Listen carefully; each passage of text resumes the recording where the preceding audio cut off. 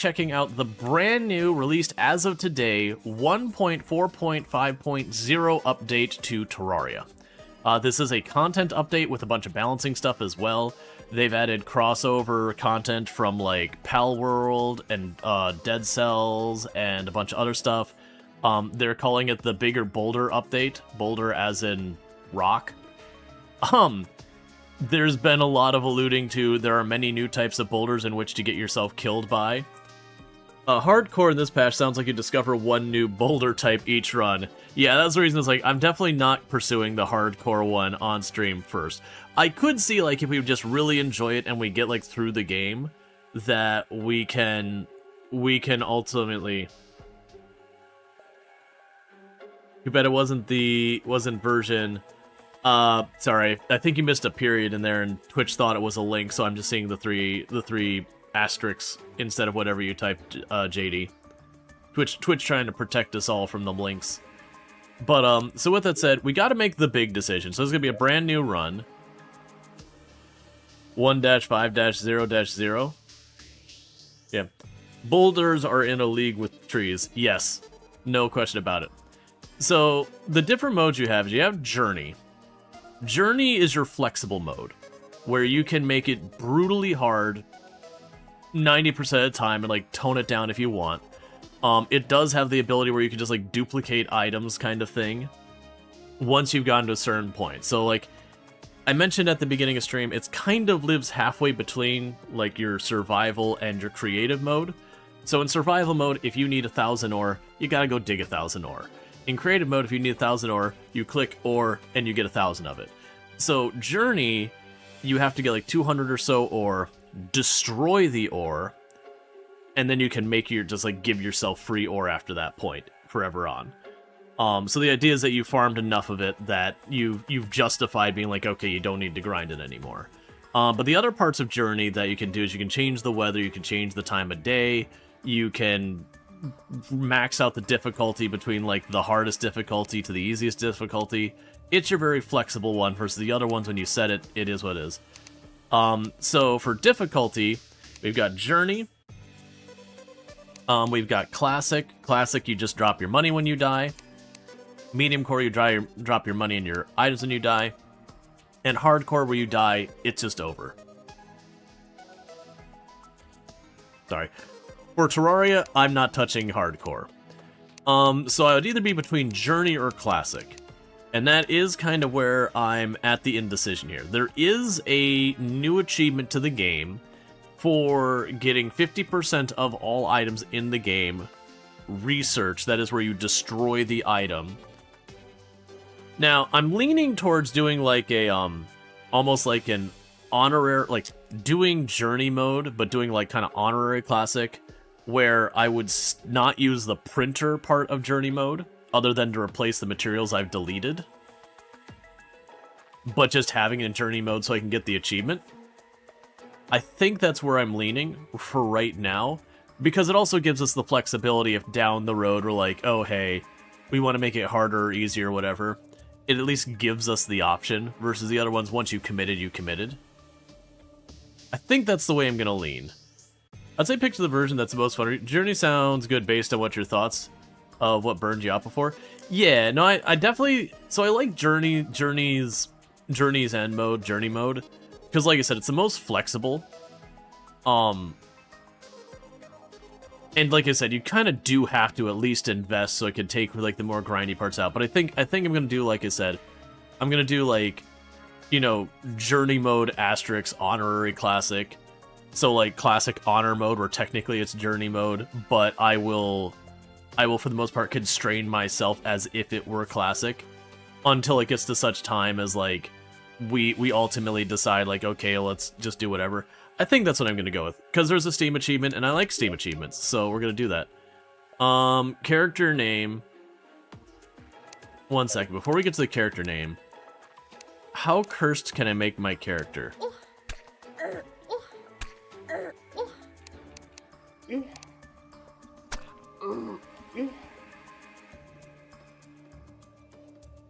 Okay.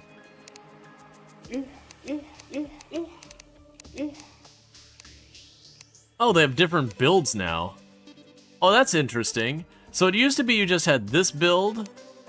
I think it was like literally just that build to begin with, and then later on they added, you know, to have like both a female and a male presenting model. And now they've got like your standard dude, someone who's got a little bit more muscle, someone who's a lot more muscle. This one I can't really make out because of the robe.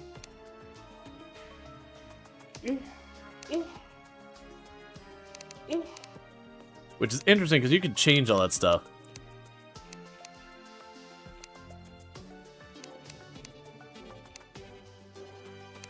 I have an idea, and we'll see if I can recreate it here. This is not something I checked before stream. Alright. Hair, we want to go really far into, like, the neon pink purple-esque kind of thing. Sadly, I can't add the balding with ponytail. Unless there is one. Which is always possible with this game, is they do some weird stuff. Ooh, I mean, we could go with that. It's a top knot. It's not exactly what we had, because best friend Binky had like the receding hairline to the side, but then like this big long ponytail thing going on, and then bangs, I believe, as well. We'll see. And if it doesn't work, we'll just move on. There's nothing really. Yeah, we can't make it as cursed as I'd want to. All right, we'll just.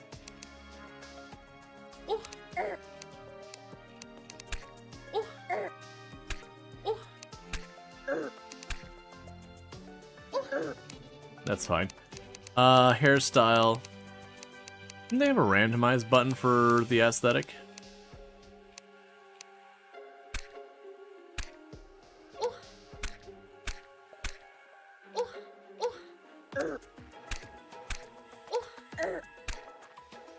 What? What is... Did I miss this hairstyle where it's covering everything? Oh, that's great. That's utterly cursed. I love it. Alright, never mind. The cursed hairstyle is go. It'll just be a different cursed hairstyle. Okay, it's not exactly the previous one. But that's fine. So we're gonna have the return of best friend Binky.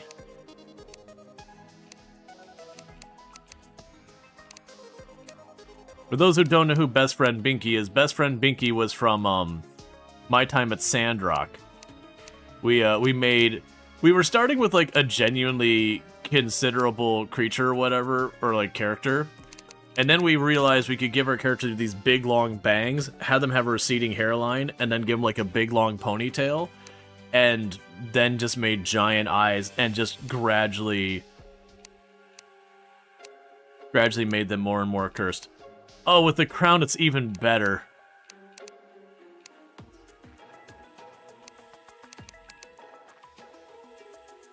The eye patch just kind of covers part of the hair. Alright, I'm on board. Alright, so...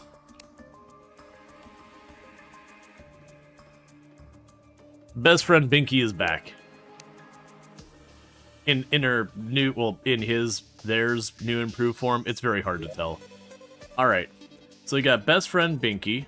So we're gonna mark that as a favorite, just so I can find it. So we can rename it, move it to cloud. Alright, cool. So we are going to be playing that. We will need to make a new map. Yeah, so you'll notice there's like different map types. You got what's called like a zenith map.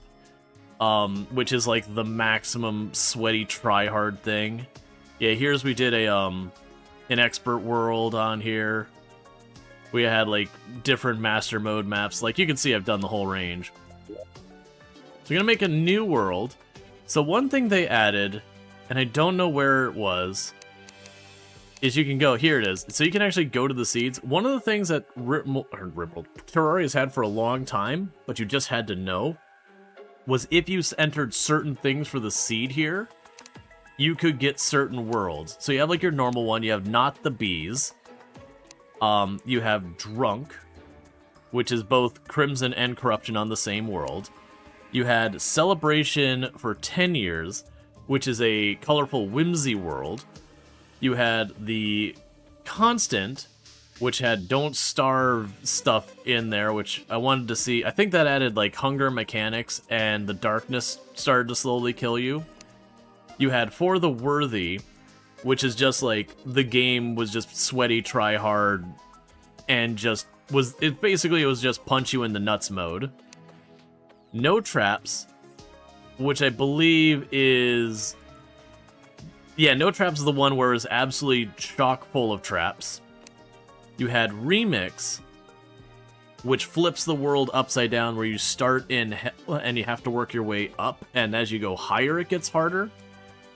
And then there was Zenith, which was almost all the other negative ones up there mashed into one world, which is awful. We did that once. And then Skyblock, which I think was new for this one, which is literally you just have like a little platform you have to build from there. It's supposed to introduce a bunch of new mechanics to enable it. I would be interested to check that out, but I don't think that's what I want to do for our first world here. We'll leave it on just a normal map. I always go for the largest.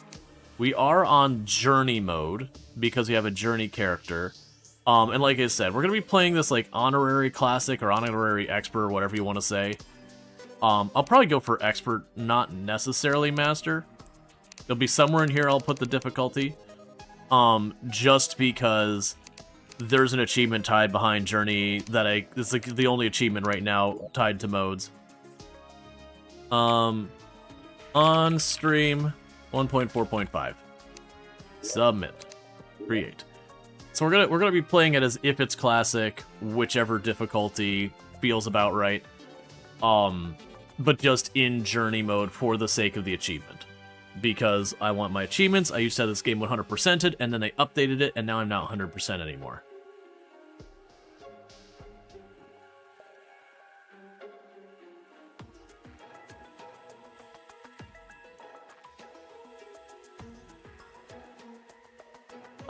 You've been debating a fresh playthrough. Did they add items and bosses?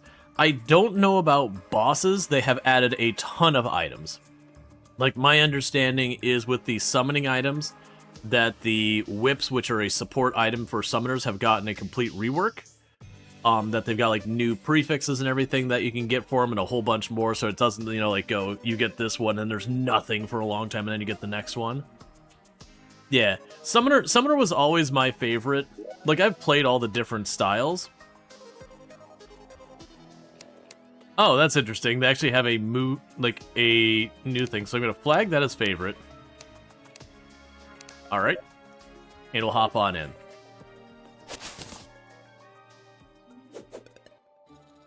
Oh, right. So one thing we're gonna do with our like honorary other mode, man, I gotta remember my controls. So for like the honorary mode is I am going to go ahead and just get rid of the items you normally don't get to start with.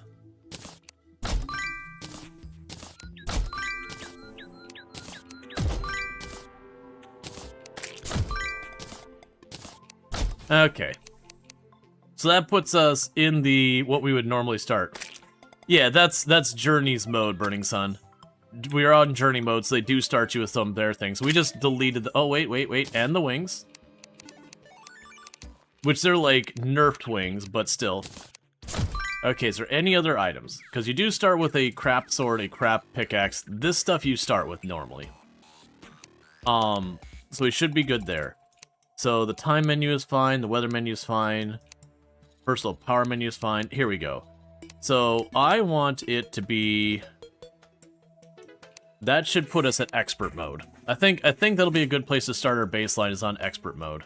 Because I haven't played Terraria in a very, very long time. One thing I should also do is UI scale. That's already scaled up 150%.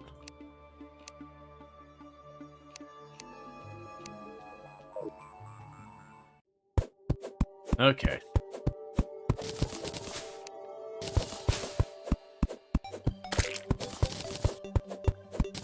Alright, maybe 200% was a little too big. You have an exclamation mark above your head. Oh, you've changed their portrait. Greetings, best friend Binky. Is there something I could do for you? Housing. I'm quite used to not having a home. I wouldn't mind one, though. In order for a room, you must be considered a home. It needs to have a door, a chair, a table, a light source, and make sure the house has walls. Any other crafting thing? Oh yeah, this menu got completely changed. So it's still the same thing where you can chuck that in and it'll show all your stuff, but they just rearranged the UI to not be as cursed. I did notice there's actually a performance hang when it loaded that in the first time.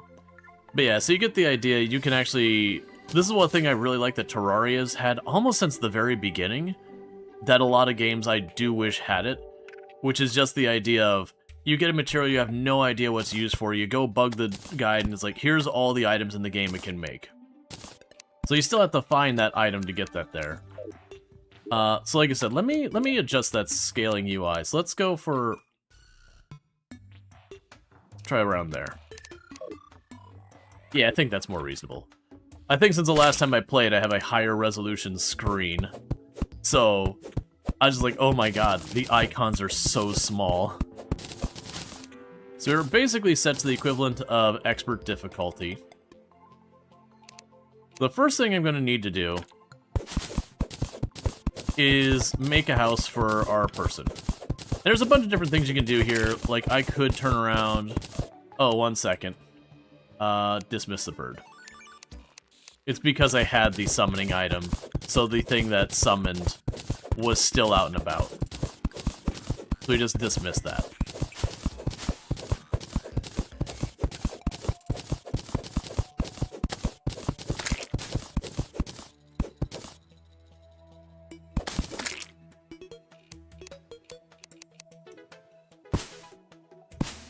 And I do want the sunflowers in the area. They will reduce enemy spawns.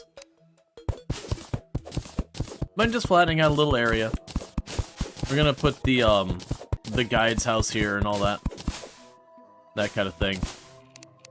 Alright, so the classic, we're starting a brand new run. I will be putting wood down for the base. Even though I don't need to. Hey, guide. Could you not stand in the middle of the way?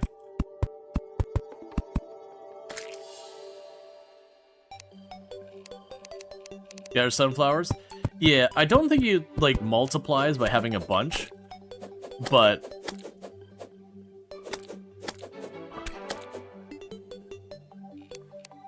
just having them present at all does help.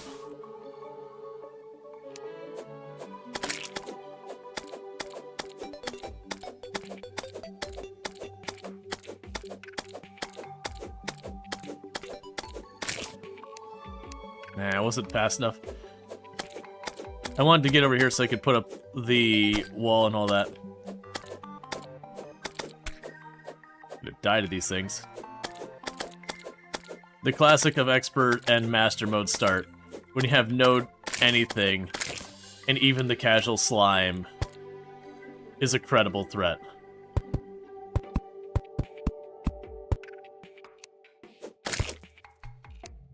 Just delivering me lead ore.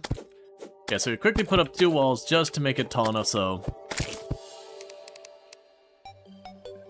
that the slimes don't just constantly jump in here and cause me grief. Okay.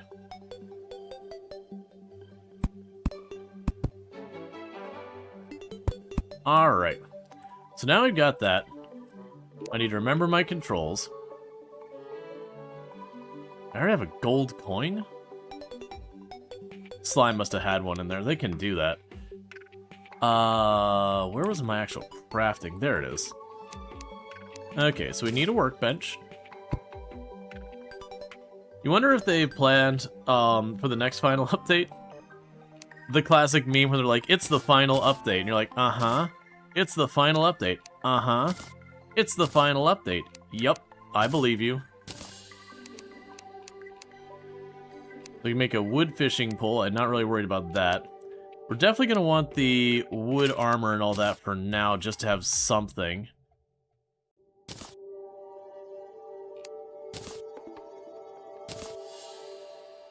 Yeah, these are the ones actually in effect versus the ones that aren't. So we've got wood armor. It's giving me basically 4 defense, which isn't much. Oh, did they add, like... Oh, you have different loadouts now. That's cool. They have different loadouts. I'll make the bow even though I don't have what I need to make arrows and all that. That's fine. So we're straight up wood. I basically got what I can work with. I'll make a stack of torches because we'll need light sources.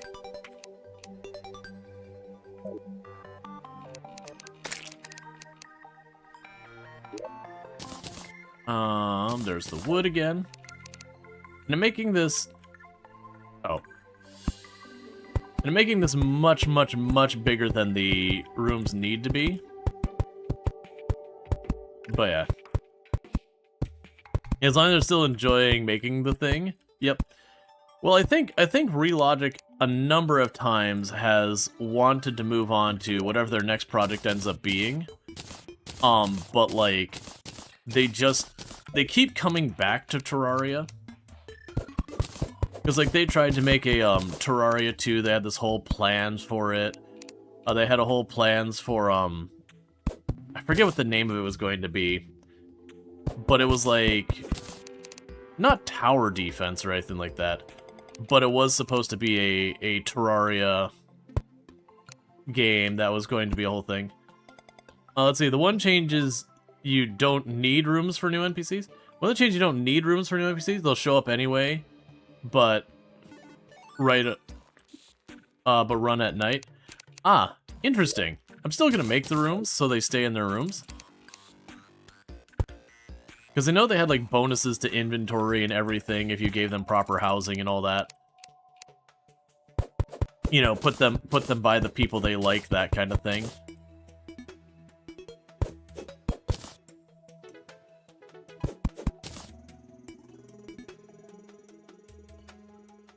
Alright.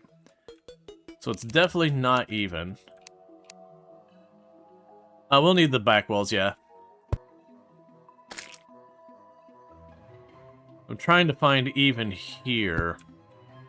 I think that's about even. I don't have the ruler and I'm way too lazy to actually do the numbers.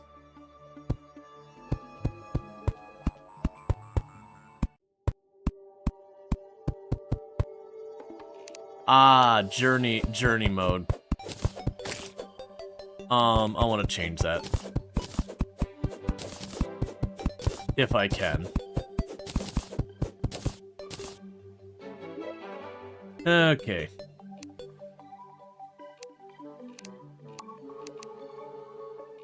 Yeah, so I'm trying to do God mode disabled, remove the increased range.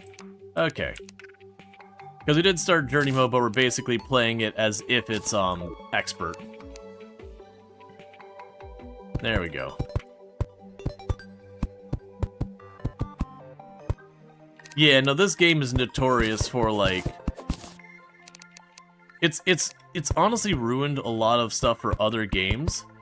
Just in the fact they're like, yeah, okay, we'll just go ahead and update for free. Yeah, okay, we'll just update for free.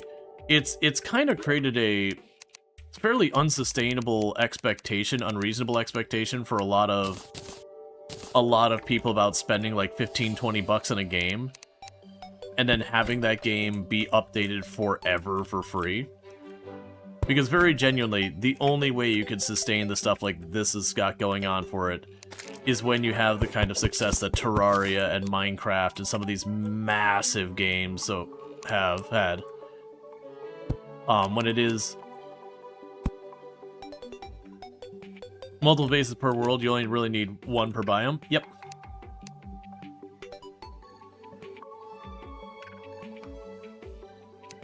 Now, usually you'll want like one per biome, and even then, you usually have like one main base in an area, and then like your other bases are practically just a teleporter and like a couple of rooms. Is pretty much it.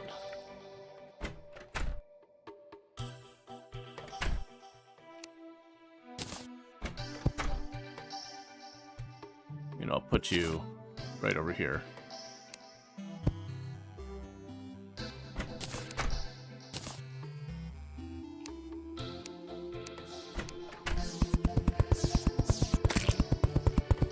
Thank you for the free star.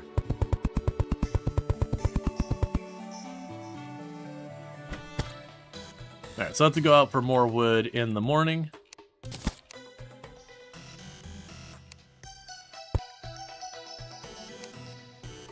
Yeah, about 400 hours of gameplay left to discover. Let's see, you think less than 30 minutes ago, checking the update worked. You've only recently begun playing it, beating the Eye of... like the Eye of Cthulhu after it munched a couple of times. Oh yeah, no, if you've done the Eye of Cthulhu and that's like the only one you've encountered so far, this is 100% one of those games like Castlevania back in the day. Oh, that dude's gonna hit me for a bajillion damage. It's definitely one of those games like Castlevania Symphony of the Night where you're like, oh, you know what? That's been a great game. I'm ready to start winding down. Let's see those credits. And then you realize you're at like 25% of the way in the game. It is one of those games that just keeps going and going and going. Because like when the game first came out, I believe there was either 3 or 4 bosses in it. And then what happened over the years is they would come out with an update. Yeah, it was 4. Yeah, so it had like the 4 bosses in it. And then they came out with an update that was like, what if like there's a whole extra layer onto this game? And a whole bunch of extra items and bosses and all sorts of stuff that came with that. And then, you know, they kept doing that and doing that and doing that and doing that, and you're just like, oh my god, it just keeps going on forever and ever. It's like if you went back to World of Warcraft, like back in the day, and you started like the vanilla, and you just played through all of it from the very beginning all the way to like the latest content. It's kind of like that type of scale.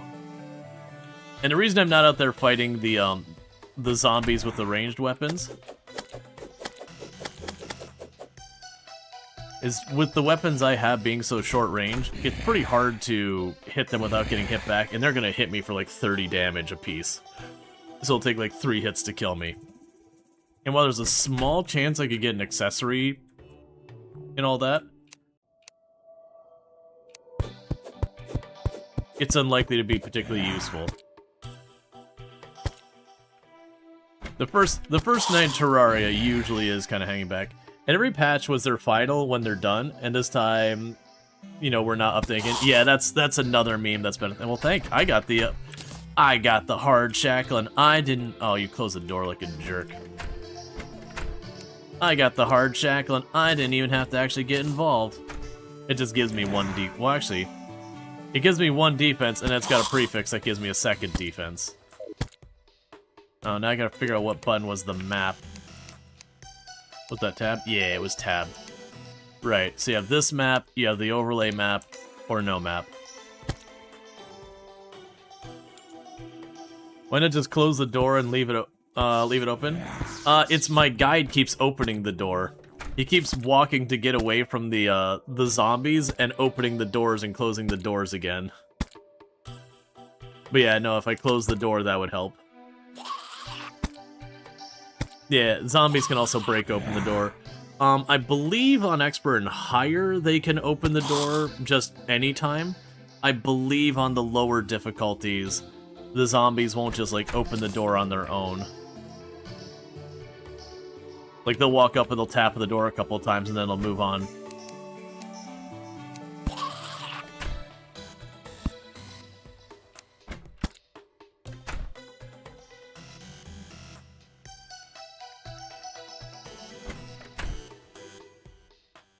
Let's see, from what I learned, they can only open the door during a red moon. Yeah, on the easier difficulties, I believe it was blood moon was the only time they could open the door. I know when you go high enough difficulties, it's no longer restricted to blood moon. I don't know where that cutoff is. And that's pretty stale information, so may not be accurate anymore.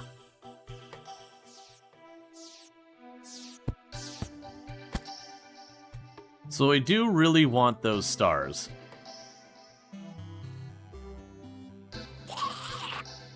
I wasn't fast. Oh, I was wrong in how much damage they were going to do. I was like, they'll do 30. He did 50. Come on, let's bait the jump.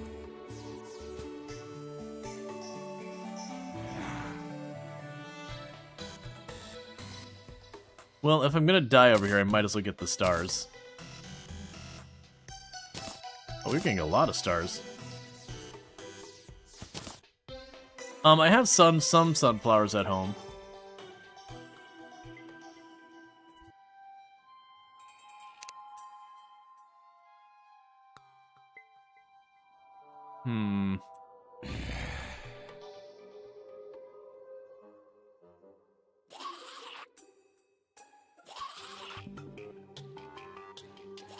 Well, I guess they're doing that thing where you explore at the beginning of the game and then you die.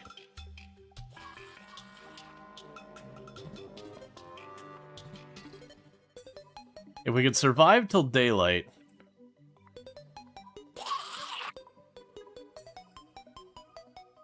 then there is a chance they'll bugger off. That's a problem. And here's hoping it doesn't... Oh, it's okay. Well...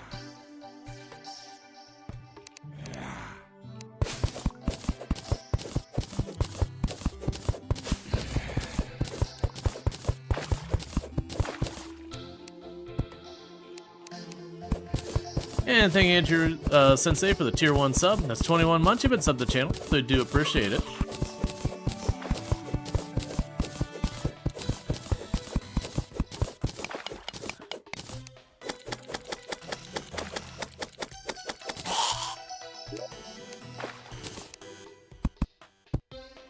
Ha!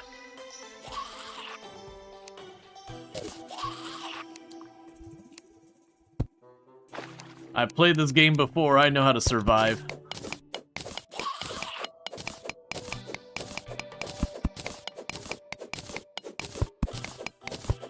Alright. You're lucky you managed to get a mirror early on. Oh yeah, no, the mirror's huge. And hey Mark, how's it going? Yeah, for those who didn't catch the beginning of the stream, well, I haven't played in a long time. Terraria is one of my all-time most played games. I haven't played in a very long time, though, so I'm very, very rusty.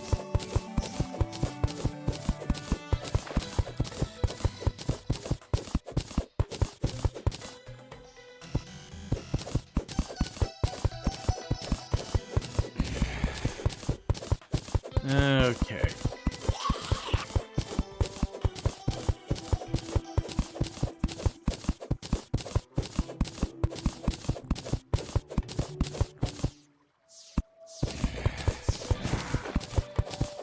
I would like to get those 3 stars, if I can get up there in time.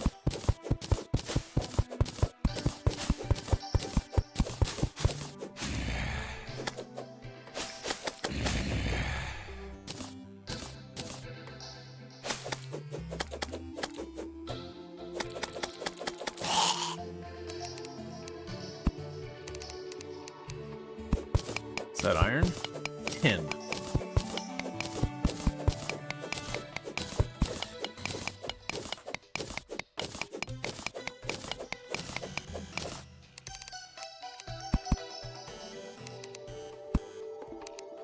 That is a big tin vein. Granted, I've not played in a long time, and I know they did have one significant update since the last time I played. That wasn't just like bug fixes or whatever. So it's entirely possible that either this update or the previous one, they changed the world gen to be a little bit better about... I always felt it'd be better to have fewer but larger veins in these games. So it takes a little bit more time to find yourself a vein of ore. But when you do, like, the payout's better.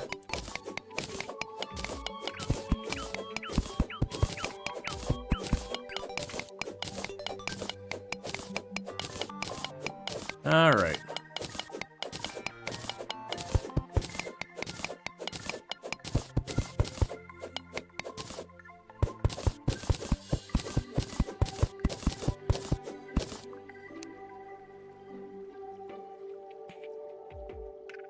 So we'll try crossing this again.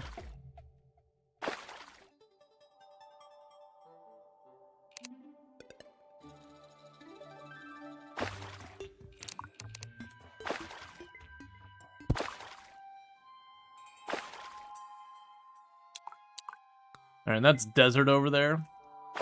So I'm not going to be able to carve just under it like I did at the other spot. So probably need to do is make a couple of platforms and use that for getting through here.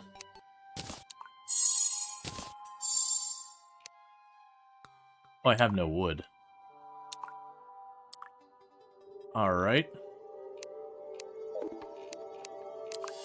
The other alternative...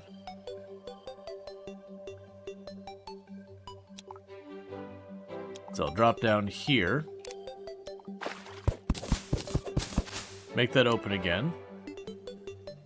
And we just put a big platform over the top of it and call it a day.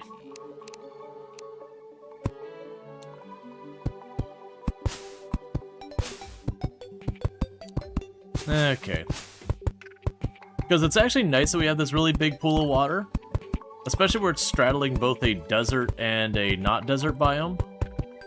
Because if we end up doing any fishing later, depending on where I start, yeah, I can make it from here to count as desert, and I can count from the other side, from the other biome, for the same pool of water. I don't think we'll be going out of our way for any, like, fishing quests or whatever, but you never know. I probably should cut these cactuses down, shouldn't I?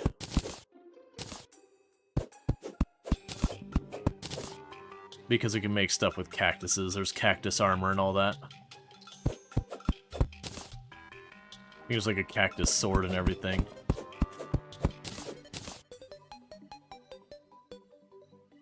Alright, so no deaths so far. Despite getting myself in trouble. We got, it was 2, I believe, of the mana hearts. Which is pretty nice, so if we do any spell stuff, I've got a larger mana pool.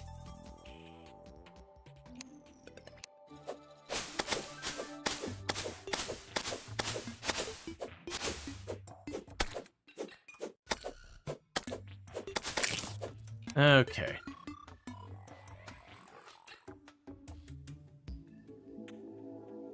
And I've got all the sunflowers. Like I said, we kind of just want sunflowers strewn about. I don't believe they have a stacking effect. I believe it's just an area has sunflowers or it doesn't.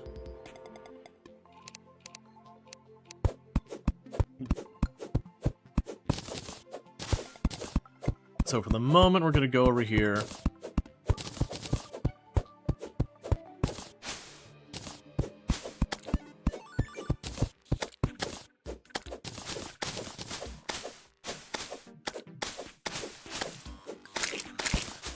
Deal with that.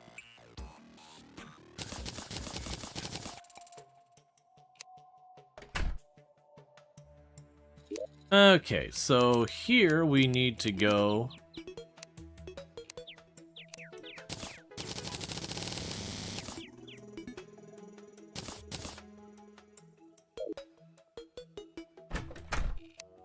and do this. That's one valid bedroom.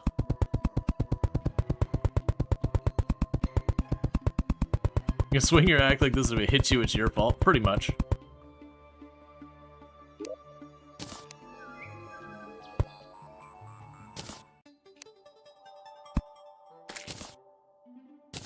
And that's the second one.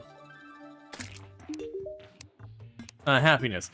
Getting this place to myself, I greatly appreciate. I'm quite fond of wandering through the forest. I like it here.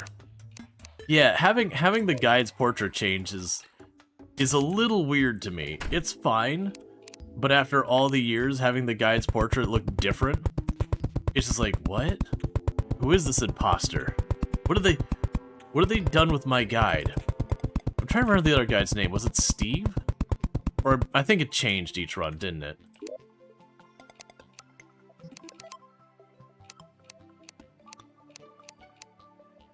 Alright.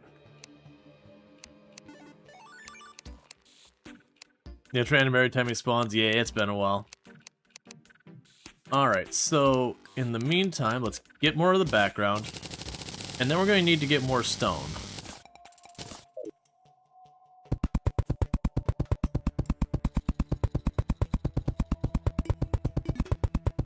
Not that it ever have needs to respawn. No, absolutely not. Okay, the merchant has arrived.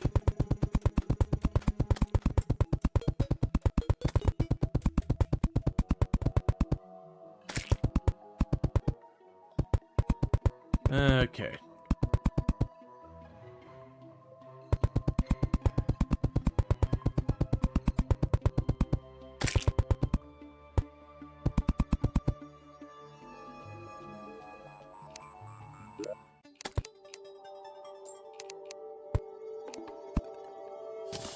I'm fumbling around with a lot of the controls because it's been so long.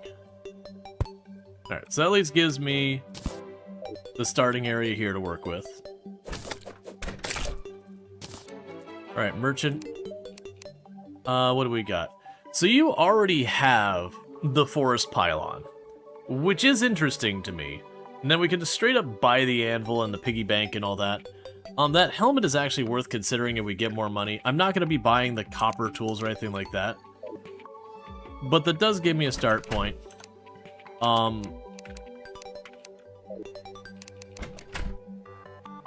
So one thing I'll probably want to do...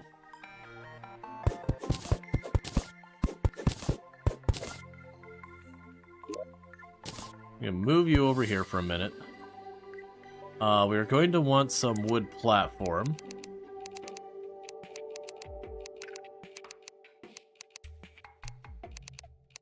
I can make you back into wood. I forgot that you can go back and forth with that.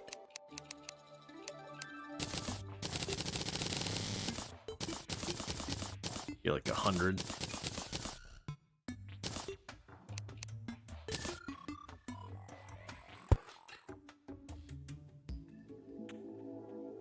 All right.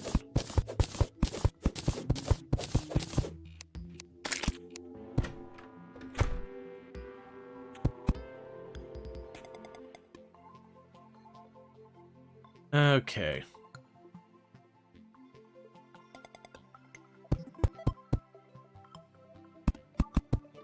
Normally I'd want to make like stairs or whatever for there, but it's fine.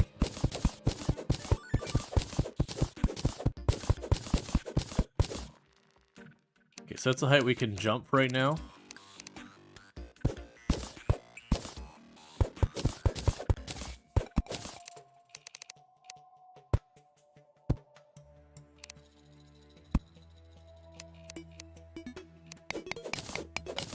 Does it need to get down far enough that I get stone?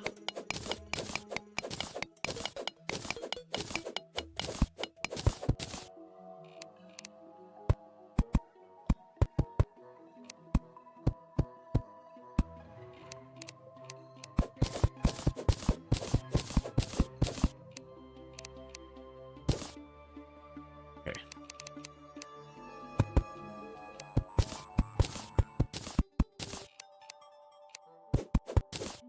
And this will quickly become obsolete as we get stuff to like double jump and, you know, wings to fly and that kind of nonsense.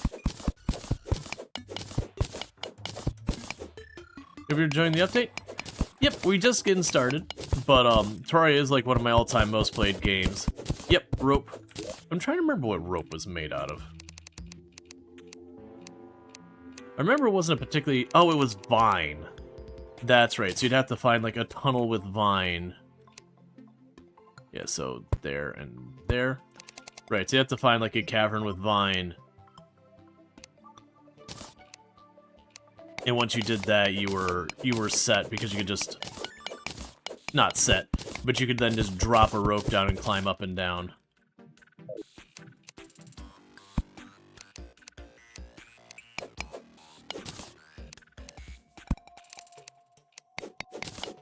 Alright, here's the stone we need, because we need that for the furnace.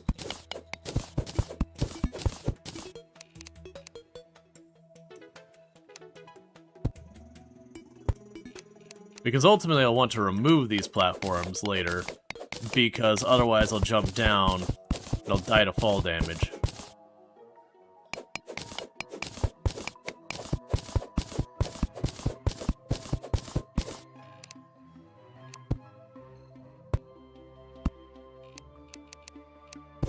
So you just played it for the first time last year?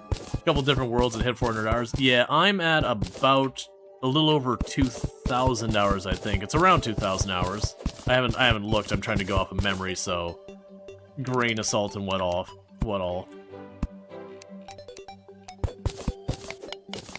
There, we got some lead ore.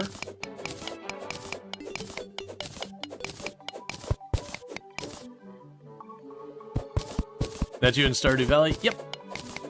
Yeah, Stardew Valley, I think I have like 700 hours or something. I might have more.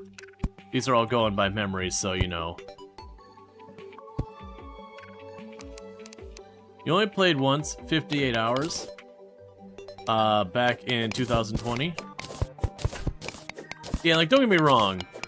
You know, there's no game that's a perfect fit for anyone. I've known a number of people who, you know, just Terraria wasn't their jam. They bounced off pretty hard, and that's fine. Like, I tried to play this with my older brother and Tomb, and, you know, it wasn't, like, they humored me, but it wasn't really either their jam. That, Tomb doesn't like any, like, inventory management kind of stuff and all that. And, like, the survival crafters as a genre just requires that. Oh, I spaced it off by 1.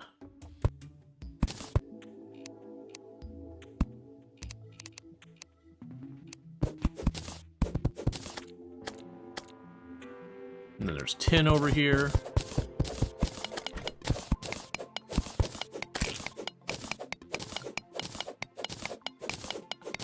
Can't believe that ore let us on like this. Those puns.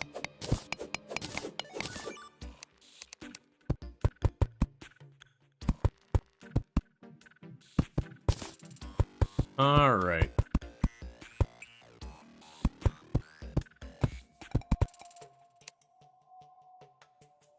And I see that once again.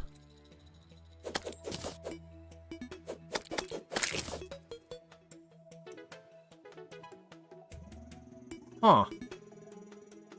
Unknown argues, because I know Punjin takes the name. Oh, you might have to do the @. So like Punjin at Draconic Dork. You might need to do that. I'm trying to go by memory here.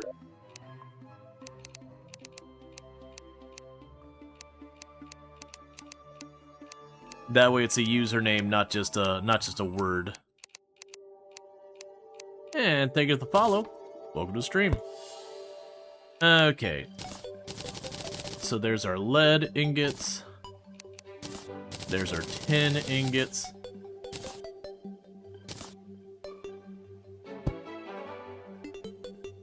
There we go. Alright, so that's good, because we basically jumped up to already having lead. The head assembly, so that's used for novelty and decor. We're not caring about that. We don't care about the grate. The chain can be good for a lot of things. Plus 3+ range. Interesting.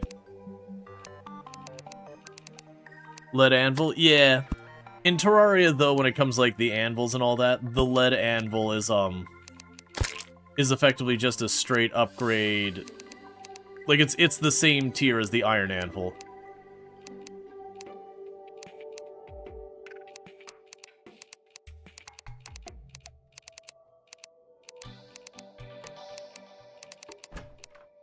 Right, so you require ore and all that to do. And I want to get that going. We'll deal without that for right now. But what we will do is we're going to go down here. So I'm going to try and skip the tin tools if I can keep finding the iron. I could get the iron bucket to move liquids, which can be very useful later. And then that can become something. But I think for right now...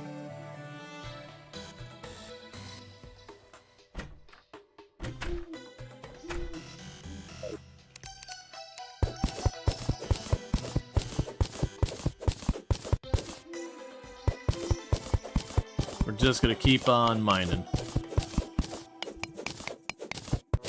So, like, tin is the same tier as copper. Because for those who don't know, when you do your world generation, there's kind of 2 different sets of ores you can get. It wasn't originally that way. They added that with one. I think it was like their first like major update that expanded the game. You like your manual elevator? Yeah, this is just a temporary thing. I'm trying to just mine down.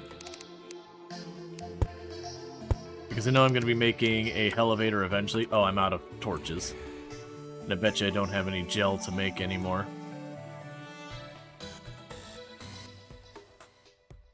Alright, give me all that.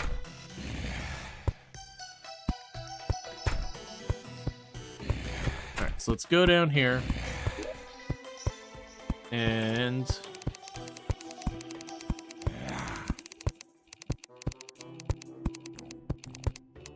where are you, Torch? Wait, isn't there a grid? There we go.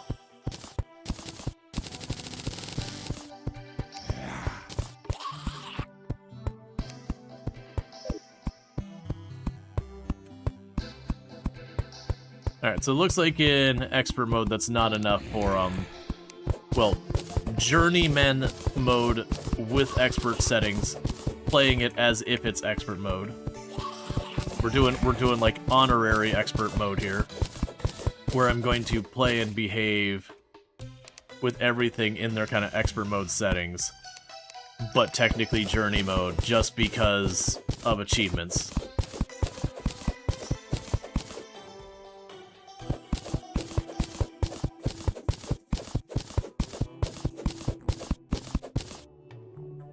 Yes, I probably need these to actually be that height. Yep.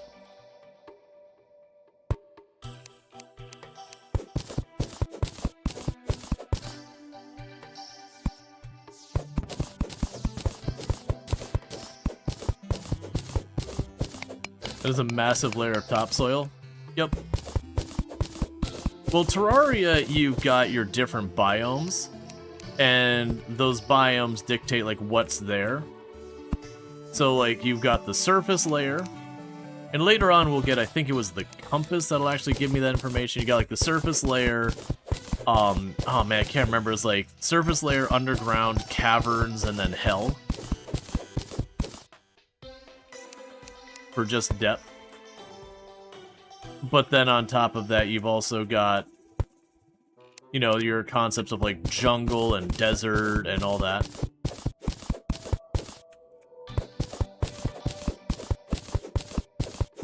But that's part of the reason you'll notice one of the things I tend to do in this game is wherever I start. There we go. Wherever I start, I always make a tunnel straight down. That's because of how much of this game is based on how deep you are in the world. So I just generally find it useful to make what we refer to as a elevator, which is it's a big fancy hole that goes straight down so you can very quickly traverse to whatever depth you're trying to get to. I was gonna say, the moment he dropped in there with me, that was it. There was no way I was fighting in that confined space with any reasonable success with my weapons. Now we get to see if I accidentally destroy the ground. Yeah, so I think what happened there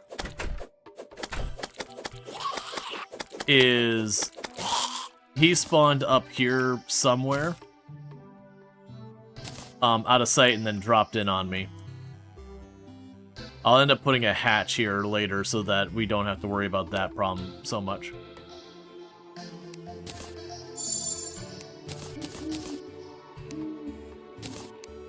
Okay, so where I've been avoiding the tin.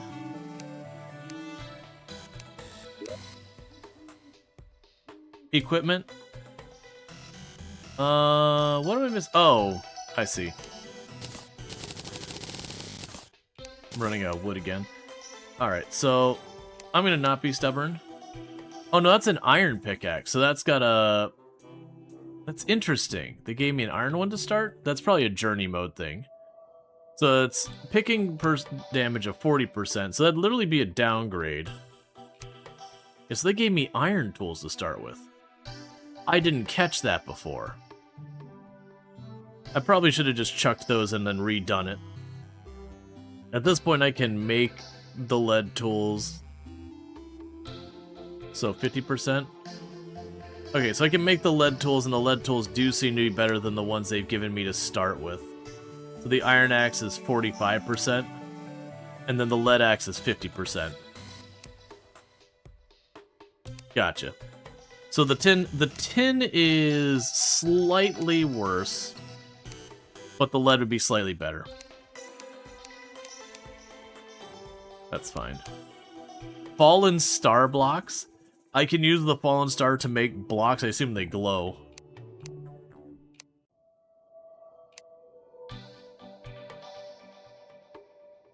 Lead axe, it sounds a bit soft for cutting. Yeah.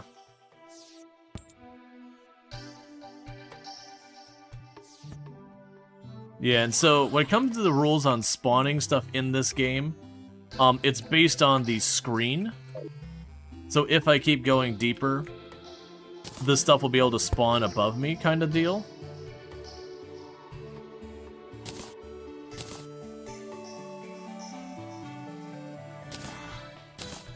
I'm hoping we just have the one.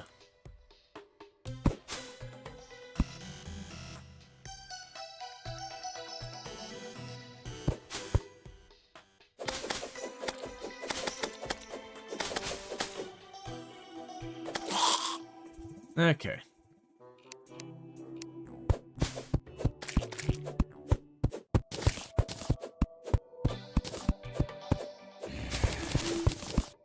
Got an apricot, which apparently is a special item.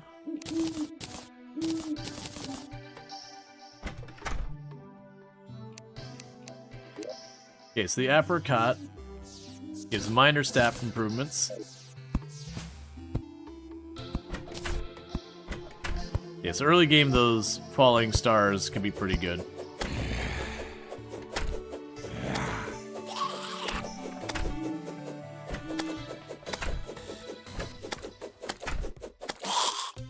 Okay.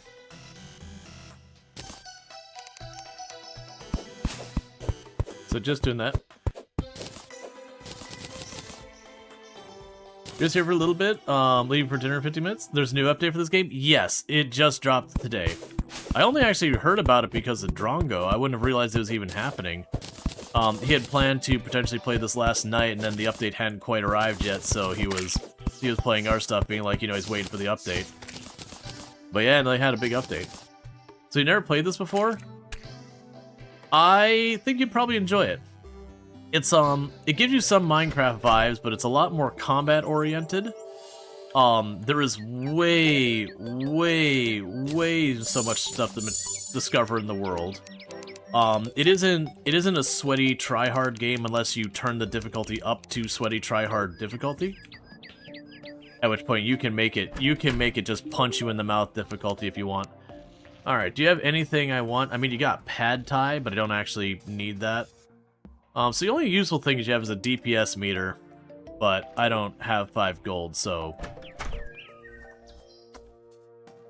won't worry about that. Alright, so let's see what we're going on with this. Yes, we've got some ore and all. But yeah, no, if you have any questions, like, by all means ask. But yeah, like, it works a lot like, you know, Minecraft and that kind of thing, where you get your ores and all that. But, unlike Minecraft, it does the whole thing where progress is boss-gated in a lot of cases. So, like, you can get a certain amount of equipment, but if you want the next thing, you gotta defeat the boss to get the MacGuffin to, you know, make your next crafting bench or get your next material or whatever the thing blocking you from progress is. I'm deliberately avoiding saying, like, what the things are going on. It's also not one of those things that it's necessarily super obvious what, like, the next encounter and that's going to be. Like, some of them, it's a little bit more forthcoming than others. So there's a lot of discoverability in the game. But, like, if we go up here, one of the things the game doesn't really tell you about that's just a useful thing is you have the guide who's here when you start. The guide's your best friend. You can just walk up to him. And so, like, you can go here and be like, help. Now that you have your pickaxe to dig through dirt, your axe can chop down trees. Just place your cursor over that. If you want to survive, you need to create weapons and shelter. Start by chopping down some trees and gathering wood. So he'll also come up here and have conversations where he'll hint where the next boss is and that kind of things. And another cool thing he has the crafting thing, so I can take, like, this apricot. I don't know what the apricot's used for. I can plunk it right there and it says, okay, you can make fruit juice with the apricot, or you can make a fruit salad with the apricot. And it just tells me I need a clay bowl. It's like the part of the top. I need a cooking pot, a clay bowl, or a jar, and that. Or you can go, okay, well, I have lead bars. What can make the lead bars? Okay, can make all these furniture and tools. Ah, I need an anvil and wood to make that. Or, oh, hey, a grate. Okay, that's just lead.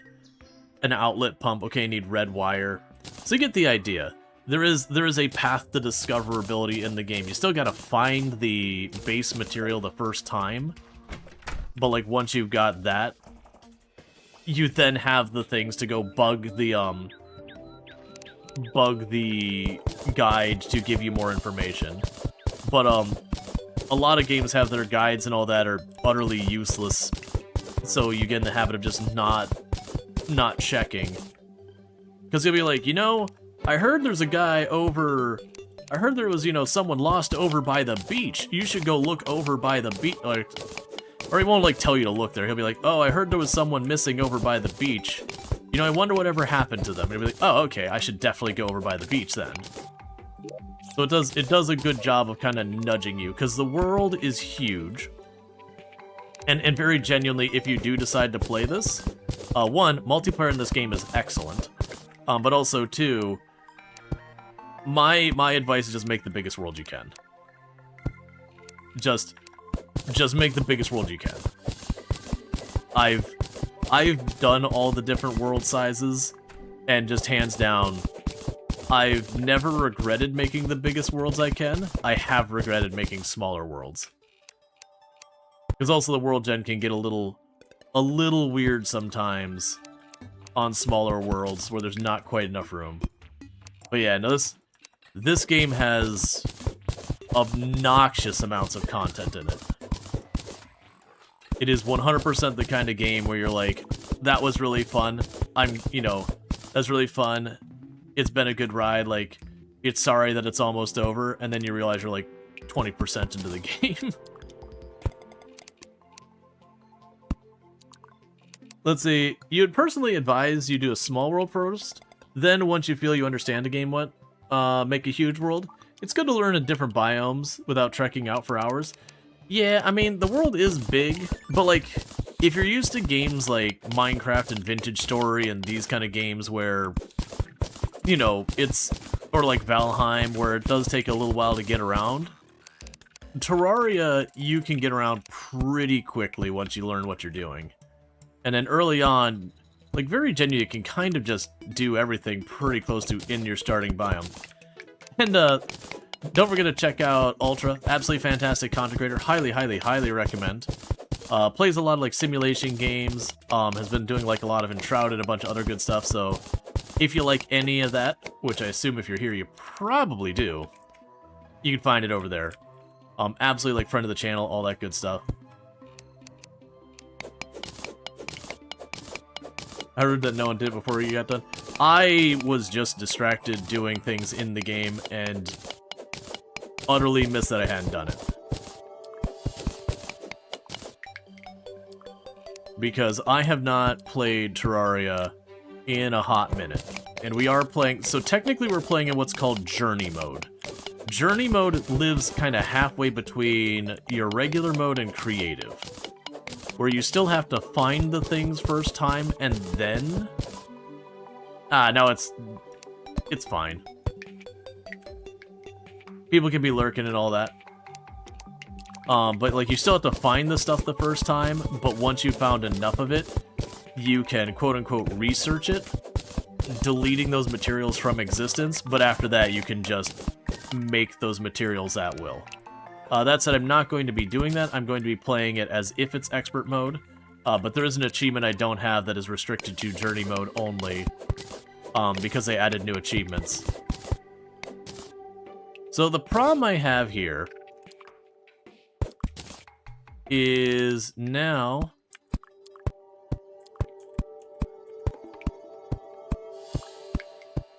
there's no backdrop for me to do stuff with. We can drop some torches. See if we got anything exciting in this room. Not really, just a tiny bit of tin. But yeah, no, this is definitely a game you can sink however many or as few hours as you want into it.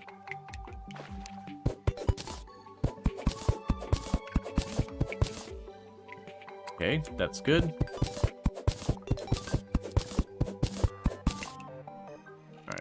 Just one too far.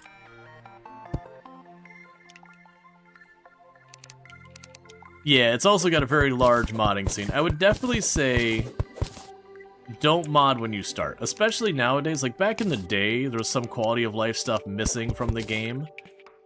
Mostly because, like, it was new kind of deal. And, like, a lot of the things that came up was, like, good ideas for quality of life for these styles of games didn't exist at the time this game was created. It's a 15-year-old game at this point. But it does have, like, a cult-like following. There's a reason why even today you can find Terraria merch. Do tools have durability? No, thankfully. Considering the effort you have to go through to get later equipment at times, durability would be pretty awful. Because, like, right now, just getting a little bit of ore and then slapping a handle onto it's not a big deal. But there are tools that you need boss bits to put together. Or rarer materials and all that kind of stuff.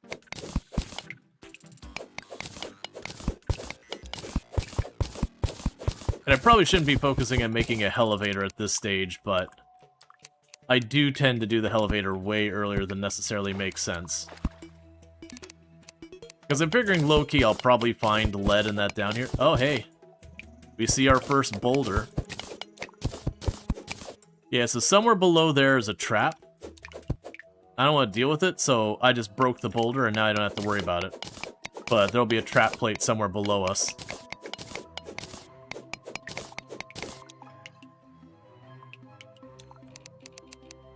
Okay, that is the right height here.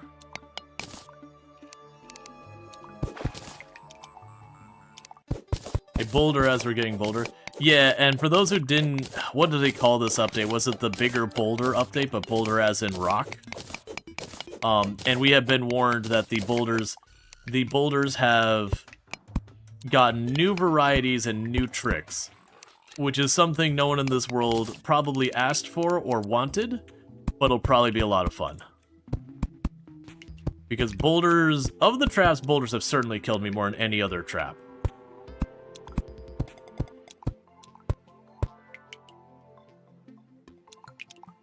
I didn't think that through.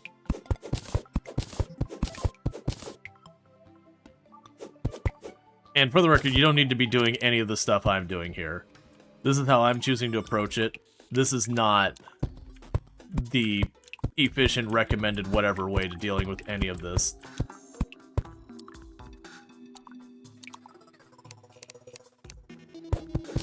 Honestly, for like a new player, I'd probably recommend, instead of doing what I'm doing here, just running left and right on the surface of the world until you hit a biome that is just too tough.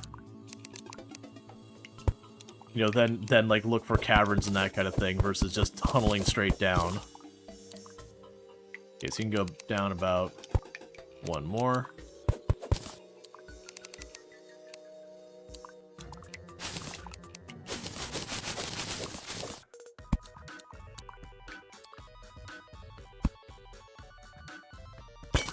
But tunneling straight down in Minecraft is the right passage? Yep. You'll do the exact same thing in this game. You'll dig straight down, and then not realize you're about to hit a tunnel. And then you just go free fall, and you're like, well.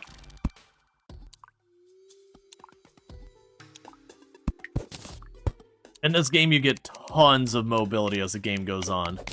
Right now, we don't have much. Is that silver I'm seeing already? But later on, you'll end up having it where you could just zip around at ridiculous speeds and all that.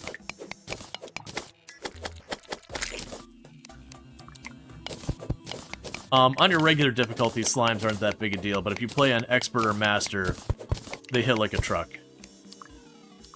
And I see there's ore up here as well. Yeah, it looks like lead.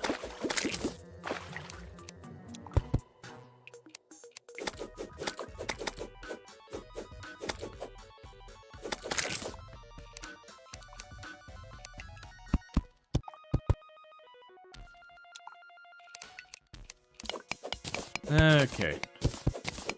In Master, everything hits like a truck? Yep.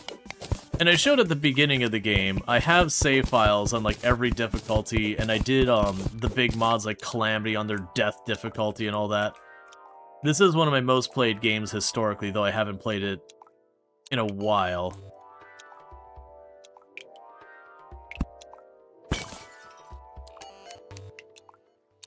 Yeah, if I put... I should also be watching the time for when Toon gets home. Okay, so I got a while yet. Okay, a traveling merchant left, that's fine. He didn't have anything I could afford that I wanted. No, in real life, I certainly would have complained against some pad thai, but I don't feel like ordering things today. Yep, so there was the button. If you missed that, there was a hidden button right here that when I hit it, the ceiling opened and there was a boulder up there. Had I not destroyed that boulder to begin with, that would have fallen on my head. And the boulder on on expert difficulty would be a one-shot. It would have just killed me instantly. Well, once it hit me, it would have killed me instantly, but there's not a whole lot of time to reflex. And without any of the mobility stuff, I'm not going to get very far. Alright, so I think we're going to start exploring left and right on the surface, because the elevator situation we got going on there is getting a little long. Let's see here. We can make brick. We need to switch this back to window crafting. Alright, so we want to grab... We got 2 silver ingots worth of material. Got a couple of iron.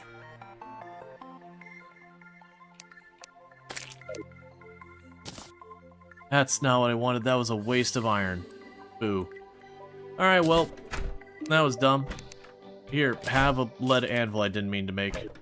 It's fine. I'm rusty, so I'm switching between menus poorly and all that. So, alright, gotta go. If you're alive when you get home, you'll come back and hang out. Gotcha. Well, you have a good one. Thank you again for popping in all that stuff. Not so worried about getting the lead axe. The lead pickaxe is going to be the bigger one. What we probably ought to do as well is... Where are the acorns? I should have a bunch of those, right? Yeah.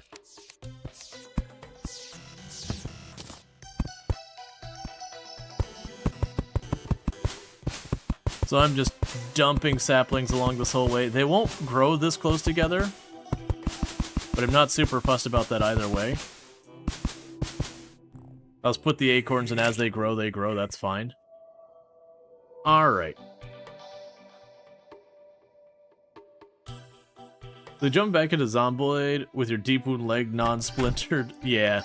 Best of luck in your survival.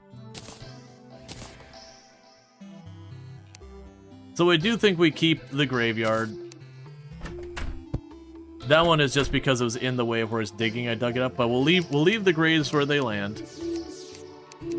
That way we can have the evidence of however many deaths I take along the way as I get back in the swing of things. I'm noticing that it highlights to show all these crafting things are in range.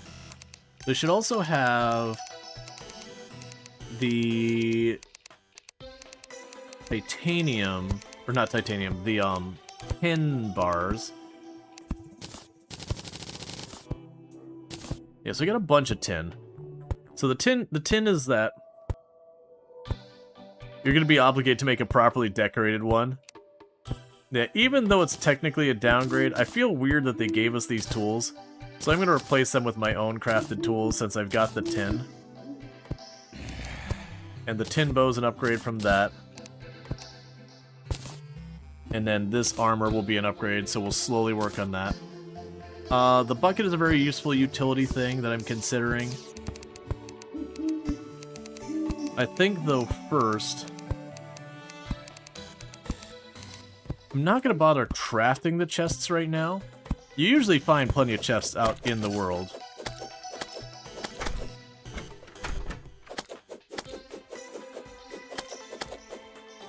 Cactus chair? That sounds awful. Hey, it's a survival game, not a thrival game. Right. So we got all this. So I actually did find rope. I don't know when I found rope.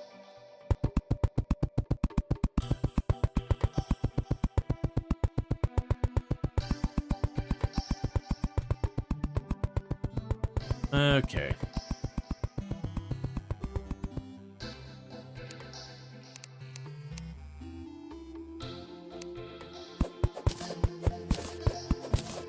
So rope is just a better way of doing this, because the challenge is there is fall damage and these platforms will hurt me.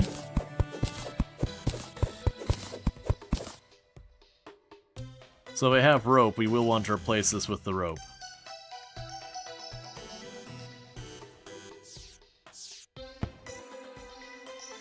I appreciate the free star you've delivered.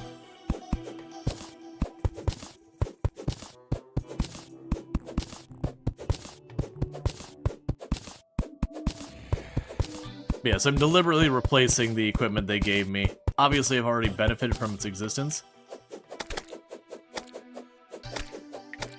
I'm so dead here. Okay, let's go up because I've got like 11 health left. And we can hide in our room. Technically, actually, if I stand near the fire, there is a bonus here called Cozy Fire, which makes my life recover quicker. So we got the sharp iron sword. Do I have enough tin for a tin sword? No, so I'm going to make a wood sword. Again, because I feel a bit weird that they gave me all these tools. Alright, so we can go ahead and delete those tools from existence. The ones they gave me from free. And this is the Journey's End thing. So to explain the Journey's End thing here, is where I've dumped all these tools and armor in here. If I grab something, let's say this ore. So with the lead ore, if I drop 100 lead ore, I'm just going to delete the 1. You'll see it says 1 out of 100. When I get 100 of the lead ore, I can just duplicate it. So if we look at our duplication thing now, I would be allowed to duplicate any of these things listed here. Oh, and that's telling me I've partially done it. So I'd be able to duplicate any of these items here, because these were items I've already tossed in to be destroyed. But I am deliberately doing this kind of like honorary expert mode, where I won't be duplicating anything in that manner.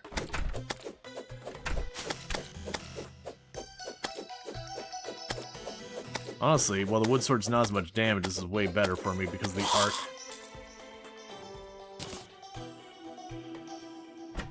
It'd be really nice when I get my first thing that is, when I get my first thing that will use magic. A long time since you played this? It is a 15-year-old game, but they did literally release a major update today, so... Duplication sounds like cheating? Right, like I said, in the journey mode, it lives halfway between, like, creative and, you know, survival modes kind of things, where the caveat is, yeah, you can duplicate, but you have had to collect enough of it that you would basically have it already. I personally am going to choose for this run to not use the duplication.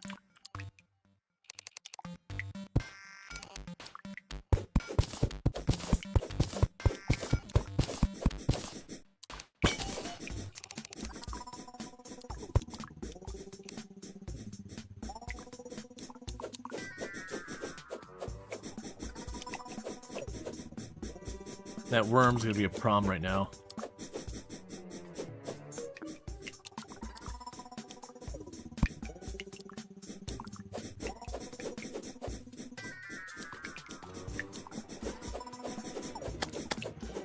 Yeah, I don't do enough damage to him.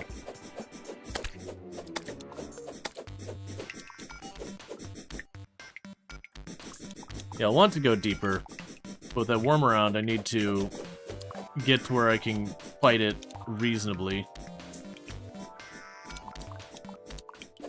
That's not what you want.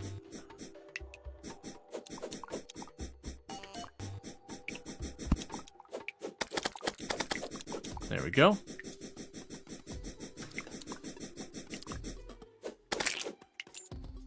Cool.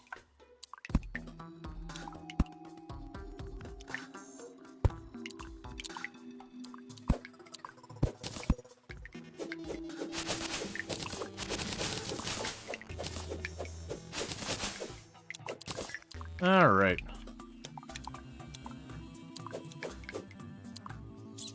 So I got the worm sorted. And Itchy10 their 115 stream streak. I really do appreciate that as well. Means a whole heck of a lot.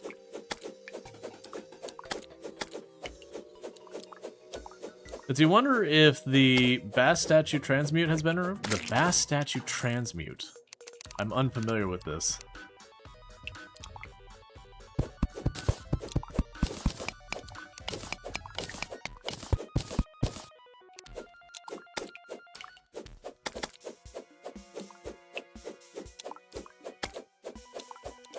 Alright.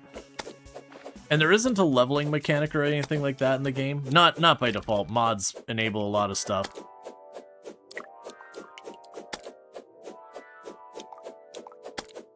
But, and you're wondering why when I said, like, oh, I'm gonna go to the surface and explore, and I went right back down, it's because it's nighttime.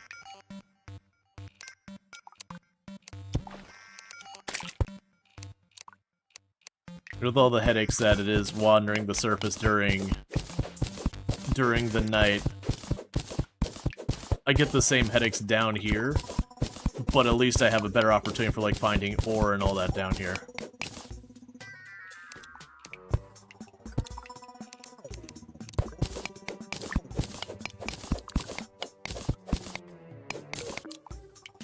Alright. Yeah, so you can still go, like, another tile higher, so let me go ahead and do this.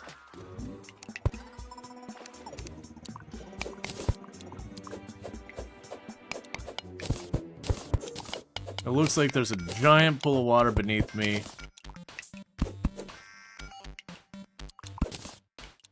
And that's probably going to be... Oh, nope, it's not a giant pool of water.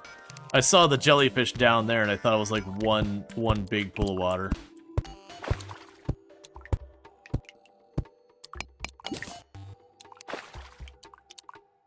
Alright.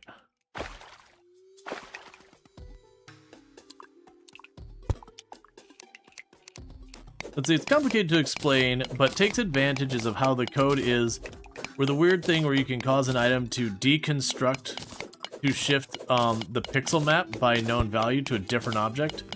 Oh, yeah. Or also, like, with the way the IDs were stored, that you could, you know, certain things that you could name and all that, and if you name something the ID of another item, you could do all sorts of weird stuff with that to, like, you know, turn one item into another item. Yeah, no idea if they ever fixed it, because it's one of those exploits you don't accidentally... I mean, I guess you could accidentally take advantage of, but you don't typically accidentally take advantage of. Usually if you're doing it, you know what you're doing.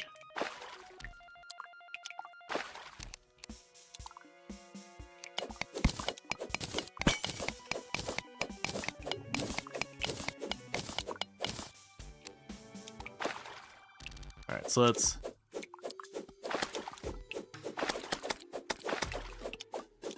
I guess that slime's people needed it? Haven't seen that before. Looks like there's a little pocket over here.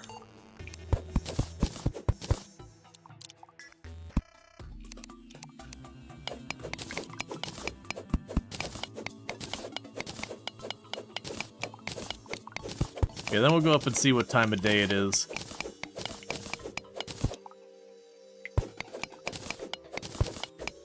And if it's daytime, I'm going to explore to the right first, since we've gone a little ways to the left. But the surface of the world is pretty big, so it does take a little while to get around.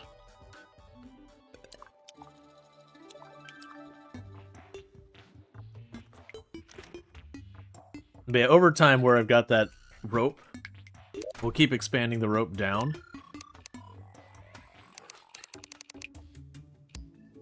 Yeah, I can make web rope. That's not what I want.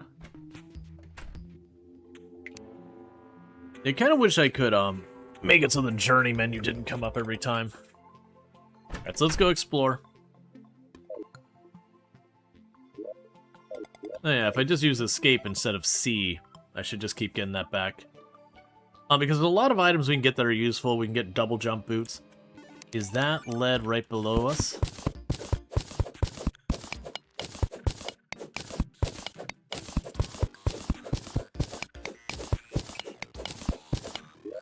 One second before our slime friend jumps on my head and causes me grief.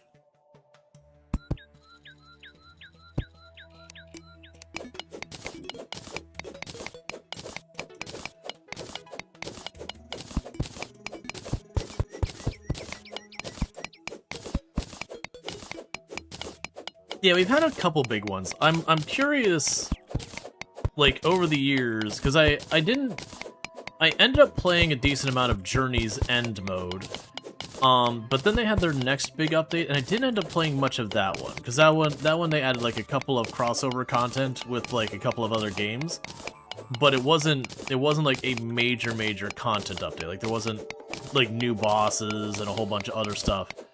It was kind of just like, here, have a couple extra things. This is kind of cool update.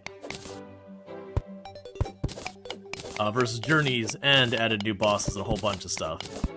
Versus this one, I'm not aware of new bosses.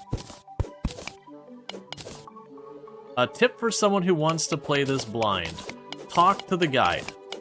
The guide will nudge you in the right direction quite often. So like, when you're like, okay, I just killed this boss, how the hell do I find the next thing? The guide will be like, you know, there's some weird stuff happening in the jungle right now. Oh, hey, you know, it might be worth checking out over there. Like, he'll just give you kind of pointers of, like, directions to go and all that. Or, like, you know, I heard there's someone over by the beach. Or it's like, you know, whatever place gives me the creeps. But there's probably something there we want to look at. So the guide will low-key do that. And the other thing the guide does is you can take any item you found, and items that are used for crafting, when you mouse over them, they'll say material. If you take any item that's labeled material to the guide and choose crafting, you can drop the item in there and it'll show you every recipe that you can get from it.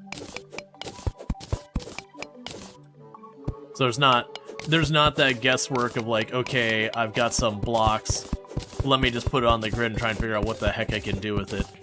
It's very transparent about, like, this is what you can make with it. Now you just gotta find the things to make it. You thought they stopped development? Terraria has a reputation for saying it's going to be the final update. They've done that 6 or so times now, where they said it's the last update, there's never going to be another update, and then they update it again like a couple months later, or like a year later. They have a long reputation of saying it's the last update, they're no longer going to be developing and expanding it, and then, you know, a little while goes by, and then they have like another major update. You know, and someday it is going to actually be the last update, and no one's going to believe it until, you know, 4 or 5 years go by, and then it's like, oh wait, I guess they aren't updating anymore. And I did see the treasure chest all the way back up there. I was kind of expecting this tunnel to end more quickly.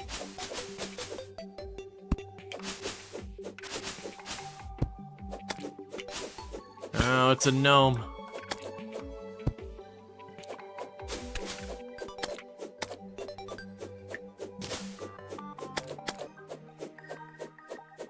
Hey, right, how's it going?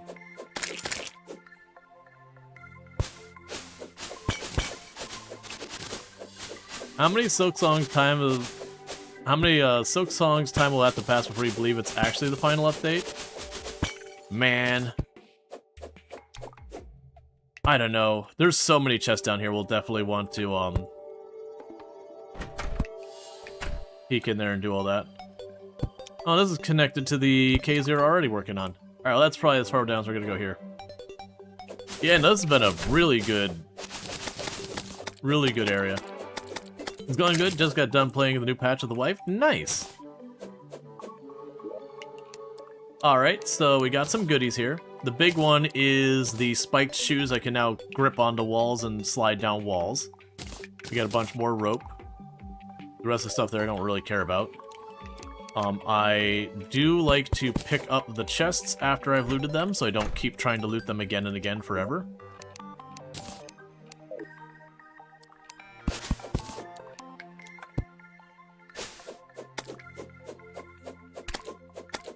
But anyway, I hope you've been having fun with that and all that. Yeah, I hadn't even realized the update was coming, and then, you know, one of the other content creators I'm friends with, Bloody Trongo had mentioned it. I was like, wait, really? Not that I wasn't expecting, like, potentially another update at some point. Journey's End was when it was, like, the most believable that it would actually be an update, like the last update. The fact that they actually named it Journey's End, you're like, okay. I make everyone you play with, loot the chest because of you? Yup. It's like, pick up the chest. Because the moment you're playing with another person, and they don't do that, you just end up crossing over the same chests again, and again, and again, and just relooting those same chests again, and again. So it's just helpful to clear them up. Even playing solo, you do that.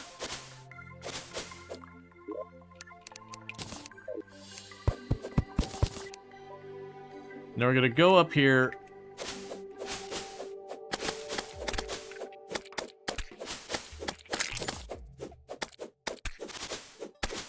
Okay, this is not working the way I want to.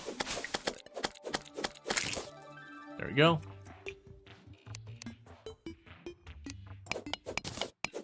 Try and get all our tin. But yeah, no, that's, there's a bunch of stuff. Like, you do the same thing like any game that's got, like, the loot stuff, is you do what you can to try and make it clear that's, like, this is where we've already been, you know, stop. Like, especially with stuff like this, where you get this all set, and you're like, oh yeah, well, I got all the torches, I'll know. And then something happens and someone accidentally dumps water down the tunnel and all the torches are gone.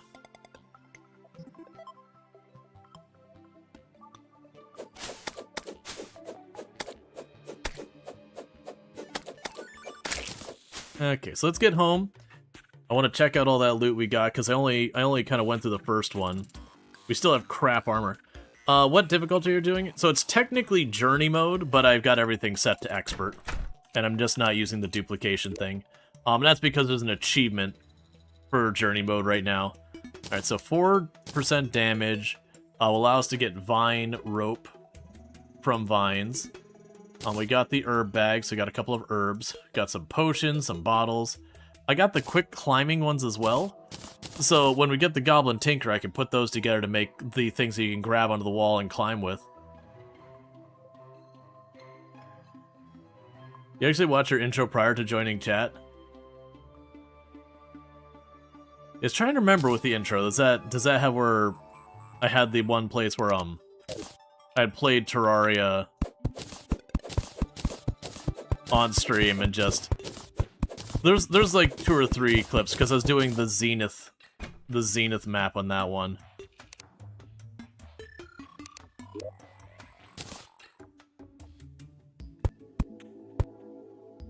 You mean today? Oh, gotcha. They kind of knew what mode you're playing tonight. Yeah, no, I got it basically pegged at expert. It's just been too long that I didn't want to jump in directly into, like, the sweatiest settings I could get it. And I also found, like, for me personally, I found the, master mode kind of crossed from, like, okay, this is a fun challenge, to being like, alright, this is a challenge just to be a challenge, like, kind of obnoxious. And it can be fun to do that, but at the same time, we'll drop the blocks off in there. The herbs can go in here for now. This will be our, like, random materials boxes. Oh, there's a...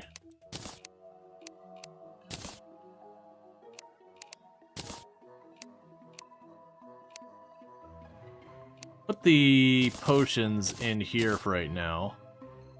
So recall potions are good to carry with you, as are the health potions. I'm always torn with the recall potions of if I want them on my bar or not, just because of how easy it is to accidentally... A murderous wand of sparkling shoots a small spark.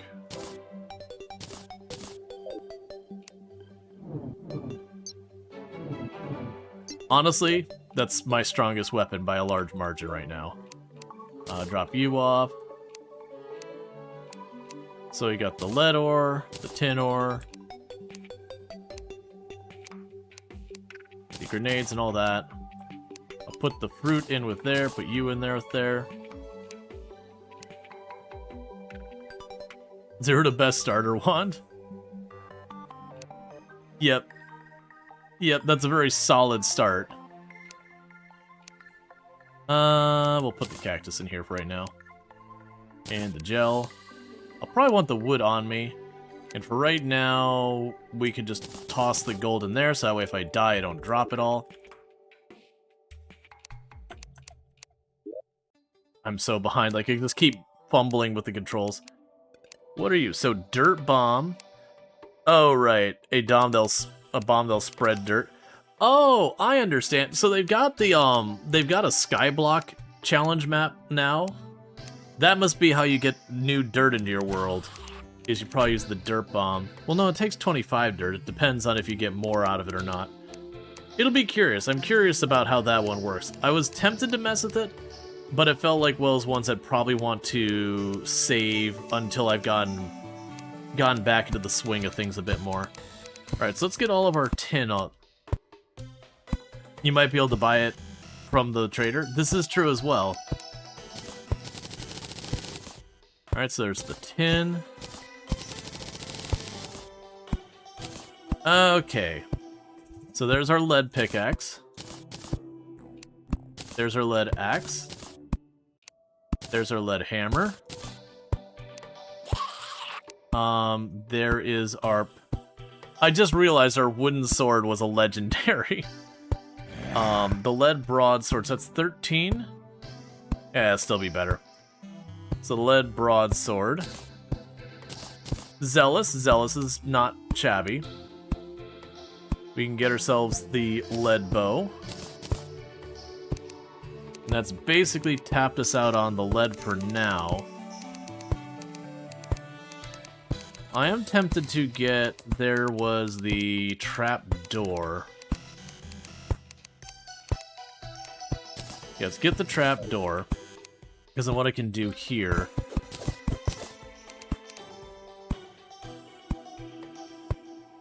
Alright, so it's not happy with the platforms next to it. That's fine.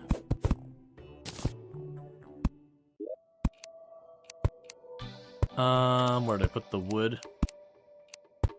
Right now, keep that wood on me. Drop you there.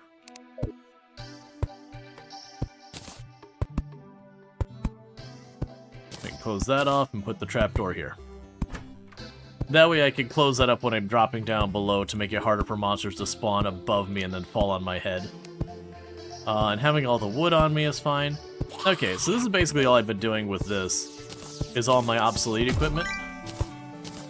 I am deleting it from existence this way, because achievements to get half of the items in the game to have your printer set up for. So we're, like I said, we're playing it as like kind of an honorary expert mode, whatever.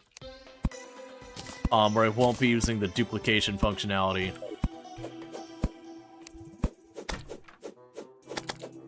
But I will go ahead and, like, once I get surplus of something. Alright, stay down there. As long as you do, I should be able to keep knocking you out without you hitting me for, like, the 50 damage you do per hit.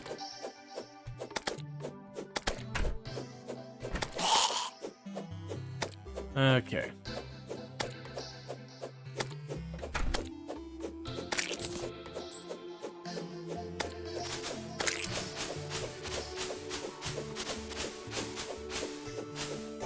Alright, so we don't have shooting stars right now. That's fine. Alright. Yeah, I'll be curious how Skyblock works in this one.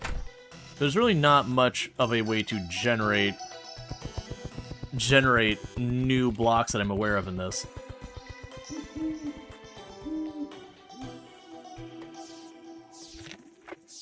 like, technically... Alright, it looks like it hit the bottom. Like, technically, if you hit a desert biome, you can get the antlions, and they'll spit a box of sand at you every once in a while. But I couldn't imagine... trying to use that as your means of going through everything. Alright. So let's pull these platforms up so I don't kill myself with fall damage. Because I now have enough rope, I can just make this go down farther using the rope.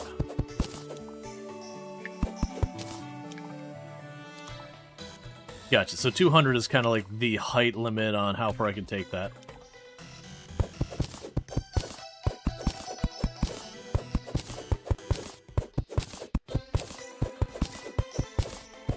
Now, for this being a elevator later, what did end up happening here?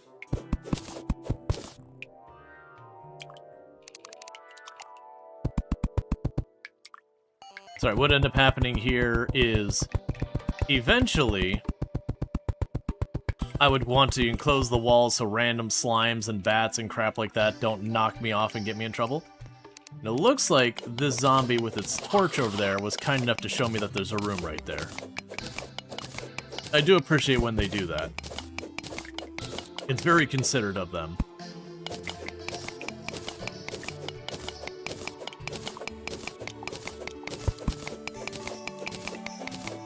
Now, the game will force you into boss fights from time to time. That when you meet certain conditions, bosses become eligible to spawn. And you'll get a warning being like, you know, you feel a chill down your spine, or something is watching you, or whatever the dialogue is for it, or whatever.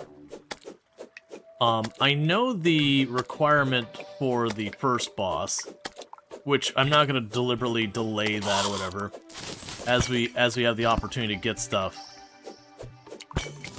You know, I'm gonna want it.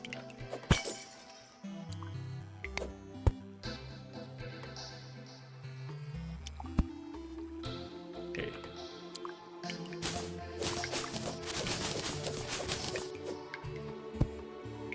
Alright, so shouldn't have to worry about explosives. It's too far away from wall. Hermes boots! That's a major find. Hermes boots makes you run faster.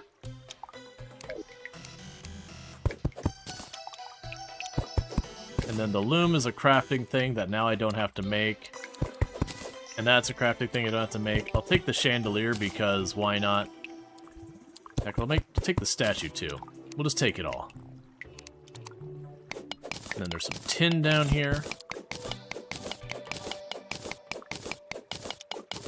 But yeah, so the early game of Terraria, you're basically looking to get yourself some accessories that'll make life easier.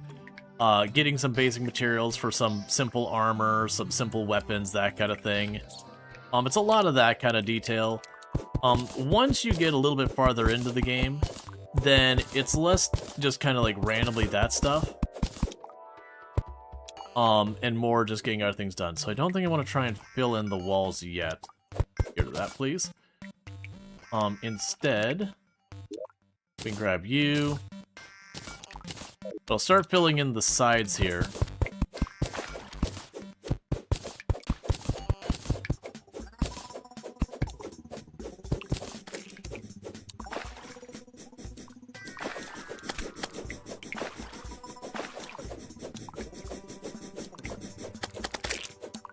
Here we got you.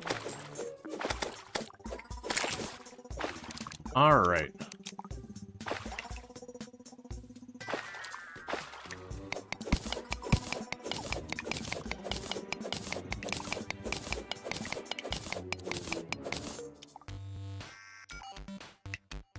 So what I'm going to need to do is drain off a bunch of this water.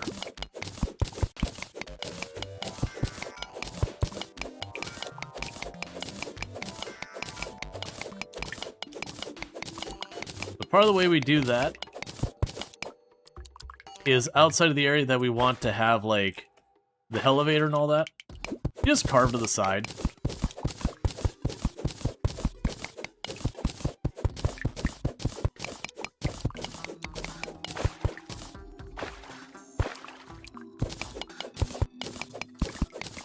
Because then if I go over here, you can see I'm just making kind of a reservoir off to the edge. It's also a good thing because, like, eventually if you're trying to do all the achievements and get all the things, you'll end up wanting, like, underground fishing areas. And these random pools you put off to the side, you'll end up getting some of them to be big enough that they're perfectly usable as a fishing area.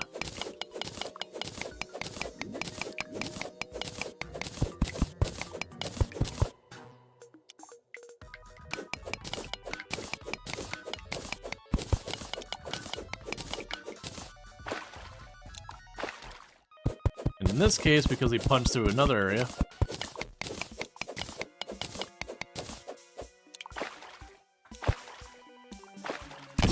Oh. Ah. Burst trap. I didn't see the trigger at all for it. Usually I'm better about noticing the trigger, but that one I didn't see at all. 2,000 damage.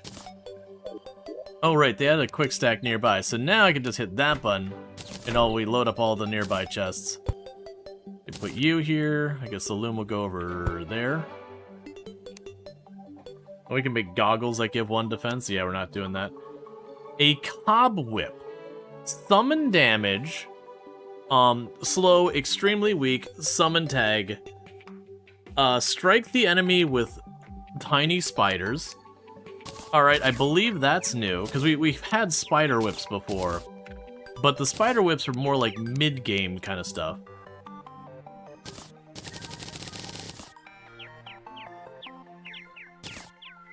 You love the new update to craft from chests? I thought we had that for a while. I could be wrong. I thought it was you could craft from nearby chests. You just had to have them close to you. Presses F in doubt for being the final update. I think they always intend the ones they call the final update to be that, and then they don't. You know, then a little while goes by, and I don't know if they feel like an obligation or whatever to do it, but then they circle back and add more. It's a difficult thing that, like, genuinely, you want them to be able to, like, actually move on and do new products. I mentioned this before. One downside about Terraria having been so successful in this regard is just the fact of the matter. It's kind of created an unrealistic expectation for, like, indie games to just continue to update forever and ever and ever. And that isn't a realistic thing. Like, most games, they just do not have the sales to just run on their past earnings forever. And don't get me wrong, they're making a bunch of money. Every time they update, they make a bunch of money. But that's way more the exception than the rule. Oh, it's interesting that they actually added a UI element to like where it moves the stuff in the box. When I auto-stacked, I saw like the iron ingots kind of float down there and hover over it. That way, when you're like, where did my thing go? You have like a visible queue of where they've gone. Probably should work on this. So bear with me. I keep forgetting I have this.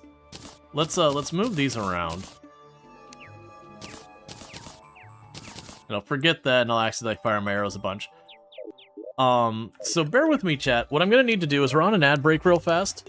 Where was the pause thing? It's fine.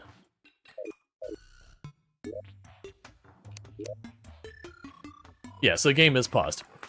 So I'm gonna need to run downstairs, throw some food in the oven for my wife when she gets home. She'll be home here in not too long. I'm gonna do that. I'll be back in just a couple minutes to pick up where we left off with some Terraria, and I'll be back in a few. And thank you again for tuning in.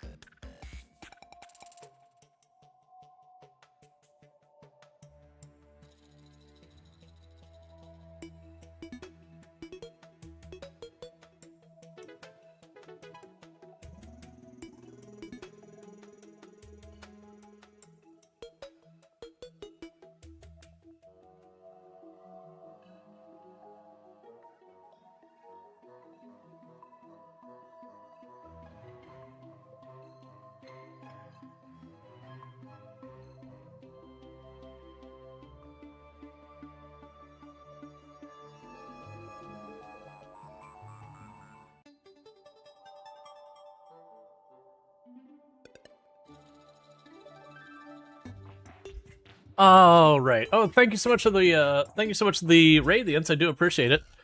Some sleepy people here. But yeah, no, I'll be... What? Oh, right, because the game auto-paused. Right. I want to turn that off. I only want the auto-pause when I stepped away. So check out the ends. Wait till you got back. Yeah, no, that's all good. Yeah, check out the ends. Another fantastic creator.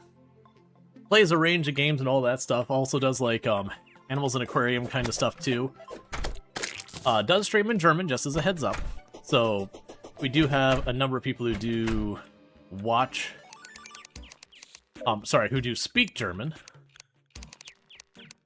So, just being aware of that. Okay. Remember one of the mods I used to get for the game was to extend the range that you could craft from chests. So that you wouldn't have to, like, do the Tetris of the chests surrounding your crafting benches to have access to everything. Alright, so the next big item I would love to find is double jump. Like Cloud in a Bottle, something like that would be a tremendous find. Or just generally other good accessories.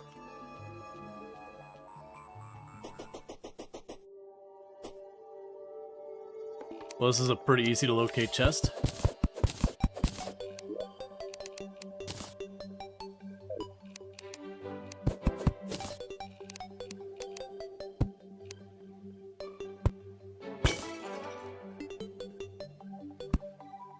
Okay.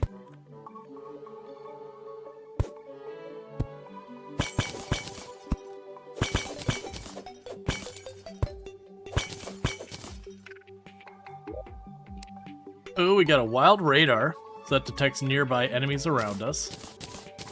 Now, the nice thing about stuff like the wild radar is that I can just keep in my inventory, and I don't have to do anything, and it'll tell me that there's 2 enemies nearby. It's not super important by itself, but it can give you an idea, like, as things are escalating.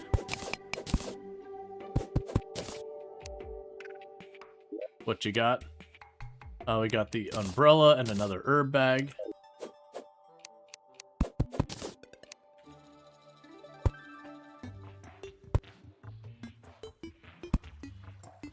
Okay, and usually these just empty out into caverns down below. I'm less worried about the caverns right now. Okay.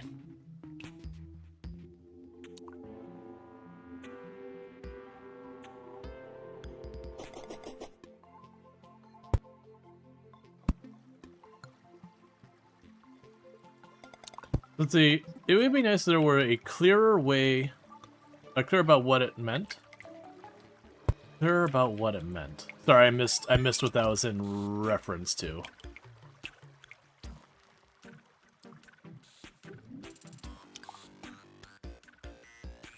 I also don't remember if I grabbed that chest at the top over here. Oh, the wild radar. Yeah. Yeah, no, that's fair.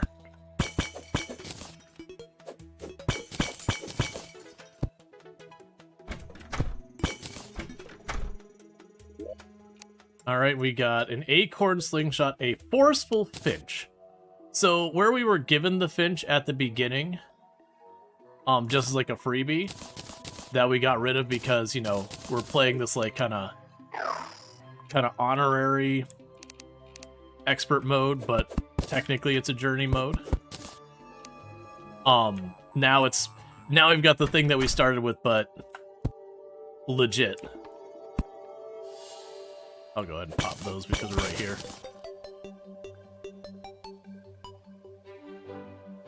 Okay.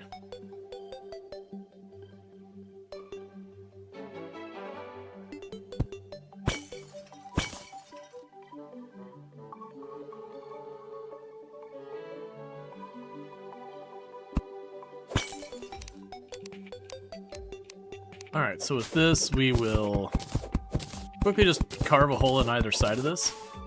Just so that later when I'm running through, I don't have to, like, you know, figure out my pathing and all that. I can just run on through. Yeah, it's good enough. Light a light there.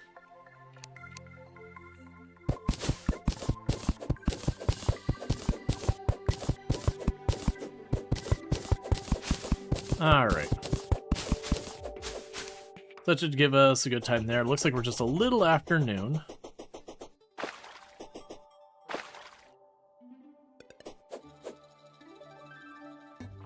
So I'll move a little bit more this way.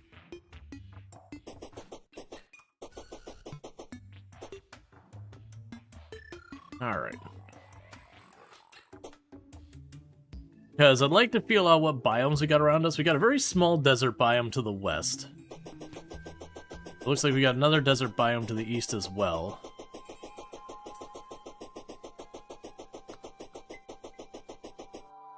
This one seems like a big one. There is a tiny spot of lava here. Before I accidentally kill myself with that lava, just gonna dip it down enough that it's below. Yeah, get him, Finch.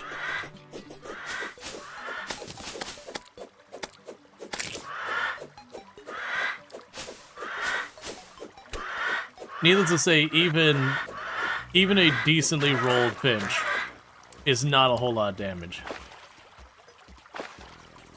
Did you get it right? There is a journey mode only achievement? Yes, so there is an achievement in journey mode for getting 50% of the items to be research, which is where you destroy the item so you can print it. So needless to say, research isn't a thing in any mode but journey mode. There is actually a second mode-specific achievement, which is to die but not die in hardcore. So there's definitely an item to let you avoid death in hardcore that I'm unaware of. Yeah, no, I'm assuming it's something like you can, like you'd have an item that lets you work around it. I don't know mechanically how it works. I don't want to mess with that.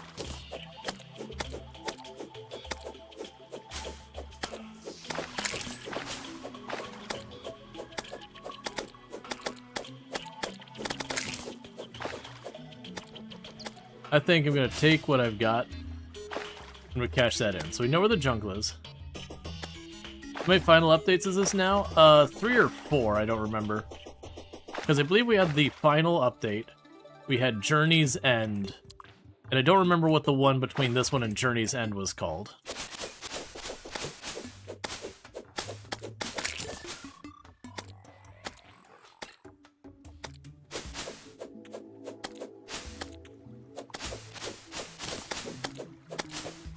They also made it so the slimes will carry stuff inside them, and like that's been a thing, but there'll be ones that carry items inside them that change the way they behave. So like you saw the one that jumped super high because it had a piece of cloud inside of it.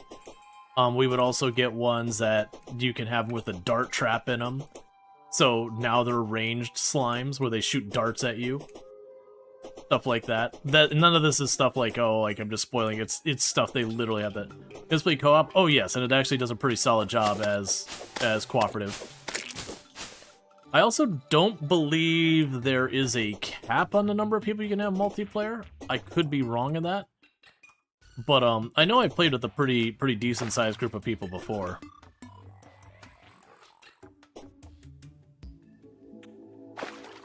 Now, once you get more and more people, I'm sure you'll start seeing, like, edge case problems like desync or whatever, but broadly speaking, the multiplayer in this game is pretty solid.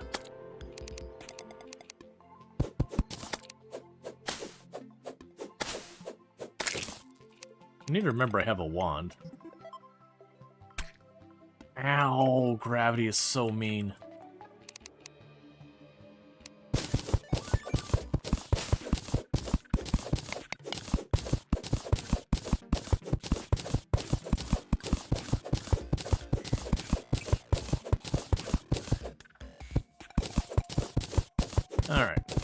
Because I'd like to get home before dark, before all like the nonsense comes out and start causing problems. It'll give me a chance to go through the stuff we've got and clear out my inventory, all that. We saw that I was able to make a tiny spider as opposed to the finch. I don't know which one's better, but it'd be good to find out.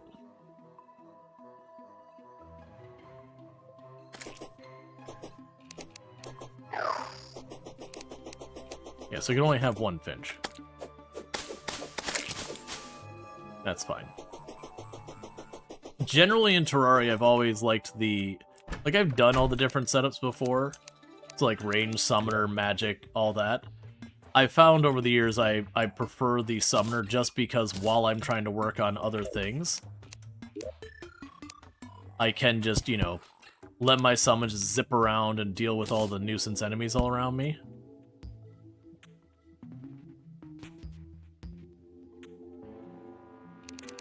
Can I swap that to a platform while standing on it? Yeah. I was curious if it was going to cause other issues.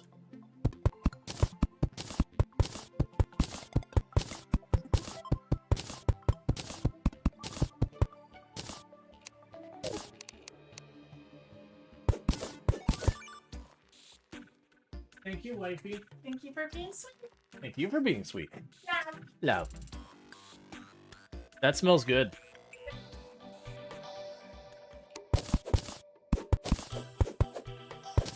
Okay.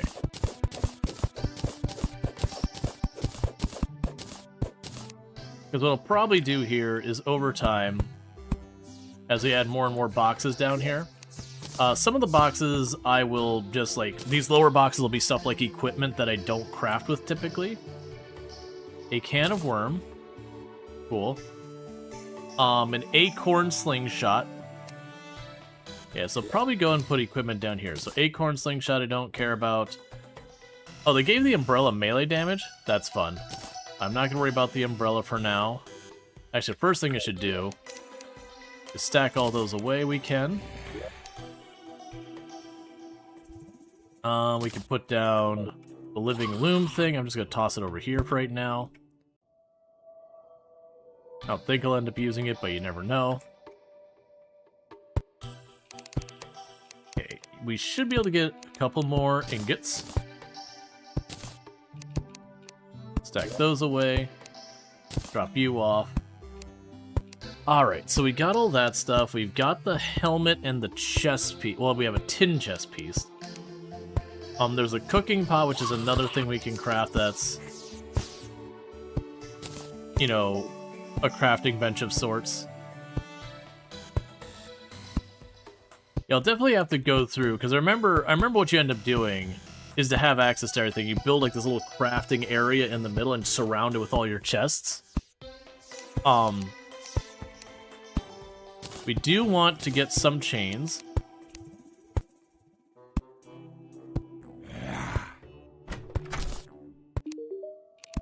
So we can go to crafting, I can take the chains, and I can drop them there. So that'll show everything we can make with chains. And I'm not really worried about, like, the chandeliers. Item flask can be placed, right-click to place an item flask. Preserve your most treasured possessions in a viscous fluid. Okay. That's unhinged. But we do have a grappling hook, a Star's Crash, 19 summons. Is that meteoric? Or so that's meteorite. Interesting. Meteors fall on primed enemies hit by summons. Interesting. So I definitely want to try that later. We're nowhere near that stage. We have the gold watch. You end up using the gold watch for other things. That's the reason why I usually get that for my watch.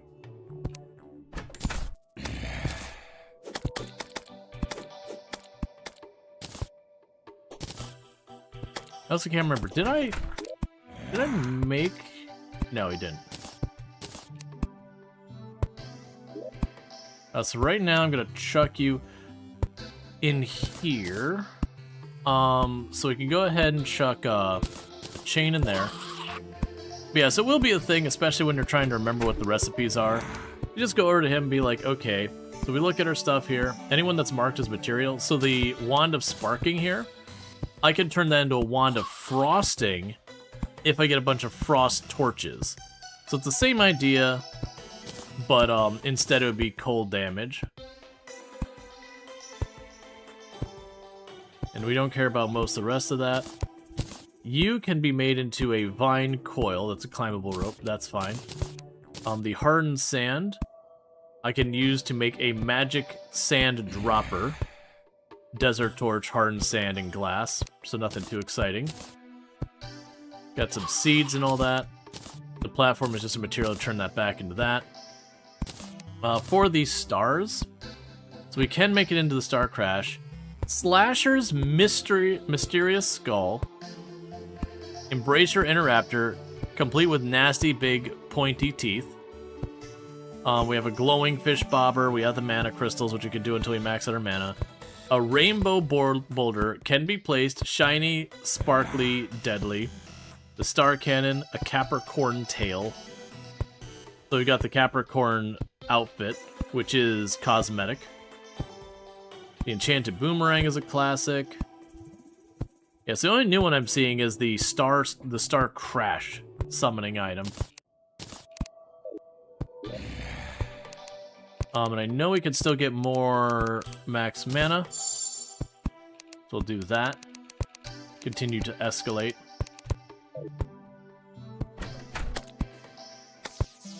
Yeah, Wanda frosting. Okay, so I stashed that away. You're a block, so you'll go here.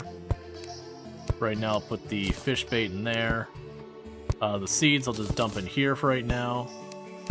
You're a spare weapon.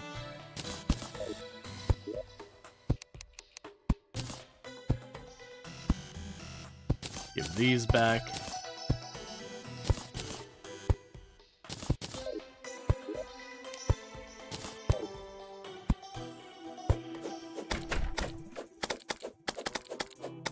Okay.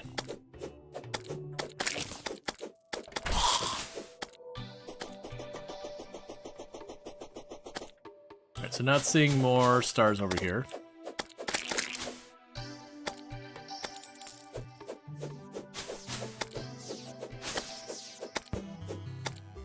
Because that's what I'd like to do, is try to max out our mana.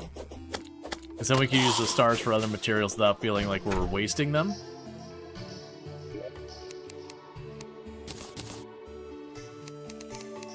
And then, like we mentioned before, you can actually craft out of there. So I think 200 is the max mana before other stuff going on.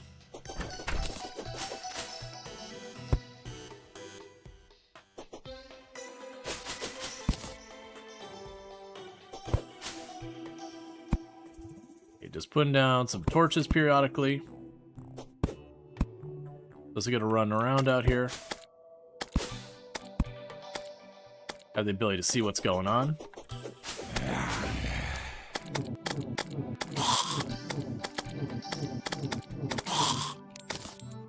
Okay. And I probably shouldn't have made those other things into fabric.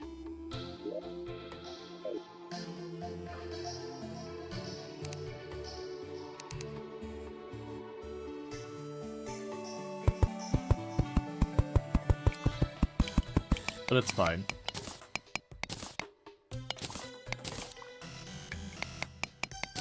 Yeah, so for the moment, I am just going to be sealing off the sides of this a little bit. That way any openings that we can get through are intentional. Just as a means of preventing me from having to deal with like slimes and zombies and bats and all sorts of other crap popping in here to attack me.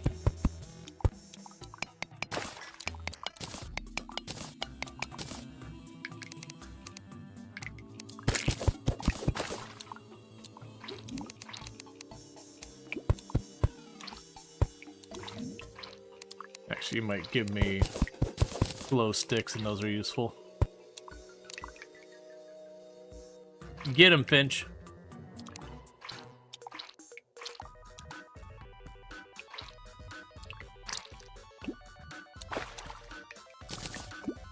Right, because I came over here last time, and then we ran into the problem where, there was a trap here and exploded me. So don't worry about the grave marker there. It's nothing.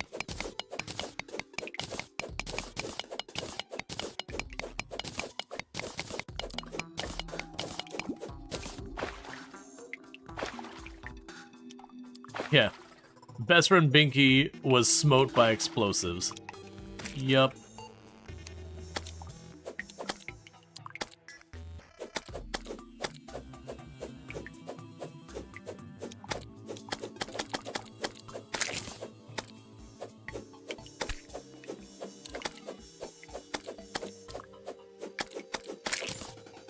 Alright. As you can see from those ones popping up on my head and causing grief, that's exactly what we're trying to avoid. And as we get deeper, we'll see a lot more of various different types of ore and all that. And now I don't really have a need to do the rope the whole way.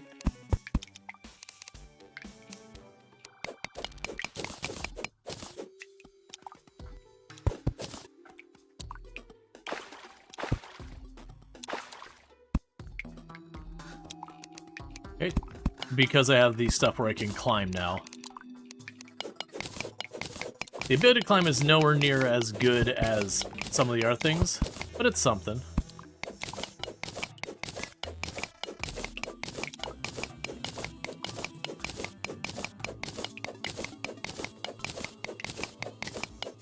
Alright.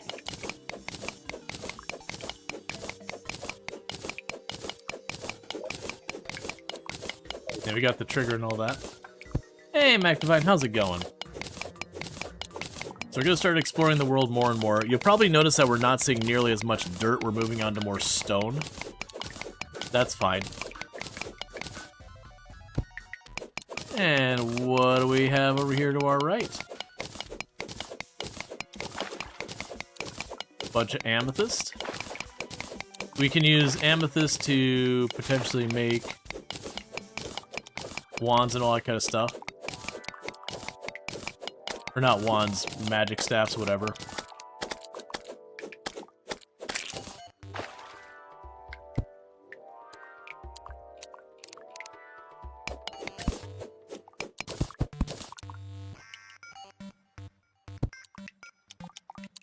Okay, not much to care about there. We do have some ore down here.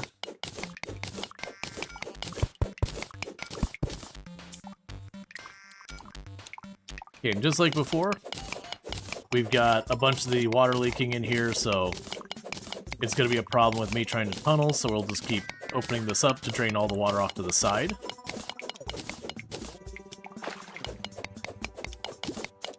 And that in turn will make it so I don't have to worry about digging through that. Now once in a while you'll get unlucky, you'll drain the water off the side, and the cave will just have an area where it kind of loops back to exactly where you're tunneling to, kind of deal.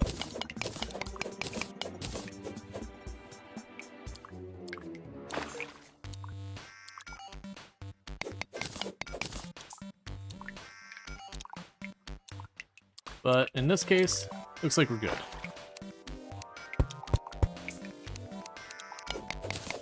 But yeah, different layers have different enemies, all that sort of stuff, different loot, different things to find. So generally speaking, I like to make a elevator so I can get depth really, really quickly.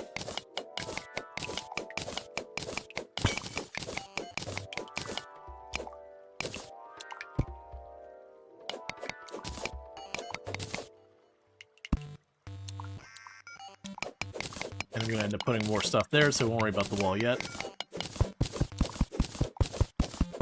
And we're lucky we'll find a mirror.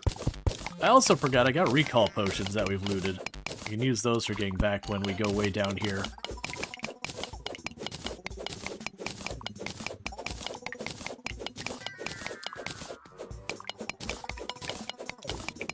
And this one uses the kind of the model stuff like Minecraft where ignore like the realities of like, oh, well, this metal is hard, this metal is soft, that kind of thing.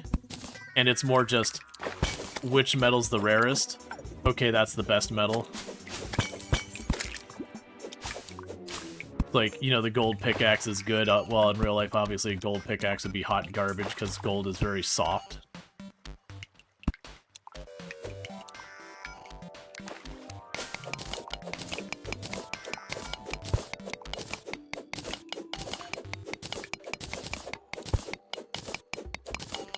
They also do a good job of keeping a lot of the materials that you'd expect to stop being worth much, like iron and lead.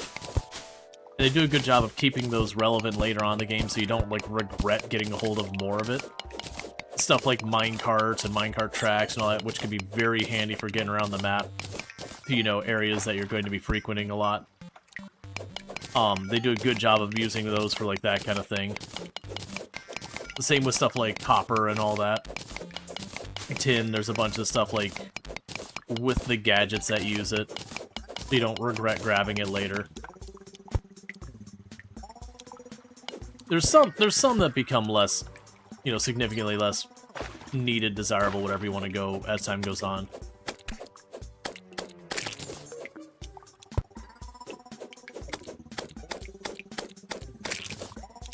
Yeah, so that slime actually had a dart trap. It just never got into a position where it could have used it. Because I assume it either fires at like a slight upward angle or just horizontally itself.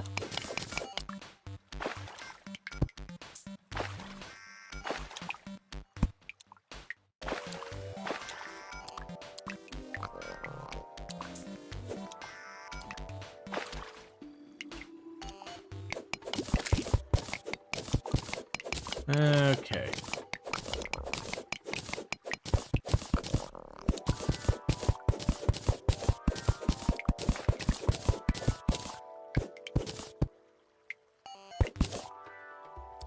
So a little bit of iron down there.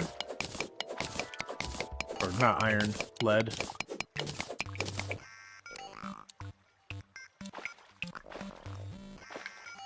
Oh yeah, no, Terraria's music.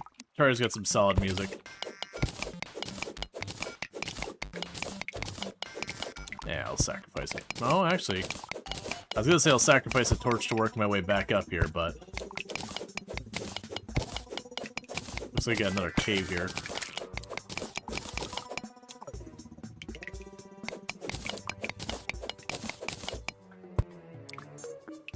That's fine, we get ourselves some gold out of it.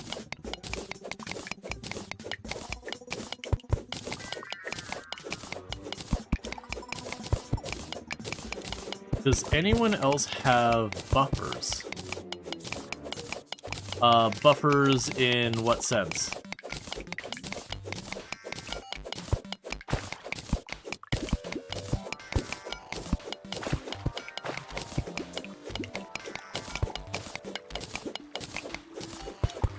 Okay.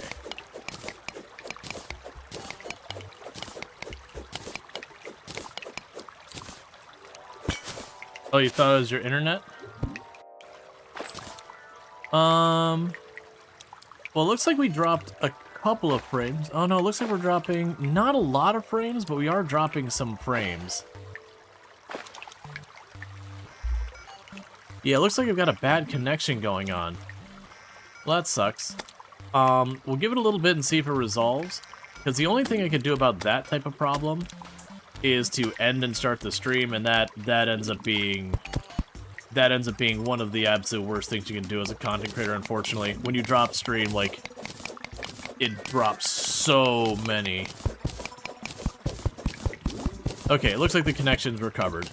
So, just like a temporary hiccup.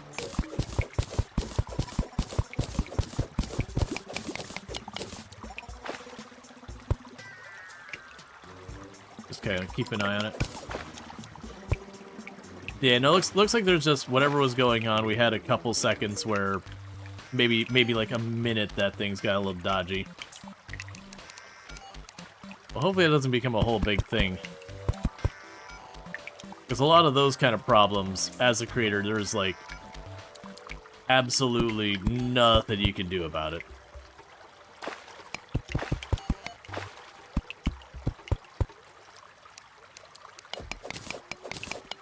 Alright.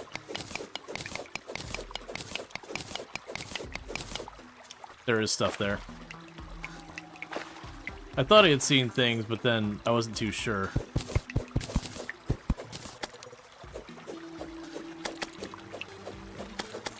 Usually just the IP being ISP. Yeah, I mean, honestly, more recently, I haven't had the ISP being stinky.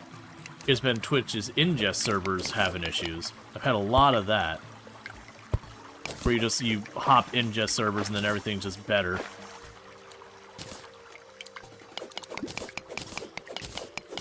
Oh, I'm glad we came back. That's diamonds.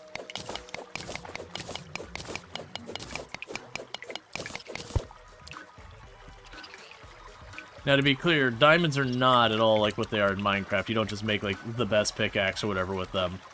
Diamonds in this one, the gemstones you can make staffs, or staves, whatever. That are pretty good for magic. Gonna take a hit here. Yeah, managed to keep it to just one. Yeah, so I'll just try and keep an eye. Like I said, about all I can do is if it gets super severe, I can restart stream, but it is one of those things that restarting your stream is kind of like one of the worst things you can do. I'm going to assume it was on the Twitch side of things, because I was looking at the connection information for where I'm also streaming to YouTube, and it's not showing any type of anything, one way or the other. So I'm guessing it's just the Twitch ingest servers threw a fit for a minute.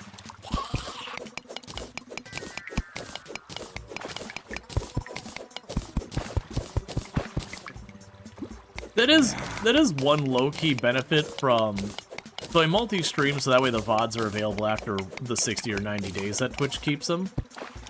You know, plus, if people tune in on that side, that's more opportunity to get spotted by other people and whatnot. But one of the low-key kind of benefits I found for it is when we're having, like, weird connectivity issues and all that. It helps me isolate, is it like... When I say on my end, I'm going to call the ISP as my end in this context as well. It helps me isolate, like, oh, is this something that I might be able to do something about, or is it Twitch on fire, or, like, what's going on?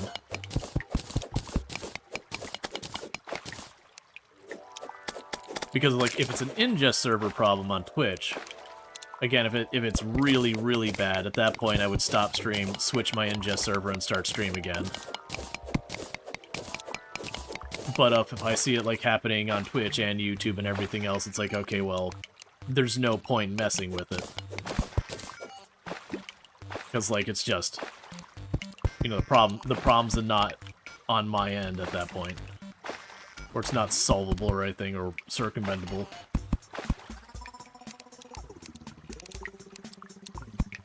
You know, all I can do is, like, call the ISP and whine.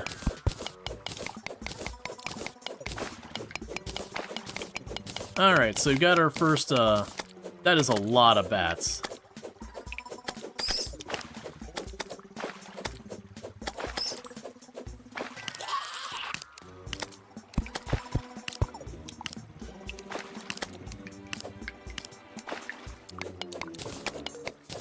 Maybe it's Twist on Fire?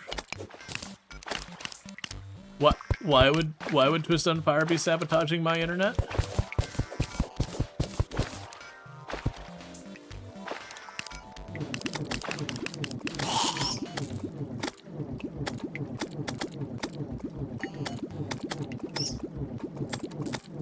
Okay. And I realize it's a joke, just to be clear, but...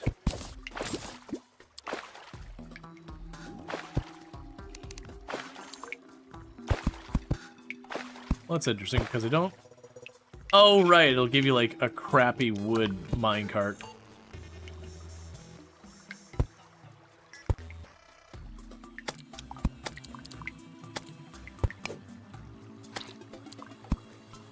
Oh, maybe it's Twitch on fire? I see. Yeah, that makes sense. I understand.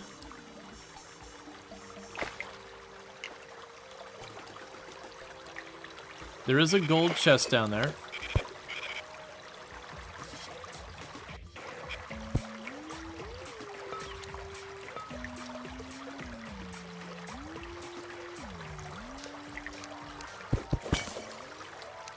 I was waiting for it to be a trap heart. There are some hearts that are actually a boulder. They're very rare, though.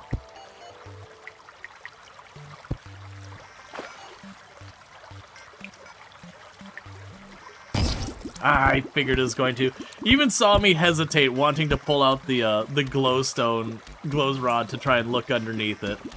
It gave me those vibes. And I was sitting there trying, it's like, oh, I just need a glow stick, it'll be fine. I didn't have a glow stick left. So I was like, the odds it's a trap are probably pretty low. And it was. That's what I get for not taking the time. And just being like, yeah, the odds are low, it'll be fine. We increased our maximum health just a little bit. Oh, I did have a glowstone. I kept trying to pull it out and make that happen. Okay, so crafting. We have, actually, so that you... Oh, you can put a pressure plate in a mine track, and then you can have a weighted one where you can make its only triggers on certain things. You seeing all the dart traps when you went by? Oh yeah, no, all the dart traps back there. Yup. What were we missing? Oh, I already put away the diamond. Hang on, let me go grab the diamond and the amethyst. Because I don't remember the recipes, and I want to remember what the stats are before I start messing around with it. Okay, so diamonds. So we can make the diamond robe, which gives us reduced mana cost and a little of defense. The diamond staff is 24 damage. You can make a diamond hook, which is just straight up diamonds and nothing else. You can make a white phase blade, which is meteoric ore. Oh, that's interesting. So we can now craft magic mirrors using diamond and gold and glass. That's kind of cool. That didn't used to be a thing. And then amethyst, I can do the same thing where you can make the Oh, I forgot you can also grow gem trees.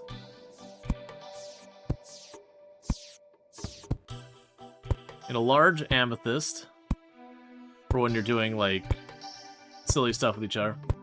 So for the gem tree acorn,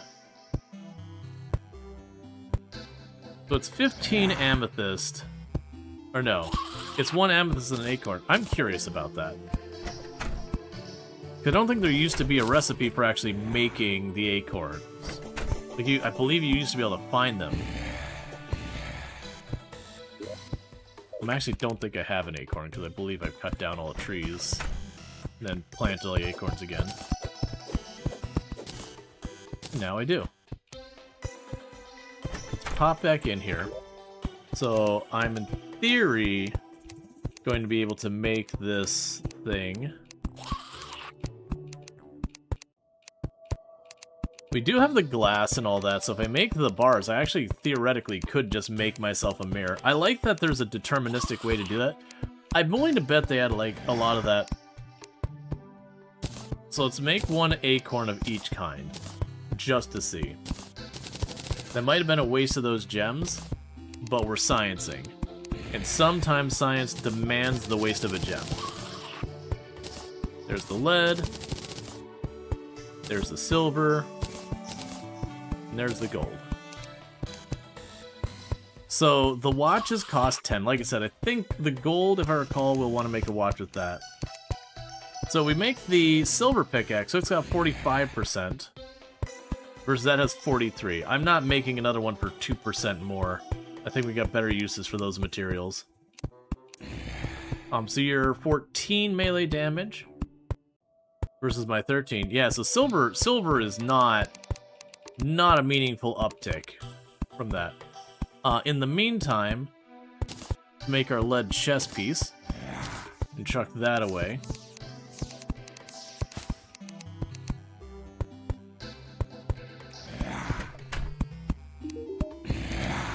Craft, so gold bars, we can make all our basic gold equipment, we can make a ruby staff, the gold armor, Blink's fur coat, which increases summon damage and max minions, and then the Flink's staff.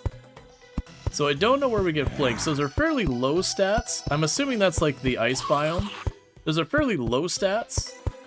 So I'm assuming that's like a really low tier that, and we can make the gold watch. For silver, there is a whole lot of nothing I care about in silver. Silver, other than silver bullets, is looking pretty underwhelming. We can drop the gold in there. I will be planting both of those to see what happens. We can go ahead and drop the trigger plate over here.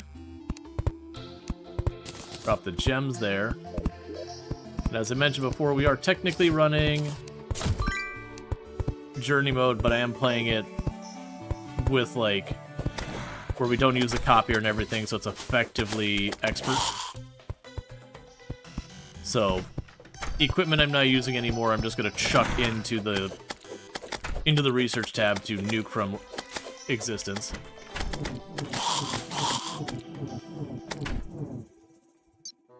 And you burn to death.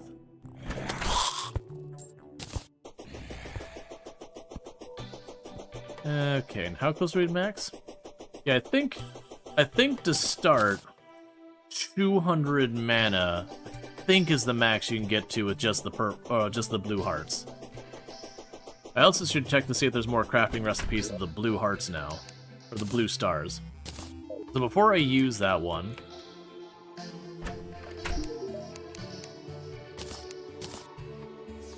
okay, so you can turn that into a band of star power. And a repaired monocrystal that can be placed. Interesting.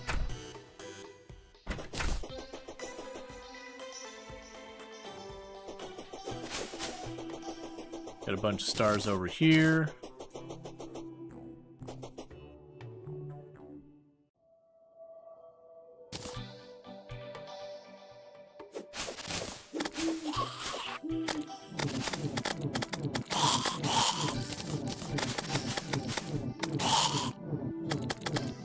Alright.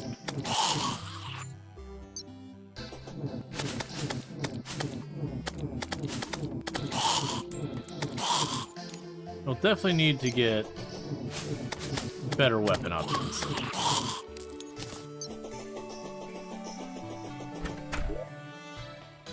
Alright, so we got a bunch more of those. So we can test now with the blue stars. Yep, so we've hit max.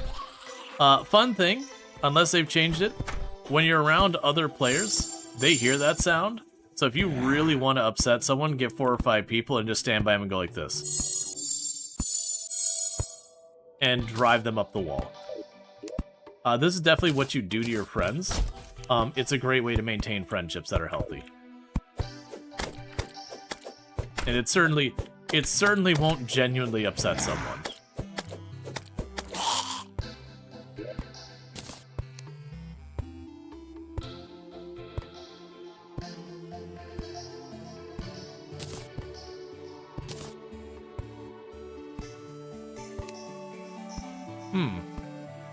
So I can't seem to plant them there. It might be that they have to be planted on stone. So we can try that real fast.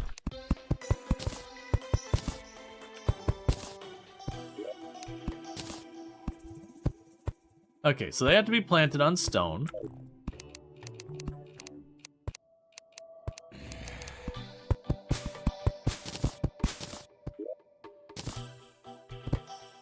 Alright, so we got a diamond and an amethyst tree we planted. We've got a marigold, which you can use to make dye, which I don't really care about. So you just chuck that, not in there. Put it in with the herbs, I think. And we can toss that there. You can also grab a bunch of this, well... That's fine.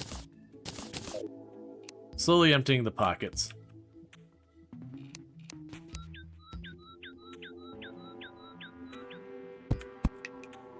Because same thing, you want to close off this side, and again, this is so stuff like slimes and all that don't end up just falling on my head as I'm going down and up this thing.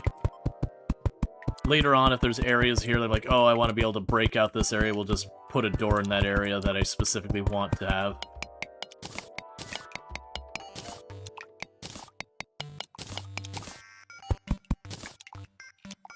Okay.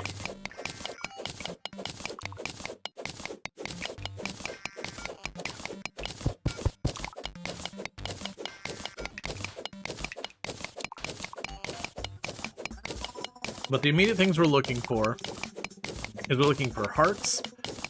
We're looking for generally just upgrading our ore options and all that. So for like our equipment and all that. We're looking for chests that have accessories for us. Specifically, I would like to get the double jump. Double jump is extremely strong at this stage in the game. And it stays strong, like you just get upgraded versions of it as time goes on. Any particularly interesting or strong weapons, we would certainly consider. So like we got, I can't remember, it's like Star Fury or whatever is a nice one. I know they've added a bunch too. Alright, so the nurse has arrived. And she arrived because we found a heart. Once you get past the baseline health, she shows up. Just like the merchant, I believe, shows up. I can't remember if it's when you make 1 gold or whatever, but like when you make enough money, eventually he'll show up, that kind of thing. Most of the NPCs you meet in the game all have like a condition to their arrival. Other than the guide, who his condition is just you started the game.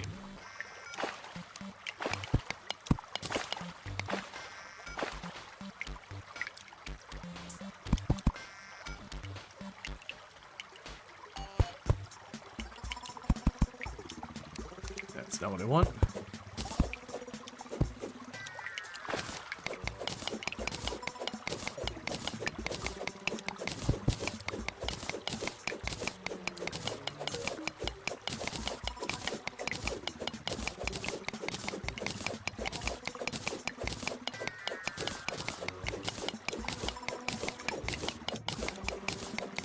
So just draining this down so we can continue without problem. And it's also those things that you can wait on till later in the game, to like start working on your elevator and all that, just for the sake that like upgraded equipment and various materials and accessories and all that can just make your life easier doing this as well. I'll eventually get down to the point that we run into some of like the lava rock or whatever that I just cannot mine right now. Which will be like the hard stop for how far we go. But as you're noticing, we're finding all these caverns, and they've led me to finding, you know, amethyst and diamond and silver and gold. So it is giving me a bunch of the upgraded things. It definitely feels like they, at some point, reworked the base metal tools. Now the good news is because they've already exploded myself. Because I've already exploded myself once on the gold chest. Now I can loot it without any concerns about anything else. Because I already disarmed the trap by tanking it with my face.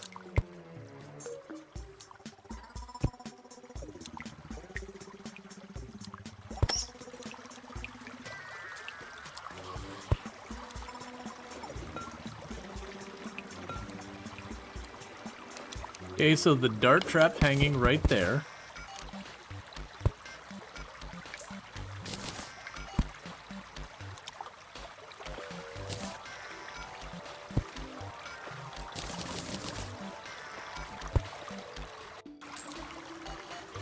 Okay, so apparently we got our money back. Probably because there was no enemies able to reach the money. We would have had to take a bat.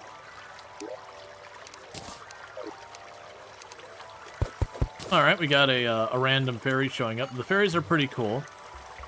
Because what they'll do... Well, that's annoying. The fairy will, like, float around you, and depending on the color, it'll lead you to whatever, like... I can't remember the colors, but it'll be, like, one that it'll lead you to the nearest chest or whatever, as long as there's one close enough. Otherwise, it'll just kind of hover around until you get close enough to a chest. And then it'll go over to the chest to show you where it is. That one, I think it was supposed to show me where a chest was. And I happened to be standing where that chest was, and it considered that good enough.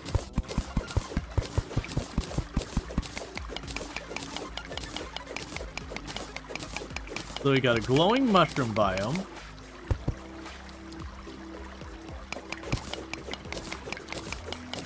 I low-key kinda hope that the glowing mushroom biome here can have, like, you know, a mushroom companion summon or something new.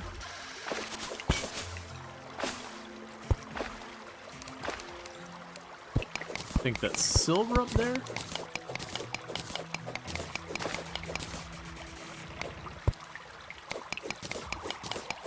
You end up getting a lot of cool things from glowing mushroom biome, especially in hard mode.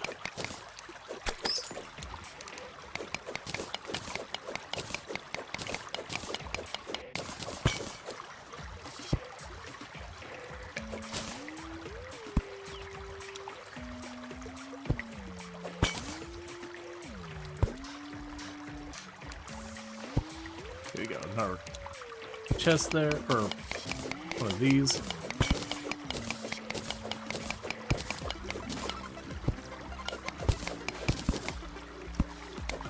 Okay.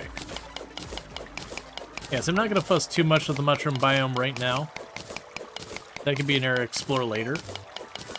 Just because, as I mentioned before, right now, before we're in hard mode, it's kind of a little bit of a limited value. The glowing mushrooms, you can use them to make better healing potions and all sorts of good stuff.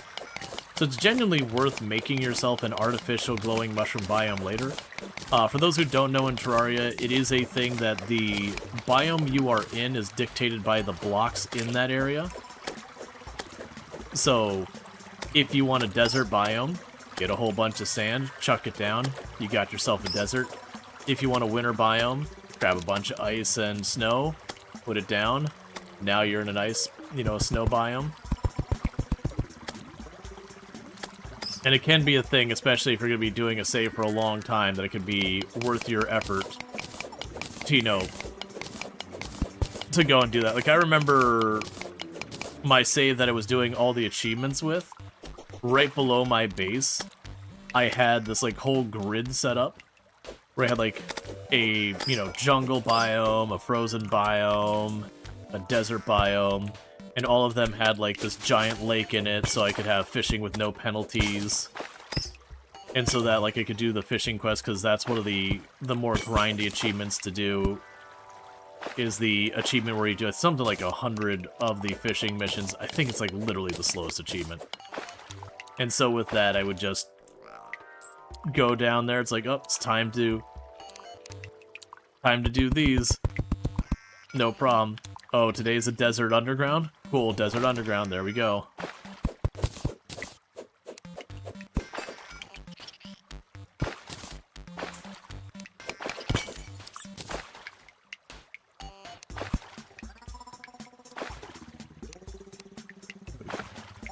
And our torch here, and then there's a big old bunch of gold here.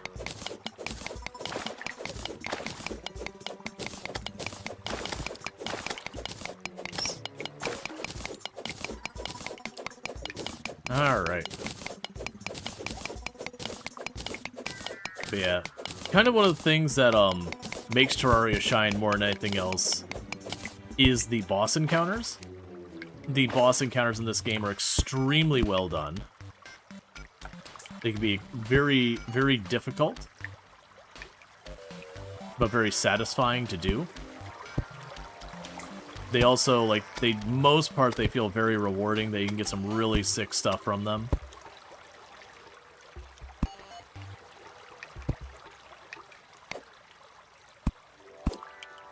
And instead of just you go to, like, the scripted room where you're doing your boss encounter and it's going to be an exact layout and you just have to, like, learn to deal with it, you can kind of control the arena where you can go, okay, well, you know, I want to deal with this, but this boss, I feel like I'd benefit from like having a lot of space to run around in, so let me just go ahead and open up a really large space for me to run around in to fight this boss.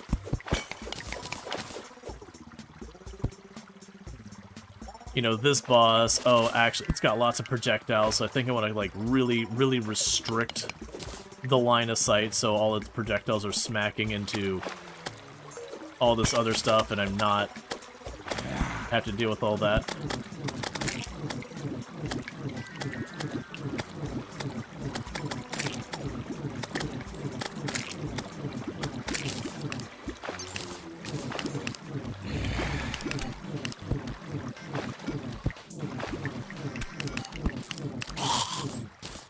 Felton just throwing stuff at me and hurting me bad.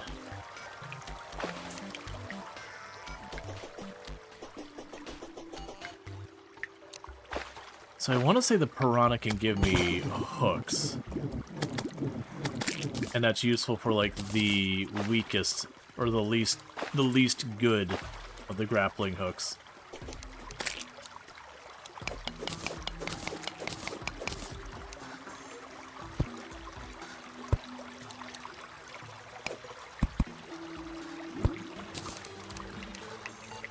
Alright. Plus, farming them always feels nice.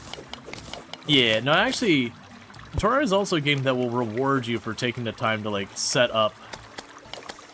to take the time to, like, set up farms and all that stuff. So, like, whether you're talking, like, oh, I've set up a place I can get all the herbs I need, or, oh, I've set up an arena that makes it so I'm really exploiting a weakness in this boss. So I took what should be a very challenging boss, now I've got good enough equipment that the boss is just really not that hard anymore.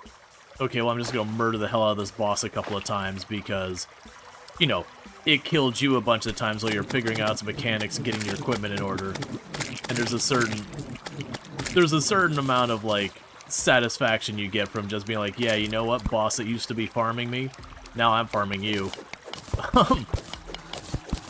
Or there's some, like, really rare items in the game that only drop from certain enemies in certain biomes.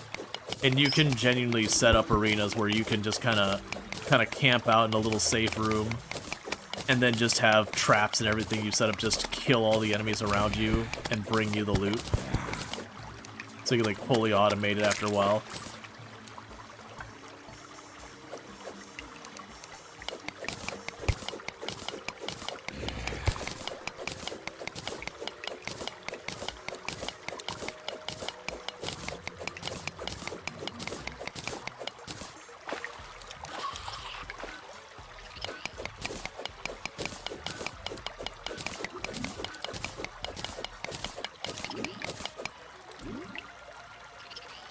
Okay, I feel satisfied there's no explosive.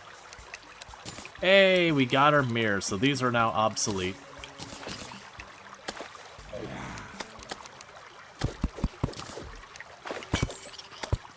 Oh, but there was a boulder. Managed to run past where was gonna hit so we didn't get killed. But that was our first tripped boulder trap.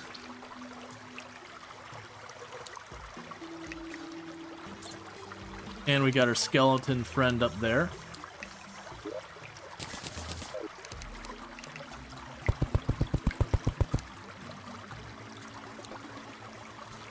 It's amusing that once we get double jump and wings and all that, all those ropes will be utterly irrelevant.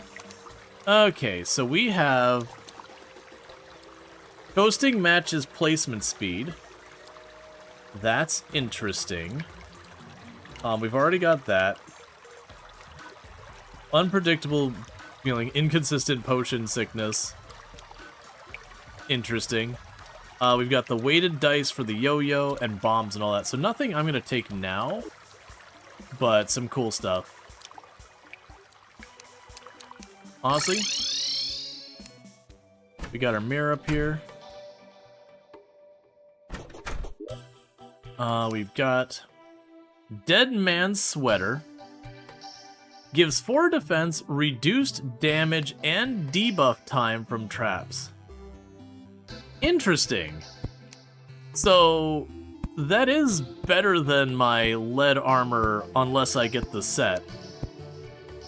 So literally we could just wear a sweater and it gives me trap resistance. So meanwhile, I'll get rid of that because I don't think I'm going to care that much about the stuff there.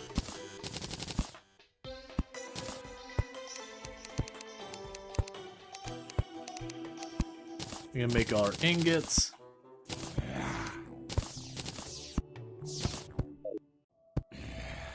Grab you before you despawn. Oh, it's just starting to be night. I have plenty of time. Right, so stack all nearby.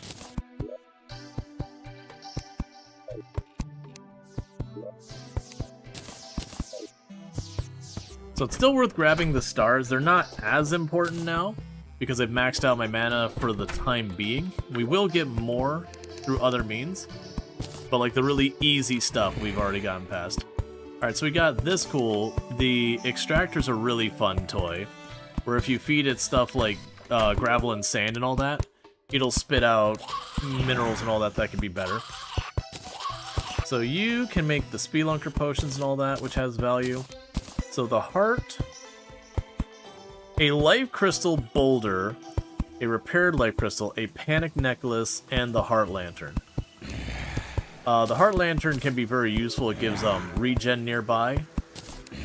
So we got the amethyst here, so we got the sabers, we can get the topaz tree, the sand gun, a magoluminescence, increased movement speed and acceleration, provides light when worn. And that requires demonite or equivalent. Multicolored stained glass, yellow stained glass. Alright, so I think what we'd want to do is, I do think I'm going to make the gem cones, just because I'm curious about where that will take us. So let's pop into some of these boxes. So put the explosives in there, drop all the potions in here for now.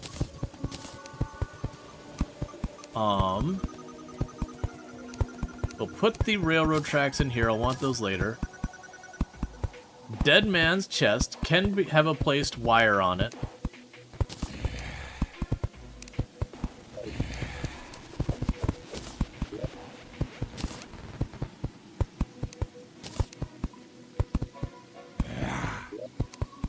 And we can go to this box and drop in all our ore and all that.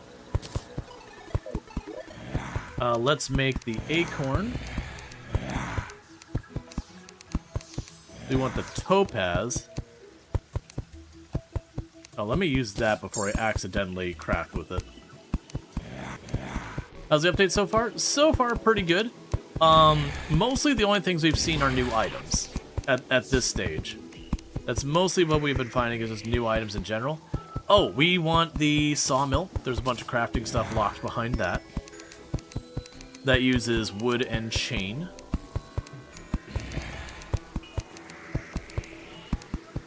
And you can go down here, grab the golden pocket watch, because now I'll be able to tell what time of the day is without having to go up here. What am I? Oh, I probably just need more acorns. I probably used them all up.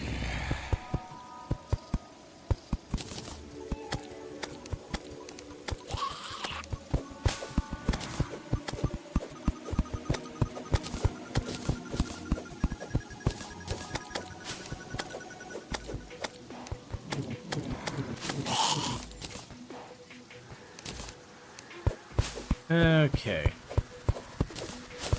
Because I'm kind of low-key hoping that the gem trees will be able to give me more than one of whatever gem I use to make them, and then using that as a means of getting gems.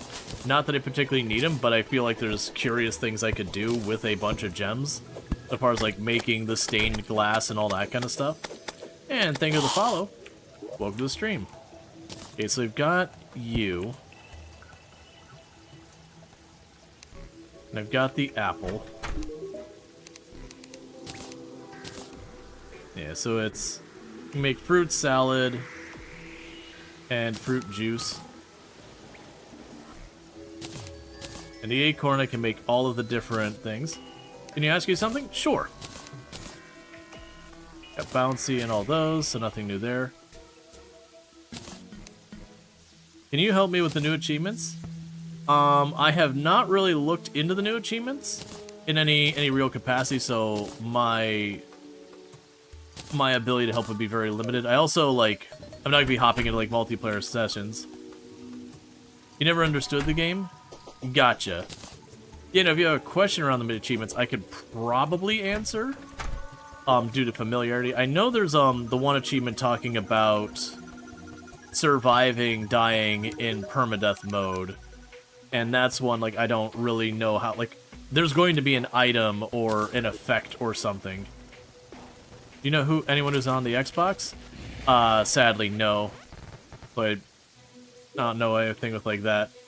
Generally speaking, there's not as much of a player base for games like Terraria on the Xbox, just because of, like, the modding side of things. The Xbox has pretty limited stuff there. Let's take the keg from here. Put the piggy bank.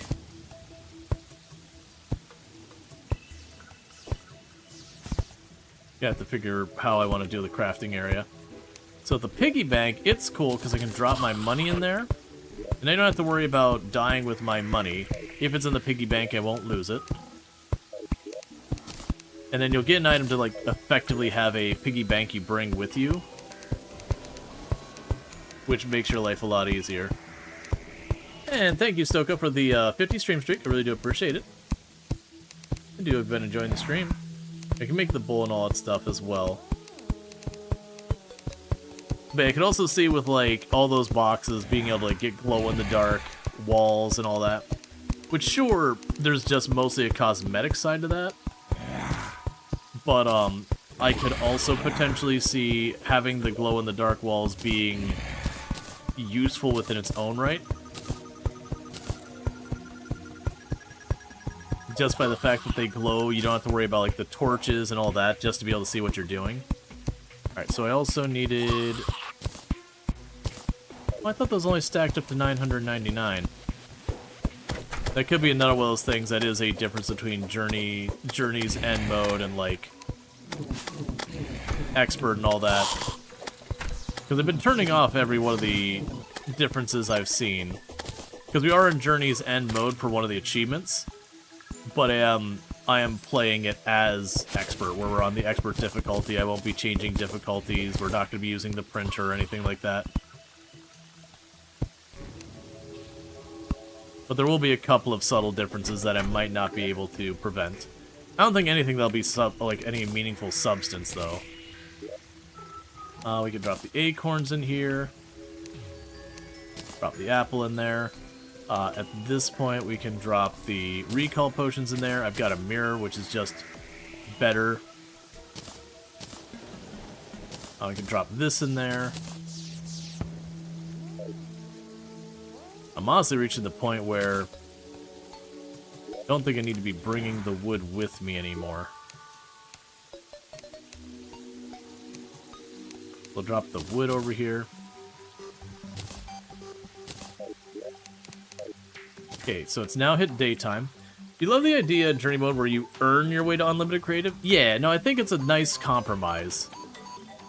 Like, so you're not going creative where you're like, oh man, I feel like I'm just being given all these things. But you're not going survival where, like, oh, this is, okay. Forgot we had this. I was about to say, it's like, oh, this is gonna be us dying. Forgot we had the, because they usually don't use the claw and the grip, because you can see it doesn't climb the walls very fast. But in the absence of other things, it is a good option. I forgot I had not gotten the rope all the way down yet, so let's... I almost missed that. Get that rope down there so I can drop down way more safely.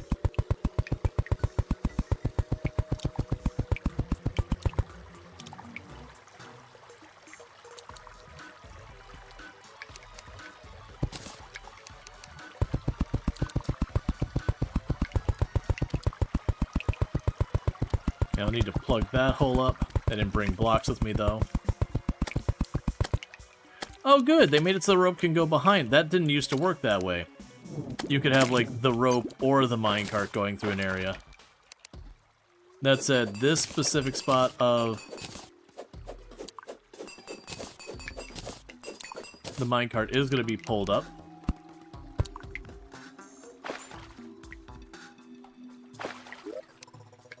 So let's get you out of the way.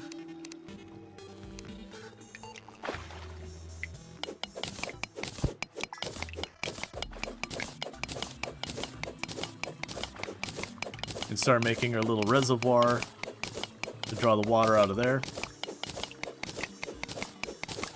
But see, honestly, it's the way you prefer survival games, where once you first discover a thing, you can get unlimited. Yeah, no, I definitely... Oh, this is bad.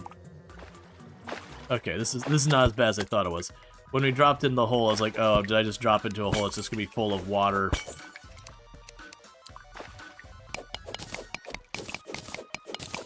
But yeah, like you're like, you know, you have the path to make getting your earlier game materials get better once you kind of hit a threshold. So like, if you want the crop equivalent, like early game, you play something like Vintage Story, you know, and getting your food at the beginning of the game is really rough. You're just running around eating what berries you can find, mushrooms, that kind of nonsense. But you hit a point in the game where you're like, okay, well, now I've got a big enough farm, and it kind of handles itself mostly.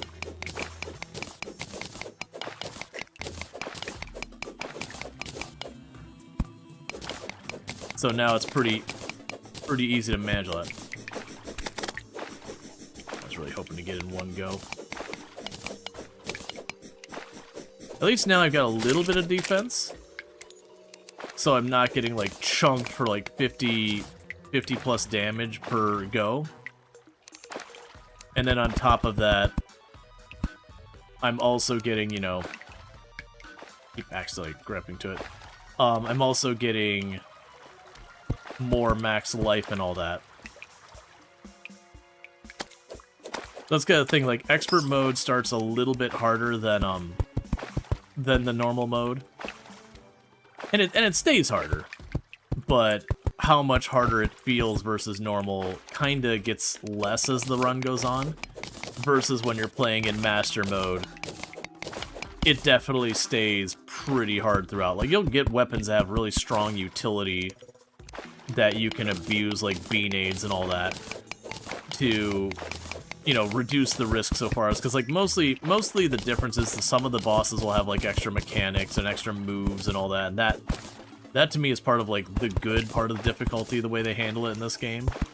It's not just everything incrementally has higher number, because that's like lazy difficulty.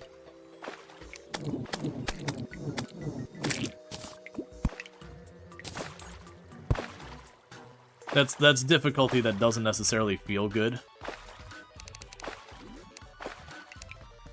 Because in master mode, like, trying to go melee is really, really punishing. Yeah, no, it's, so early to mid-game melee is really rough. On higher difficulties.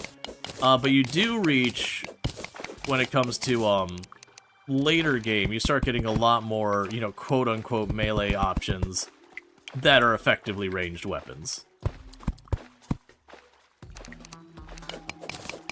Like, all things considered, it's a ranged weapon, it's only melee entitled. So, like, they have, like, the sword that throws neon cats, and you've got, like, the alien sword that kind of just, it covers, like, this big arc on the screen every time you use it. But, like, it's a melee weapon. Wink.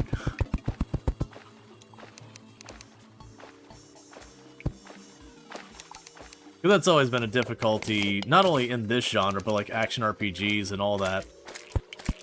The issue where it's really hard to balance the game with melee in consideration just because utility mechanically, melee is just way more dangerous. That you either have to give the melee very, very, very strong buffs to make up for its shortcomings, or like you have to get real creative. It's really difficult. Part of it is also having mechanics that punish, you know, melee and range differently. And thank you, Claus, for the 30 stream streak. I do appreciate it. So, like, you'll have bosses in games where if you get too far from the boss, it uses a move that's punishing. That's usually one of the ways to make encounters that are tough for range, but melee more viable. So you can't, like, is a range, you can't be, like, all the way across the screen. You have, like, kind of this sweet spot you need to be in, where you need to be farther than this so you don't get punched in the face, but you need to be closer than that, or, you know, they use a extremely quick grappling hook or something to yoink you back into them.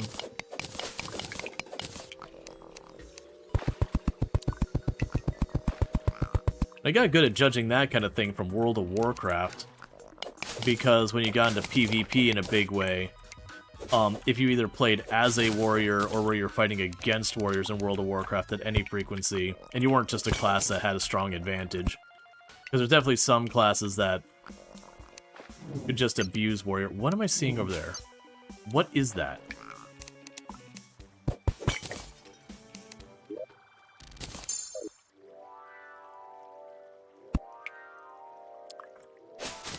That's not just gold ore. I'm not seeing a trigger.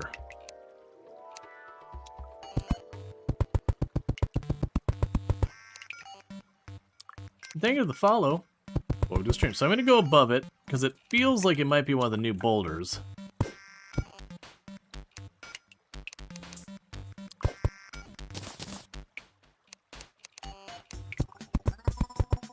I'm going to go above it. Oh, it's just gold ore that looked weird. Okay, so I just have like a new thing for when you have like ore on the side. It can be like rounded. And new might be very relative here.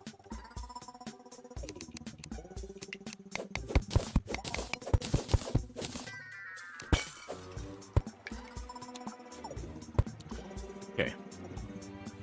How's the new update? It's good. Lots of new items and all that in here. It's lots of things to check out. So we haven't seen too many of the new items yet. We've got a couple, like, we saw there's a new spider staff that it's like it's not like the one you go to like the spider biome and you get their fangs and all that garbage for. It's like a little tiny one. I need to get more web to do it because I accidentally used my web and crafted a bunch of fabric, not thinking about it. So we found a Finch wand, which I did, even though technically we did start journey mode for the achievement, and I'm doing like the honorary expert on it.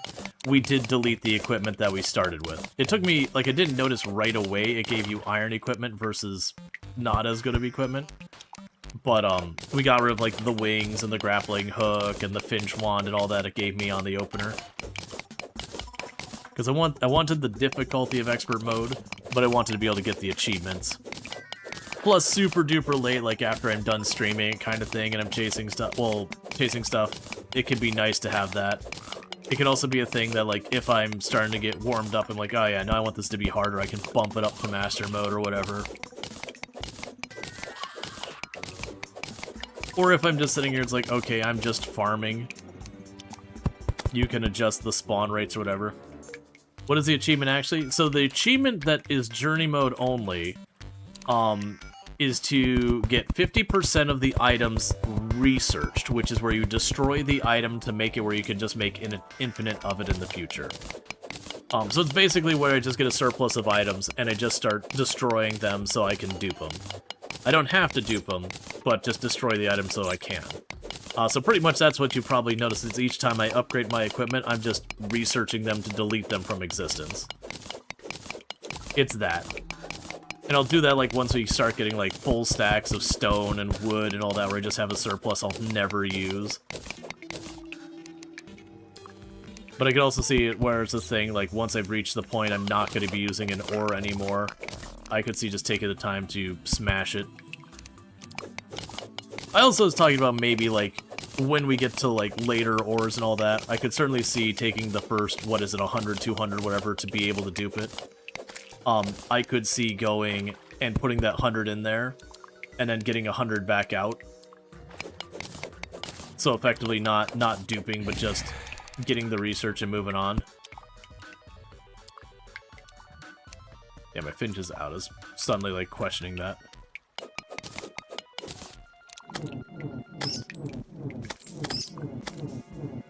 Okay, so we got a heart down there. So pretty soon we're going to be at risk of our first boss encounter. Because the first boss, you trigger its availability to self-trigger. Because you can use an item to trigger at any time once you find the materials and you make the item and all that. But you can cause it to just activate itself, whether you're ready or not, by hitting a threshold of health, or once you've reached over a certain number of health, certain amount of health. Did I run out of torches? I did run out of torches. So I don't want to explore too much farther without torches. So what we'll do is we'll pop up here. Top off our health. Drop all this off. And I need to make more torches.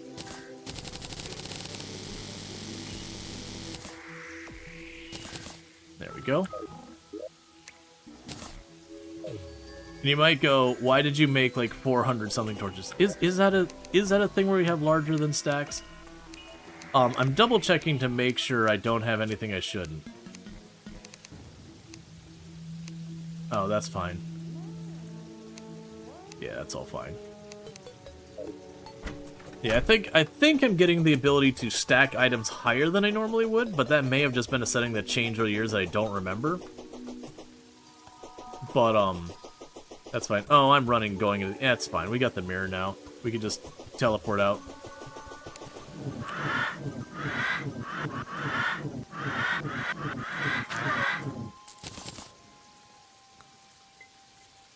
So we'll see if we can't find useful stuff. Nah, item stacks got bigger? Good, because like I'm trying to not give myself advantages I'm not supposed to have. Like, because we're trying to like low-key just make it expert mode. And also one of the reasons why I'm playing as if it's expert mode versus like master for the sweaty thing. I've beaten the game as like master mode plenty of times, like, you know, expert when that, you know, before master mode existed and all that. And it's fine. But it definitely felt like master mode was just kind of hard for the sake of hard. Oh, I was trying to place the torches. And a lot of times it doesn't necessarily feel good. The spear doesn't seem like it's actually that much better.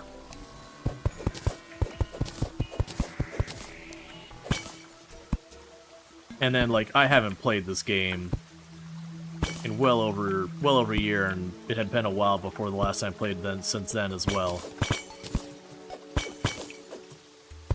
So I'm definitely rusty. Plus, I want to check out all the new crap. And we're struggling to kill the first boss for a while I get the rust off. That's a good thing. Alright, so that's fine. Nothing to care about there right now. Now, we know the jungle's to the right. And usually, with the world generation, whatever side the jungle's on, most of the time I've seen the jungle on one side and the dungeon on the other. Sometimes you'll end up with weird stuff where it's opposite. Or sorry, where they're on the same side, but I haven't run to that very often.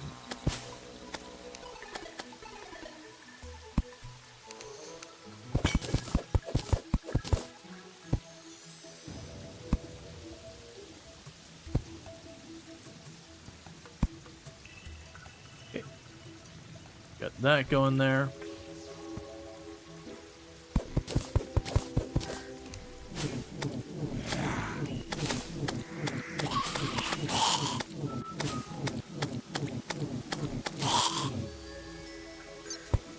Oh, and I did see that with the new, like, seeded worlds you can have a seeded world where it just rains always. Okay, so we found the winter biome. I don't see it yet, but we have a blizzard, so we know we're there.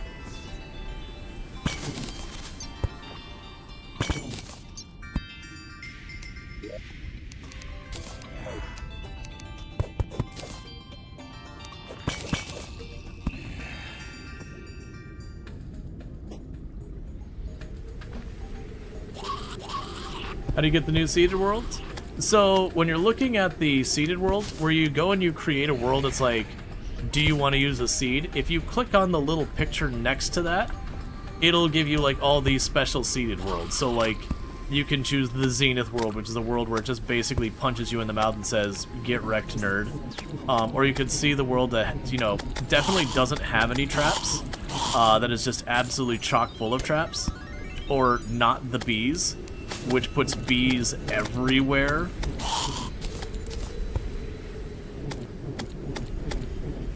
There's the world that's like upside down, where you start in hell and it gets harder as you go up.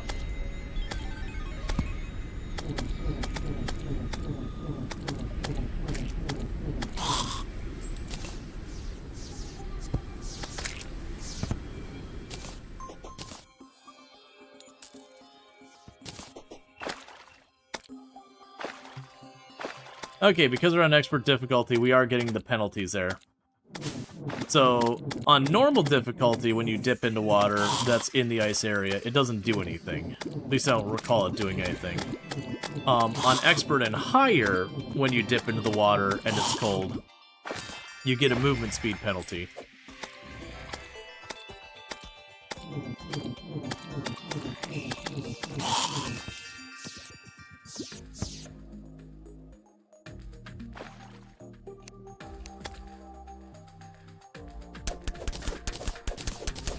I might die here because I overextended. We'll see. Okay, we're fine.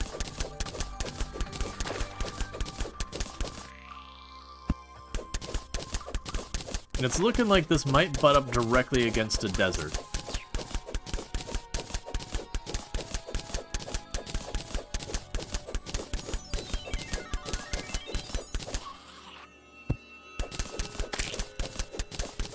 Alright.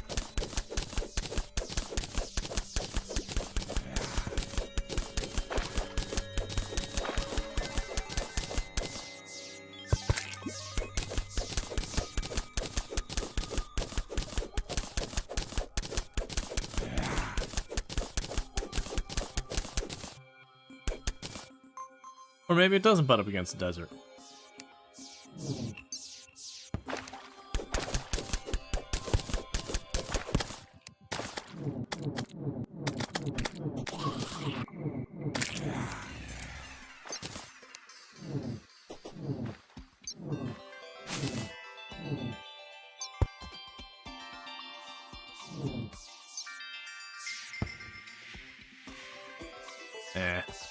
It's fine.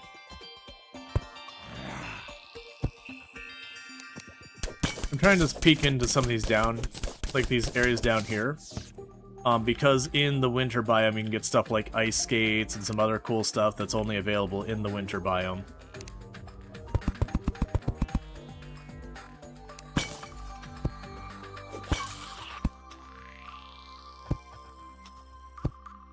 So I'd like to just check the really easy to get at caves, in case you're getting like really easy lucky finds.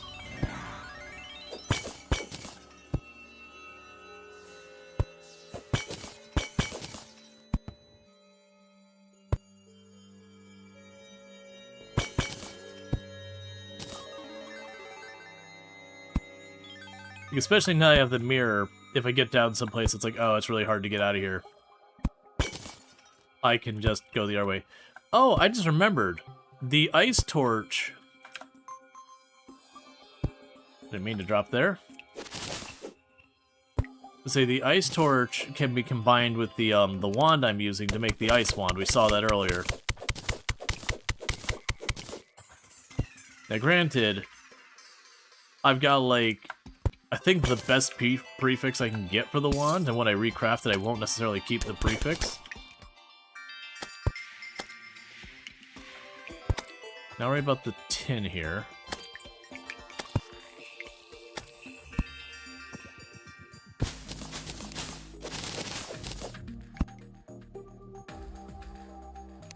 Yeah, this will be a cave when we're done here. We'll probably just teleport out.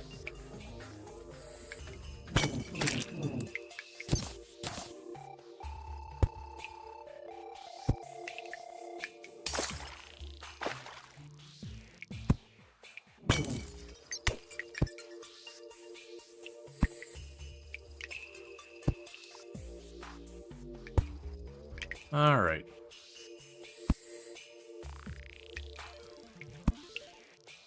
So we got a dart trap right there. So somewhere nearby here is a trigger. Yes, there's a trigger right here. So what happens if it would have stepped to that trigger, that dart trap would have shot me. They can be pretty rough, because, yeah, the initial hit would probably do like 20 damage or so, maybe a little bit more. And that's pretty bad. But they poison you. And that could easily do like an extra 30 damage or so. So it only takes a couple. Alright, we got another one here. And then the trigger's right here.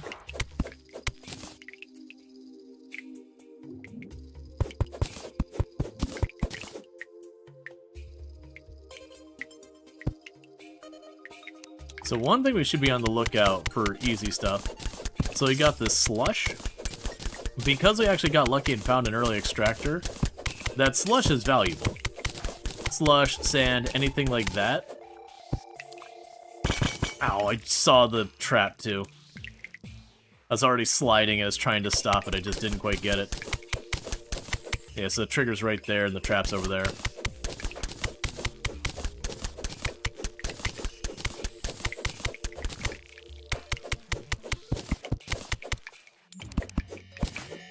Now we got another trap here, and your trigger is... Actually, don't... Is that it? Ah, there it is. Let's see, thanks for getting you to recheck the world generations. You actually told someone it didn't change. We'll be sure to use it outside of the current 100 days world. Yeah. Yeah, no, they had, if you check, like, on the Steam news for Terraria and all that, it does actually list out all the changes so far as, like, the major things. So you don't have to, like, spoil yourself with, like, full-on patch notes kind of stuff. Send the whole desert through the extractor. You can send a lot through there. Ooh, my inventory's full. Okay, let's see here. You're the vine rope for right now. I don't actually really care about vine rope.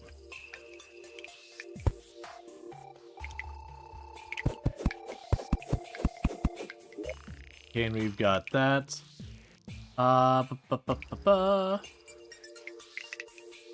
Reduces enemy spawn rate. We'll just eat the mushroom. Right. I thought the ice breaking slowed you down. I was not right. Once I started hitting like 2 or 3, I was like, oh no, that's right, you don't slow down with ice. Welp.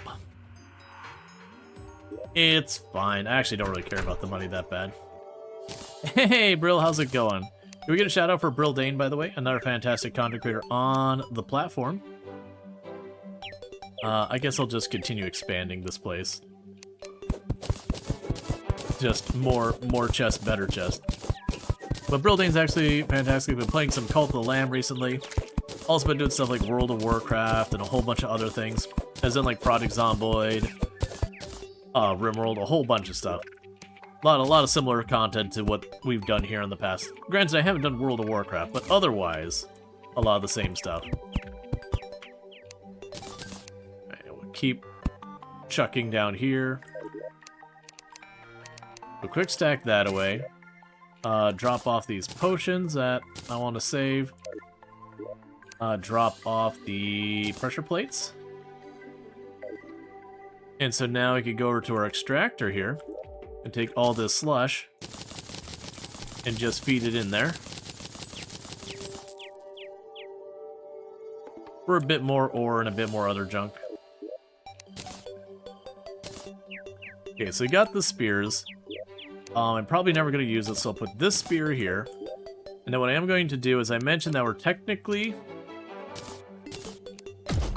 in journey mode, but just not doing journey mode things.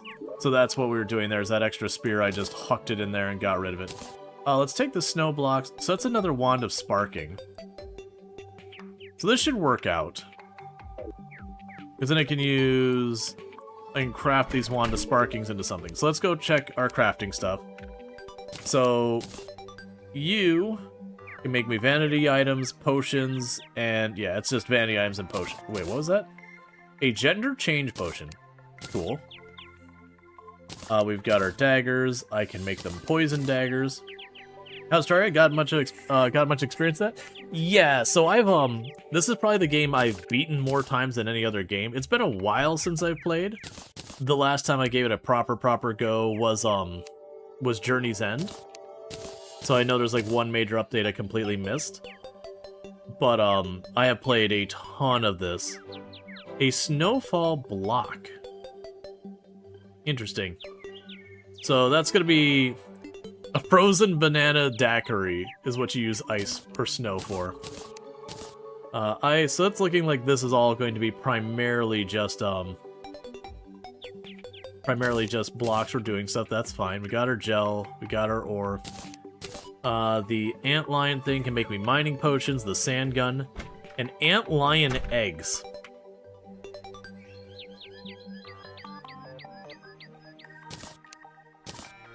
Cool.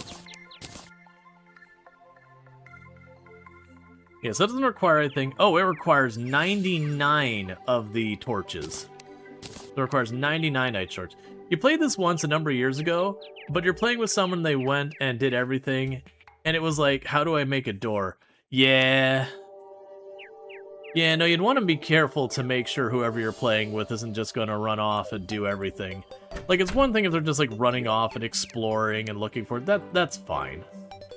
Like, you know, that's what people are going to be doing, because you need to do that. But if they're the kind of person who's like, I know where I can find this item, and then beelines to the place to go out of their way to get, like, the really cool late-game items and all that, they can 100% ruin the whole experience. Very easily.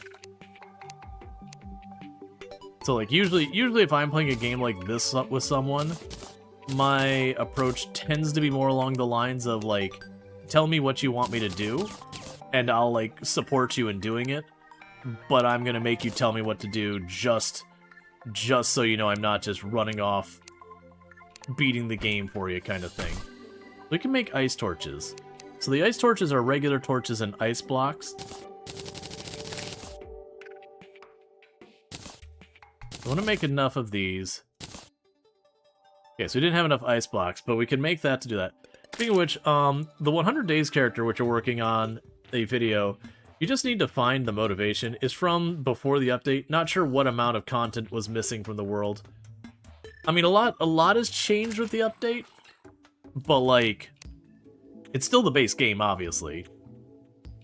But you can see me playing, and it's mostly the same in that regard. Where did I put my equipment box? There you are. Drop you in there. We got our platform, we got those. So keep those locked in our inventories. And for those who don't know, if you hold Alt and you click on these, you can make it so when you auto-stack, it won't get rid of them. Or, like, if you deposit all, it won't get rid of them, that kind of thing. Okay, and you don't have anything I need. Oh, you do have this. So that's the forest pylon. And the pylons let you teleport around the map. Having one of them doesn't do me any good. I need more than one for it to have any meaningful use. So let's go ahead real quick and grab the wood. Because we had the nurse show up and she didn't stay because, you know, I didn't have her room for her. It is nice that they show up now, and then you, like, if you don't have a room, they'll leave at nightfall. I think that's a good way of kind of, like, nudging the player to be like, hey, you know you need to go and build those rooms, right? Like, you got more people and they don't have a place to stay. Because I could see you thinking you had a spare room for a long time, be like, man, why am I not getting anyone? And then circling back and then realizing you just didn't have the room to begin with. We have this bench. So we got a bunch of our torches here and all our random junk. Right, and we can make our bed. Oh, wait, I can craft. Oh, they have massively increased the range on those, or it's the thing, because the box that has that's way over there. All right, hang on. I need to sign something. All right. So all those chests have the cloth and all that in there. Huh. Oh, well, these, okay, that makes sense. Yeah, because I have the wood on me. Alright, so they've just massively increased the range, which is good, because the range, to give you an idea, if I was crafting here, the range used to end around, like, this far for, like, where I could reach the chests. So I thought when I was hitting... I thought I was, like, running around here doing all this stuff, and it was highlighting the 4 or 5 chests. I thought I was, like, pushing the limits on the range. I really appreciate that, because it was a whole thing that you had, like science around your crafting area. We had, like, all your benches smashed in as close together as possible, and you surrounded it with chests just to have them in range. And it was an interesting puzzle to solve, but then you're kind of trapped with your base always looking like that. Or just having a lot of inconvenience of running around dealing with it. Baywood? The heck? What can I make with Feywood? We definitely should be inviting the Fey. That always ends great. Okay. Huh. So it's just a different type of wood. That's kind of neat. So you make a hotel? Sorry, how's it accessed now? Oh, it just... Basically, the difference is, like, where I was talking about before, the range is only like this. It looks like they just massively extended the range, because I'm able to reach my boxes over here from this bench. Oh, there we go. The cobweb. Summon damage. Your summons will focus struck attacks. Oh, right. Strike enemies to summon a tiny spider. Yep. Yep. Yeah, so they just gave us way, way, way more range than we previously had, which is really good.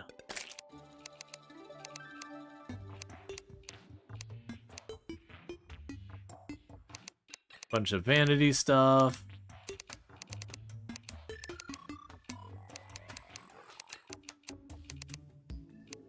Yeah, like sword racks and all that we don't care about. Collects dropped items when signaled. Oh! Interesting. So, you could put the barrel in places and then just have it on a timer. Any new whips? A lot of new whips. And whips and summoning items, I believe, got rebalanced. Like, literally, that is a new whip, is the cobweb, or the cobwhip. And thank you for the follow. Welcome to the stream. Yeah, so they made a big deal about how, like, they've added a bunch of new whips and everything to the game. Alright, so it's just checking to see if there's any, like, fancy doors or anything. Yeah, so it still seems like you have the range by your crafting stuff. That you can just craft with the benches in range. And I think that's good, because otherwise you'd go to your base. And all that. That barrel will be amazing for any sort of farming. That's what I was thinking, because I saw not the barrel, but there was a hopper that they discussed that items that fell onto it would automatically be collected into whatever chest was, like, next to it or nearby it or whatever. So I could absolutely see just having a couple of hoppers here and there that just funnel all the junk that you end up throwing all over the place onto the floor. Right, we can go ahead and get more lead ingots. Make yourself some lead boots. And I guess we're up to the point of making ourselves a silver helmet, because it's better than our wood helmet. Got one. Okay, so we actually can make the amethyst hook. I'm gonna do that. Normally I wouldn't, but getting a grappling hook is just nice. So we got ourselves our early game hook and all that. We got some more silver bars. The bucket will be nice. What am I missing? Why am I not seeing... Oh, I just shot right past it. I'm being overwhelmed by having too much stuff here. There is an option here to expand the crafting menu like this. I probably should be using more. We could get... Oh, interesting! So Star in the Bottle isn't just a light source anymore, it also gives you mana regeneration. Okay. Well, I'm gonna be wasteful about these.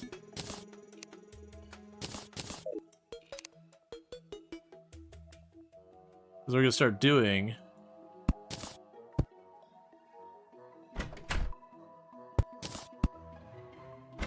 is using those as my light source. Actually done that before the update? Yeah, but it's like the question of what update did they add that? It's kind of the big question. You know, at some point that got added, because it didn't originally work that way, because there wasn't a star in the bottle at the very beginning of the game, I don't believe. So it's like the question of when they did that. Yeah, they add that in one of the final updates? Yeah, that was the question, was whether it was Journey's End or the update before that, because I didn't really play the update... or sorry, the update after Journey's End I didn't really end up playing much of. Or actually, not even sure I played it. I just didn't have the time. And we'll toss the Feywood there. Which final update? Yeah.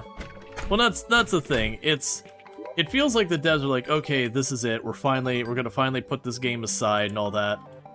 And then they turn around and they've got new ideas they want to try out with the game and all that.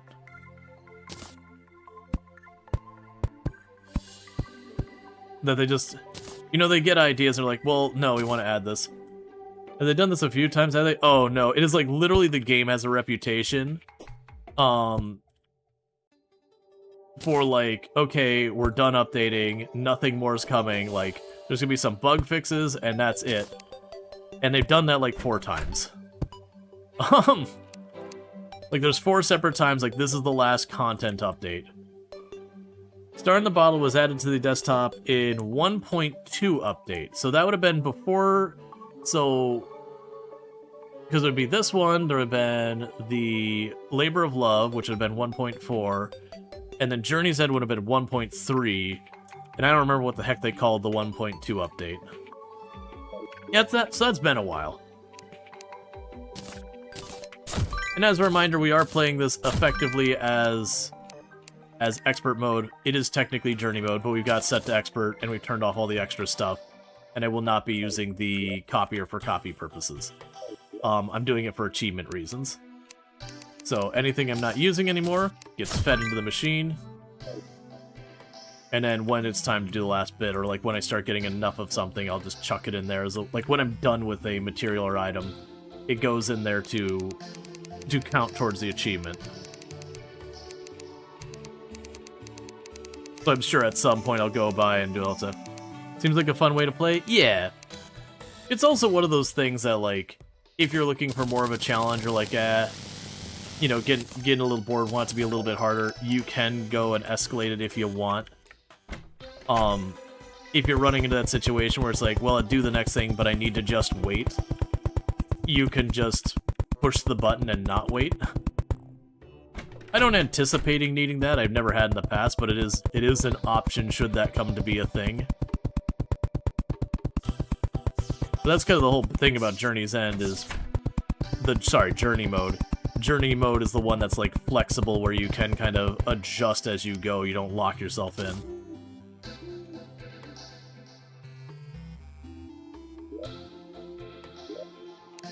We go here, drop those wall blocks there. We can drop the wood blocks here.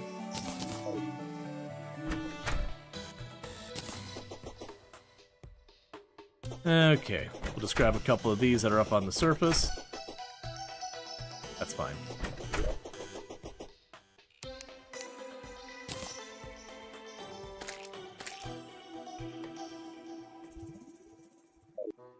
All right.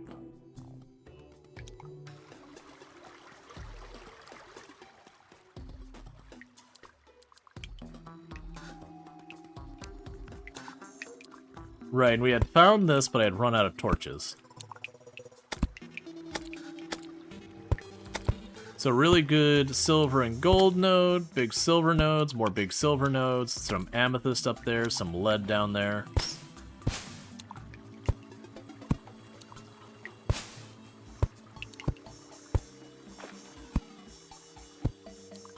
Bunch of tin I don't really care about.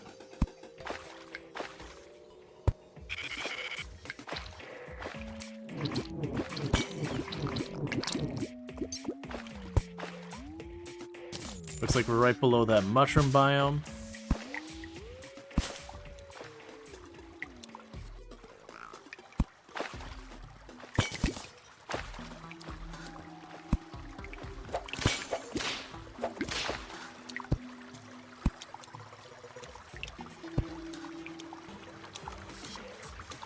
We got a trap hidden among some silver.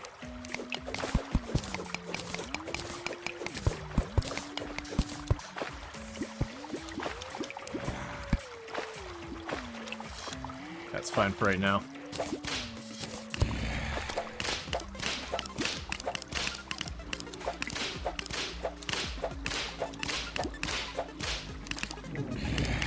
Alright, genuinely, that whip, not a whole lot of damage by itself.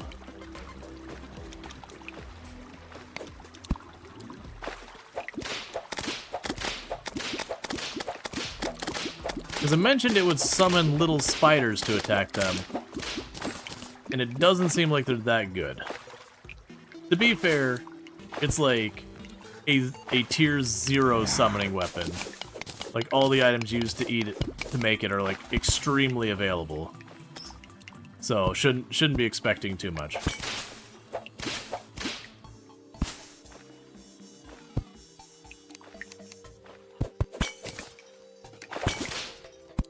How's our health? I'm pretty sure the spiders are better, but you need to manually summon them. Okay, 1 second. I don't know how we manually summon them, though. We tried both left and right click, and that's what I got.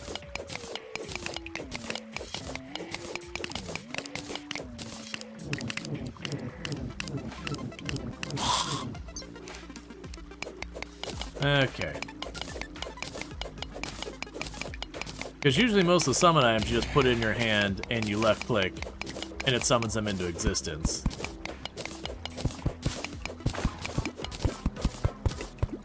To be clear, this is not the spider staff that we get later in the game, or that you can get later in the game. This is a new item that got added with this update. So, like, at least to my knowledge, it's new. Because there's the spider staff you make with the spider fangs. That's later in the game. And yeah, that one doesn't have, like, the whip effect. So it's one of the new whips. So the whip will give bonus damage to your summons and all that when they attack the whipped target. And it's supposed to create small spiders that also attack. But I think their damage is pretty underwhelming. But that's fair. They're, like, freebie spiders you get just...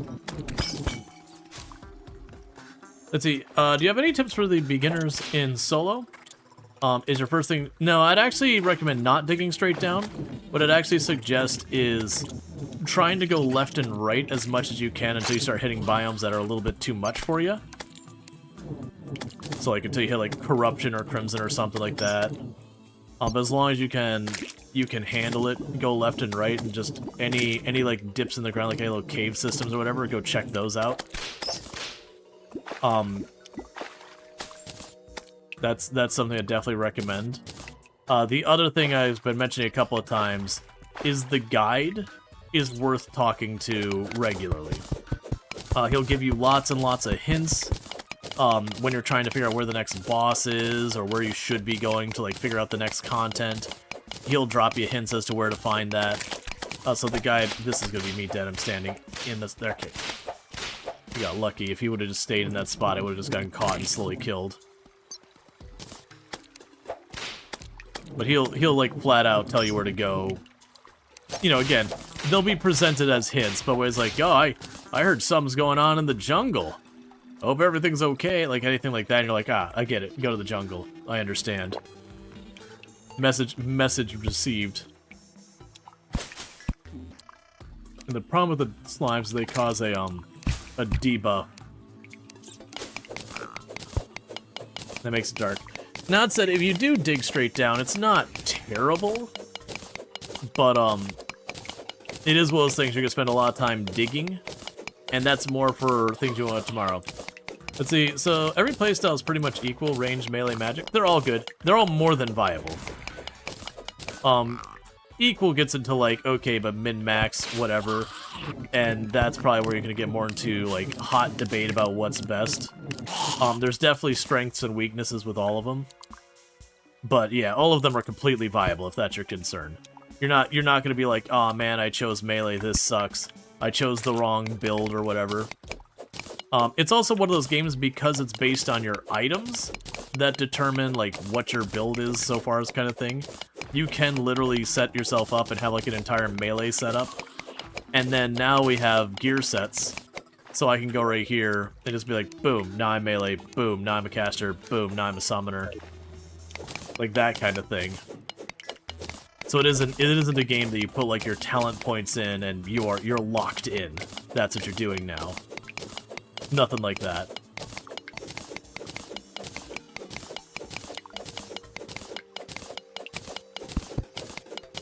About the only thing is like when you're making your later game sets, they can be pretty material costly. So when you're making it, you make, you know, your tungsten or your palladium helmet or whatever, and your helmet is a summoner helmet, and then you go, all right, well I want to be melee. You know, you gotta kind of farm those materials to get the melee helmet. And that said, even as expensive as they are, it's not a huge ordeal either.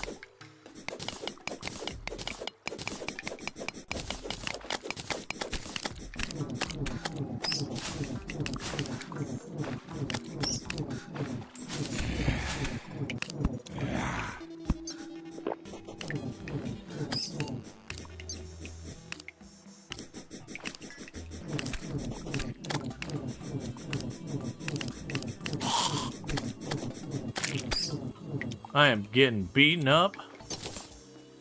Glad we made that armor earlier. Should probably check down here.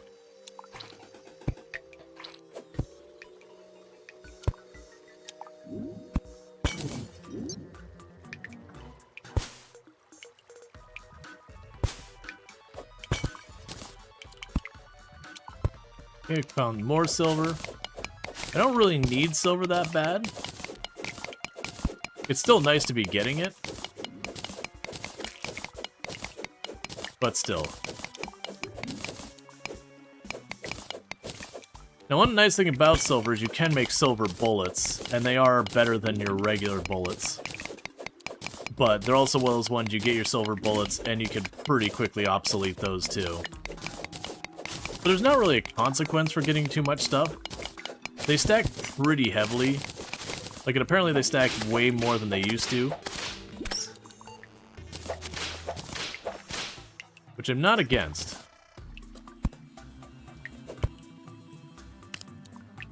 I think this might be one of the only times they've ever made the gem grappling hooks.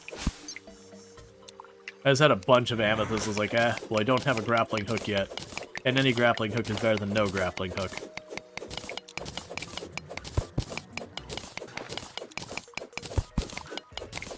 But yeah, so another good thing to do is when you find a cave system, just explore it.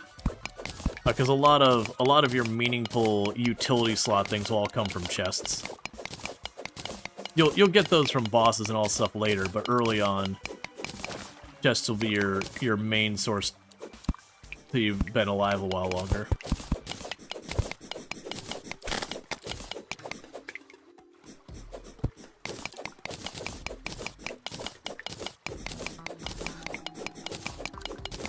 Okay. Alright, so the nurse has arrived, and this time she'll stay because I've got valid rooms for them.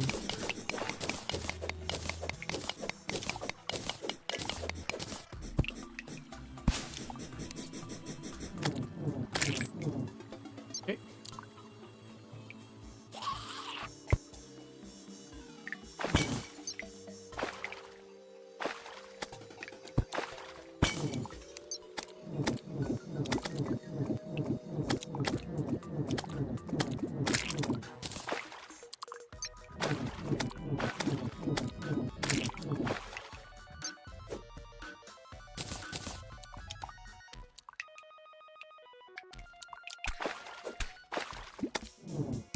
Oh, jeez. I keep finding bombs that I can't see. That's the third bomb that's killed us already. At least that one was a trigger and not a... Well, actually, no, there's been 2 triggers and 1 dead man's chest. Keep being jump scared by these freaking bombs. So we got emeralds. But yeah, so here's another thing, is talk to the guide. And so you could say help. It'd be like, if you had a gun, I bet an arms dealer might show up and sell you ammo. So basically, that's a pretty heavy-handed hint, being like, yo, if you find a gun, you're gonna get the means to get more guns.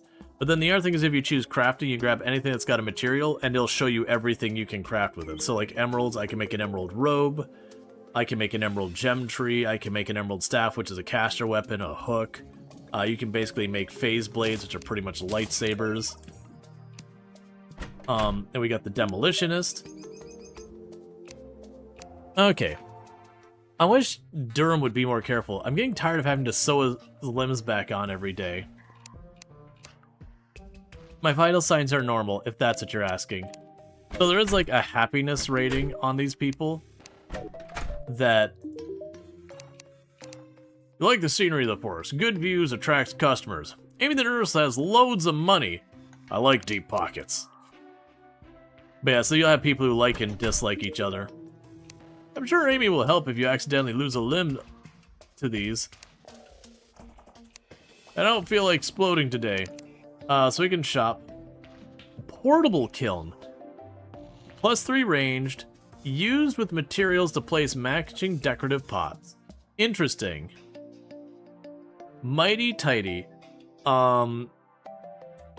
Used with materials to place matching stalactites and stalagmites. Up or down to cycle placement. I forget which of the ceiling ones or which of the floor ones.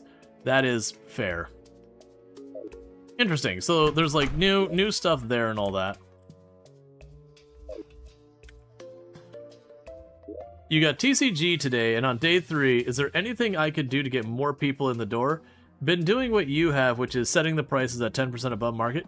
Tights or ceiling? Yeah, because they what was the thing? Is they hold tight.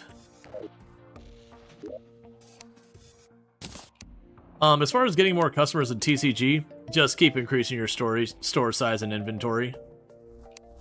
It'll, more customers will come as time goes on.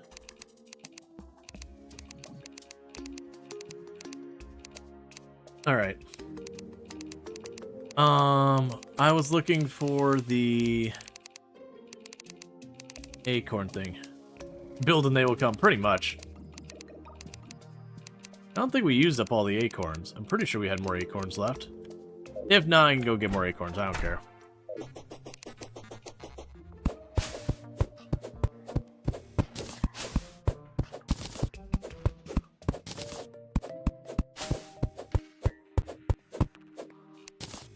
Alright, got ourselves some more acorns. Because we'll go ahead and plant more gem trees because I'm just genuinely curious about that. So the emerald gem tree would be our new one.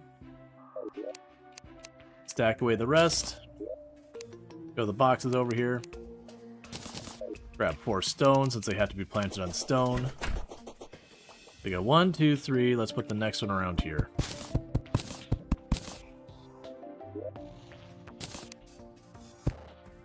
There we go. And then I don't really need the emeralds right now, so we'll go ahead and toss those in there. And stack all that away. Oh yeah, I forgot the thing. They'll show you like how many of each thing you've seen or fought or whatever.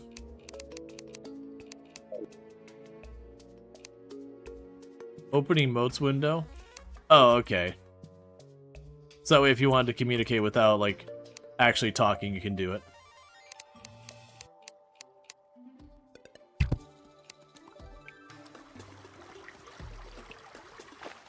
Alright.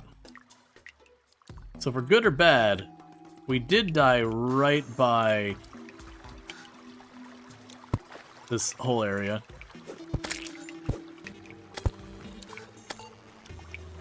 And so sadly, that's demonite ore. I can't mine demonite ore yet. At least I'm pretty sure I can't. Yep, Cannot mine demonoid ore yet.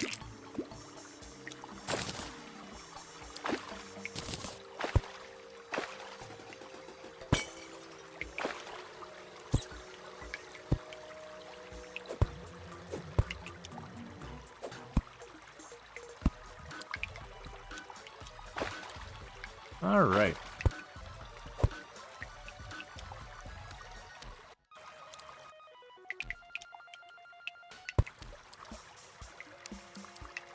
Is it?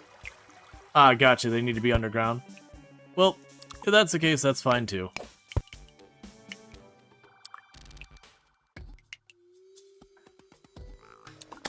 Okay, so that chest is death. That's a dead man's chest. And I'll explain why I could tell here in just a minute.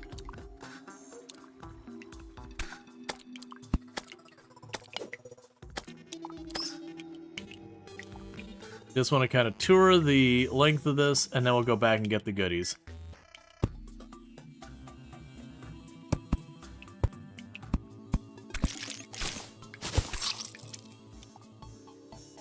Huh.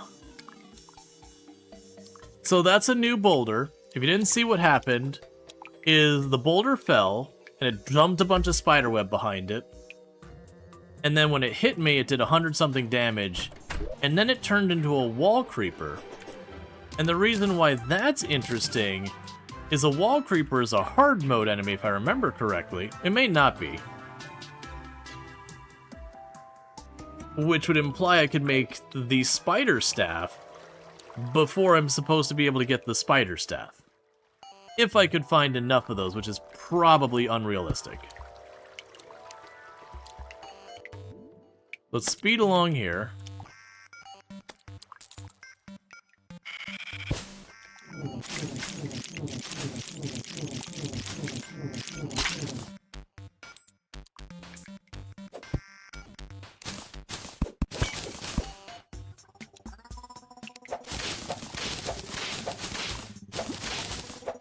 The thing that confused me, that got me killed, is I hit the end of the track and I didn't realize it. And so I just kind of sat there like, why am I not moving?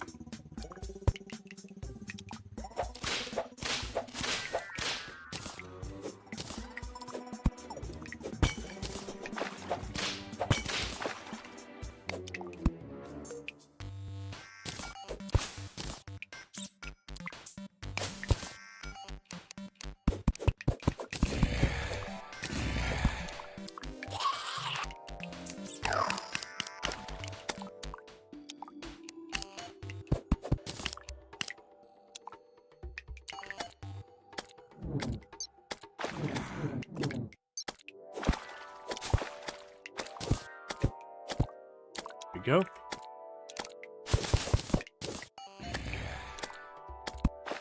Okay, we can go and check out this place.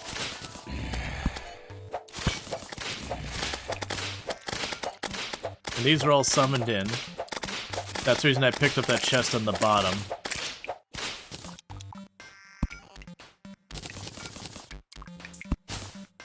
Is that a gem on the wall? It is. Another magic mirror.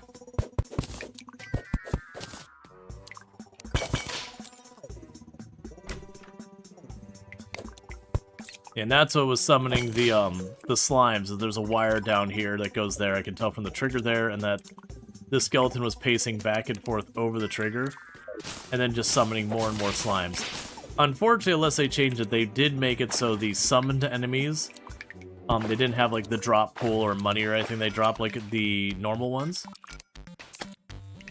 So you can't just like sit back and just have a thing that's like on a timer trigger these slimes to spawn and then just, you know, profit. I know they used to, like you could use as a source of like gel or whatever.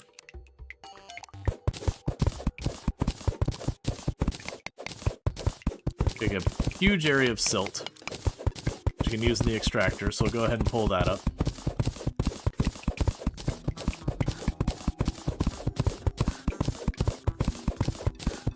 And pretty soon I'm gonna want to start making my first place to fight bosses and all that. Like I said, I'm pretty sure we're in the range that the first boss can self-summon.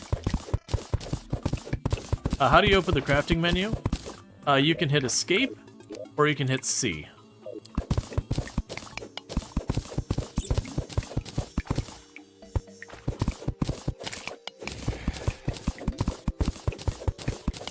There's probably other ways that'll get you there too, but those are the two I know off the top of my head.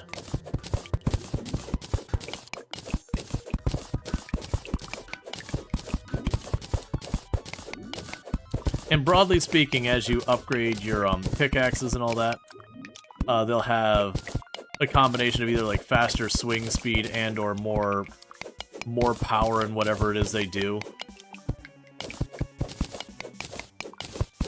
Both of which just equate to being able to mine faster.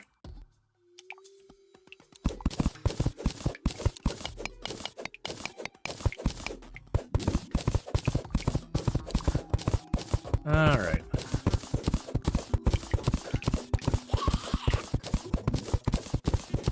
And this is definitely also one of those games, like, you start to learn the game, you can absolutely find ways to, Blood Moon is rising. Well, crap. Did I already get the heart? I'm pretty sure we already got the heart, right? That's not actually the worst case scenario.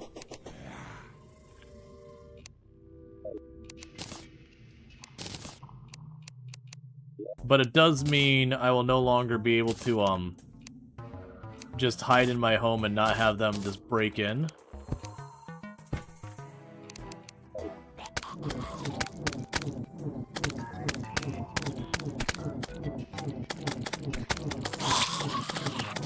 As demonstrated by the fact that they immediately busted down the door and just went through.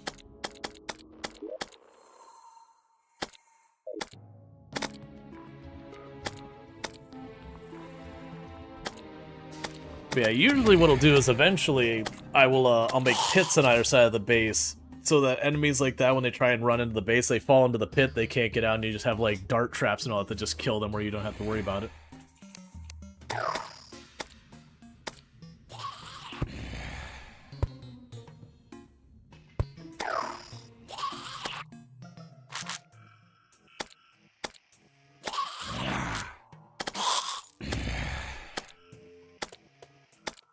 Because you can honestly make really good money during events like this. But we really don't have a lot of ability to fight yet.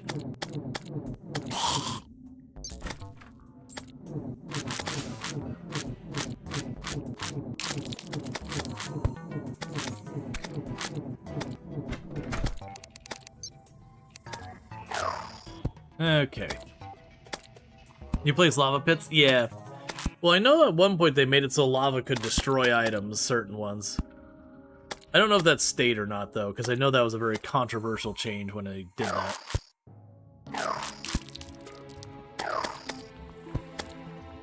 But yeah, so it was you could place a pit and just put traps down there and the darts would just go back and forth.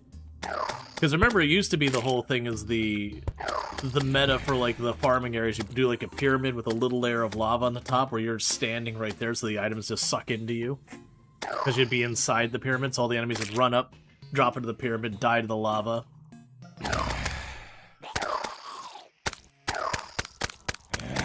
There we go. Later on I'll get much better summons and all that for dealing with this. Right now we're dealing with, like, literally the summon that... On Journey Mode, they give it to you for free. We did find one. I did delete the summon staff immediately when we started to, you know, again, honorary expert. But we did ultimately go into a tree and find one of them, so... Got it anyways.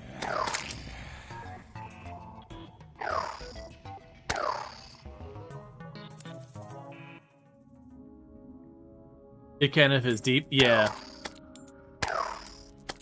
Yeah, because I remember the idea was you got down to, like, the tiniest trickle. I do wonder if I go to one of these gem trees and I pull it up there, if it will, like, respawn and all that. Big problem I have right now is I don't have enough I don't have enough damage with enough knockback. So I can do an okay amount of damage to them. But like this thing here moves relatively fast. And just as you saw at the beginning where it just pushed me all the way to that side.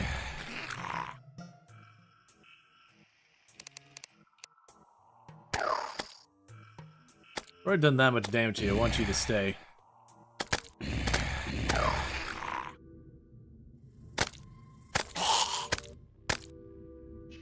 Stop aggroing all over the place. The Finch is not that smart of a summon. It does okay. It tries its best. There's definitely summons that do a much better job of just staying on task. There's also some summons that aren't reliable if you don't have line of sight, and then there's other ones that'll just run around the map and anything nearby they're gonna go for it. So let's pop over here. That was fun. Start doing work.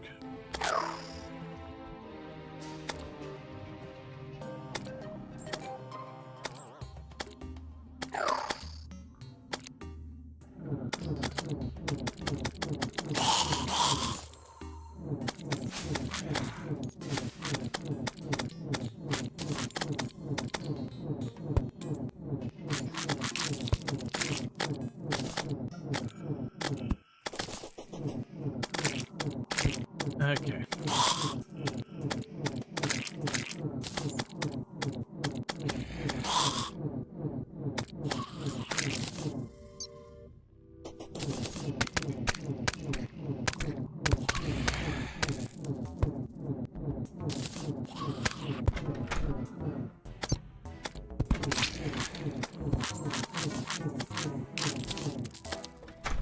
Okay. Oh, that's bad. That's really bad. That's the moment I got next to the one with the weapon.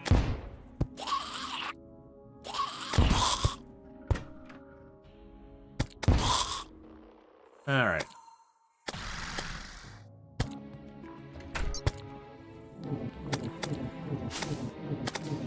And that's me being greedy. I had no reason to do any of that.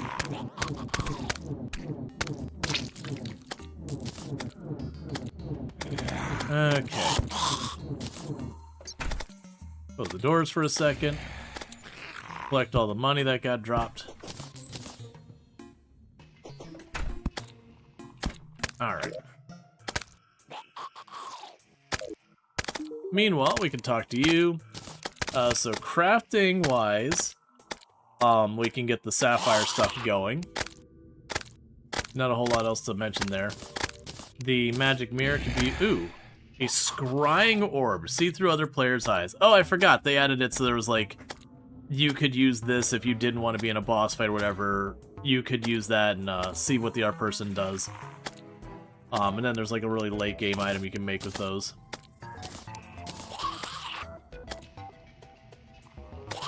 Yeah, so you could trap a gold chest. Right, yeah, and your meteor ore, which we won't get until we start seeing bosses. Okay, so pretty soon the blood moon should end. Oh, happy? Okay, I don't know why we have the happy bonus, but sure. Oh, so we got mana regen and life regen, so that's pretty cool.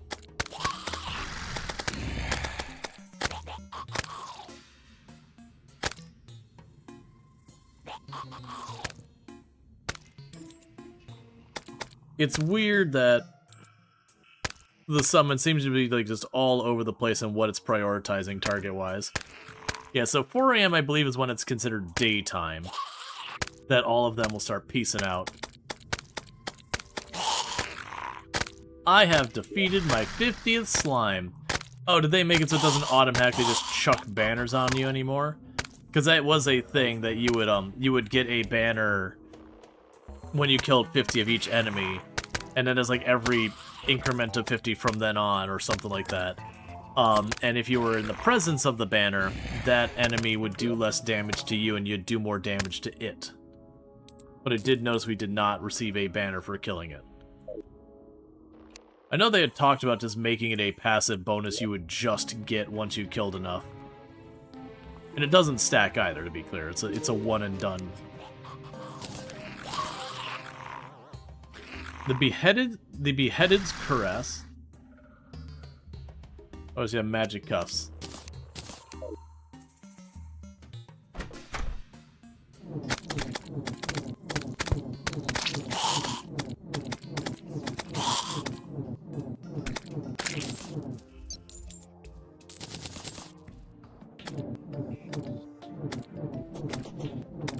I managed to get down there to the one really tough enemy in the group that survived the whole time, while we picked up a bunch of little one, and killed, you know, collected all the money that it had collected. So that's a pretty good win. Meanwhile, we can go over here. We had an equipment box. Drop the mirror and you in there. We should be able to make the acorn.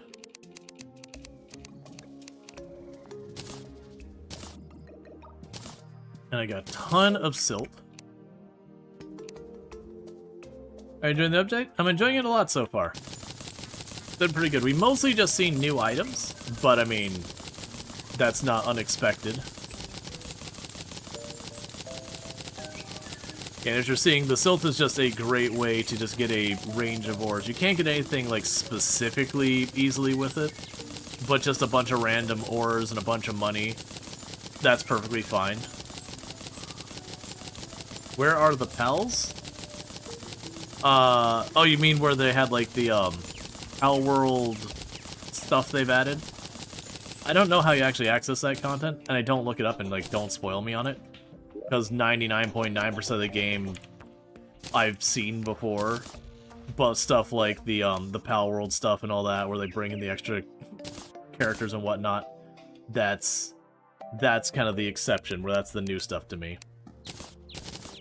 Alright, we got a couple of platinum bars. I believe platinum is the same tier as gold, if I remember correctly.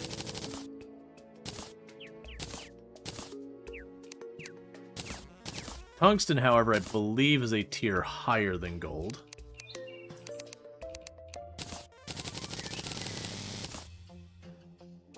Got plenty of silver.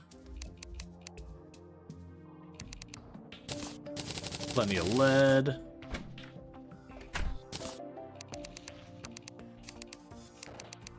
Alright. Plenty of tin.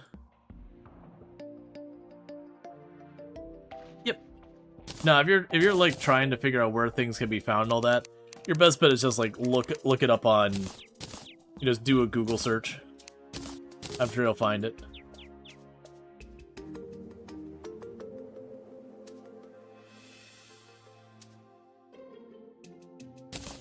No, I mean I'm aware because like I haven't played Pal World, so naming the individual ones means nothing to me.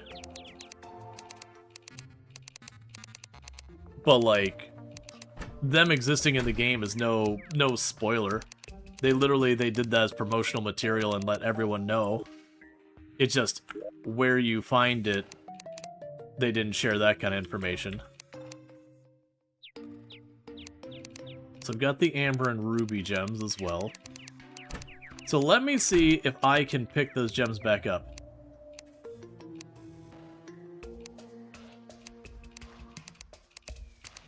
Yeah, you're good. Like I said, I don't consider that a spoiler. Like, if it was a surprise and they hadn't specifically announced that they were in the game or whatever, that'd be a different story.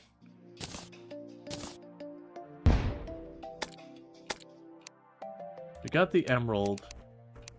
We got the sapphire. There's the amber. I guess amber isn't one I can make a tree out of or whatever.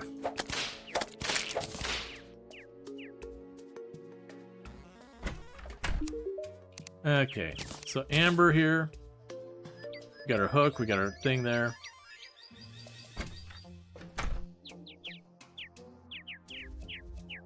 Got an Amber staff. So mostly the same thing, like, oh yeah, Crepe Potion is apparently Amber. Crepe Potions are great. I've never bothered crafting them, but it makes sense. Did you notice when you throw stuff away, it'll auto-check to It'll auto-check to recheck before trashing it. I have not. I haven't thrown stuff on the ground randomly so far since the update. People love this game, but you just can't get into it. May I ask what you like about it? I mean, it's the whole exploration side of it. It's okay if it's not your game. Like, don't let that ruin it for you. Like, don't let that be a thing. Like, okay, so we don't get the tree back. That's what I wanted to check. So I will leave these out here. I don't remember which one that was. But we'll want to go ahead and get a full set of those and then dig down deeper and all that. Yeah, no, if it's just not your jam, it's a thing. Is this vanilla? Probably haven't played this in 10 years. Yeah, no, it's a lot of, like, exploration. You do, like, the different bosses, that kind of thing. If you're just not into the kind of game where you explore and grab materials or, like, you know, side-scrolling / platforming style things is just not your jam, you can't force it. Like, I know a lot of people who Terraria is just not their thing. They like the idea of Terraria, but they're just not into it. But for me, a big part of what Terraria has is just, like, exploration is very meaningful in the game, like running around the map, finding new things, getting into new biomes, finding your new items. There's definitely, like, a strong feeling of progression as you get, you know, better equipment and all that, that expands what you can do and all that. Like, it is one of those things at the early game, you don't really get a feel for, like, what Terraria offers, just because, you know, you're sitting here at the beginning with, like, mundane things like just a pickaxe or an axe or whatever, and then over time you start getting, like, double jump and wings and grappling hooks and swords that shoot neon cats and, you know, your army of spiders that you can chase stuff down with, that they really kind of, like, go out in the weeds and all that. And then, like, early in the game you have very poor mobility, but as you get your items, the mobility gets to be amazing.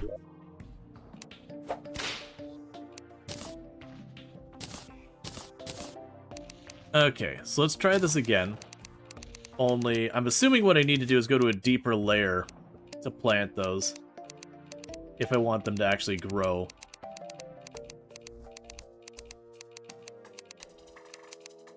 No problem.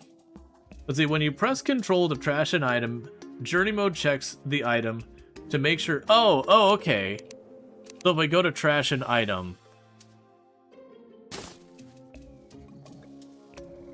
I mean, it looks like it's still going into the garbage can. Because I definitely haven't done Cloud yet, but that's putting in the trash can.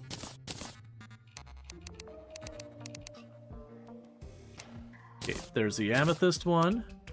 There's a topaz one. There's an emerald one. There's a diamond one. But apparently I can make an amber one.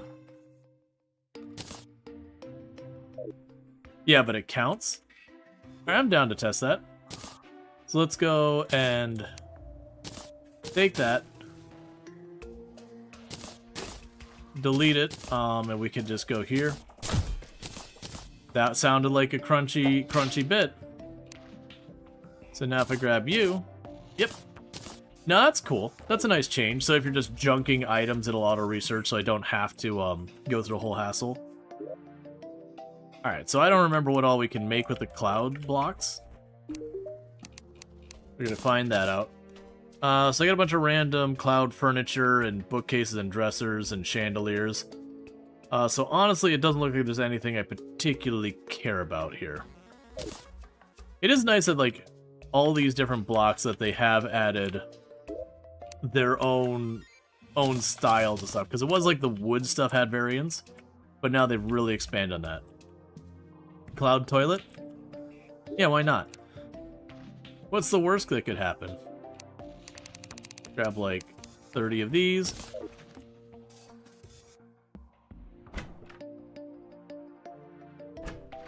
Let's drop down to the point the music changes. Yeah, so this should be the cavern layer, whatever they call the layers. I don't remember, it's been a while.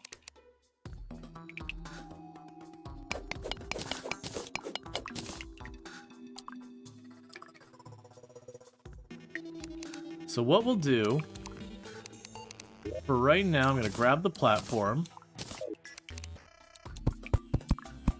I'm going to extend it straight across here.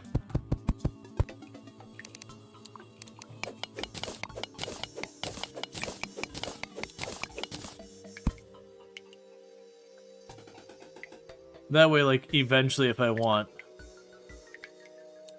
I can make that into a fishing spot. And I'm gonna go over here and I'm gonna open up an area. We're gonna plant those gem trees just to see. And I made sure to go down far enough where if it cares about, like, would the entire tree be in the biome or whatever, that it'd be fine. I don't know how far apart the trees will need to be, but we'll figure it out.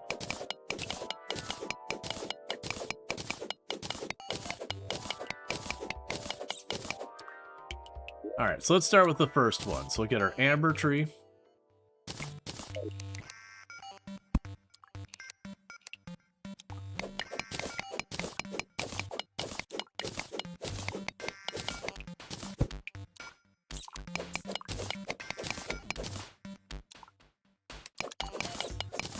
Okay.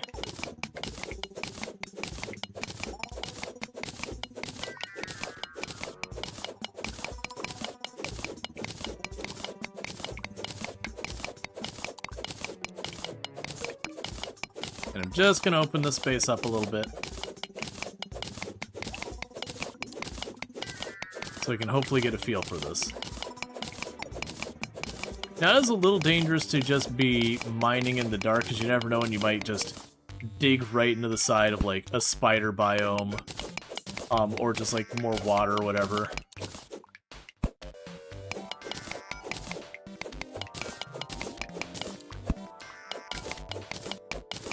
But that's fine.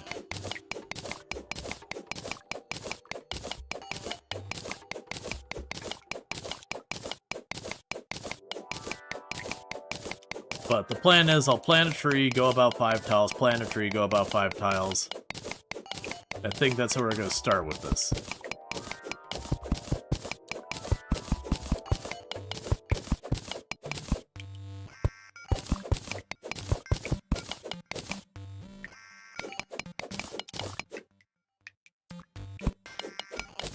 And I think I'll have to do this 4 times, maybe. I know the trees can get relatively tall. We don't know how actually tall.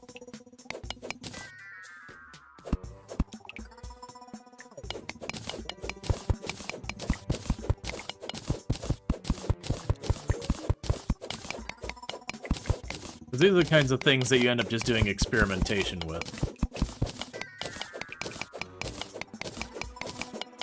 But my hope is I'll be able to use that, cut down the tree, get the gems back from the tree, and use as a way to, like, get a bunch of the gems. Just, you know, not because I have any need for them. Just to see what we can accomplish with it. But the gem trees, they were added a pretty long time ago. But I don't believe you used to be able to make the gem acorns. You could get a gem acorn from a gem tree, if I recall correctly. But I think they added the ability to make the gem acorns later.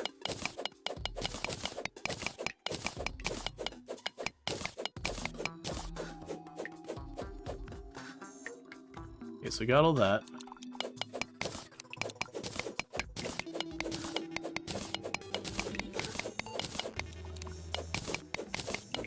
Okay.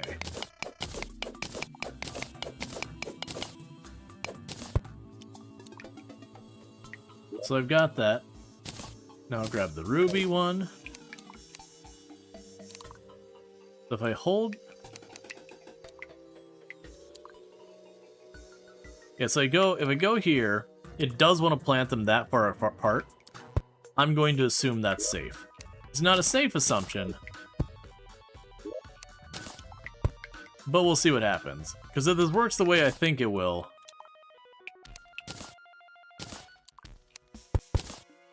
then what we'll end up doing is we'll end up cutting down whichever ones grow to get my materials back, that kind of thing. Alright, let's change the way I'm doing this.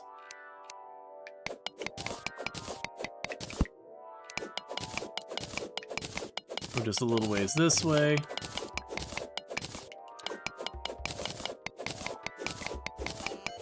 And actually let me put down another tree.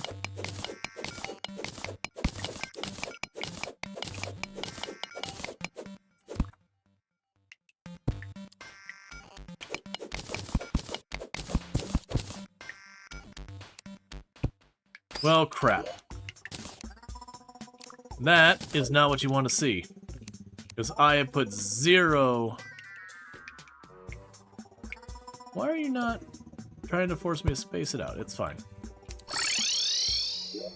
Well, it's gonna be time for our first boss fight. Was I ready for the first boss fight?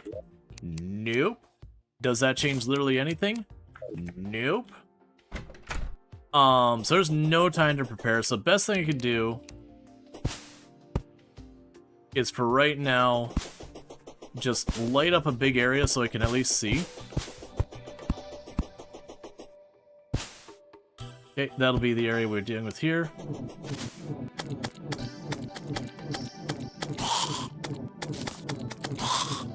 So the boss should summon on its own anytime now.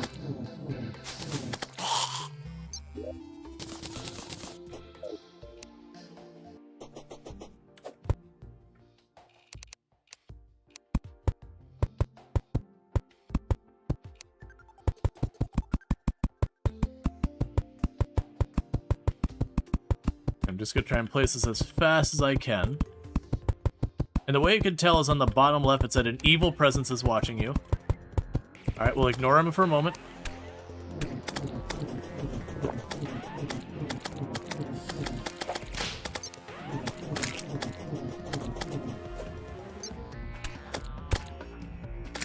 I'm doing really bad.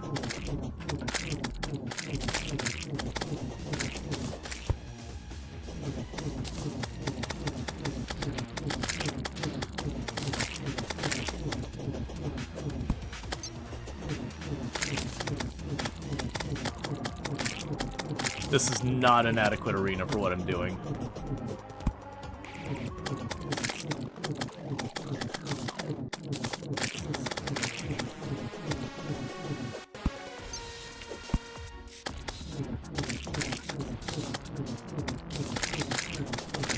Okay.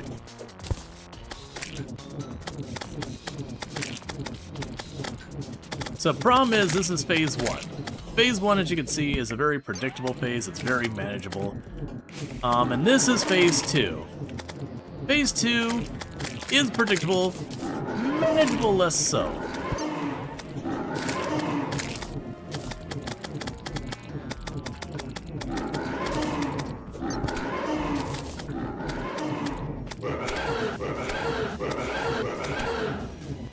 I need to get rid of that. I goofed by doing this.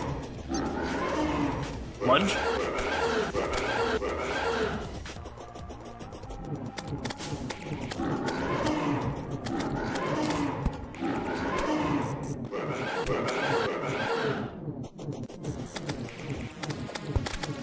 Oh, that was bad.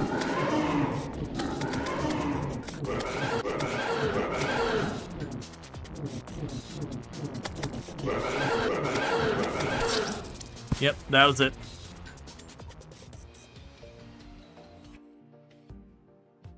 Yeah, so normally I'd want like 2 tracks that I could jump up and down between. Because you probably noticed the last one that I dodged successfully, it was I jumped up and down to cause him to zigzag up and down very abruptly.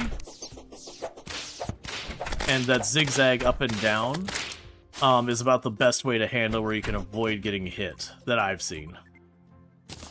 But unfortunately, like, without the time to set up, I only got kind of half of a platform set up, and it was too high from what I needed for and everything. So we were not set up well for that fight. So we are going to now change our priorities a little bit here, because he can keep resummoning now, again and again and again until I beat him. It'll only be once per night.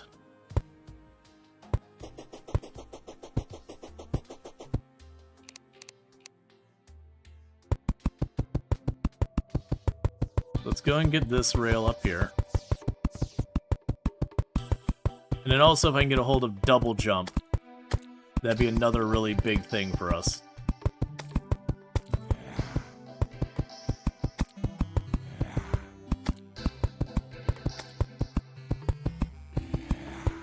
Because, yeah, I have Cthulhu because he has, like, no ranged attacks or anything.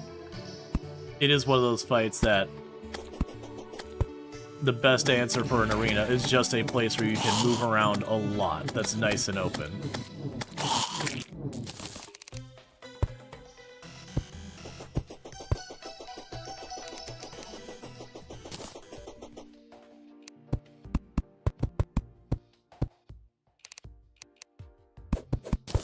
Actually.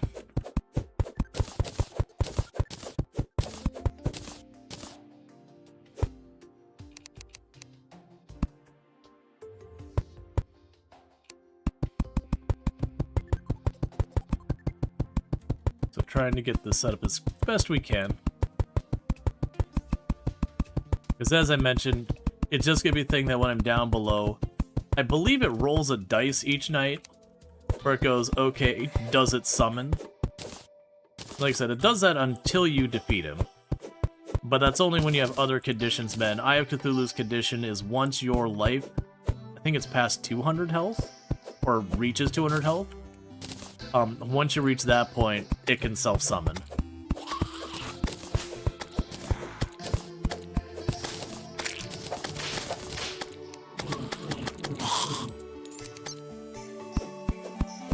Okay, we could also definitely use with some higher damage.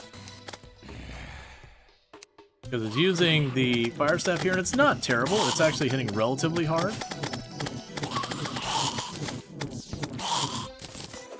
Actually, I mean, honestly, it's not bad. All things considered, it's not honestly that bad.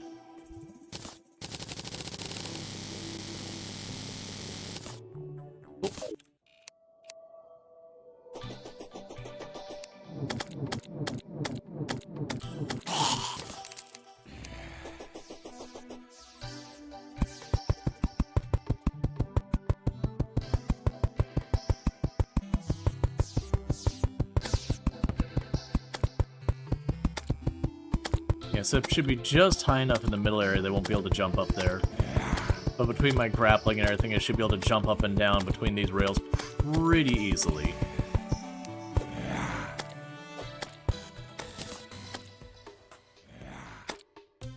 I definitely want a higher one still.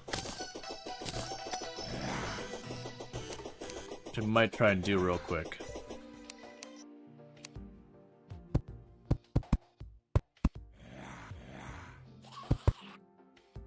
I'll do there.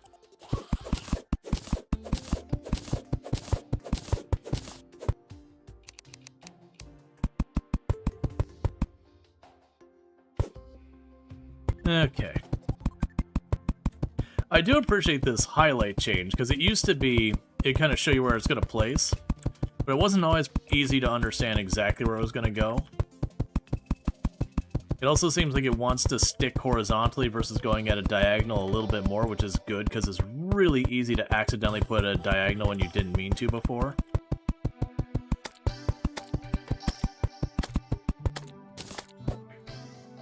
Which, the diagonals are stairs that...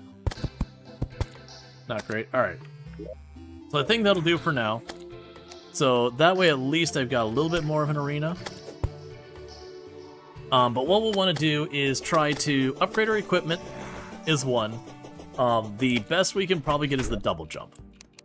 The double jump would be the one that kind of like really adds a lot to my mobility.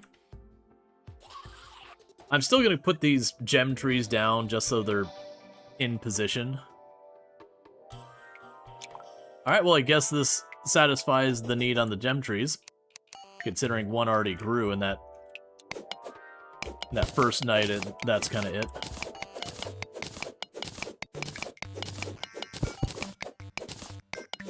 Alright, I see there's a little pocket of water here that I don't want to deal with.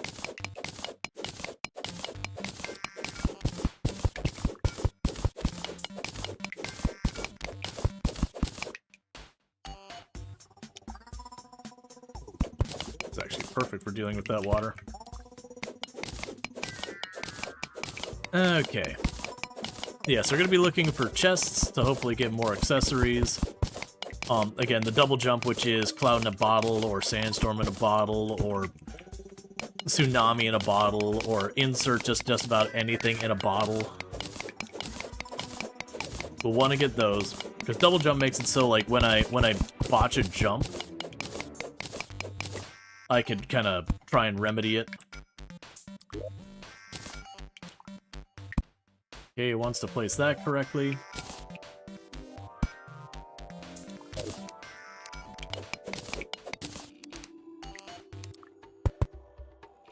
That's not what I'm looking for.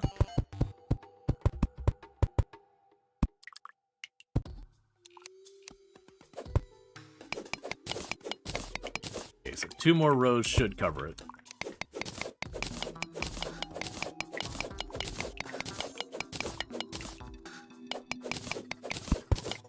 Can go 3 just as a precaution. Okay, then that should be enough space we can grow the gem trees. And like I said, I'm going to see if I take apart this gem tree if I get more gems in return. Because my expectation is...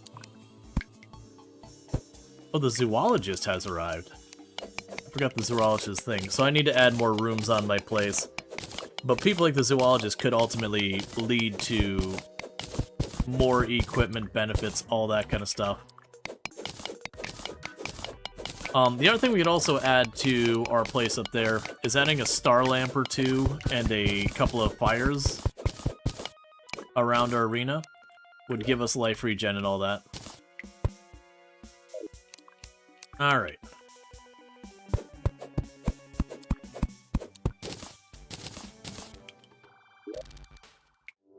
So it did give me 1 amber, and then it gave me 2...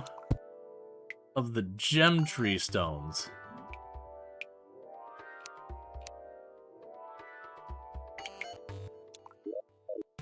Alright. I see where this is going.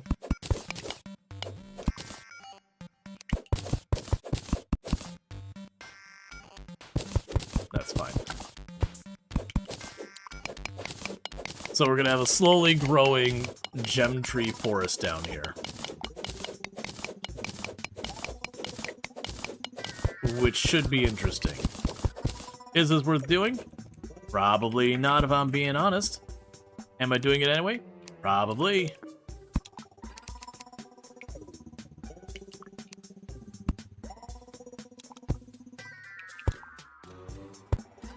Put some light so I can actually see. Alright, what do you want to show me, Perry?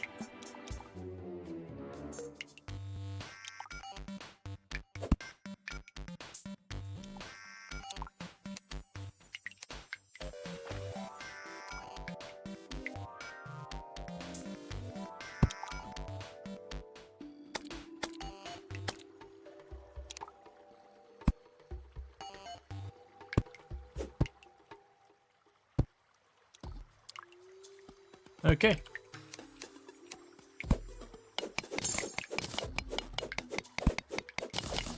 So as I mentioned, different color fairies will show you different ones, and so the green fairy apparently will show you where you can find a heart for more life. Alright. Yeah, and I was doing relatively good with the Eye of Cthulhu, all things considered. It is a problem, as a lot of the fights in this game do escalate as you work your way through. So if you're struggling at the beginning of the fight, odds are you're not gonna make it at the end.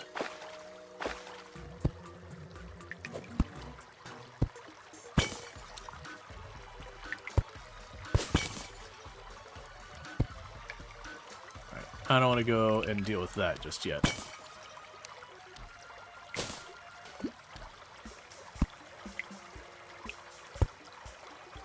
It looks like we're starting to work our way over to the underwater or under desert biome. And I'm pretty sure I don't actually have much I want from there yet. Like later on in hard mode, there's lots of stuff you want from down there. But other than it can be a place to find the hearts, which for just me playing my own, like, you could find them tons of places.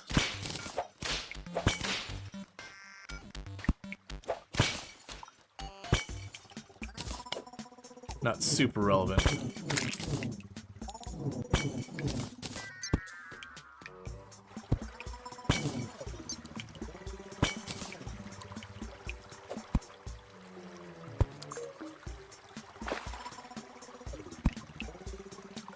Okay, we found another one.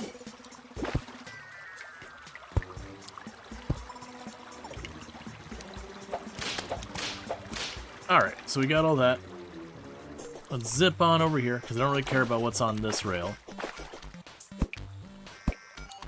So one thing I'll probably want to do here, and not super long, is where we got that opening I put up above. We'll probably want to put a door there, so that way enemies can't pop in through it. Where were we at when we died last? Oh, I mean... yeah, we went over here. Oh no, we died down below. That's right. There was another... I went down into the pool of water to explore, and there was another trigger for a trap, and I got exploded. Oh, this looks like a spider biome, potentially.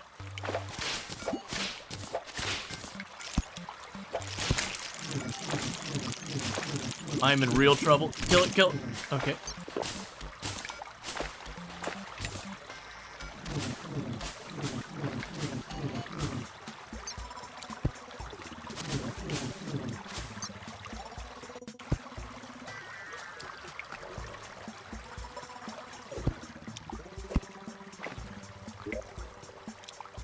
Yeah, and I don't think we can do stuff with the spiders yet. I want to say with the spiders, there is a really, really good summoning weapon you can get from them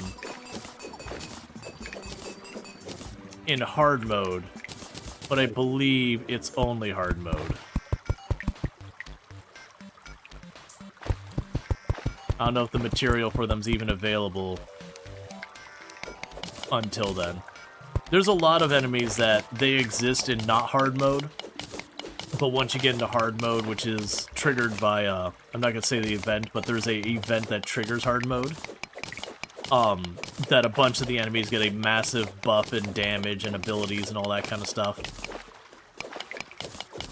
And I want to say when that happens, then the spiders start dropping materials for things that can ultimately get you stuff. I just realized. Not trying to hold on to those. Is this game worth it? I have probably played through the entire game start to finish more than a dozen times. And it's definitely one of those games that you think you're done with the game, and then realize you have like a whole extra everything to do. That you forever think you're reaching the end of the game, and there's forever more. Not literally forever, but... fried egg. Was not expecting to get a fried egg from a spider.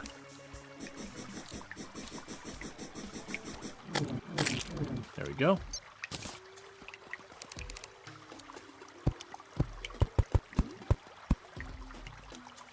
So is the sandbox like Minecraft?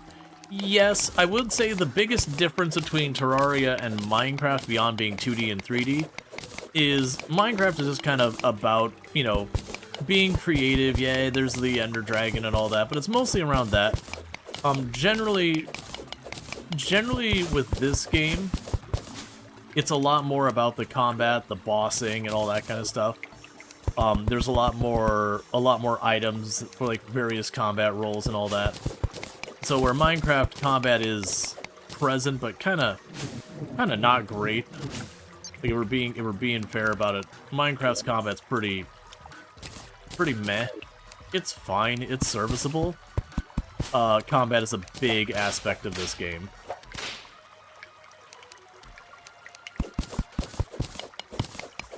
And so, like, for fighting the bosses, like, you actually stop and be like, okay, well, I fought the boss, here's the moves it used. Alright, how do I want to address, like, making my arena to fight this boss where I can give myself as much of a chance of winning as possible? You know, kind of coming up with the strategy I'm dealing with and all that. Let's see, you bounce with the game so many times, you want to get into it, but you never do. Yeah, no, it's the same thing I mentioned earlier. For this game, there's a lot of people who love the idea of Terraria, but just for whatever reason, just it doesn't land for them. which is completely valid. So what is new about the update? Tons of new items and all that kind of stuff. Did you start a new world? I did.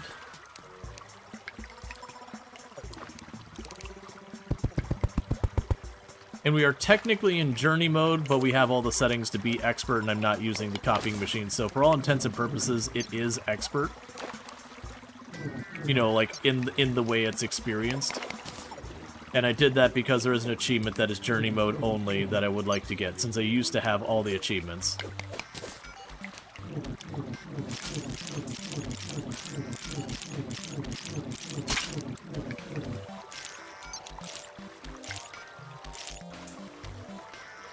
So eventually, I want to get through this spider biome.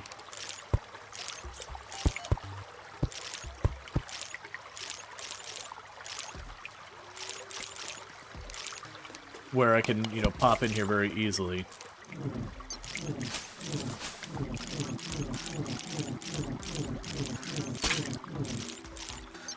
Yeah, I believe in hard mode they'll drop fangs, and we're not seeing those.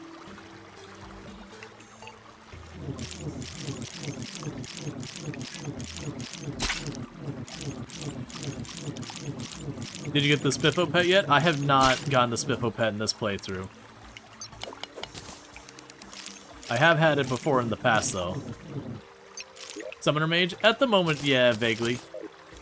Right now, that's just what I got. I tend to very much enjoy Summoner in here, and I do know, like, it's one of those builds that people are like, ugh, it's just another Summoner.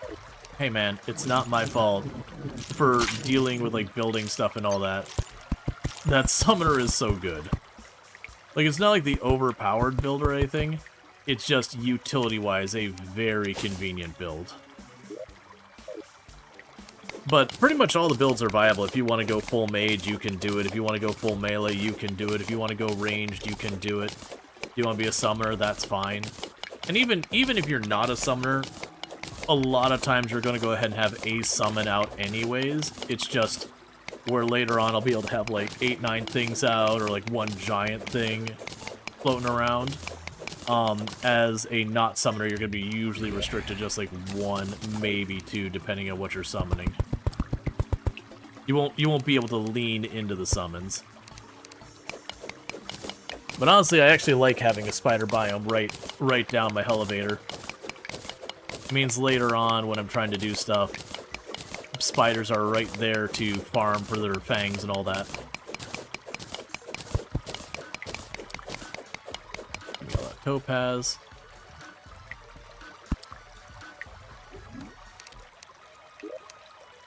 I need to have less on my bars. Honestly, I'm probably not going to use the hammer on any real frequency, so let's take that off our bar. The hammer you use to pick up backgrounds. Or for, like, blocks that you can kind of change, so, like, the solid blocks below it, I can make it so it's like, oh, well, it's a solid block, okay, now it's got an angle, okay, well, now it's, like, half the size.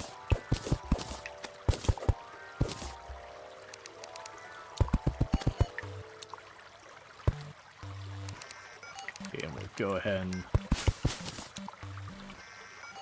plug that up.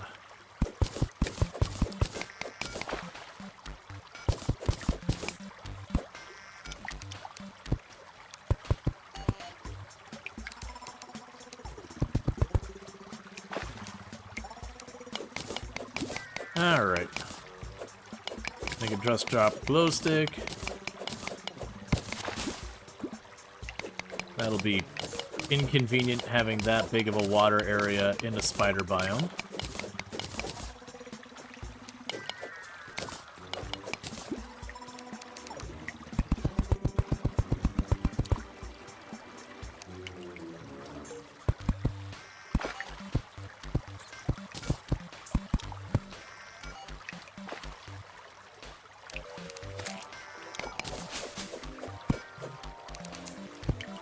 So let's start by getting that moved aside. And putting the cobwebs there. Alright. We can pick up all the sapphire.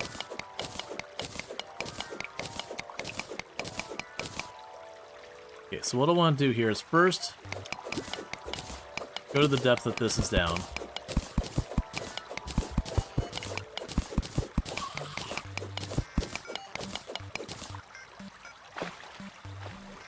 And then go outside the area it's going to go to. So I can start making the area lower. We can drain all the water off to the side. But yeah, that's the reason I walled off that side. Is I wanted to make sure that we didn't have to worry about this continuing to drain into the elevator again and again.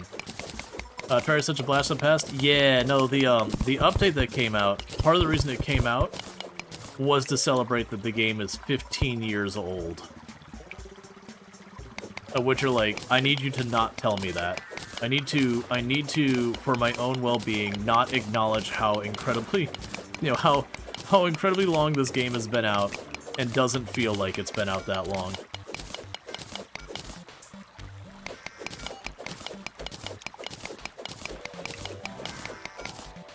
Allow me to pretend it came out like 2-3 years ago, thank you. Even if I could do the math myself and know that that's not true, even by the remotest amount.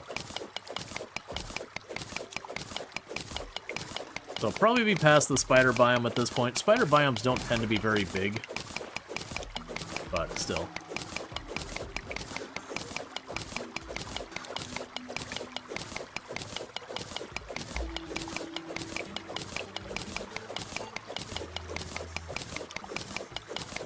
And I'm just kind of sending it for right now.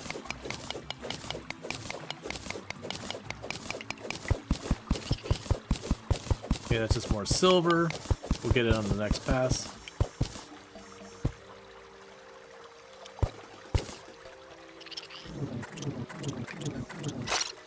There, we got ourselves some nice roasted crawdad.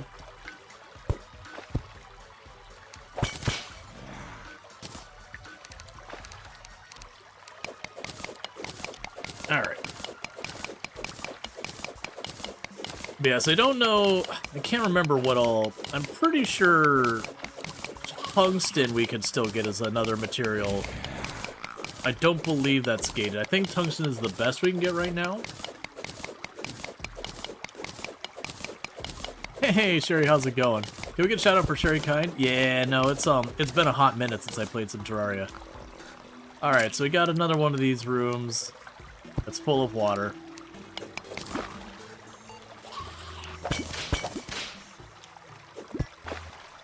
And another way you can deal with these, if you don't want to take the time to do that where I've been draining it off, you can, I mean, you don't want the bomb to drop right in line with the other stuff.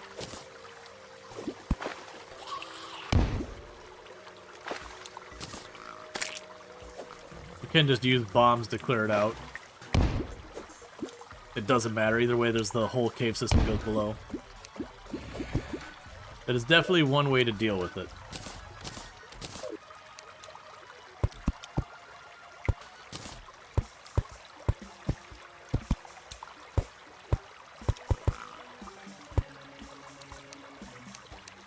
Alright.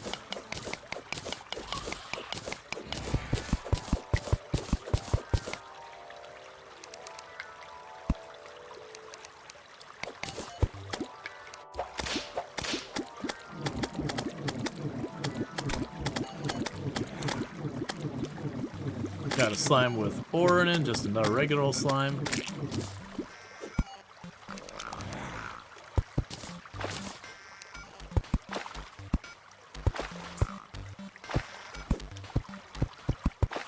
And this seems like a cave I should probably explore.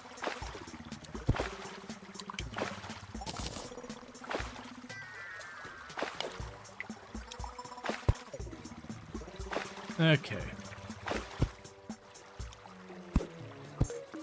Alright, we've got a trap there. Let's go ahead and go down here. That's probably going to be a boulder trap, judging by the fact there's a flat spot right there above the button. But I want the silt. We played years ago too, but there's been a bunch of updates since then. Yeah, so they just had an update literally today. Which is why I'm back to messing with it. Because I used to have the game 100% and I've beaten it well over a dozen times. I've done like Calamity mod, Thorium mod, and all those things. Death mode on the Calamity mod and everything. So I played like a ton of Terraria over the years. But at the same time, you know, I burned myself out to the point where as much as I love the game, it's really hard for me to get back into it. Yeah, so as you can see where that trigger was, it was a boulder trap. So if I go through here, I mean, I guess if I would have gone for the bomb, it would have fallen down here. But then the boulder would fall down, kill you, that kind of thing.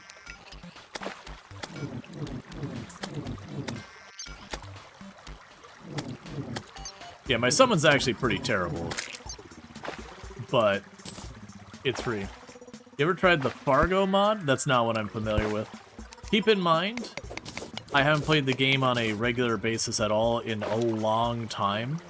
So if it is a mod that isn't like 4 or 5 years old at least, then the answer is going to be certainly no. The last time I really messed with the game at all was Journey's End, and I played a bunch of it for Journey's End, but not as much as I had played prior to Journey's End. Journey's End was mostly me reclaiming some achievements and like doing the new bosses kind of thing. But I didn't end up taking the time to 100% to Journey's End. And I don't think I've played at all with like Labor for Love update and all that. It's just really hard for me as a content creator where this isn't like my normal content. Terraria is a long game if you're not like speedrunning it. Not in a bad way. Like, I also think it's totally fair as a content creator if you just want to pop in, you know, do a couple of bosses. I think is a perfect game for that. But to actually go and be like, I'm gonna play through the whole thing, it's got to be something that really resonates with your audience. So that's also part of the thing I'm curious, is between like where I burned down in the past, because it's mostly been me burning out, has been the reason why I played in the past. I didn't continue. I usually got to the point where I really needed to make like the potion farm or whatever, that kind of thing, and that's usually where I'd fall off. Just because I've done it so many times. Okay, so a dart trap there.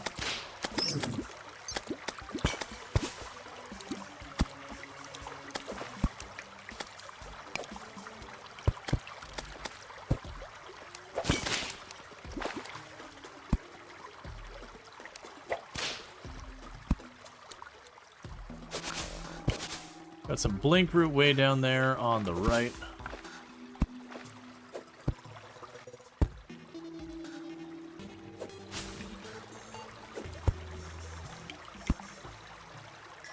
So we got the ceiling mostly marked out.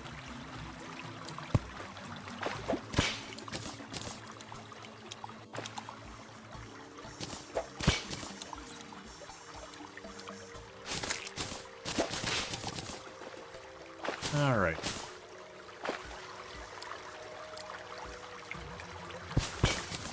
And this is kind of where I made the comment where it's like, I really should explore this. I figured it'd be a pretty decent-sized cave system.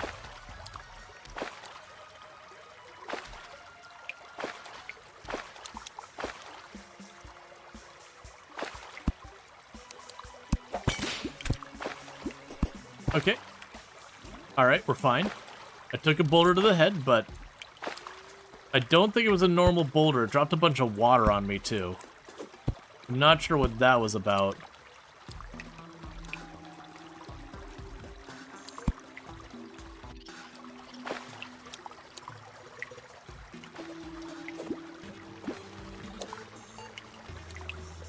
Yeah, it's fine. We'll just dig over here. I'm actually surprised we survived. Those boulders hit like a truck. I mean, it did chunk me for like 2/3 of my health. But I think it's just, it might be one of just the new boulders where instead of just having raw upfront damage, it drops the water, and that water would put out your torches. How's the update so far? Pretty good. We've died to explosive traps several times. That is not what I wanted at all. I slungshot myself.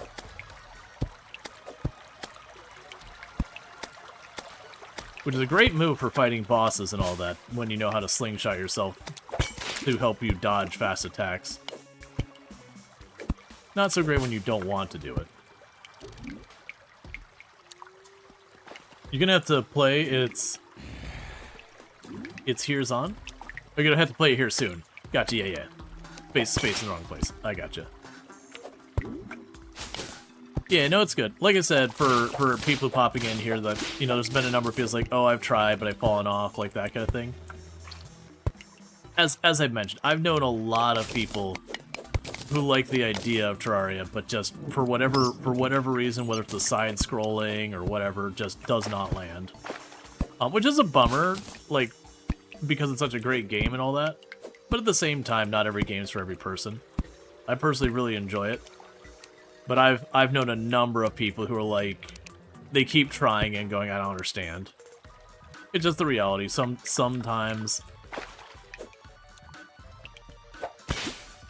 that's just the way it be. Alright, and I do know I've been skipping a lot of ore, like random bits of gold and all that. The gold I probably should stop to pick up. The silver, I mean, I still probably should.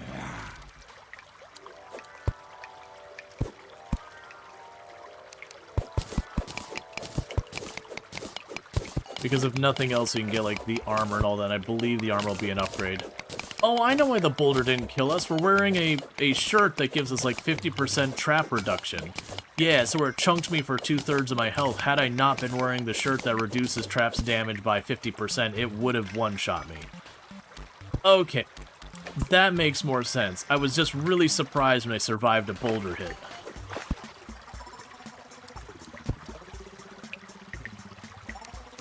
So I'm going to teleport back out of here because it's going to be a chore to get out of there. I'm going to drop stuff off. Shirt is OP. I mean, it's 4 defense compared to, like, my lead armor was 2. Alright, so we did find granite block. I didn't realize we found a granite biome. I don't imagine there's anything we care about from the granite biome. It was always one of those biomes that's a pain to deal with. It doesn't... Yeah, so the granite block is hot garbage. So we got a bunch of sapphire and all that.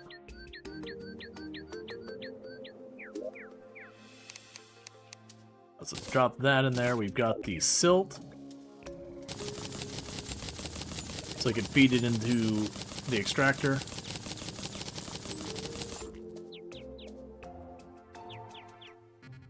Okay.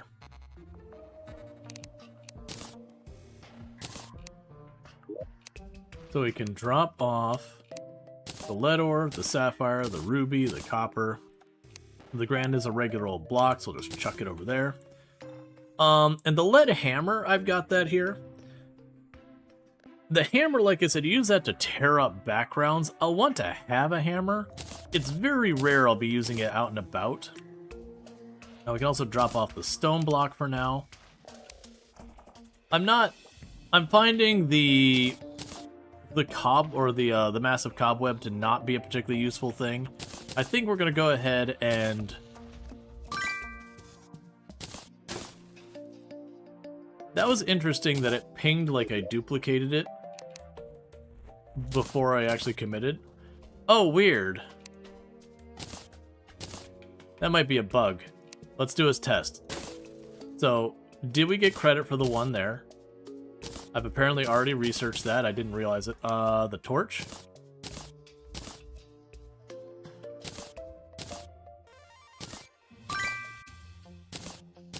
Huh. Okay, I was assuming because it was favorited that when it did the research it didn't consume it, like as a bug, but it looks like it's just something it does. Either way, I don't think I'm going to carry that around with me. I don't think it makes sense. I think, honestly, I'll probably leave the hammer here too, just give myself more inventory space, because I don't see myself tearing up backgrounds. Not meaningfully. And you don't give me credit, which is fine.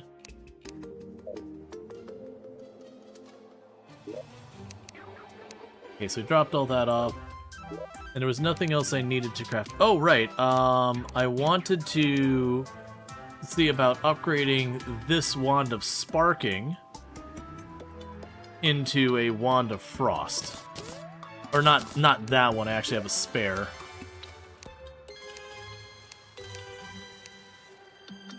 Yeah, because I believe it was I needed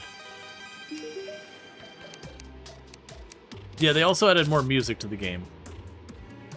Yeah, so the Wand of Frost, it's the same idea as the Wand of Sparking, but cold. I think it'll have the same crit chance and everything. I don't know if it's better, but it's worth trying. And I needed to get the Frost Torches,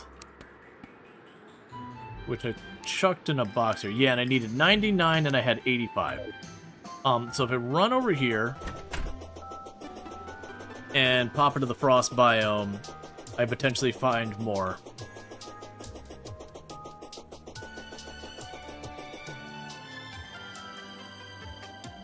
And if we have the Cthulhu get summoned, or I have Cthulhu get summoned again, what I will do is the plan will be to toss down some campfires on those platforms and just try again as it is right now.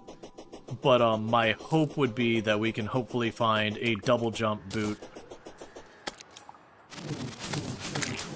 I need to move these around or I'm just not going to do anything. That's fine.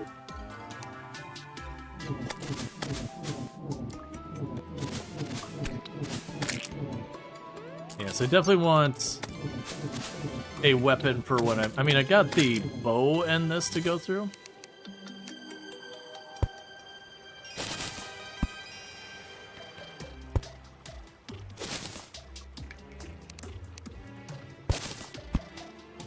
Yeah, it's not looking too encouraging.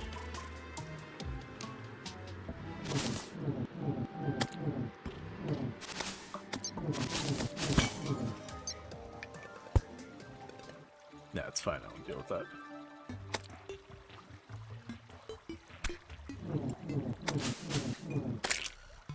Okay, we've got an angry gnome hanging down here. I believe when they turn stone, they just stay that way forever.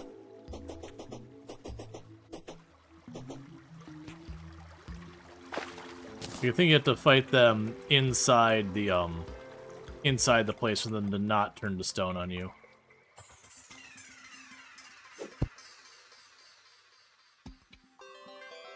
Alright.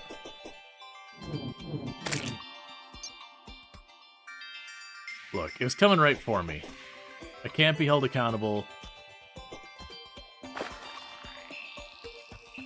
The penguin knew what it was getting into. You have a lot of stuff to look forward to? Gotcha. Yeah, now most of the stuff here is going to be, new items. But yeah. No, it's totally understood. And I understand there's going to be some number of people who are interested in the game who are going to deliberately avoid it for a little while to avoid, getting spoiled and stuff. Which is fair and valid. But I hope you have fun with it. Alright, so we went down there before. I'm going to actually see if there's another tunnel down before we go down that area again. How did I die down here again? I don't remember. Yep, winter biome's good. Come on. I know you're trying to help, Finch, but you're making my life more difficult by doing that. Okay, so nothing I care about down there.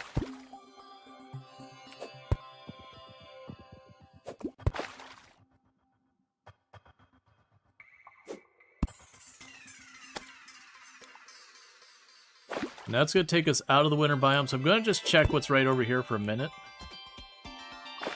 And then move down.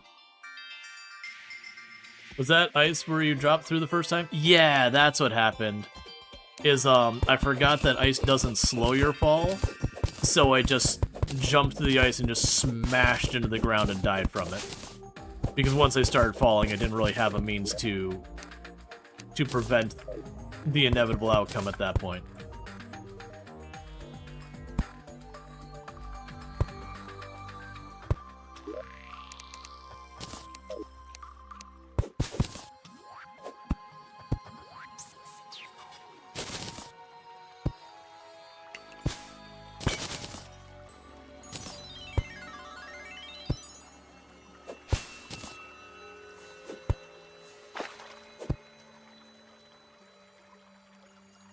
So we can, like, got another tree here that goes deeper.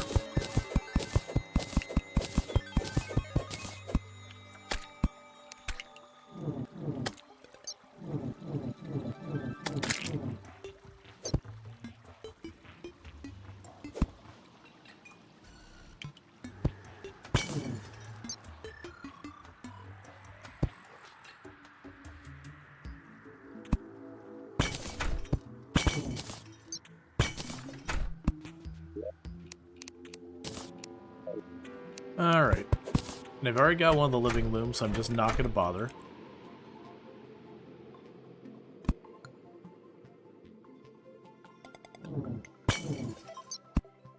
Okay, so with that, we're just going to go ahead and drop back down here. I don't think I'm going to keep pushing west. It's 50-50. I'm going to push west. So it's 50-50 because, in one, it's good to know what biomes are where the dungeon's located. We already know the jungle's to the east.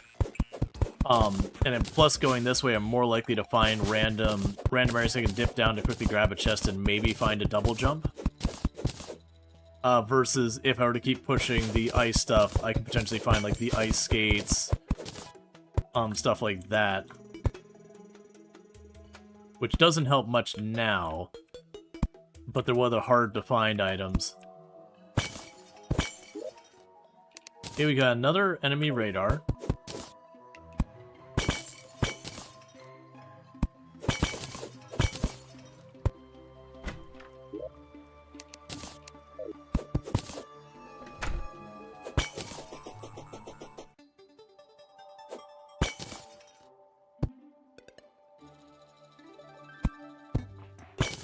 Because sooner or later I'm going to hit Crimson or Corruption. Oh, hello.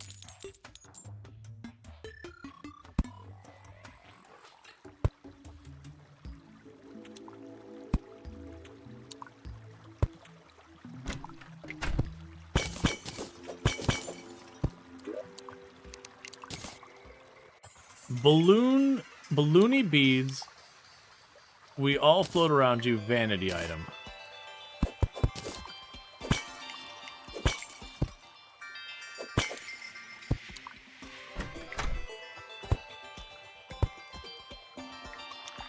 Okay, so the good news is there's actually some more snow biome over here.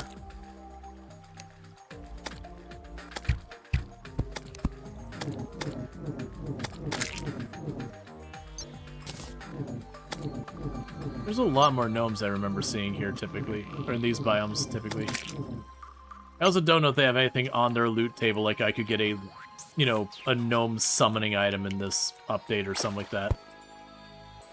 Which would be the best kind of cursed.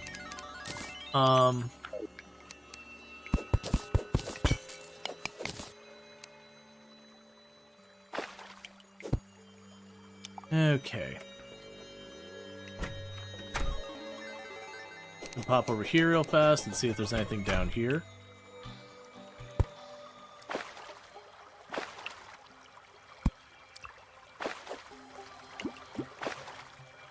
Nothing we care about.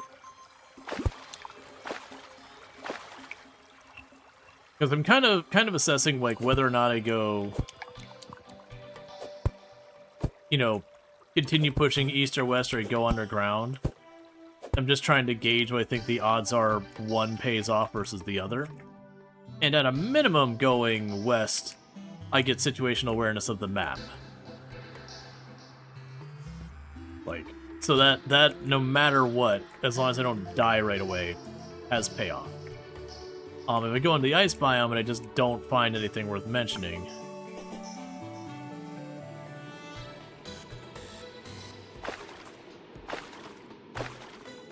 then there's no payoff whatsoever.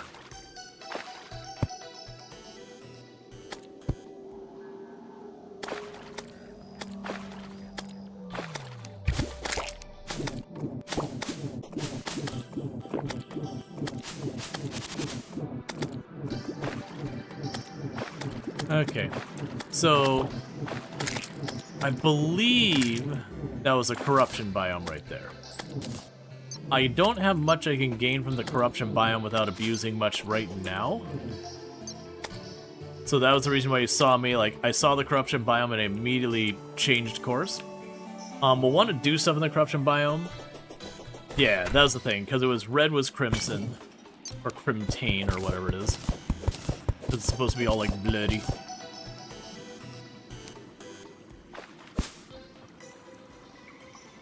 Whereas the corruption biome is purple.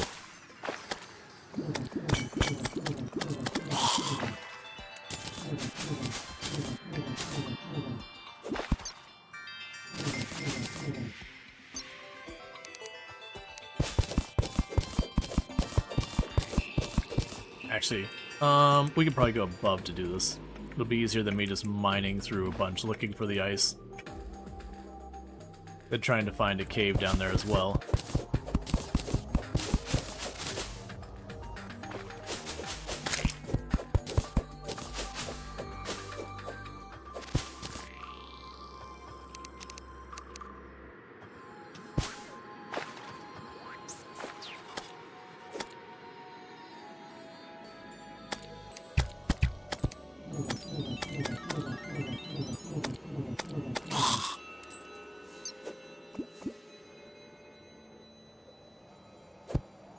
Interesting Aurora background. Yeah, no, they said one of the things they changed is they did do a update on the backgrounds. Because they were like, yeah, we've done so many graphic updates and that in this game over the years, but like the backgrounds are one of the places that it had been a good while.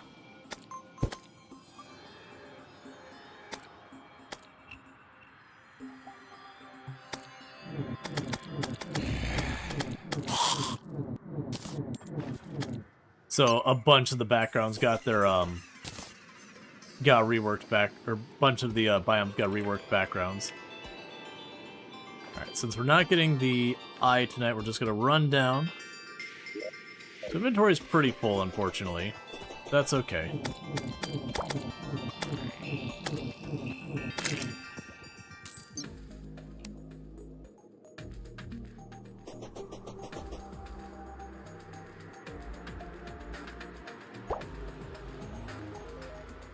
I fell for exactly 1 damage.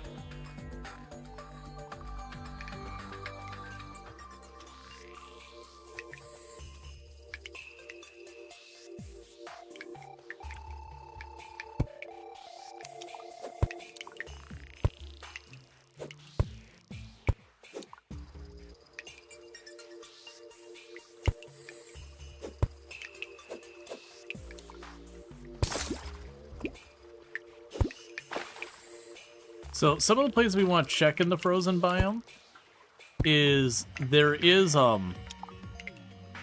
with these pools of water, sometimes you'll find a chest in the bottom of those pools of water. And there's a lot of good stuff you can find in those chests. You can find ice skates, which are pretty rare. You can find, I think, the water walking boots, which aren't as rare, but still very nice. There's Tsunami in a bottle, I think can show up in there. Or no, it wasn't Tsunami bottle. What was the cold one? Either way, there's a double jump you can find. So there's lots and lots of goodies.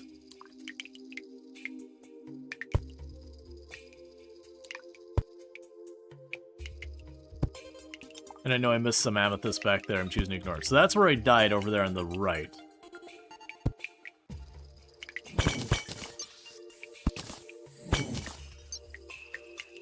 Because this, if you fall on it, you just punch right through. I actually got my money back. I was not anticipating. I'm also used to normally seeing a treasure chest in the bottom of those, but I guess not.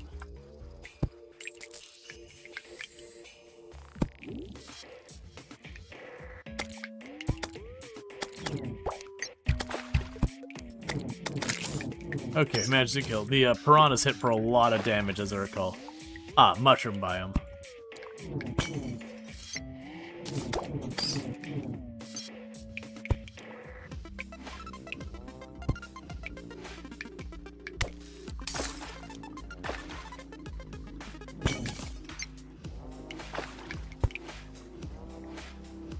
A decent amount of corrupt ore down here, demonic ore, whatever it's called.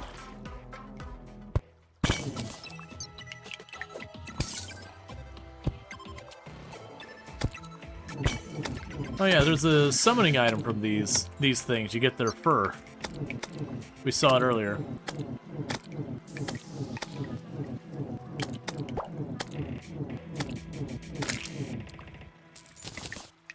Okay, and I think it was something like 12 fur or something. Like it was not a lot, but it wasn't like nothing.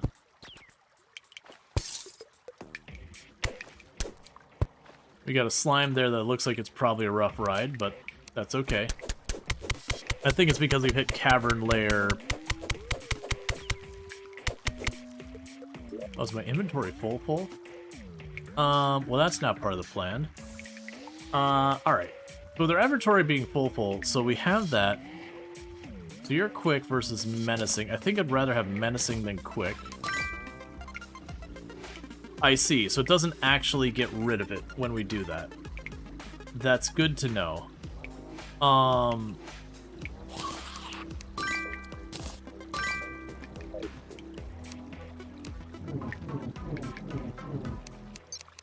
Where? Oh, the finch is trying to go way over there. That's why we're not seeing anything.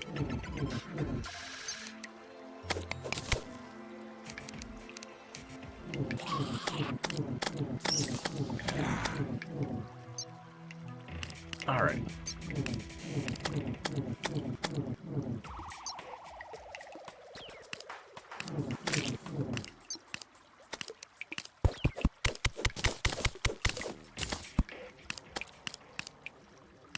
Looks like we got an emerald. I already have an umbrella.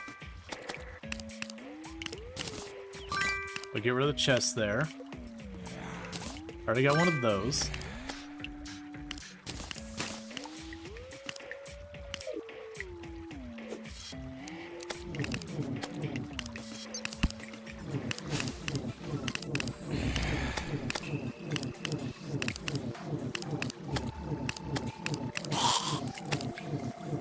Not doing a great job of actually hitting them.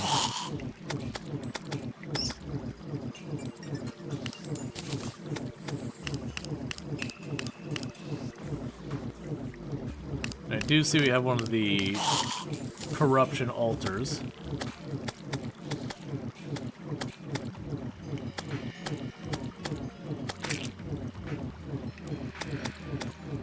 Like I said, apparently I can use that fluff to make a summoning item. So I suspect it'll be better than our little bird that's zipping around and not particularly strong. I'm also noticing this spark wand does not take hardly any mana. I don't have anything that's like buffing my mana regen meaningfully or anything like that either.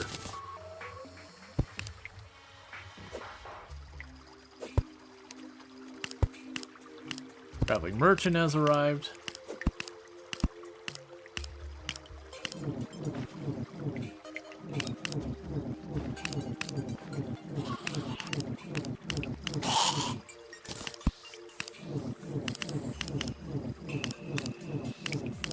Please die soon so I don't back into that slime.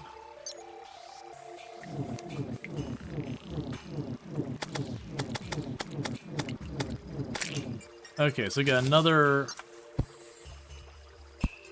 NPC that needs a home. Let me move, please. Let me move, please.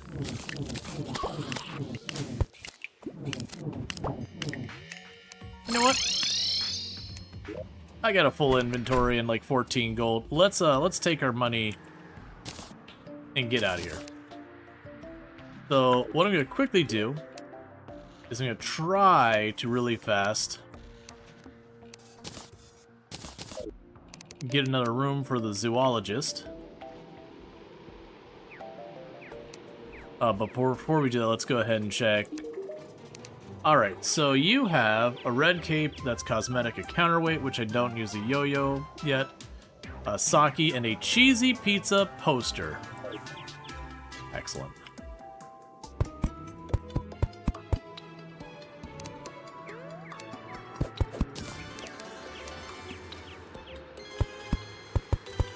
We quickly go here.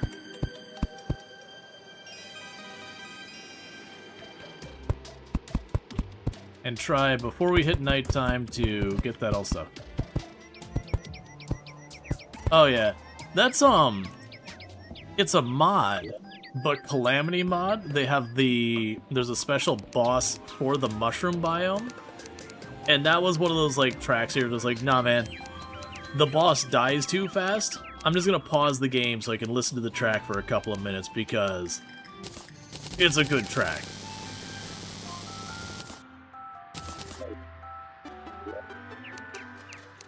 Okay, we can make the enchanted boomerang, which is apparently a material, and the frost wand. So what I want to make sure is I got multiple of these. Before we make the frost wand, I want to get the good wand out of my inventory, just so I don't accidentally get rid of my really strong wand.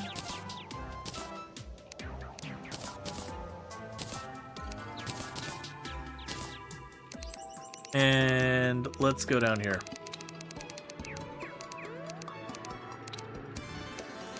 Oh, the boss arena to the right is intended for the Eye of Cthulhu. We've reached the point where it can self-summon, and it has done so once. And so we tried to, like, scramble super fast and just toss something together, and it worked okay, but we are basically at expert level difficulty. So when it started to ramp up in Phase 2, it was just, like, not enough room to, like, really move around and do what I needed to. But, like, I had only one platform that wasn't fully finished when we fought the first time.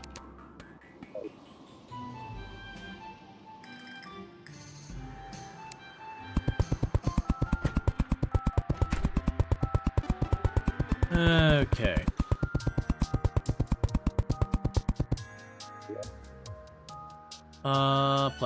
Platform. I should have platform here. I'll deal with that in a minute then. Alright.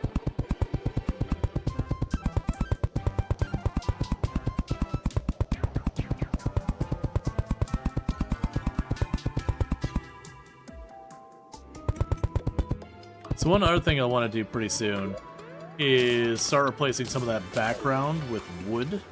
Or not wood, with windows.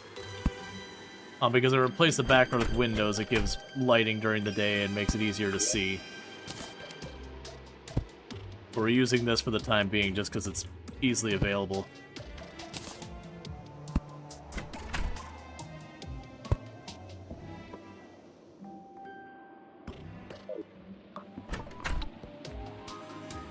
Alright, meanwhile, hey you.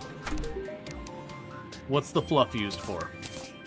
Okay, so we can use that for a Flink's robe. Oh, that's right! The Flink's robe actually lets me have an additional summon. And we can make the deer clops with that, which apparently is not even a hard mode. Summon Snowflake to fight for you, very weak knockback. Yeah, so that's 8, so I'm 2 shy. And the armor's also 8. That's if we want to go like full summoner, that's an early set I guess we can do.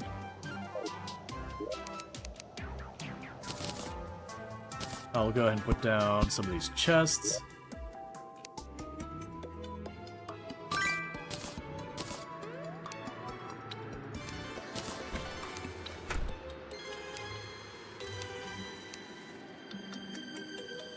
I don't care about the things here. We've got slush for ore.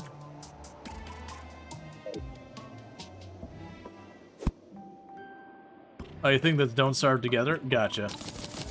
Yeah, because Terraria has absolutely done the thing where it's like, just about any indie game that is willing to cooperate with them, they're like, yeah, we'll put your stuff in here. You want a partnership? We can make that happen. Which is cool. It's cool having that whole thing where we're like, yeah, we're just, you know, we like these other people, we're just gonna go ahead and put their thing in our game. They gave us permission, so sure. So ice, I'll put in that block there. Okay, so let's go ahead and upgrade that boomerang to an enchanted boomerang. There's your 2 lights before it gets to nighttime.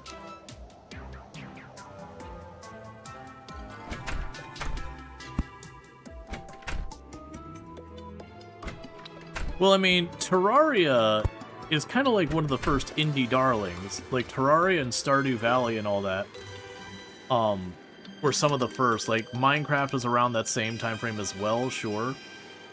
But you get the idea is that... Oh, that's literally all the sand I had was... Okay. So it's kind of like, where we're looking at how prevalent indie games are now... Like, this is before Greenlight, this is before all those other things. So let's put you away. I'm gonna go down here and grab my crappy Wand of Sparking. I have a Hurtful Wand of Frost. So give that a try. And there's the Enchanted Boomerang, and what I want to see is apparently the Enchanted Boomerang is a material now. So you can make a Trimarang. So that's an Enchanted Boomerang, and then like there's 2 other ones. And then there's the Flamerang. Okay. An Enchanted Boomerang's pretty good. I don't think I'm going to use it, personally, but it isn't a bad choice for a weapon.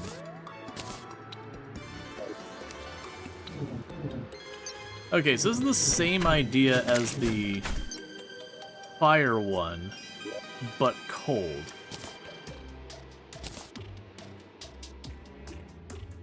If this has a fast cast speed and this has a slower cast speed. More base damage, less crit, and that's also because of the bonuses.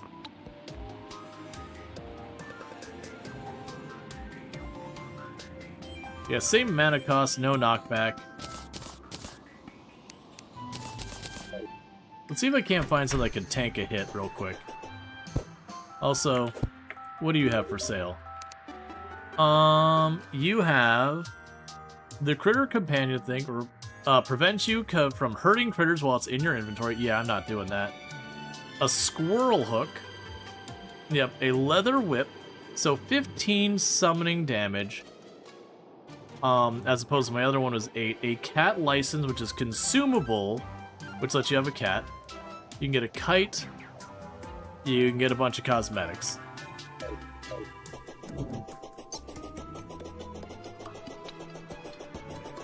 Alright, so let's run east real fast.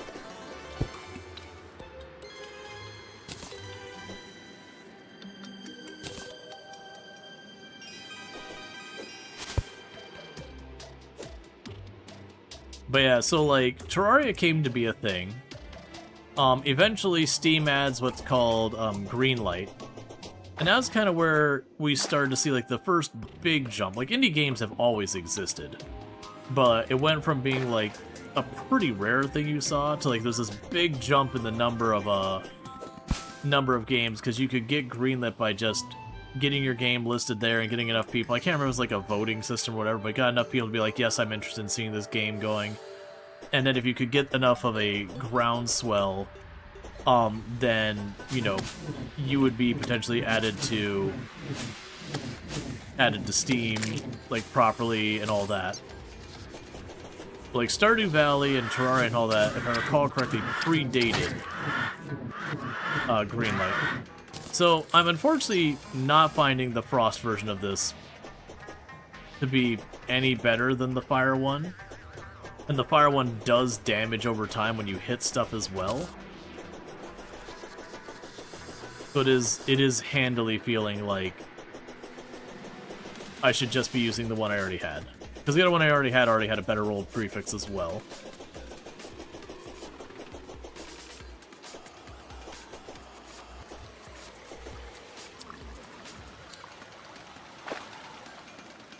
Alright, so pretty soon, yeah, we'll be out of the desert biome. I don't really care about the vulture.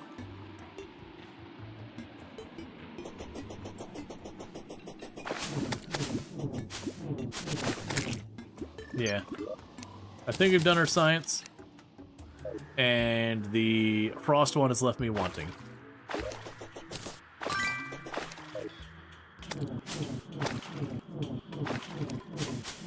And it wasn't a material either, so that was it for that one.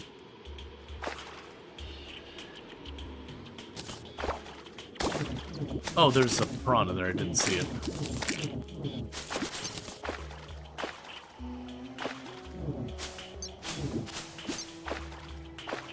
Alright, so one thing we can also do is the jungle biome has lots of goodies in it.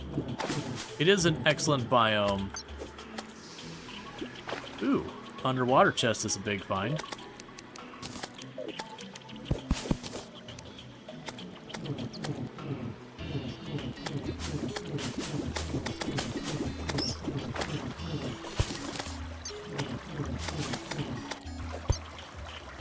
So, the jungle biome, you can find jungle spores. That's where you can get one of your first, really good grappling hooks. You also have down there, like, there's the jungle armor. I can't remember if the jungle armor was a summoning armor or a caster. I feel like it was a summoning armor.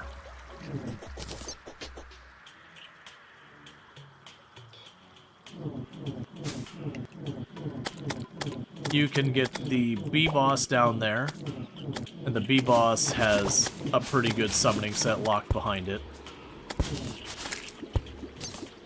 No, wait, was the jungle armor ranged? I remember it was a decent one, but I also remember it was one I didn't bother using very often.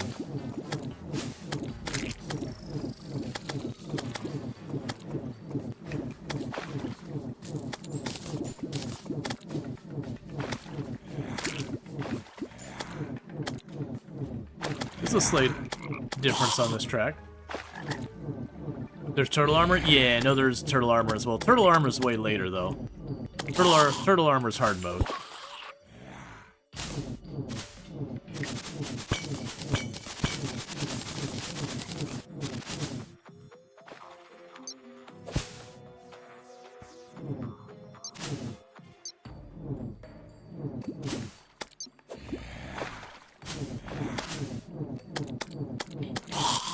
Okay.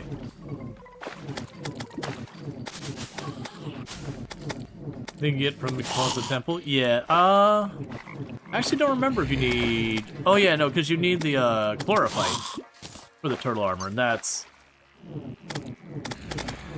way later. Yes, I definitely feel like my main weapon needs to be sorted. But remember, there's a good handful of stuff that you usually want from the jungle.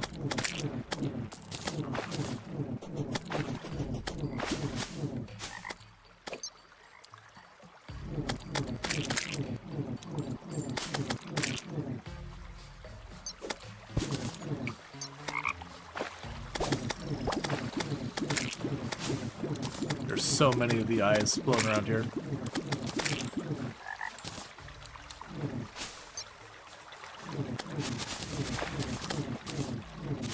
Okay. Yep, no, you're not wrong. It's, ooh, no, was it the Temple or Plantera that was the blocker for chlorophyte? Either way, it doesn't matter. The point is, it's not sued. It's, like, not only just hard mode, but, like, it's a ways into hard mode.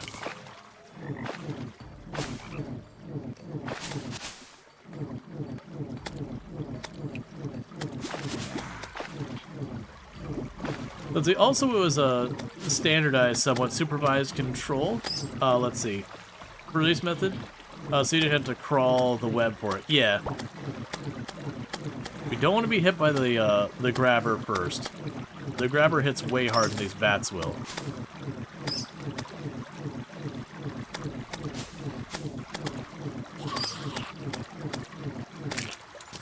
Sadly, the grabbers on the surface cannot drop the vine, as I recall.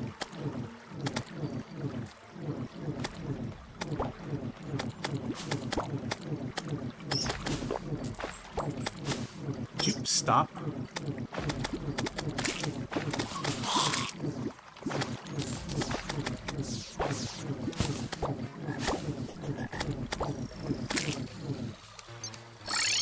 Good enough reason for me to back off. One more hit and we're done.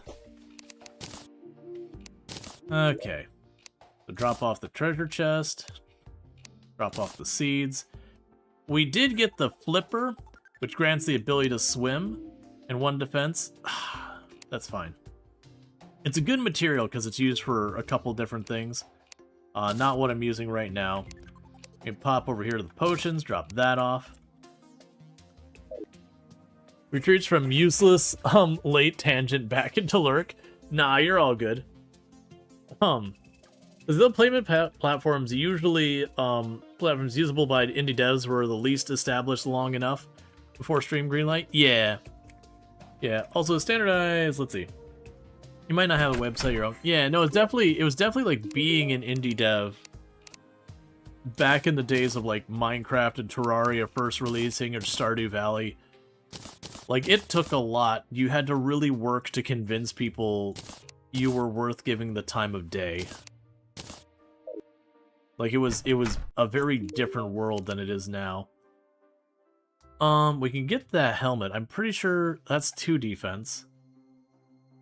Oh, there's now a mining set bonus. And the mining helmet now has a material that it can upgrade. Well, I've got the money. I'll take that and look into it. The sickle lets you create hay. I don't really care.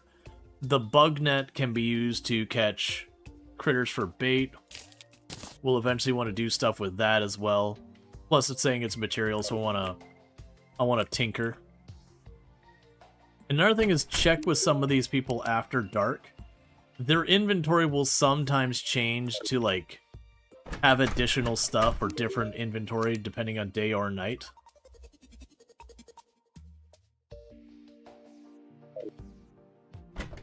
Alright, so I want to get some platforms. And I'll check out what the things we can make with this stuff are.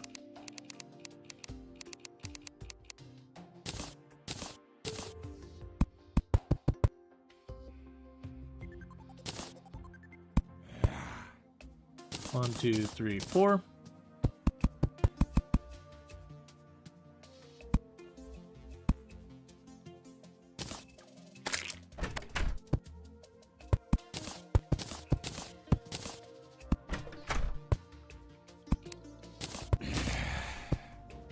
Alright, so if we have you go to crafting, so the helmet is, there's a prospector's helmet, which gives a significant boost to donut, to defense. I can't quite, oh, it's mithril. And then we've got the ultra bright helmet, where we combine both of those. The darkness holds no secrets from you. That's cool. So we've actually got upgraded mining helmets at some point. I don't know if that's this update or the previous one. Ah, right. You got the lava net. For right now, though, I'm going to put that on. It is only going to cost me 1 defense. And all that. Alright, so bear with me. I'm going to quickly sit here. I'm going to turn on auto pause for a minute. So I need to quickly use the restroom, so I'm going to do that real fast. I'll be back in just a couple minutes, and thank you again for tuning in. I'll be back in a few minutes. And all that good stuff.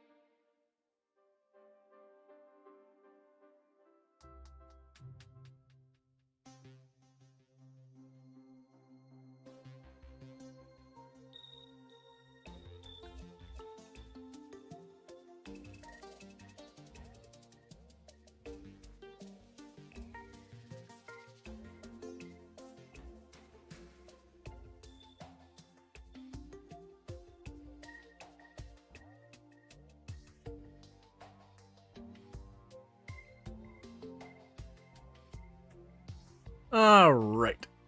And I'm back. Oh, I need to turn off auto pause. I just had auto pause for when I step away, because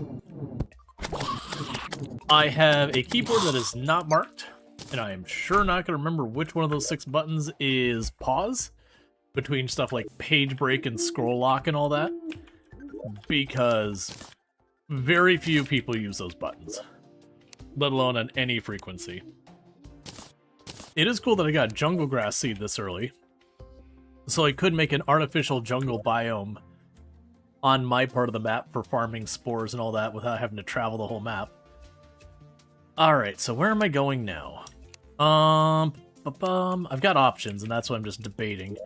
So, one of the options is we check on the map. So we're actually pretty close to the edge of the map over there. We haven't gone that far, so this is going to be a corruption biome. That's going to be a pain. Apparently I have some silver laying on the ground over there from a previous death. So it might be worth us to go over here and try and see what we can figure out. I might delve... So I'm thinking we run to the beach and see if we can't get some underwater containers to see if we can't get lucky and get any of the items there.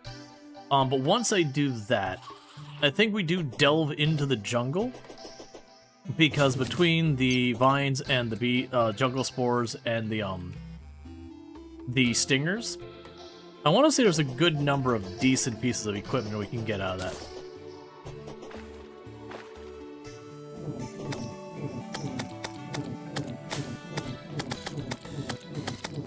And I should be able to find some kind of upgrade versus the ooh, a warding shackle.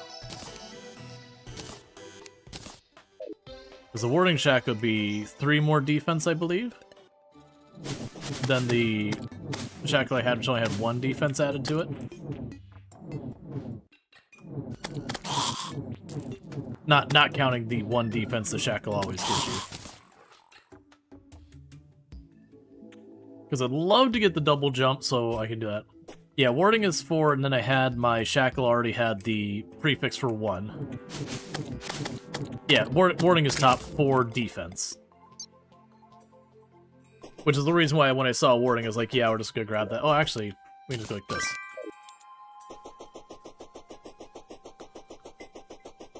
And the shackle is a material, but I do already have a spare shackle back home.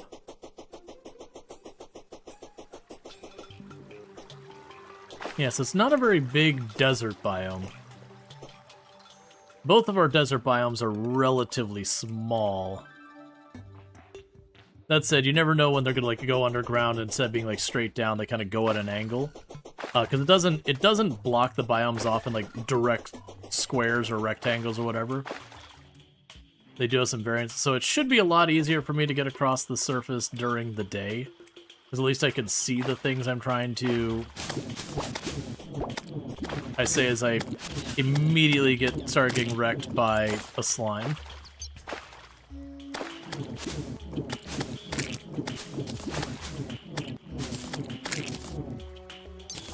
Some more jungle grass seeds.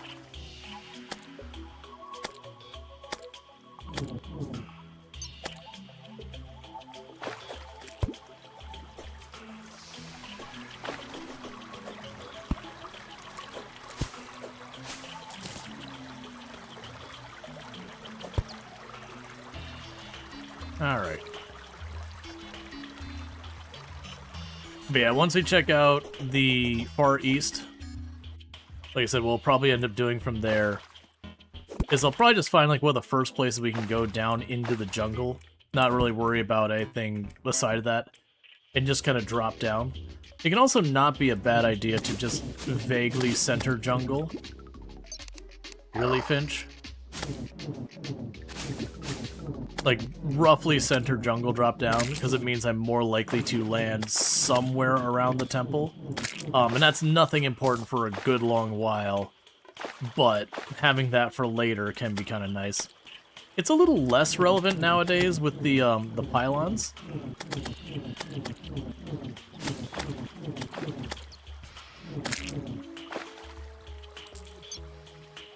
It's probably one of those things I ultimately should do, is take the time, build at least a small house in the jungle, build a small house in the winter biome. There isn't a special one for corruption. I like to go all the way down to just above the hell level. That was dumb of me. I do like to go just above the hell level. And then just above the hell level, I like to put the cavern house, or whatever you want to call it.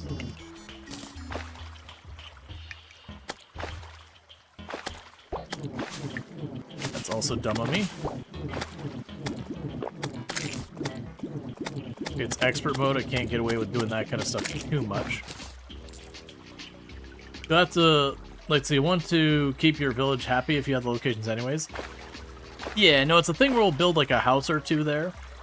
And then one, when we get new people and they just randomly move in, they at least have a place to stay. And then I can, you know, work on like, okay, this person needs to go here, that person needs to go there. But it'll mean for stuff like this, when I'm like, oh, I need to go to the jungle to get whatever, I can just teleport straight there. Or, you know, if we have a meteor strike and it's by the jungle, I can then at least teleport somewhat close to it versus having to run the whole map.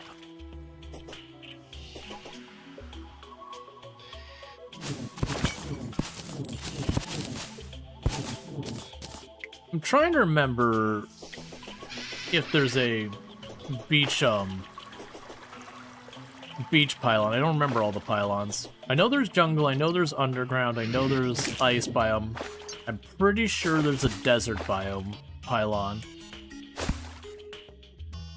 The beach is the one I'm not sure. I think there is. I think it's the beach and the desert pylon are kind of shared. Regardless, we can make the homes that there isn't a pylon, then we would just move the people away from there. Because I believe all you need to do is have a high enough happiness or whatever, and a vendor that sells stuff.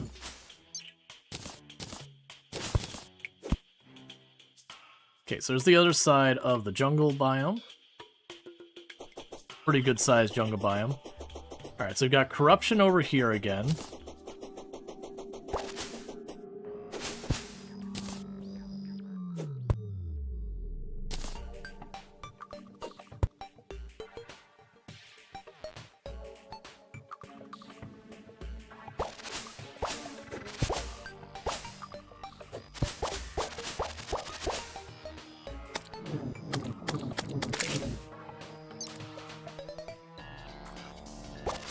There's not a lot of room for this biome to be here.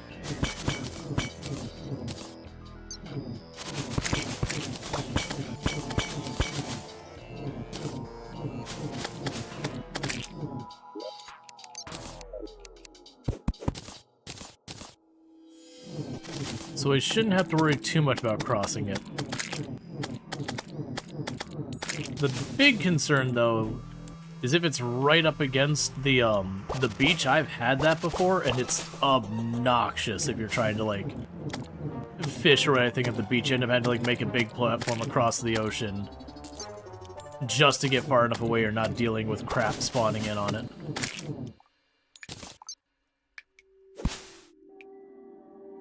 Yeah, it's butted up directly against the beach. So that beach is going to get corrupted.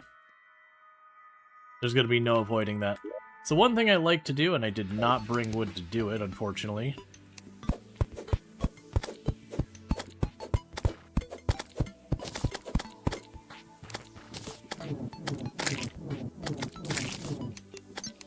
is I like to make a platform over the surface of the water. So that way for, like, fishing later and all that.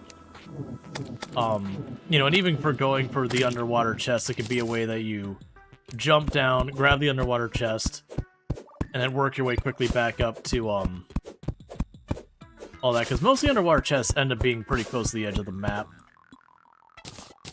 in my past experience.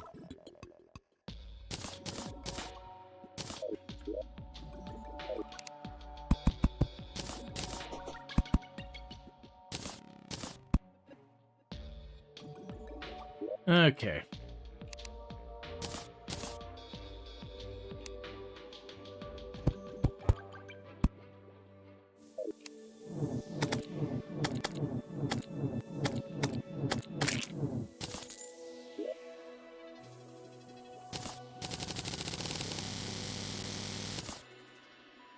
Well, those trees grow fast.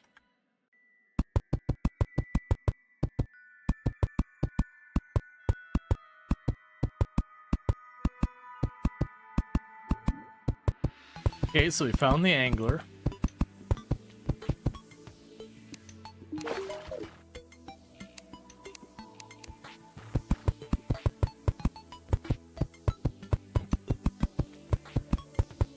Probably gonna die from drowning, but you know, that is what it is.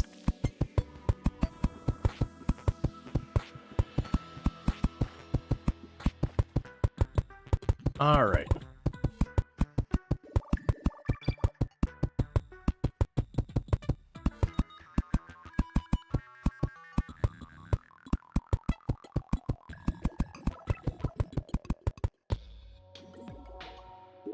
Well, we managed to reach, like, the edge of the map and everything.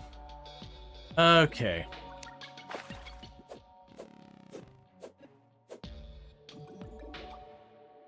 There's an underwater chest.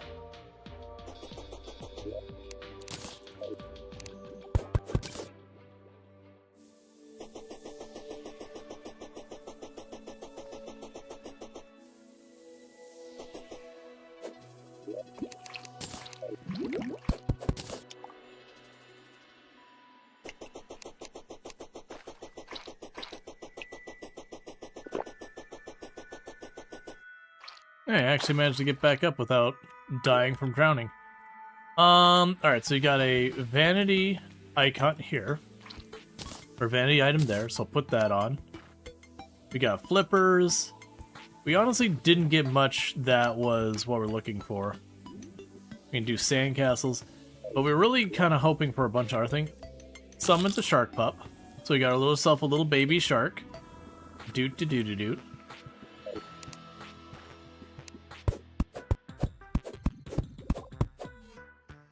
Is there a way to build a house at the bottom to create a bit of area? Yeah, no, I could definitely put, like, a little box down there. Pick all that up. We're going to pick up a bunch of the shells. I'm curious I'll be able to craft anything interesting with those. Alright. Now, I don't hardly have any...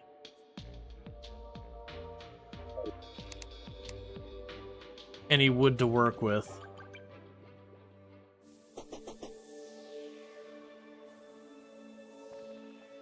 I honestly wonder if I want to build it over here.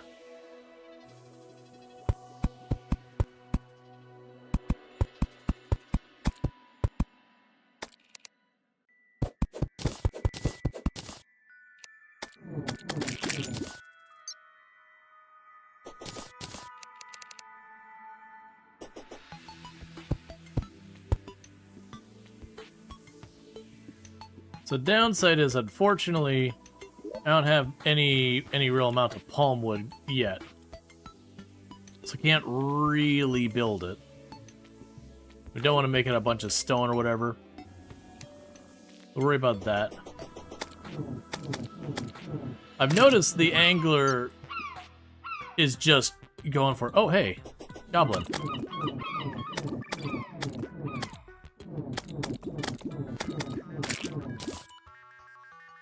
That tattered cloth.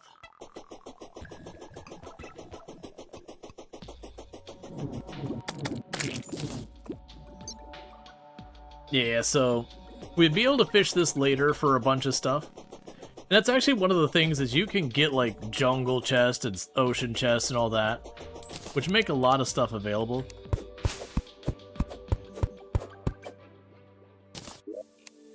I'm glad that that does seem to have a pretty fast grow time. It definitely feels like that's way faster than it used to be.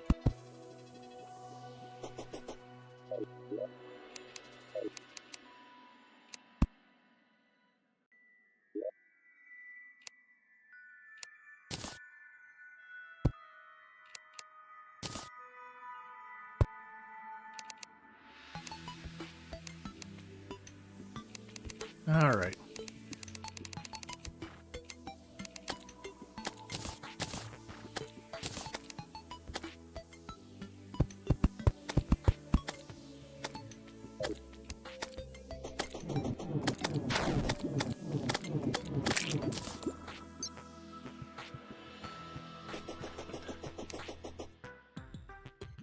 Jimmy the Angler has left.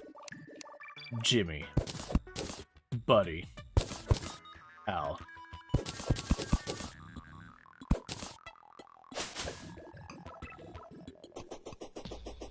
They've collected all the seashells.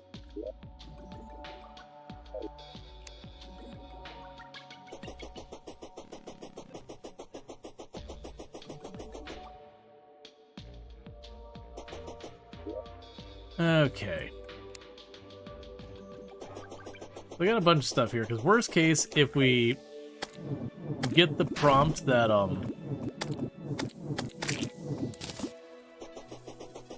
yeah, no, it's all good. The ends is fantastic.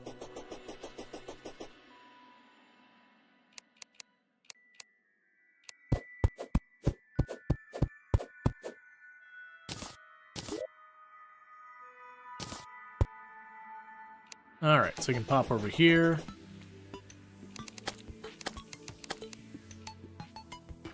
I need 2 doors. Gotcha. I was kind of wondering if it would count that.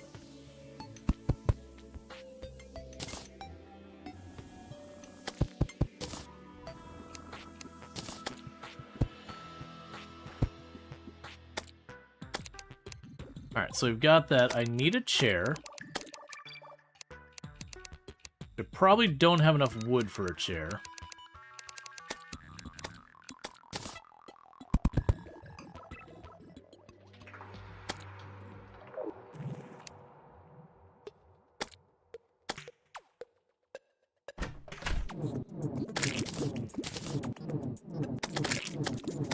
Why did the music get different? Okay. I mean, it's nighttime. Oh, no, it's fine. It's just a new track. Okay. I was like really sussed out from like, but what's going on here?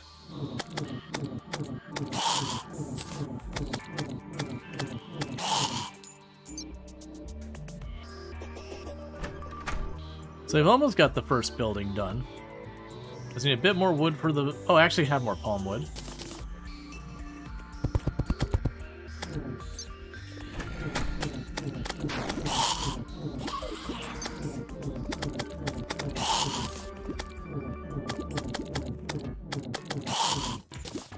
Okay. It's just kind of a more active nighttime track.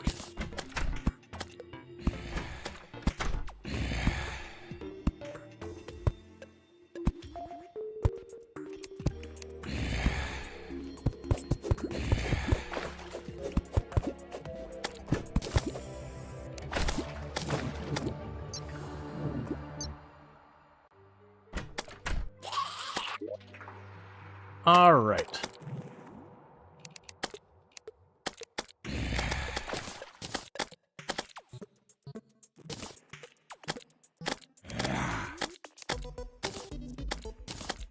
We get a little bit more of that back.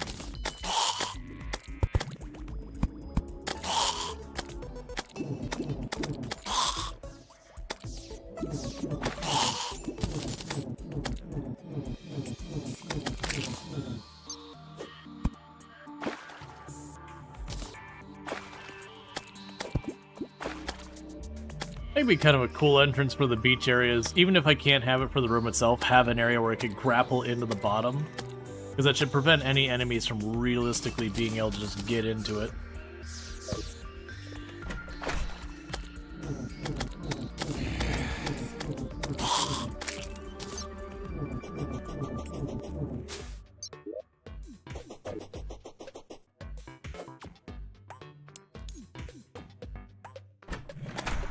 Alright. Nah, I remember with Calamity Mod, they had like these cool under the ocean biome that was really neat.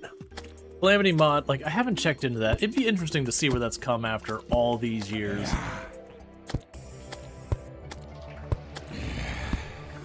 Like, I assume they still maintain it with as much of a following as it has. Because that was one of those mods that they had, I believe they were set up with, I think, Patreon, where people were donating to it, and they were making pretty good amount of money being thrown at them. enough that they could keep kind of people almost on staff maintaining it.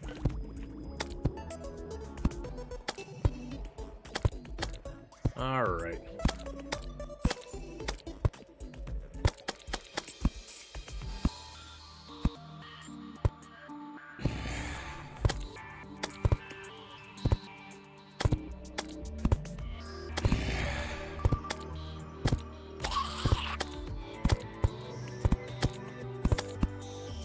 Hey, Pank, how's it going? Thank you so much for the T1 sub. I really do appreciate it.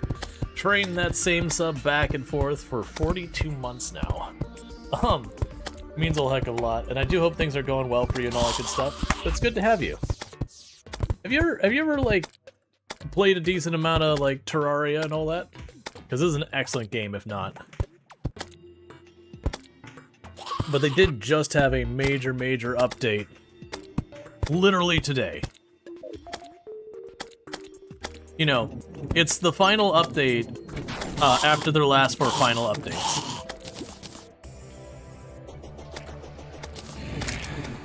I was gonna say sorry to the seagull, and then I remembered it's a seagull, and then I didn't feel so bad about it. Yeah, also check out Pangraro, an absolutely fantastic content creator. Has a lot of fun, chaotic, jingly key kind of content over there, but playing some Peak. Does lots and lots and lots of collab content over there.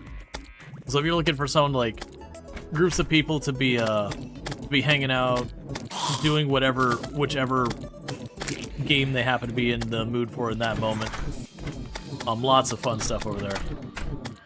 Lots of turn-based strategy games there as well. They're like your XCOM style games.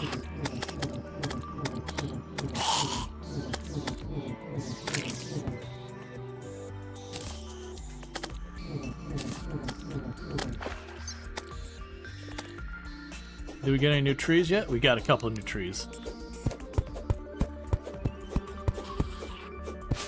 Been picking up Phoenix Point again after its big updates. Gotcha. So let's grab the acorns so we can keep those trees coming.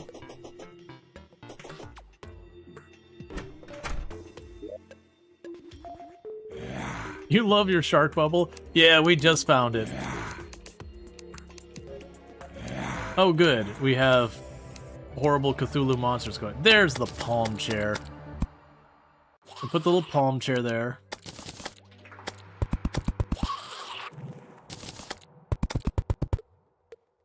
So just want to see what it's going to take us to make this into a valid house. With the hopes of being able to get the pylon set up here.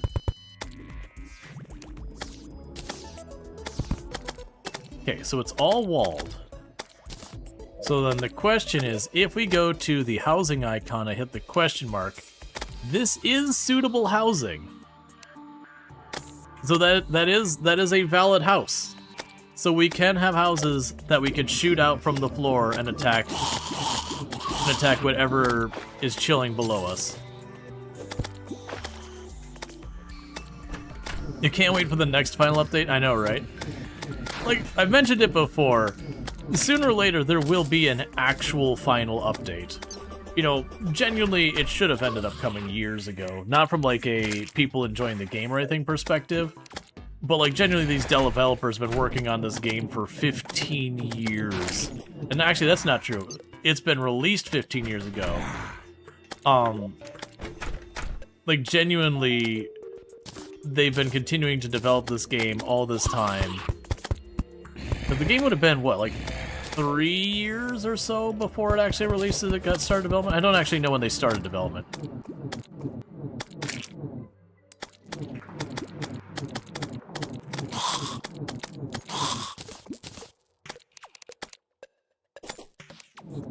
Alright. And this is one reason I like going Summoner for the mid to late game. We're early game, like very early game still. Is because when you're trying to do stuff like this, you can have your minions just running attrition for you, so all this crap attacking you just gets murdered. So you can just focus on building things. Alright.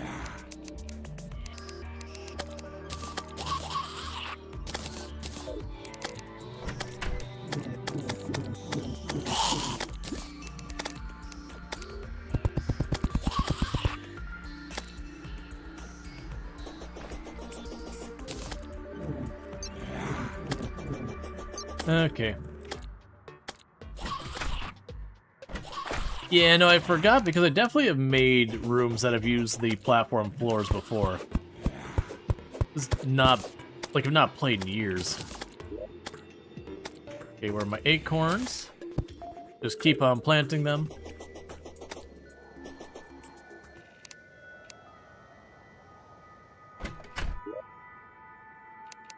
Alright, so let's go here.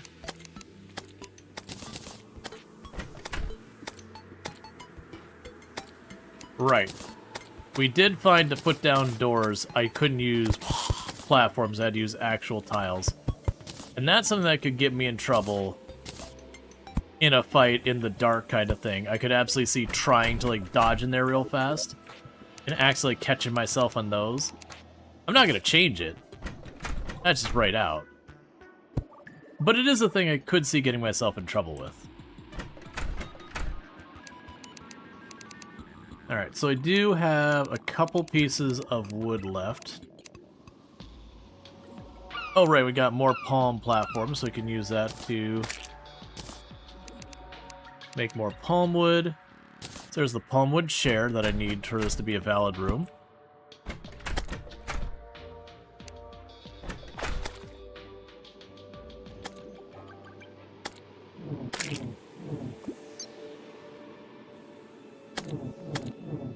The tons of monsters don't even care about walls, and do come to your base. So, defensements.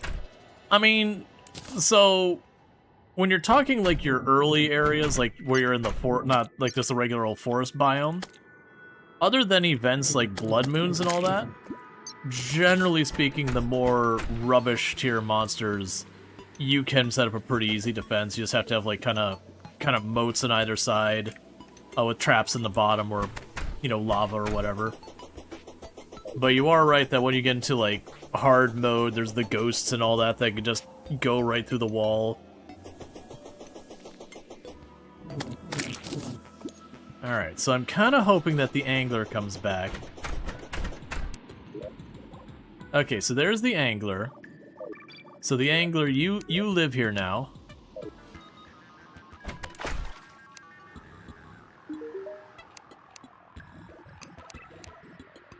These portraits throw me, the new ones.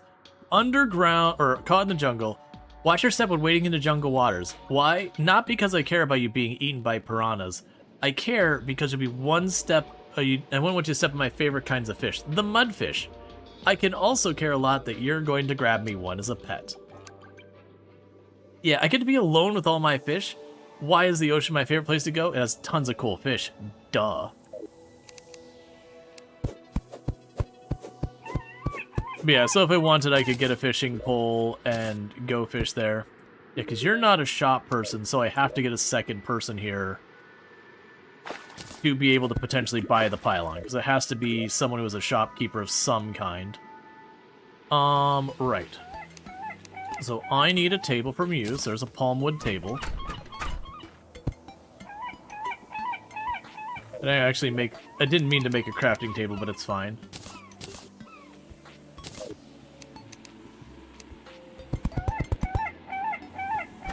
Okay, so just need probably one more decent tree, and that'll give me a second valid house. And I'm hoping that'll be enough to get a second person over here to have a valid pylon. And then we'll be able to teleport all the way to this side, right next to a corruption biome, and by the ocean, which would be a solid one. And then we'd end up needing, he's a amazing and... Oh, I'm not even paying attention. Yeah, no, it's worth doing the quests. I don't have a fishing pole yet, though. I've got plenty of lead, so I can make a lead fishing pole. But not here. I'm trying to not have to run back and forth across the entire thing. Are you sure you need one more person to the pylon? Is that new? The problem is the angler is not a shopkeeper. So the angler can't sell me a pylon. So it's not number of people that's the problem, it's that the angler himself is the problem.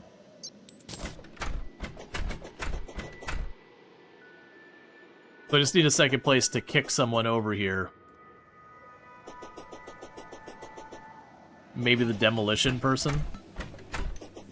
And then I'll probably be able to do that. We just need one more tree to grow.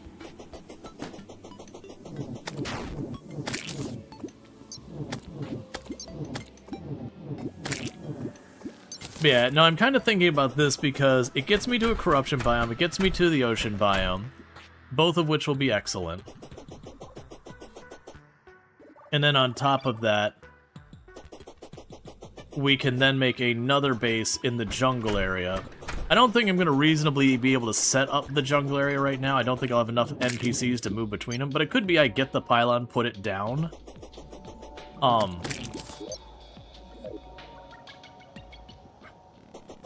That beach will be corruption soon? Yes, it will. Yep. That's actually one of the things, like, what it might be worth me doing right now is while we wait for the tree to grow. So there's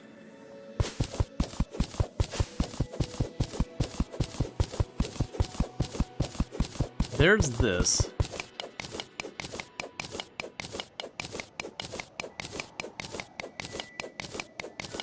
So I wait for the trees to regrow. I can try to isolate the beach here. Because I believe Corruption and Crimson, when you hit hard mode, can jump, I think it's 4, is either 4 or 6 tiles.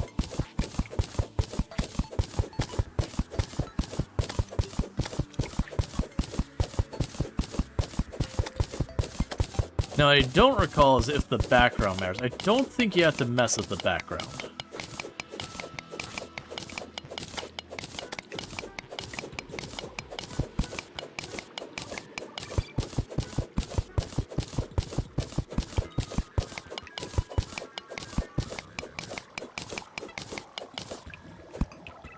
So let's see if we got that.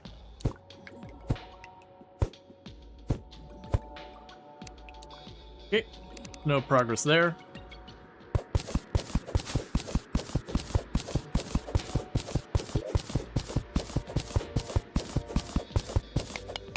Then what I can do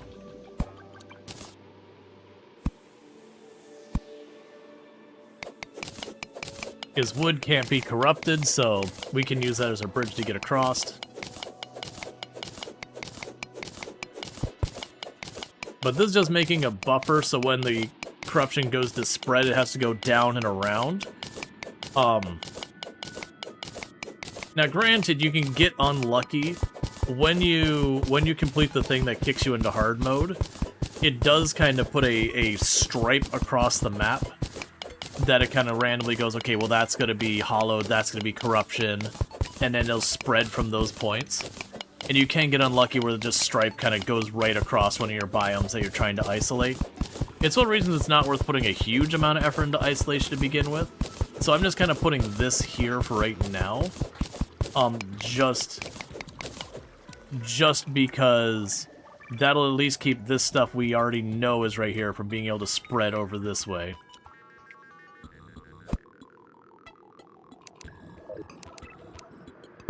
And it's what I'm doing while I'm waiting for these palm trees.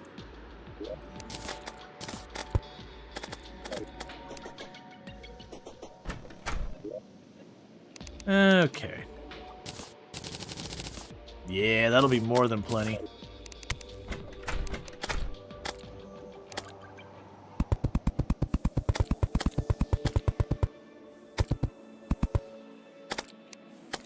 Okay, make sure it's a valid house. It is suitable.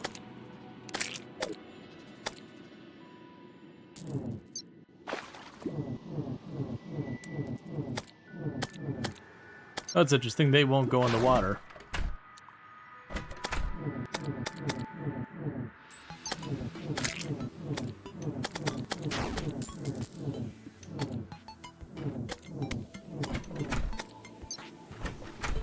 You need 6 blocks? Yeah, I was kind of thinking 6 now? Well, I was thinking the blocks on the edges with how they're counted, even though it is a 4-block gap, they can technically, like, bridge the gap.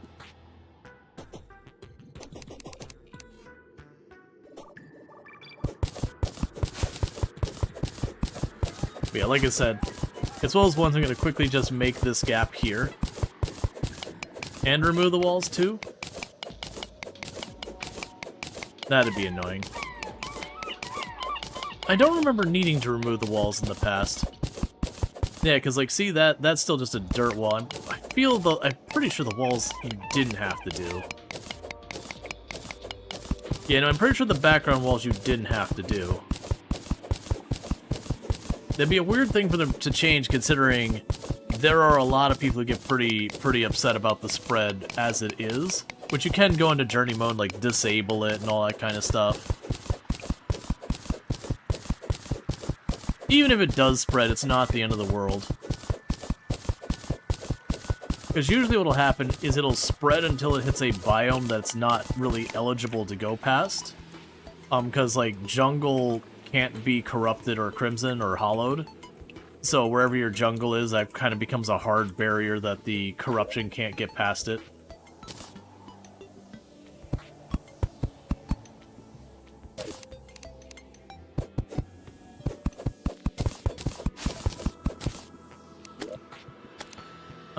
Let's see here.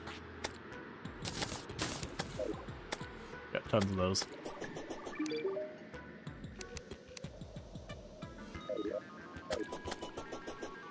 What I need is the demolition guy to move over here. That should give me a shopkeeper in the area. Why did I suddenly hear a balloon pop sound and something just launched itself out of the water? You only surround your main base and just use purification gun. Yeah, purification gun's like super late game though.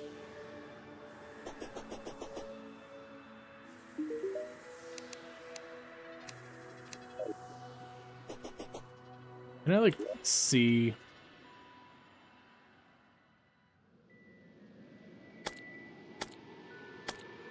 Oh, they mark spawn. Yeah, so the demolition guy is not gonna find his way over. Alright, well, I've got it set up. Unfortunately, it does look like I'm gonna just have to teleport home. I was really hoping to be able to get the pylon down before we ran home. You can make him? No, I set him to go over here. Like, if we look at the house, he is set to be here. But he has to physically move here.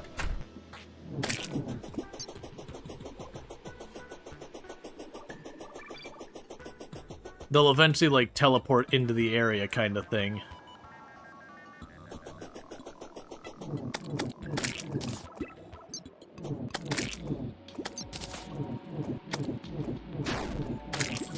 Yeah, there's a couple things that can cause it. Either way, it's looking like we're going to be teleporting home for now. And he'll probably move relatively soon after.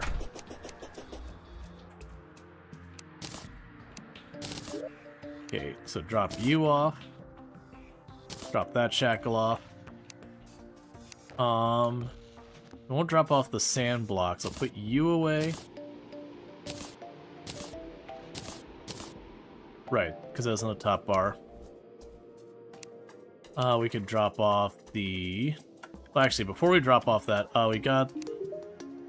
I wonder if because you're here... Yeah, it'll still be the forest pylon. We could drop the boomerang off. So let's check to see if there's anything I can do with these other materials before we get into too much other trouble. Alright, so crafting. Alright, so rotten chunks. We can make monster lasagna, battle potion, a timeless traveler's cloak, timeless traveler's hat, the beheader's head. We can make leather using a workbench, a coffin minecart, worm food, and all that. So that's boss stuff. Not a whole lot we care about here. The tattered cloth, the beheader's trouser, but more importantly, the thing for summoning the goblin army. Shell pile can be extractinated. Reef block. I'm assuming all these are going to be in that same thing. Yeah, so you can just make reef blocks and all that. So that's none of that I care about. What else do we have here? I'm assuming reef block, not even a reef block. We have the vile mushroom, which is for vile powder. We have the sandcastle. Palmwood's probably just your regular wood stuff. Yep. Oh, well, crap.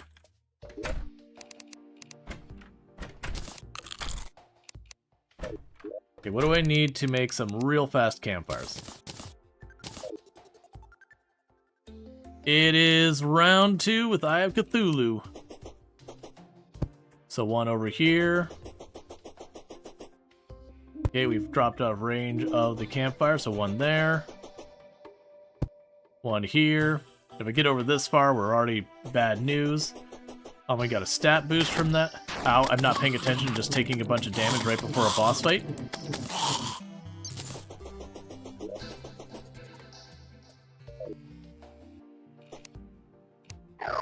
Oh, we want to switch our helmets for the one with the higher defense. So we still didn't find our double jump. No mushroom potions? No, not yet. I need to sit down and put a bottle on a counter so I can make my own potions. But with the boss showing up literally any second, I don't think we got the time for that. I'm still in range of the star in the bottle? Way over here? Oh man, I'm still in range of the bottle all the way to that.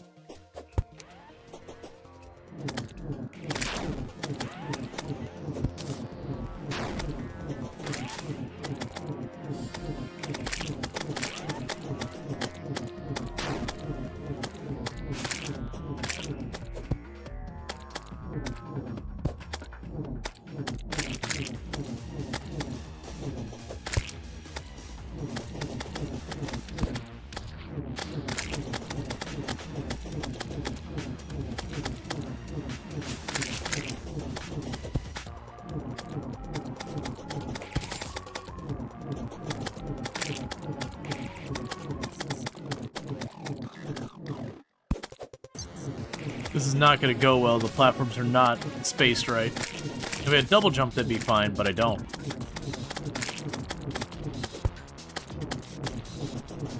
So I'm like stopping rigidly each time I go for the jump.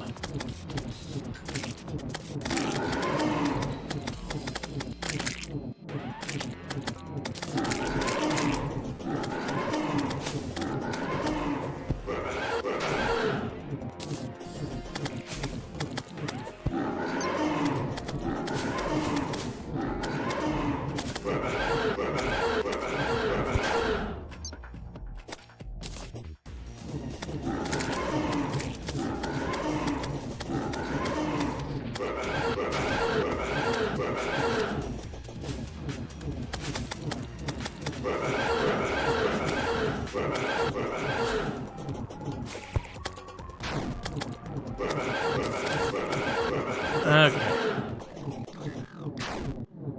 Don't screw me, random.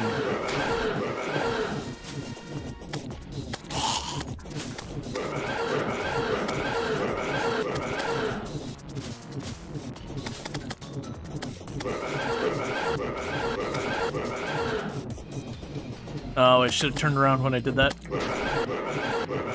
Alright, we managed to save it.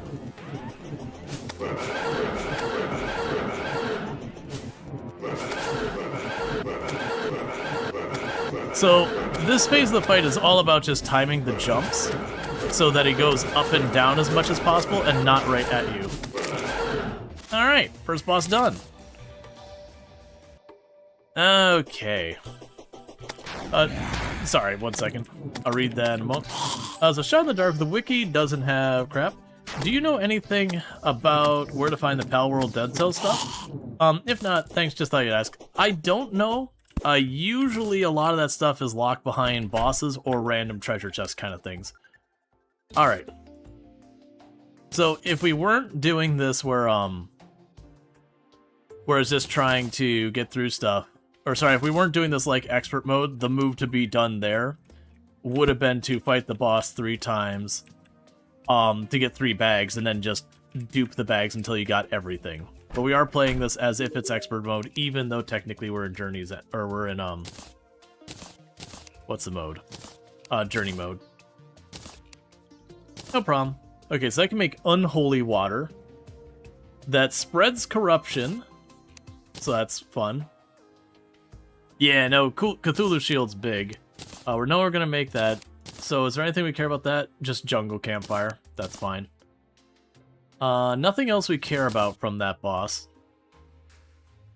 There's nothing special I can do with this, just the ingots and the deer thing. Alright, well, let's go get our first demon ore. And that's our first boss done. Took 2 attempts. First attempt, we just didn't have an arena or anything. We tried to make it work. We did not succeed.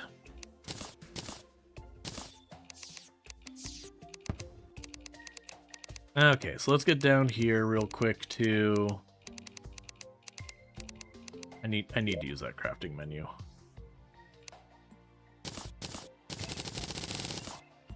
Okay, so we did get 19 bars.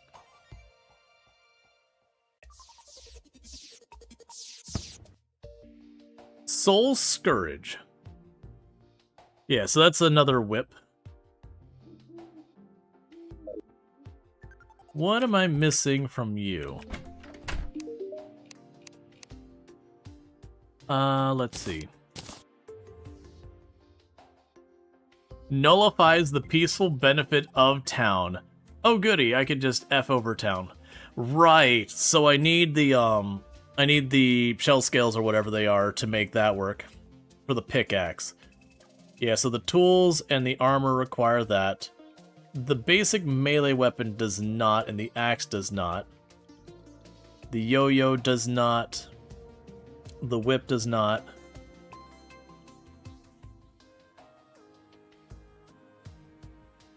We can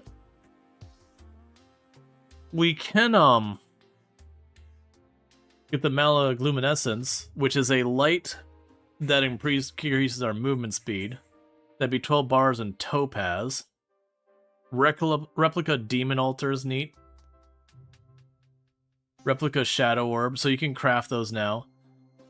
So we could get the fishing rod as one option. Otherwise, the light I think would be worthwhile. So let's go do that. See if I've got the topaz for it. I do. So let's get that light thing, because that I've not seen before. Alright. There you are. And that's an accessory. So get rid of you. Well, that's the menacing. Cool. And then we're short on being able to do anything else. So we'll drop you off. And you off. Quick stack that away. Drop you in the accessories box. Oh, that really speeds things up. Okay, that is really good. That is really good. Between that and the shield. We'll go ahead and I got 2 of you. And drop you off here. Drop that off there. Drop the torches here. Drop the seeds in there. Crafting materials. Vile mushroom. I'm not going to be using the breathing rod. I'm probably never going to use a coral, so I'm just going to chuck them in there. And this is an accessory I'll probably never use again, but that's fine. Okay.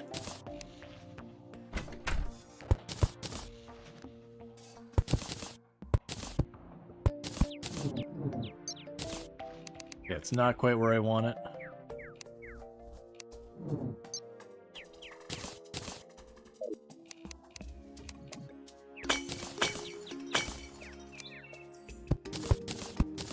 There. Got a couple of windows on that one. I don't feel like doing that, so I'll just chuck it in there. Alright. So we're in pretty good shape. I've got a lot more mobility. I still need double jump or something in that area. We are not seeing anything new on her inventory, because her inventory will sometimes change based on boss kills and all that. Nothing new there. So is the demolition guy on the other side of the map now? He is. And the pylon will probably be 8 gold if we get over there for it.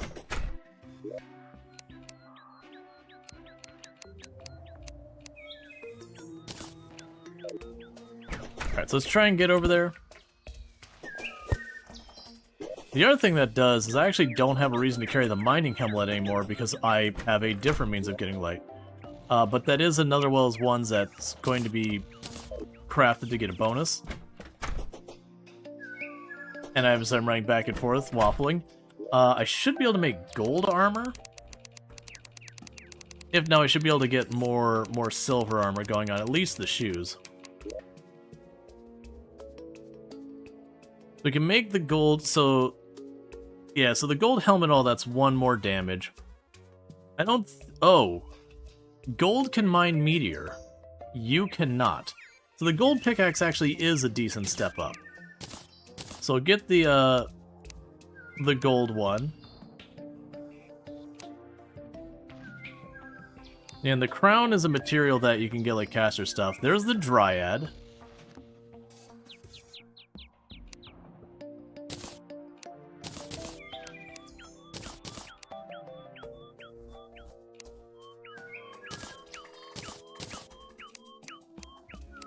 Okay, so we're done with the gold stuff.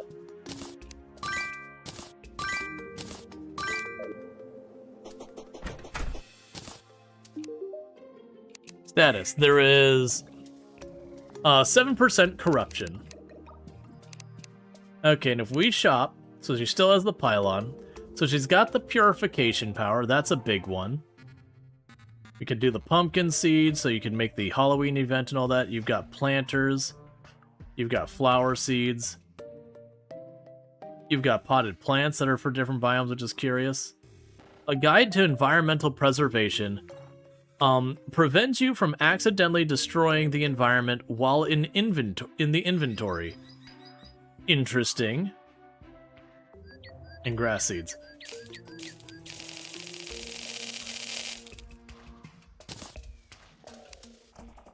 So I'll be able to get to the next boss using those. And I want to grab 1 more gold. Alright. So let's start by running back over to the beach. And my hope there is by having the demolition person over there, I'll be able to drop the teleport pylon thing. And with that, we can start poking around there. I still really need to find double jump. It's not a particularly rare item either. So what I need to do is, as we're running around on the surface here, I need to start poking into some of these caves I've been ignoring. A lot of those just random chests. They have a chance of having the cloud in the bottle, which is what we're looking for. Or other potions or other goodies and all that.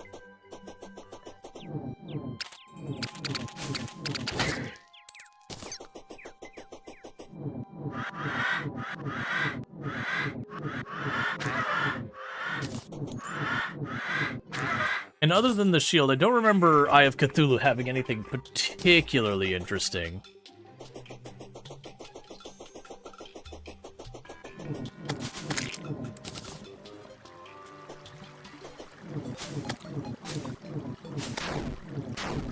Well, the painter has arrived. That's okay, we can check that out later. That also means I'm probably going to need more rooms.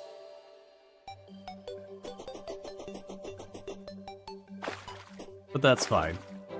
It could be one of those things that once we get the other place done, we could try dropping a house just up here on the surface of the desert or surface of the jungle somewhere. And that could be where we make our way down kind of thing.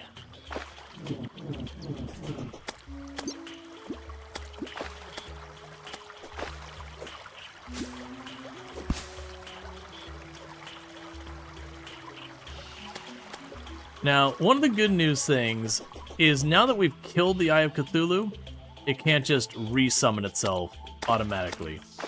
Once you defeat a boss, they're done unless you choose to summon them, which is fine. We'll end up wanting to do that with a lot of bosses. We'll want to repeat fight them. To, you know, farm either for like items they drop, or they can be a good source of money. There's a whole bunch of reasons why you might want to kill a boss a couple times.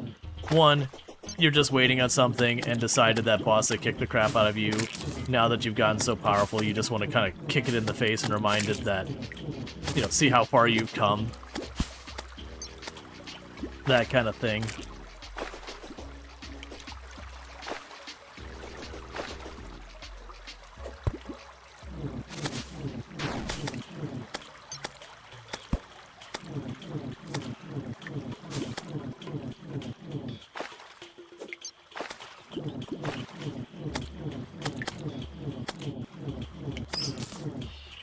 Okay. It would be fun to have a summon that's like only usable in water or something like that. Like a very niche but strong summon. So you could potentially set up an arena that's an underwater arena that's really strong. But like, you're setting up an underwater arena. And that's certainly a choice to make.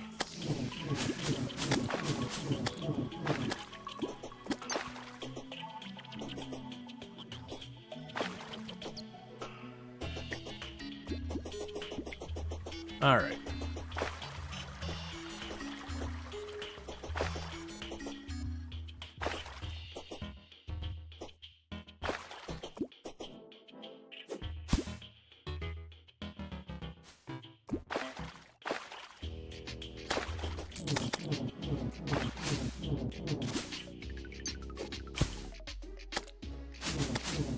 There's also something to be said for when you get an attack that homes.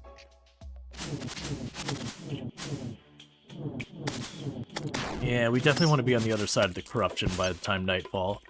I was debating where I wanted to jump down these tunnels right here, and I was like, you know, they're fine and all, but we're right about to, you know, we're not long from nightfall.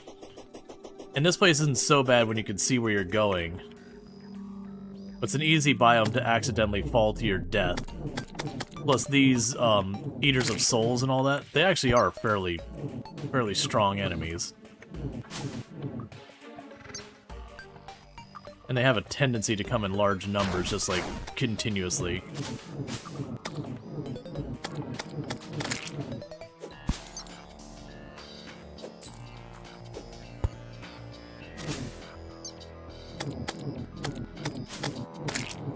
And while this one does okay damage, it's got no knockback at all.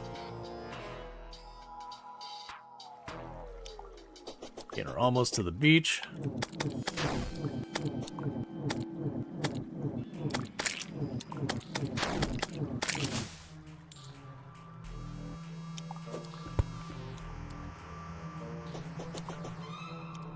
All right. Cool. So we pop in... Oh, they're over there. I was like, we pop over here. Come on. Ocean pylon, thankfully.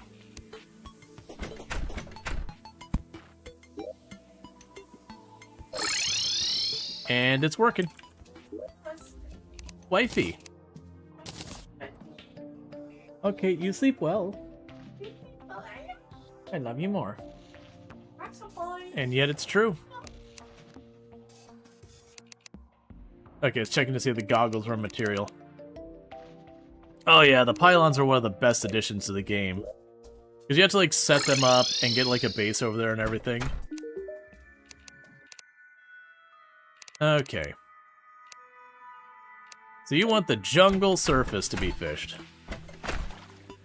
I don't own a fishing pole, so I'm not going to do it. But, you know, if I did, I might.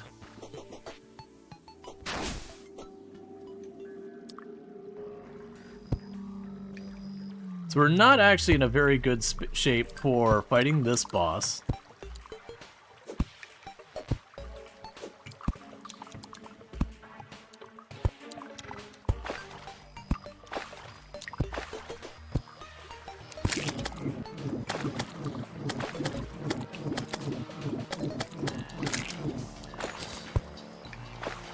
There's a couple different strategies for fighting this boss. The problem you have is, unless you have a clean way to get to the surface, you're kind of stuck. Starting this year? Yeah, no, it just had an update. Like, literally today had an update.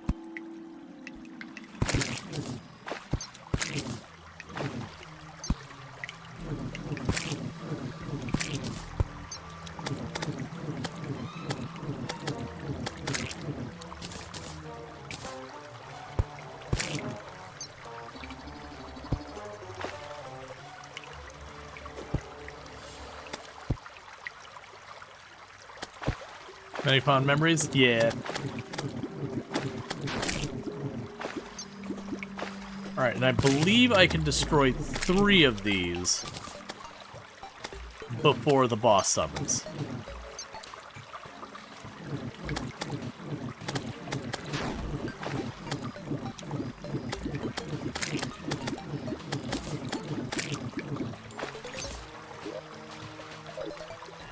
Hey, Italics! Thank you so much for the raid. I do hope you had yourself a good stream. Were you playing some more Vintage Story? But for those who don't know, Italics, absolutely fantastic content creator. 100% recommend. Oh, playing My Winter Car. I am so sorry. I am so sorry you've done this to yourself. Vintage Story is dead to you. Excellent. But welcome in, Raiders. For those who don't know Italics, absolutely fantastic content creators. And for those who don't know me, I am Rual, Storge, do play variety games here on Twitch. A lot of similar games to what Italics plays over there. So pretty much one of those things, if you like the content here, you'll probably like the content there. And that more than likely means the inverse is probably also true.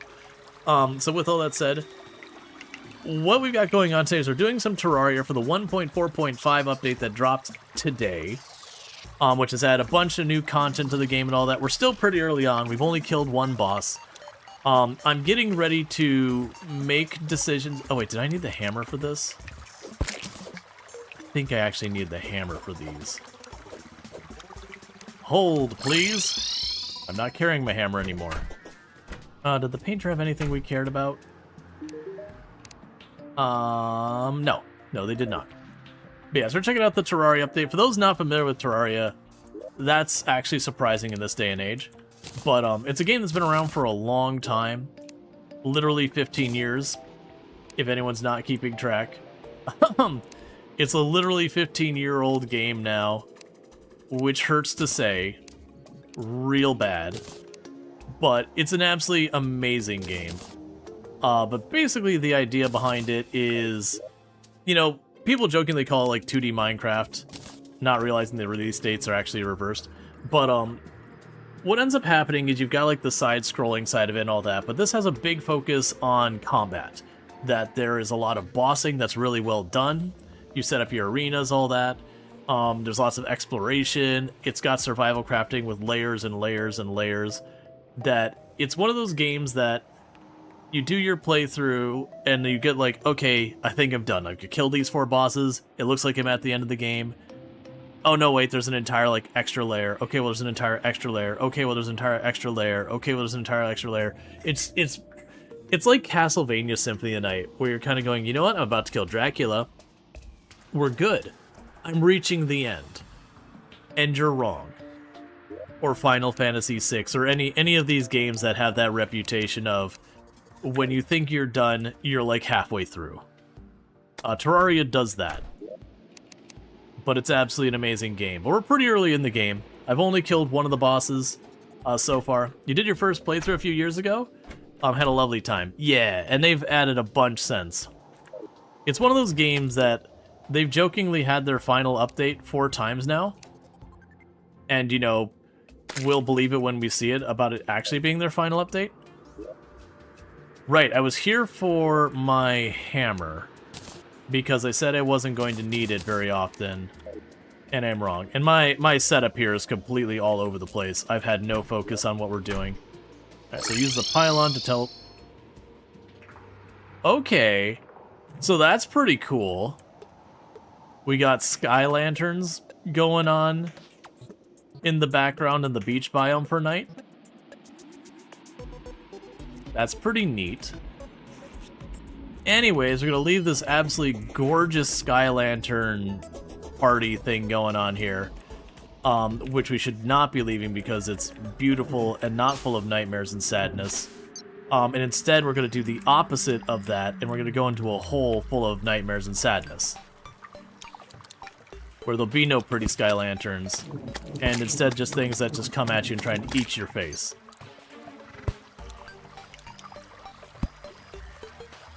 Because we're definitely not ready for the Destroyer of Worlds, which is the next boss here. But at the same token, I do want to at least get 2 of these busted and go from there. Because we are playing on the equivalent of Expert. We're technically in Journey mode, which is sort of like a halfway between Survival and Creative. But we're kind of doing like Honorary Expert, where I'm not going to be using the duplication set, like the duplication thing or anything like that. But there's an achievement for Journey mode that I don't have, so I want it. So we're effectively Expert while not technically being Expert. Please stop bogarting the air. I like air. It makes me not dead. And there's all sorts of cheesy ways you can get through this. Like, I don't know if you could still do it, but you could go here, and instead of waiting till you have the purification powder, you could just go... A horrible chill goes down your spine, and they gave me a hasty musket. So I can break 1 more of those without getting in trouble.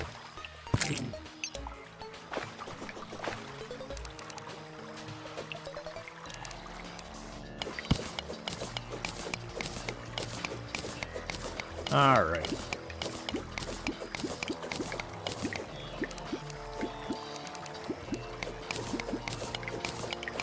So I'm trying to think of the things I would want to get my hands... Well, Meteorite. That would be the big one, is getting Meteor Ore. Because now that we've killed a boss, the Meteor stuff should be available. I just have to wait for it to happen. Yeah, no, it's a thing. Alright, so we got the Zealous Ball of Hurt. So if I do it again, I will be stuck fighting the Destroyer of Worlds in Expert mode with a t-shirt that's actually not very good armor, but it does reduce trap damage, a silver helmet, and lead pants. I still don't have double jump because RNG on my chest has not been kind. I've also not been the best about actually searching for them.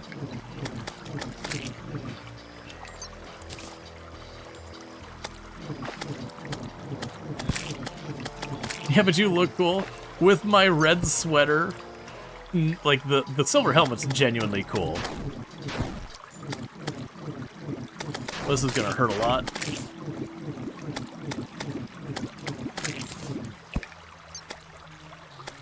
Alright. So, I'm probably 100% gonna... What helmet is that? 1 second. Ancient Shadow Helmet. So the silver helmet's 3 defense, the Ancient Shadow Helmet is 6 defense. And there's apparently a set bonus that gives me increased movement speed and acceleration. That is not even a competition. That is just a better helmet.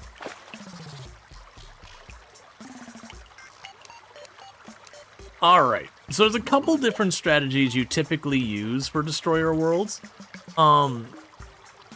One strategy is if I think I can make it to the surface, I can set up a platform above the ground so that the worm has to launch itself out of the ground to come get me, which is usually like the easiest one to win with. But it does have the difficulty of you've got to manage to stay alive with this thing chasing you while you run to the surface. Okay, so you've got the chest piece, 7 defense, and all that, versus my 4 defense, and then a critical strike chance.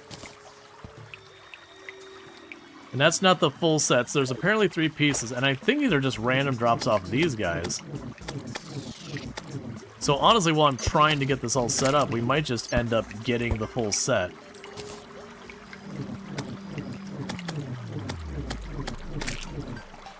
I'm not chasing rotten chunks of meat there. Alright. So I'm trying to consider is like how difficult would it be for me to get to the surface? If I got rope or something, that could work. But I'd probably need 2 ropes next to each other, so that way if I get the destroyer on, like going vertically along the rope path, I could hop over to the other rope and keep going versus sticking to the wall and hoping for the best. I'm not under no illusion I'm getting away with no hits on the way up. It's just a matter of can I climb that far without any problems. You know, I appreciate you, Finch, but you're keeping it from range.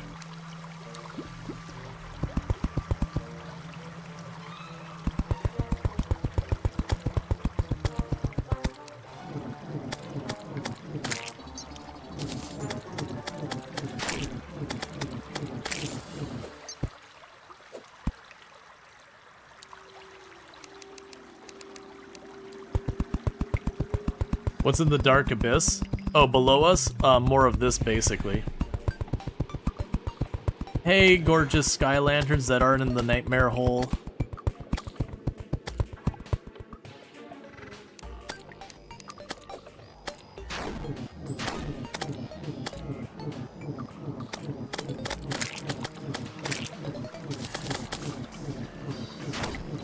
And also check out Treacle, another fantastic content creator, friend of the channel, all that good stuff. Plays a lot of RimWorld among other games. Sorry, but this is one of those games that like put you in focus mode. Yeah, so Treacle's absolutely fantastic, and I highly recommend checking them out. Okay. So what we want is to be basically as high as we can be and still count as corruption.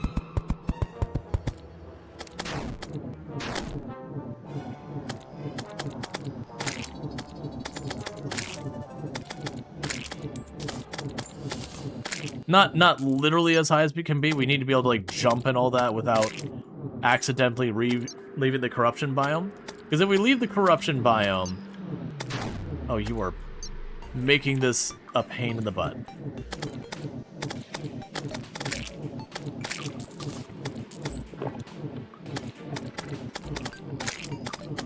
This is one reason I almost always like to go summoner build by the time we get to mid-game. It's just for like when we're trying to work on stuff like this that I can actually get defense. We're not really a summoner build yet. We're just dealing with what people... Okay, so it's daytime, so hopefully that slows down that. Do I not have wood with me? Right, I don't have negating fall damage. Alright, so this is the time where we go, nope. I was about 2 hits from dead, and I don't have what I need. Alright, so we did get the hasty musket and some musket balls, the zealous ball of hurt, and thank you for the follow. Welcome to the stream. We'll put you away. I don't know if I'm going to use the ball of hurt. The ball of hurt can actually work pretty well. For those who haven't seen it, you kind of like launch it out. And it can actually do some pretty good damage where you just sit there and just churn it. It's one of the weapons that actually does relatively well against the Destroyer of Worlds, if you're using the strategy I'm not using. So the other strategy than the one I'm going to be using here is you basically get a weapon that can hit multiple times through a target and then just drop down and kind of just let it hammer away at you. So you just like put stuff that hits you for 1 damage to keep your cooldown as much as possible. Alright, so we're definitely going to want to get the arms dealer to stay with us. So shopping. So I can buy, if we get a bunch of money, the mini shark, which is amazing. Otherwise, the rest we don't care about.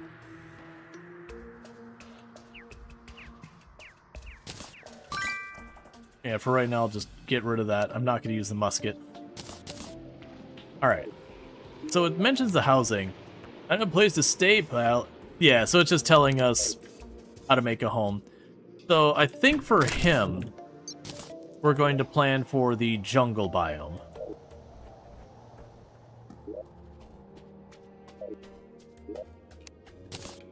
But right now, I'm not ready for it. Okay. So let's start to get to the jungle biome and get that set up. I don't know if we'll be able to get that done in time for him to move in.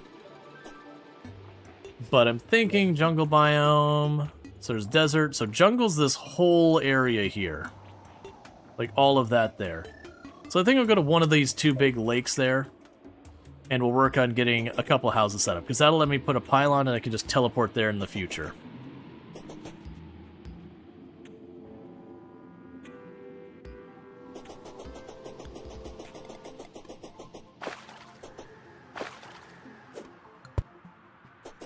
Alright.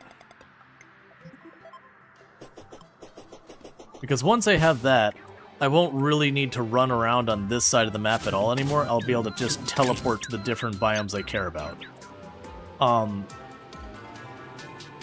And then we can save the desert biome pylon for on the other side of the map maybe.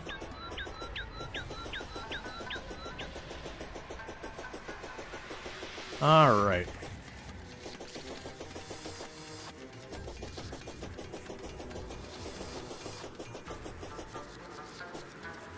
And that would still leave us the ice biome, which we have on the left, so you can put a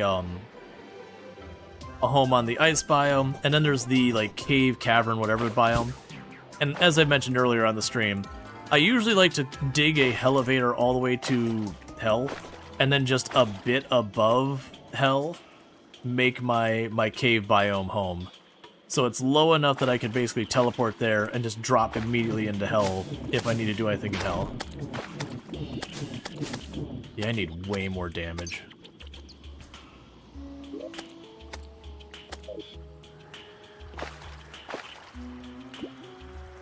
Alright, so how about we put our jungle biome home? Oh, I was expecting... Interesting, your pickaxe for the bamboo.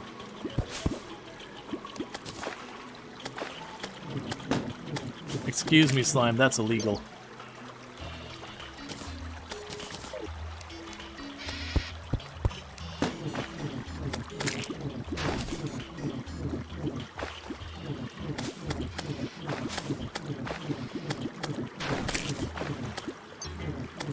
I'm gonna just get a couple seconds where I'm not defending myself against bats.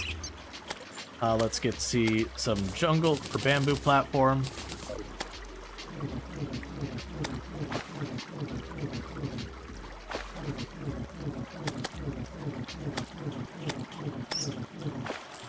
Actually, pick this up. Yeah, no, the jungle biome has always been one of those biomes that just kind of causes you some grief.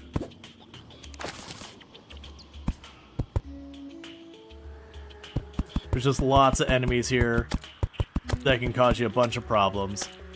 And it gets worse. Once you get to hard mode, it's one of those biomes that, like, you go into hard mode and the jungle biome is just wretched to deal with. Could you just give me a couple of seconds, bats? Give me a couple seconds.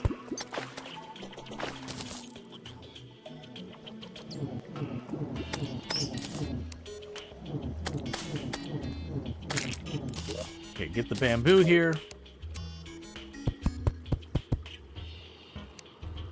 Now let's pull up this platform real fast. That way we don't have to worry about slimes or any of that getting over here.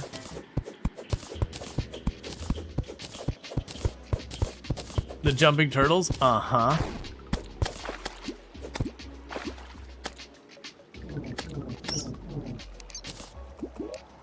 You can go here, grab the platform. Alright, that should be plenty wide there. Replace that wall.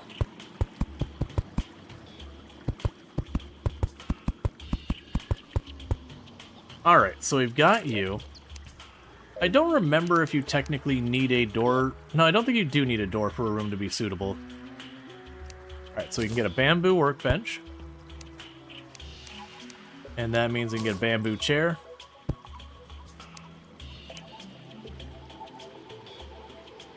Bamboo light. And now I just need bamboo wall.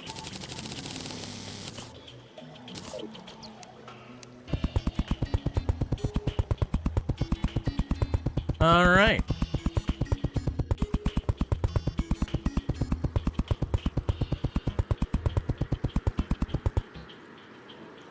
That's honestly fine, I don't care.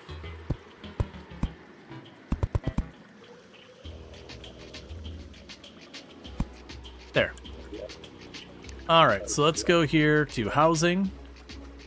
You. And he lives here now. Alright. So that answers the question of will that make it suitable? We could convert it all back into bamboo. So that stacks.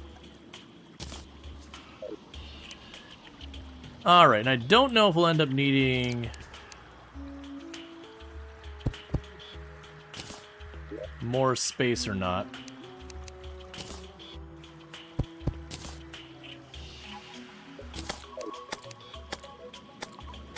No entrance? The entrance is the bottom.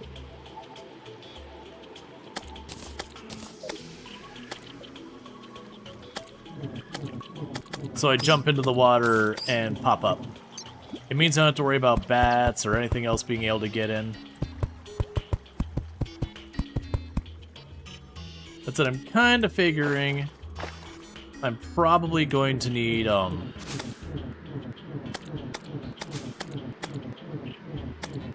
second room.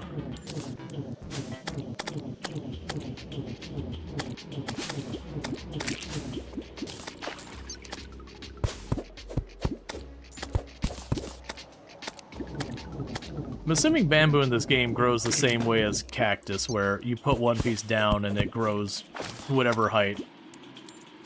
Ooh, Pinky.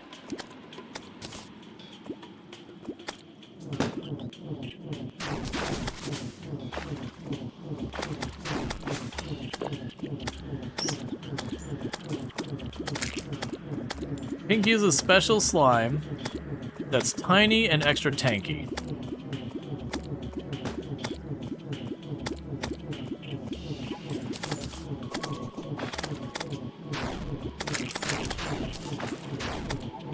And I deliberately got hit by the blue slimes because they're the easy slimes, as opposed to Pinky and the jungle slimes are tougher.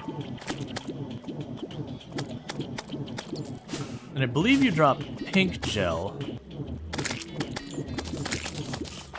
and a bunch of gold.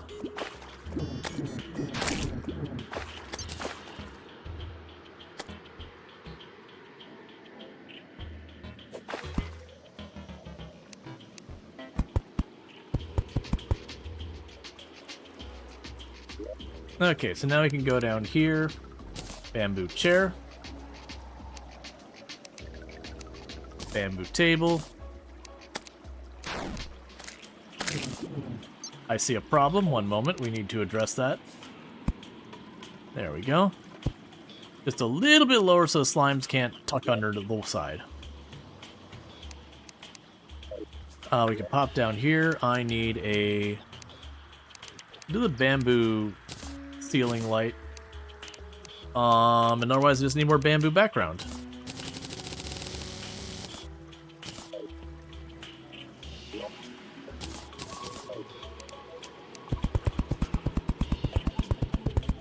This will be our little house here.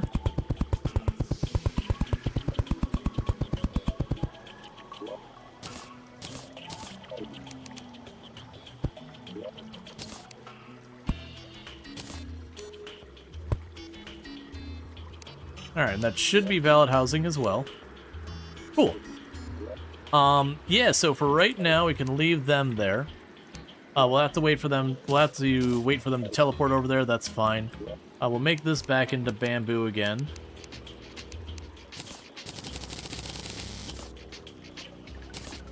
Take you and delete you, take you and delete you. That's fine. Alright, so with that, you can teleport back home. Drop all you off. Drop you off. So we got the pink gel. So let's see what the pink gel can make that's special. Bouncy dynamite, pink gel dye. Yeah, so it's mostly just pink stuff. Not a big shocker. Drop you off. Is there anything fancy I can make with bamboo, or is it strictly for wood replacement? That's looking like just a wood replacement. And drop you off here. Alright. Yes, I've got that. And the guy here isn't moved on to the next area. Yeah, it seems like they try to just walk over there and eventually he'll just teleport. Right. So you've got the mini shark, which is 52. You got the flintlock, which is 5, and I don't care about those. And later on, he'll get illegal gun parts. If you show up at night, you can find those. And those are just a crafting material for a whole lot of things. I don't care. Alright, so let's teleport back to the beach. I needed wood. That's the whole reason we went there. Yeah, that's fine. We can go here, because I also need a fishing pole. So many hints? Yeah, because it'd be kind of hard not to reveal stuff while playing, because you're just going to see me do it. And, you know, I'm explaining what I'm doing kind of thing. Alright, so we've got the wood fishing pole. I need to use this. So I know there's an iron fishing pole. So we'll do that. It's terrible. But it exists, which makes it infinitely better than not having one. Okay, there's some ore. We can make the minecart, which makes it slightly better than the one we've already got. I don't need that right now.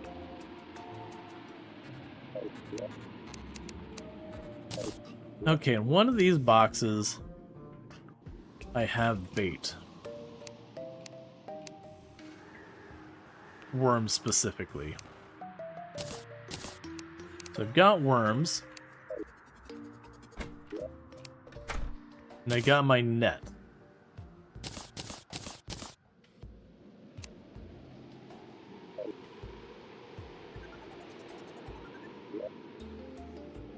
Okay, so the arms dealer is at the jungle. So let's see if we can't get to the jungle and see if he'll let me get the pylon.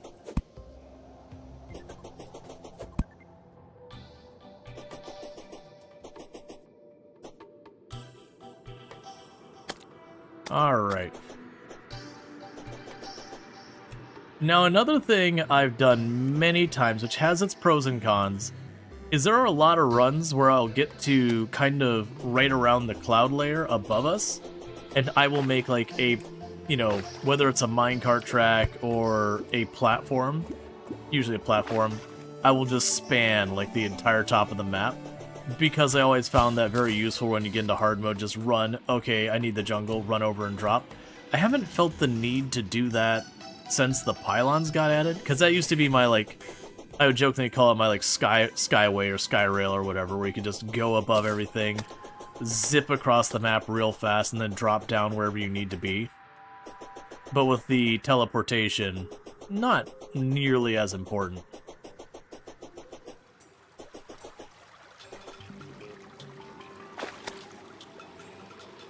I'll also want to figure out where the dungeon is. It's going to be to our west. And just see where the closest I can reasonably get to the dungeon to put up a location for teleporting over there. Because we'll end up going back and forth to the dungeon at different stages in the game.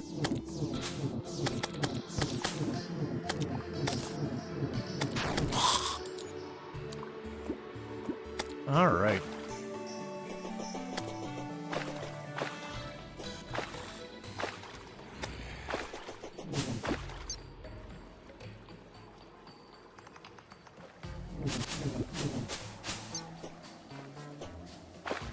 So let's just get over here.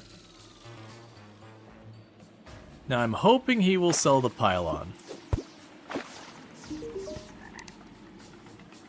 He is not selling the pylon. I also didn't bring the money with me anyways. Alright. This is what I'm talking about. Privacy. Alright, so... we will need to grab, let's say, the painter, maybe?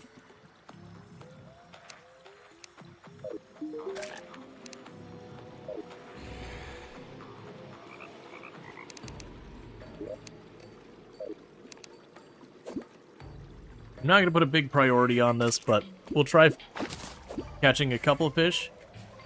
Just to see in the off chance if we get the one that the I'm blanking on his name. The fishing guy.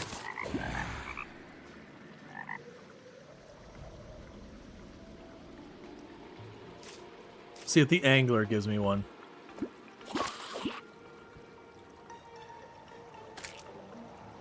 My life for an Aur? I'm assuming that's an item I'm not remembering.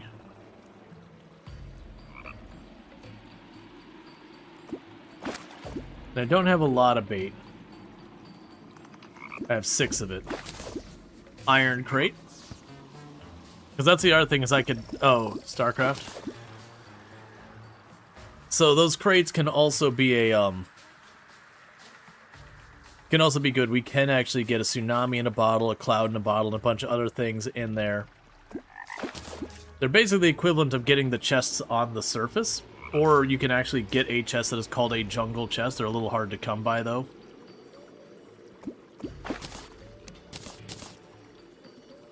Yeah, so journeyman baits, that's 30%, so that's the best bait we've got. That used to be people who didn't like fighting. The strategy was you would just get a jungle house set up with a big pool of water. And you just keep fishing till you got the jungle chest to get some of the good items, and you could go to some of the other biomes. I want to say they added the ocean chest to the game. Or, like, way back in the day, there was a pickaxe you can actually fish up. And it was strong enough, I want to say, that the pickaxe you could fish up, you could literally just go to Demonite and mine it right away, and Meteorite and mine it right away. So it was like a pickaxe that straight up just was better than anything earlier on. I want to say they nerfed it a while back, though. Because it was pretty cheesy.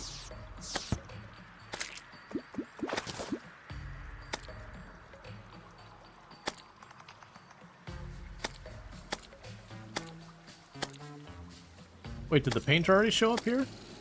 Oh no, I'm just seeing things.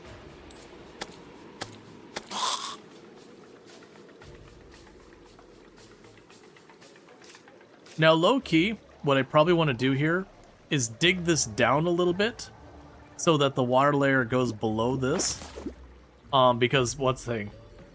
Yeah, the Reaver Shark. Yeah, that got nerfed a long time ago, though. Because like I said, it used to be you got the Reaver Shark, which wasn't that hard to get a hold of. It was a little rare, but not very rare. And you could just go be like Meteorite, and it was just like, I think it was the, oh, I think you could even mine the Hell Brick with it. I think it wasn't until you got the pickaxe using the Hell Brick that, or Hellstone, wherever the Hell Iron, I can't remember what the name of the actual material is. But, it wasn't until that you could, like, it replaced the Reaver Shark. So it's like literally until just before hard mode. And you could just immediately grab a fishing pole and go and fish for it. I'm kind of low-key hoping we manage to snag... You know, snag, like, the bottle and all that. I'm kind of waiting till night's over. Because you're 25% bait. You're technically fishing for cloud. Not necessarily. It's just, it's nighttime. I don't feel like wandering around the jungle at nighttime. I'm kind of hoping the painter gets here. So it's kind of one of those things like, okay, I'm waiting for nighttime to go. I'd like the painter to show up so I could hopefully get the pylon so we could teleport here in the future. Oh, wait, change of plan. I don't have a whole lot of time before it considers it the next day. Hey, and we got some stuff here. So he gave me a little bit of bait. He gave me some crate potions, which can be really useful.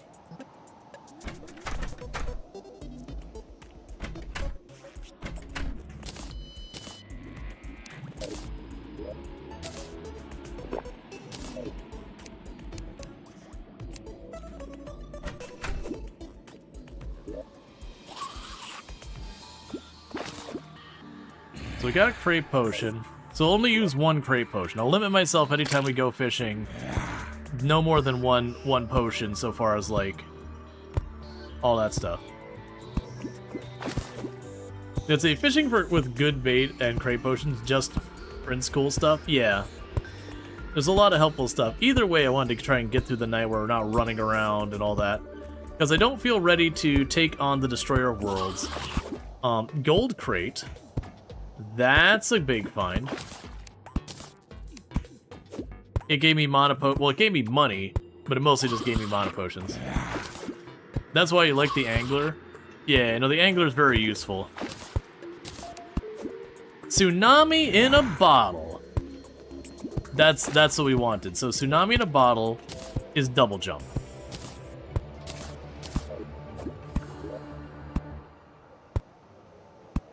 So we now have double jump, running fast, all that good stuff. So that's it. We'll quickly go until the potion wears off, and then we'll head back home.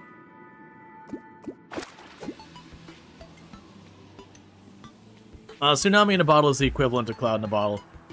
There's like 4 or 5 different bottles that give you double jump, and they're all equivalent. There's Tsunami in a bottle, Sandstorm in a bottle, Cloud in a bottle, and I don't remember what the ice one is.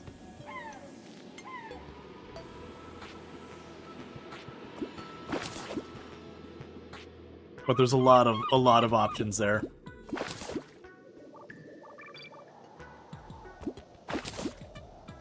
But yeah, we'll fish really quick. Blizzard in a bottle, that's right.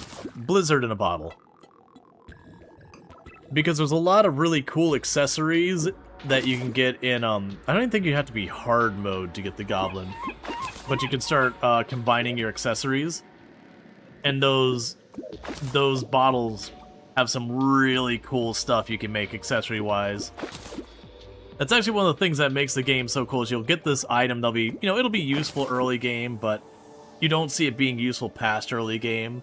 But it happens to be a material for another thing, so you kind of like upgrade this equipment as you go along. So like the Hermes boots is the beginning of an incredibly long sequence of upgrades, all of which are pretty fantastic.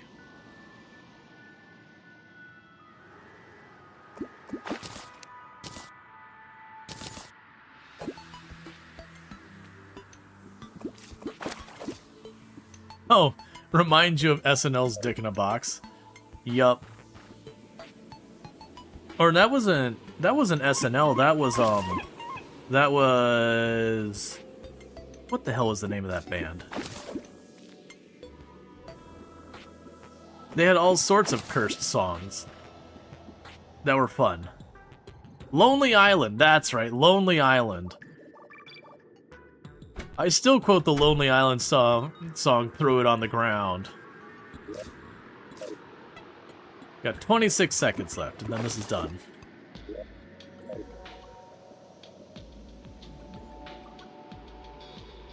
And then I threw it on the ground. You can't buy me, hot dog man. My dad's not a phone.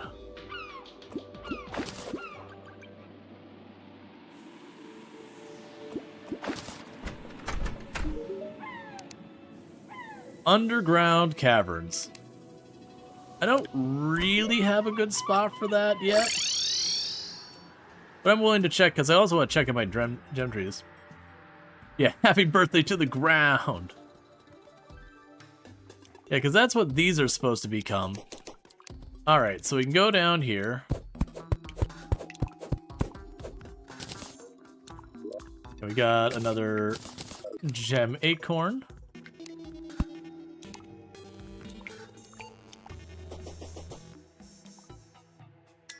Alright, do we see a spot that's a pretty sizable pool of water? So the biggest pool of water is probably that one down there.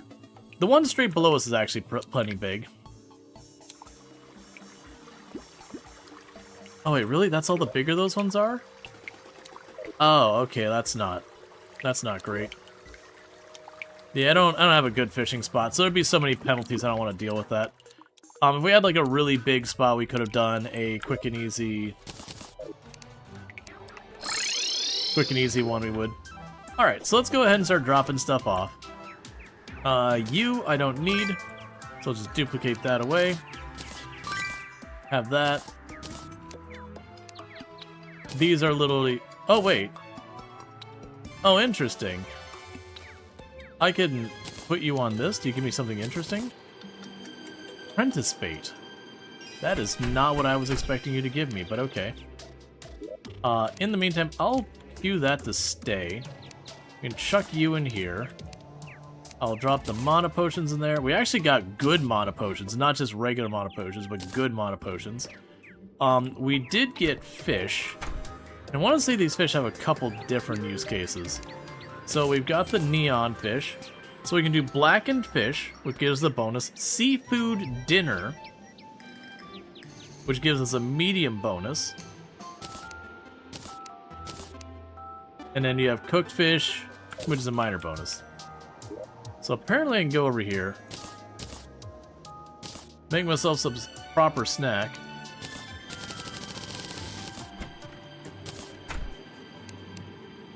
So I got some food bonuses.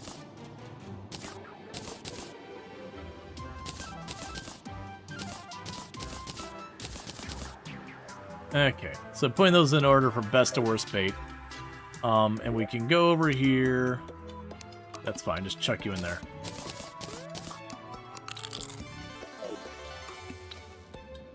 Can the old shoe be done too? It can.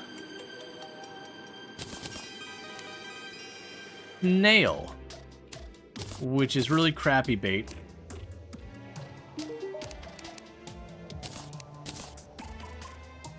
But I can apparently make the snail into escargot for a medium bonus.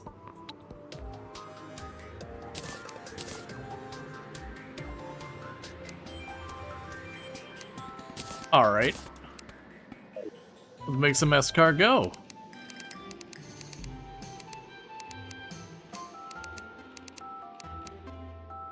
Oh, we can also make monster lasagna, but we'll do the escargot.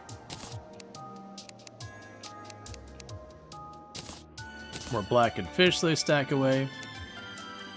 I'm not going to worry about that. And I'm trying to remember what we need to make the leather. Because I'm pretty sure we just need the rotten meat. But I don't remember what crafting bench I need for the leather. Workbench. So just the regular old workbench. Because let's remind ourselves of what the heck we make with the leather.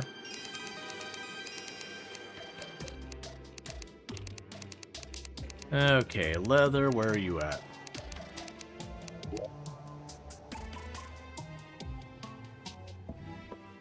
You'll be in here somewhere. I forgot, we can literally just go up here and go. So make one of those.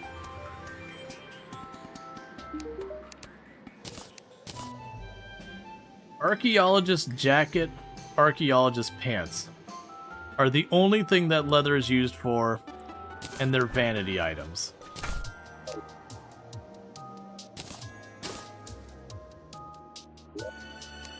Cool. Not doing that again. Alright, so what am I actually working on at the moment? So let's The painter has... Oh, the painter has moved over there. Okay, so let's see now if we go over there, we can teleport directly to the jungle. Because where we're at, I got 2 boss choices I can work on. I can work on the Queen Bee, which would be pretty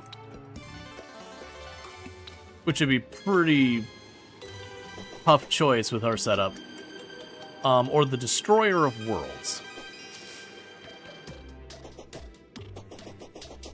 Or I actually can't remember if Destroyer or Eater of Worlds. There's 2 of them, either way. But that one.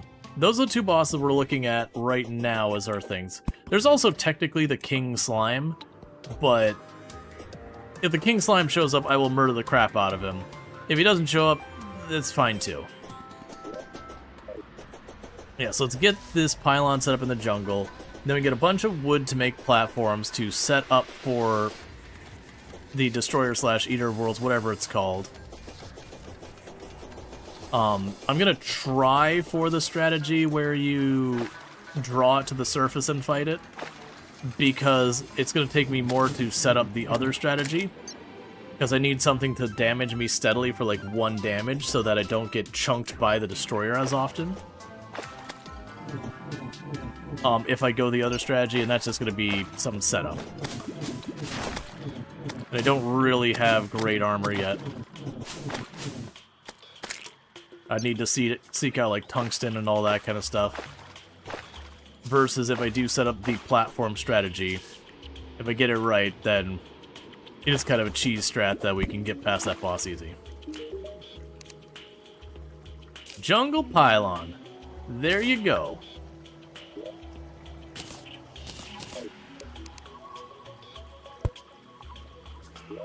Alright. So we got our pylons all set up so I can come back to the jungle anytime I like. So now I need to go down here and grab our wood.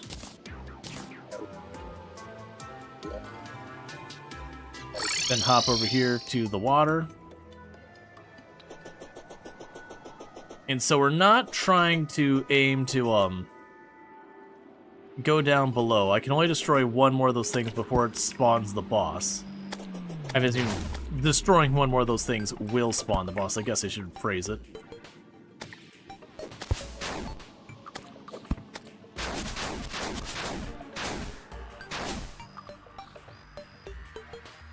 Alright.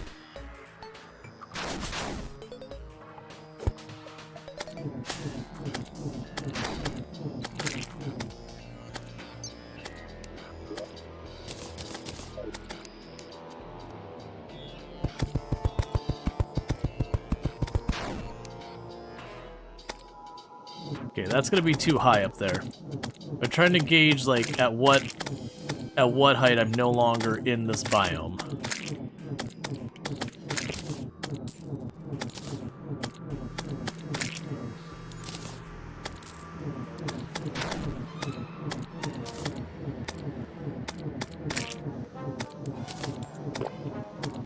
I'd also like to be able to have more than 2 seconds to work on it at all.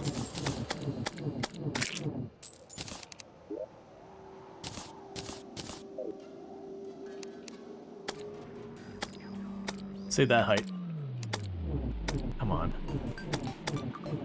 Because once I start placing it, I can at least be on the ground, move around, jump, all that stuff.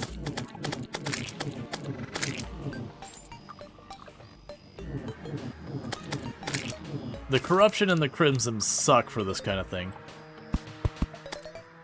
That's probably not high enough.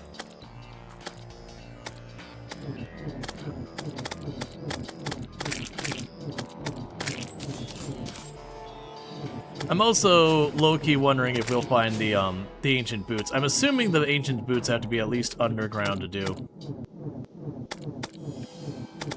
Yeah, because that area to the right there of me, I think that's high enough that when the destroyer goes like shoot out of that, it'll be able to reach up this height and just come after me.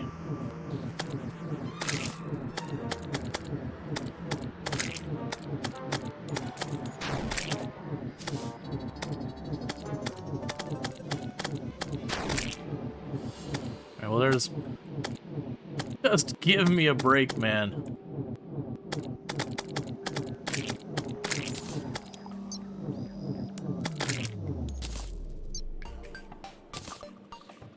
Honestly, I think I'm gonna go with it.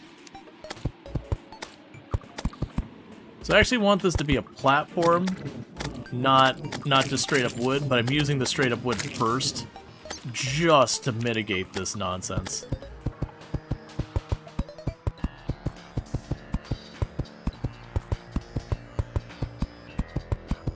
Because if I do this...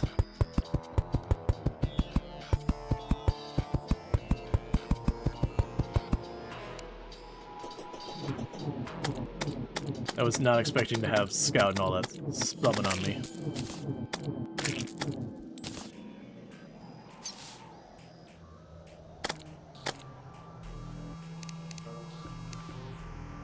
Probably this height is probably better. That should be high enough that it still stays aggro to us. We don't have to worry about despawning it.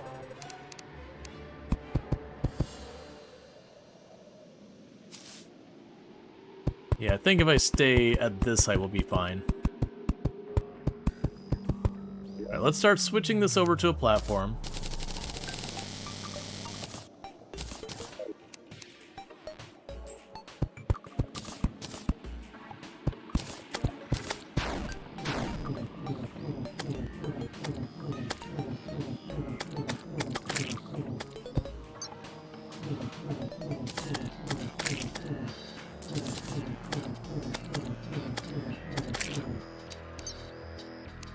One of the other things I could do is way up here, I can box it off to mitigate where they're getting in from the sides. I just have to be careful that I don't go down, because then I give a path for the destroyer to trap me up here.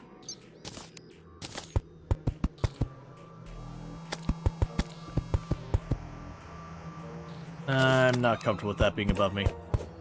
There's a good chance I'll have to jump to dodge as stuff moves around and all that. At least putting a little bit of a wall on the side will help some. I'm also going to need, while we're up here, campfires for the health regen bonus.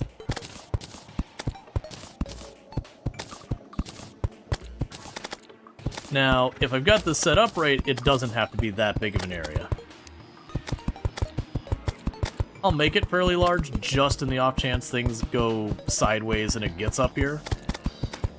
So I can run really far to the side real fast and jump off and then work my way around.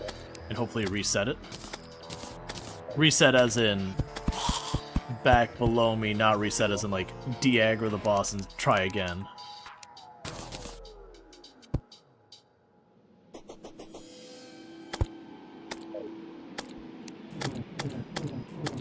Yeah, and that shouldn't be too big where I'm dealing with lots of stuff spawning on the platform during the boss fight.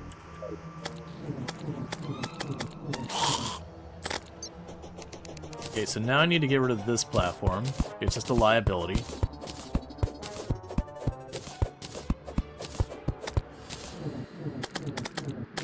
Because what'll happen is the destroyer... So to clarify, the destroyer is like a big worm. It moves through ground and all that. So what'll end up happening is if I have a platform like this below me, it'll move through this and jump up. So what we're trying to do is set the platform close enough to the ground that the destroyer stays, like we stay in the corrupted biome, and that the destroyer stays spawned in the world. But far enough from the ground that it can't jump up to reach us. And it'll still get some dirty tricks like some ranged attacks and all that, if I recall correctly, as we progress the fight, and stuff like that. So it's not like I'll be completely safe, but most of the damage comes from the head of it. When it first hits you, it does way more damage than like if you're just caught in the middle of it, all that. And when you're underground fighting it, it's really hard to do anything about that, like avoiding getting hit by the head. There's just nowhere to move. And you can make like a big room in arena, but without being able to destroy the terrain without just using tons of bombs, makes it a bit tricky to deal with.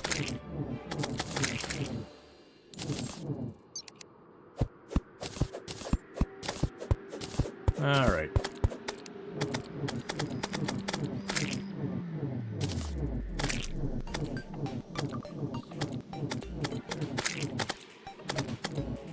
Alright, we're just trying to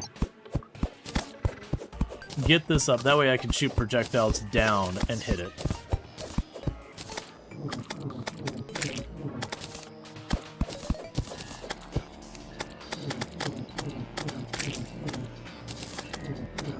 Okay.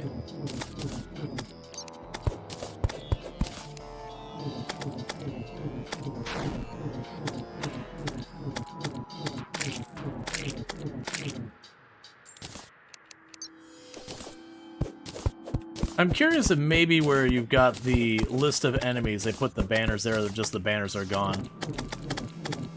Because there's banners you got where if you killed enough of an enemy, you would reduce the damage taken and increase the damage done to said enemy.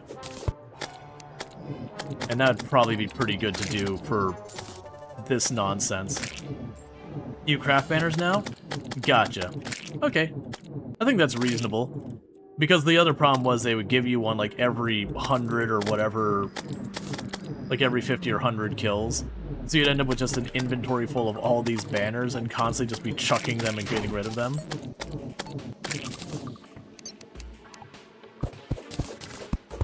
We're almost done clearing this thing.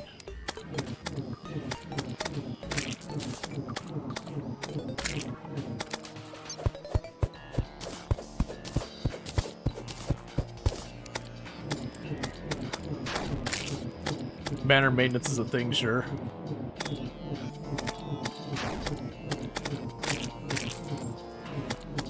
Yeah, as the platform is getting smaller, it's easier for them to work their way around it.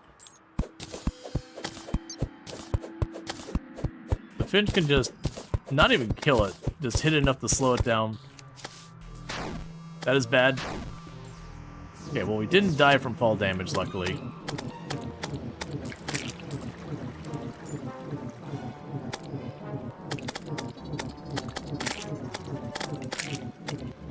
Yeah, we'll see how this goes. I'm a little worried I'm gonna get just shredded trying to go up this rope to get here.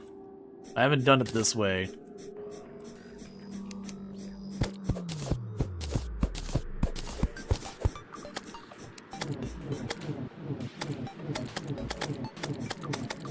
And I haven't done this boss in this manner in years.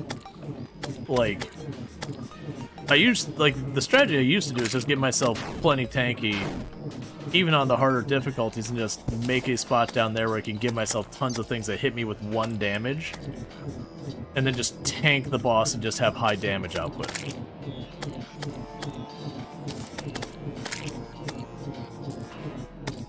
And I'm pretty sure this boss doesn't care about day or night like the mechanical variation.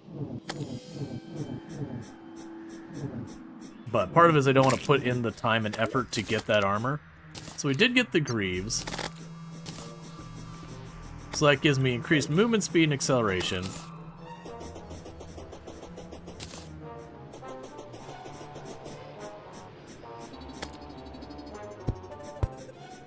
Put extra lights right along the sides here, so even if I'm distracted, I'll see them coming.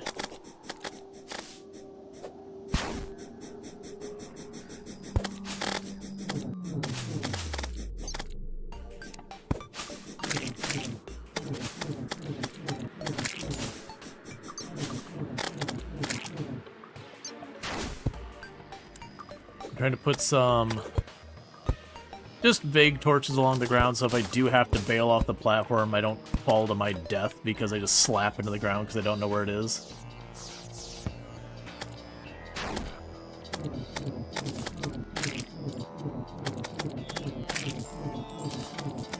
The spawn rates here are too so aggressive.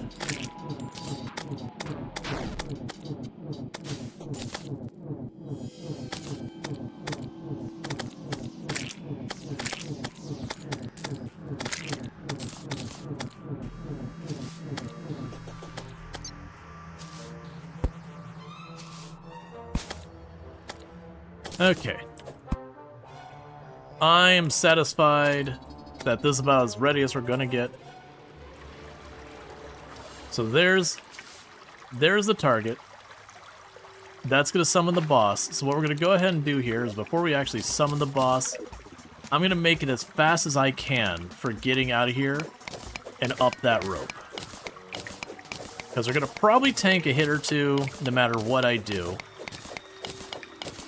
So ideally, I want to be able to tank a hit or two and get up to the top area as fast as I can. And if we set up the arena correctly, after that point we should just be good. Alright, so we've got health. Let's give that potion cooldown a second to recover. And I haven't done this in forever. Yeah, 3 gold I don't care about. A burger. I'll take a major bonus. No potions on us? Okay.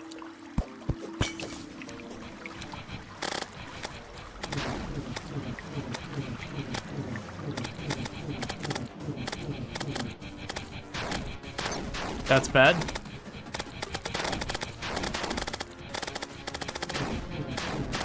I'm just getting juggled here because he's chilling on my rope.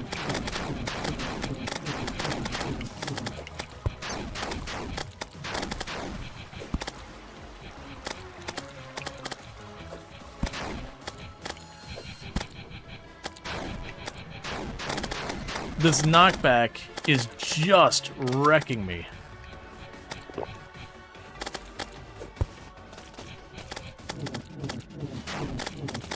There's his ranged attacks. I remember they did that.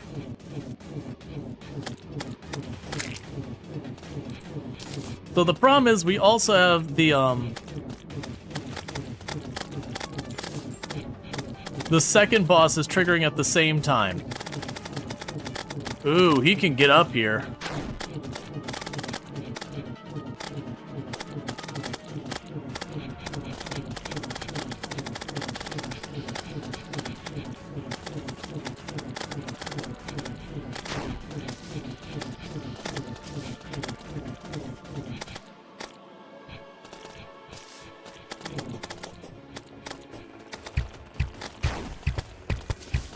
Yeah, those things hit for 50, the ranged hits.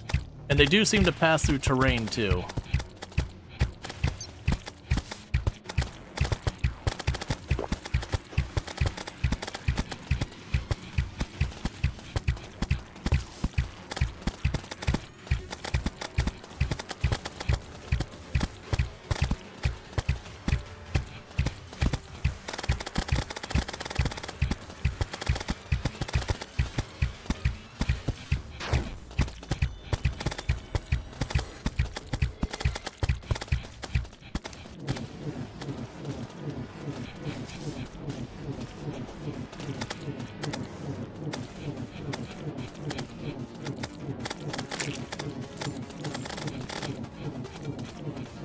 Okay, we've killed at least a segment now.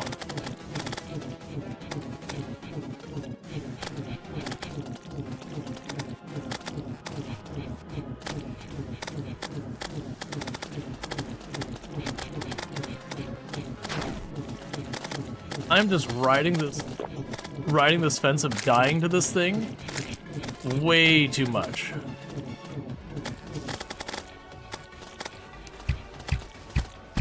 Could you not be here, slime?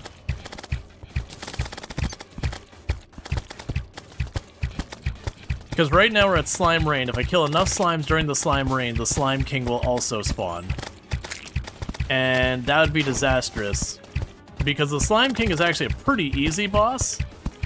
But fighting him while I'm already dealing with this crap, not the winning play.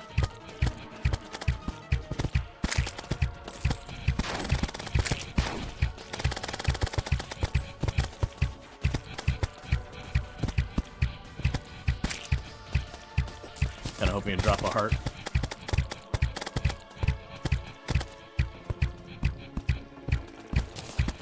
Alright.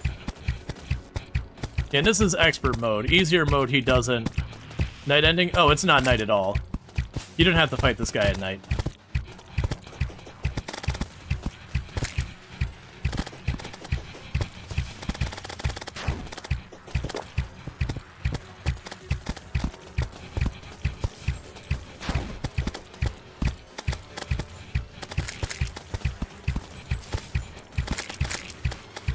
What you're seeing it lighting up is just because I'm barely stepping outside of corruption. If I go all the way out of corruption, he despawns.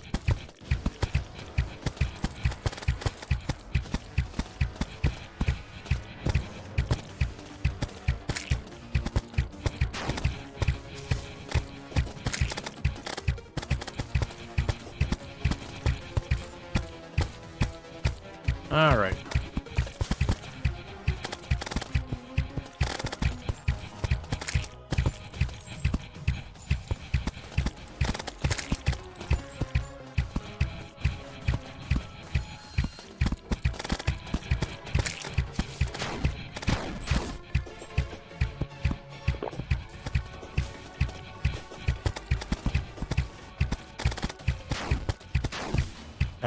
That was two really bad hits right back to back.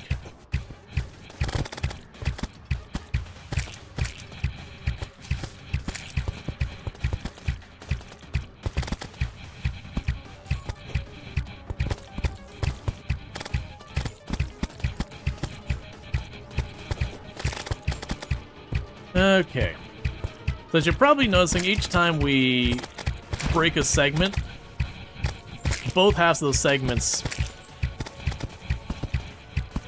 you know, become moving. Oh, there we go. Became able to move independently. How many bosses so far? That's the second boss. Now, that said, dying to him is not the end of the world. He'll have dropped a bunch of materials, and I can use those materials for crafting stuff. And all things considered, with the slime rain and all that crap going on at the same time, I'm not super upset about that. Oh, he also got the Shadow Orb. That's fun. We got lead greaves. We can just chuck those there. Oh, the worm teeth.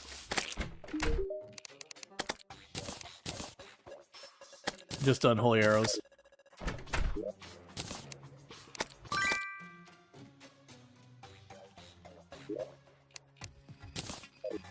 Alright, let's get this done.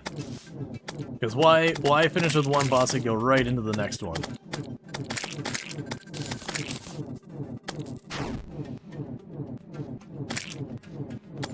Because once I kill enough slimes, we should get the Slime King.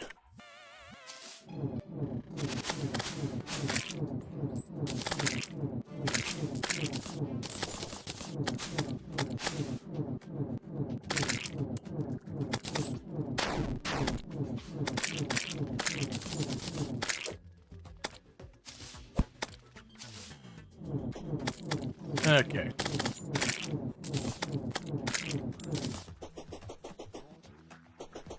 Yeah, so we did run into the problem where we never got a chance to recover our health fully.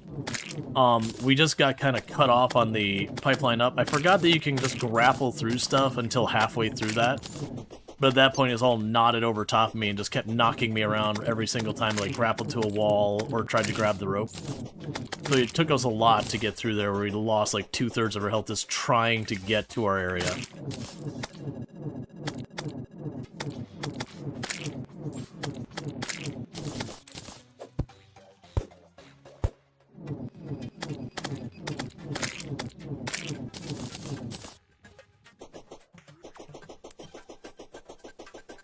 Come on.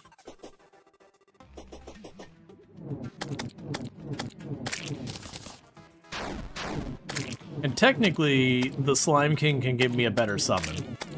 It isn't a great summon, but the Finch is also not a great summon, so you know.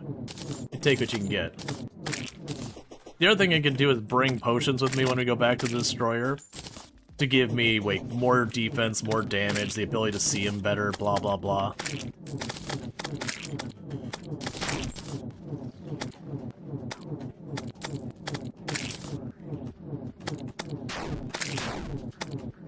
What hit me there? 100 blue slimes.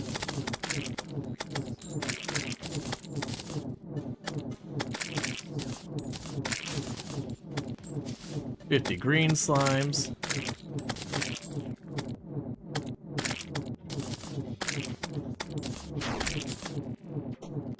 Let's see, I'm pretty sure you can make worm food and just summon him whenever, right? Yes. I don't remember what the materials were for. I think it was rotten meat and some other stuff. Yeah, I could definitely do that as well. I mean, I still have the things down. I mean, yeah, I could probably. I was just thinking, it's like, I could probably break more of the orbs down below. I was like, you know, honestly, I'm not sure how much I care about the stuff we get out of the orbs. Because there's like one or two things, like getting your first gun is important out of the orbs. The shadow ball thing is pretty nice.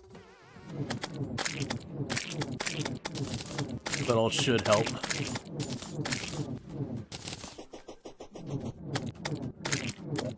Meanwhile, let's go ahead and have just the regular food buff.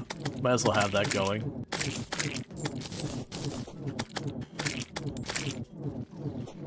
The shadow ball thing is huge.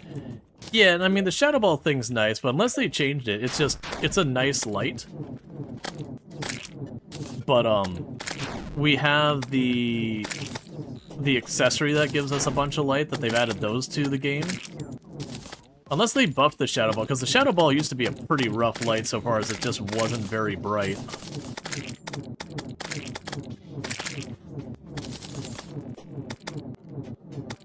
Alright, so I'm expecting the Slime King anytime now. It doesn't take that many slimes. Whatever reason, the cloud slimes, I'm having difficulty noticing them. Maybe it's because I keep fighting them by whether the clouds are in the background.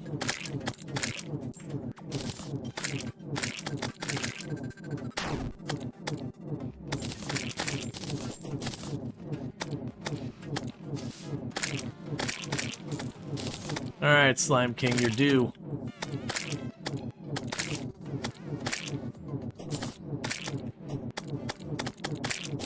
Also, Slime King, do me a favor and give me the slime staff on your first go. I forgot, I can literally use my shield as a weapon.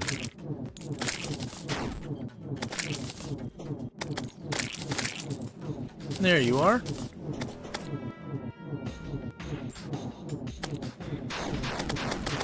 Oh, you suck, little slime. Juggling me so the boss would get the hit.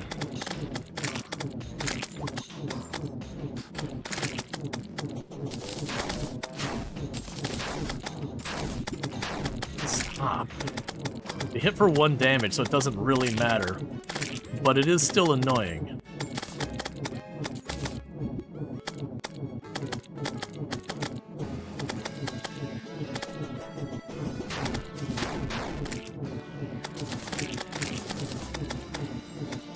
Alright, Luxray, you take it easy. Oh wow, it's already been like 8.5 hours? I did not realize we've been playing that long already. I was just being like, okay, I should probably check to see how much, you know, how much longer I have to stream or whatever. That's Terraria.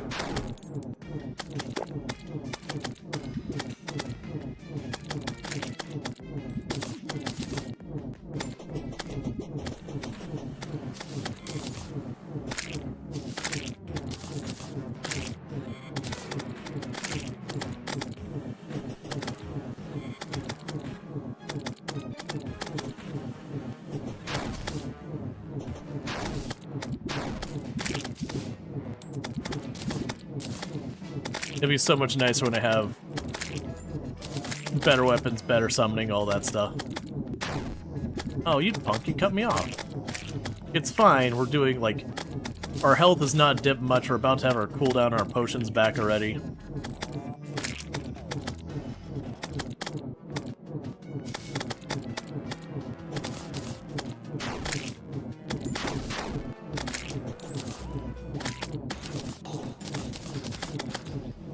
Okay.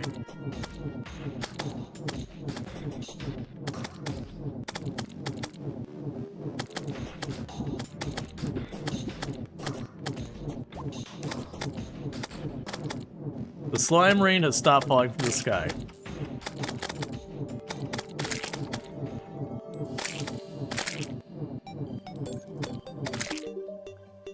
Battle, gulp.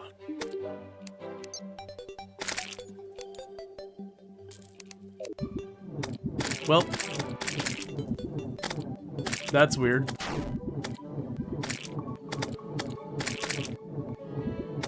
I did pet whatever that slime was.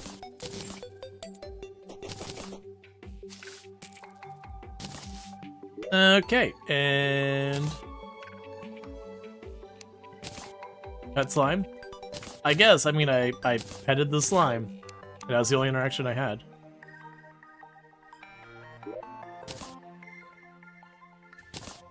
Huh? There we go. Okay, so we got the ninja shirt, the slime hook, the ninja hood, the arcane royal gem.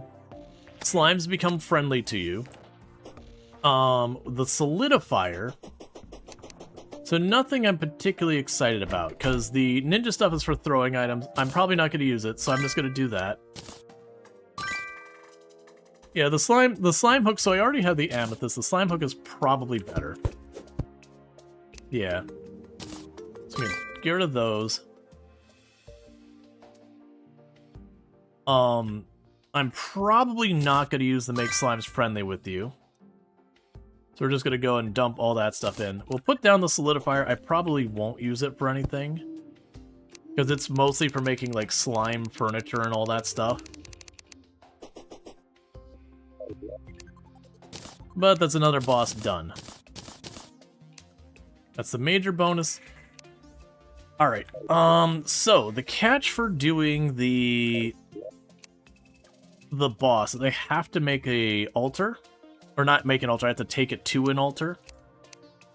So let's go see what it requires for making the meat. So the summon item is it 30 vial power? So 30 vial powder and 15 of that. Alright, the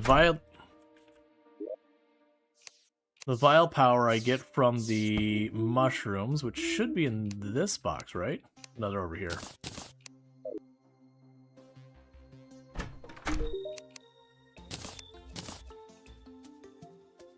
Requires a bottle. Okay. So let's see if I can't make a bottle. Actually, I should have a bottle here.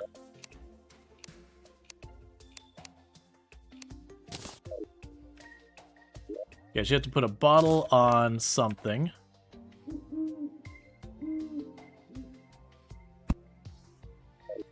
Okay, so that should let me make potions. So let's go ahead and make the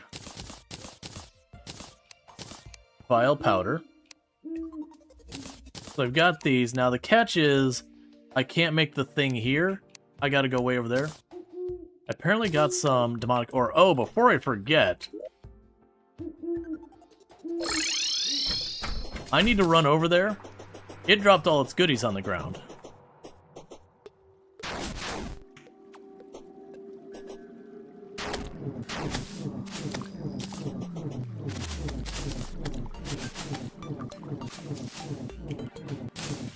So underneath where I was fighting that boss, it'll have dropped a bunch of the ore in the scales.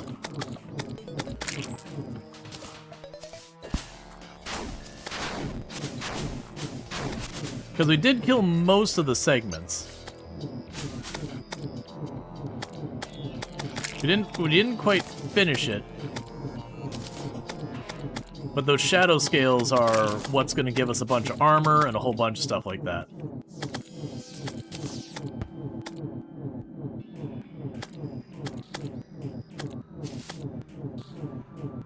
Yeah, because it'd be mostly in that middle section.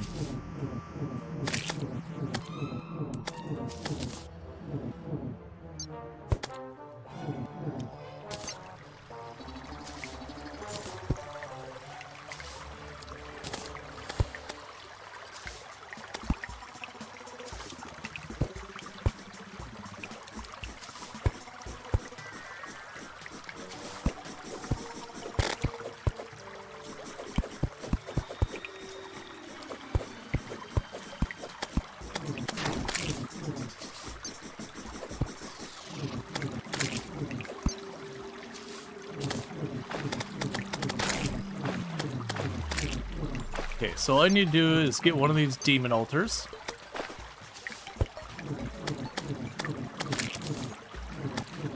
And once we're at the demon altar,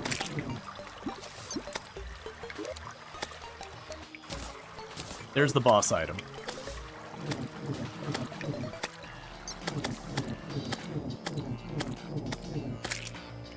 Alrighty then.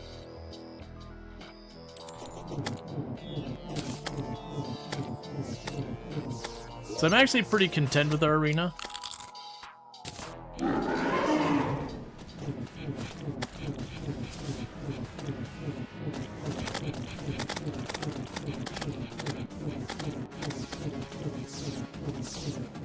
Could you stay out of this, little Eye of Cthulhu friend?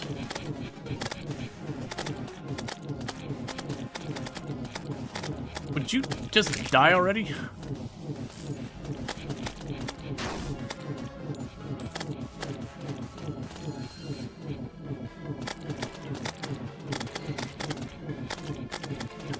You didn't beat it alright? No, I died pretty far into the fight. Like, I killed a bunch of segments of it, but I didn't finish off the boss.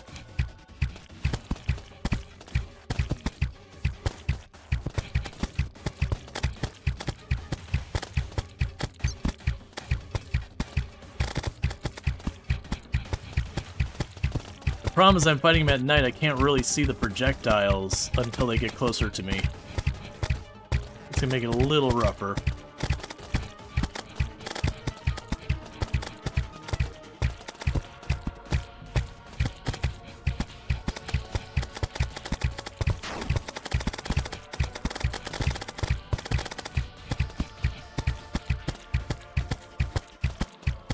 I do like when the Finch actually gets in there, even when it's not doing that much damage.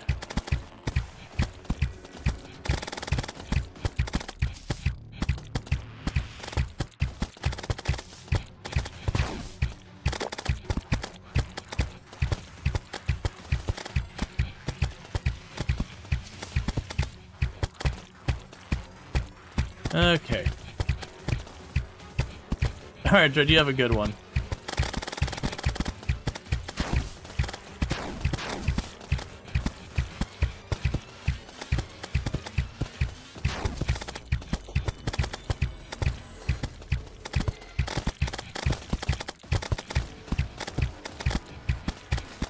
All right.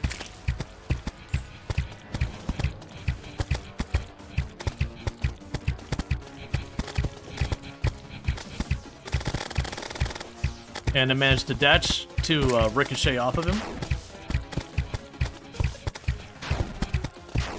I really need that tail to get away from there.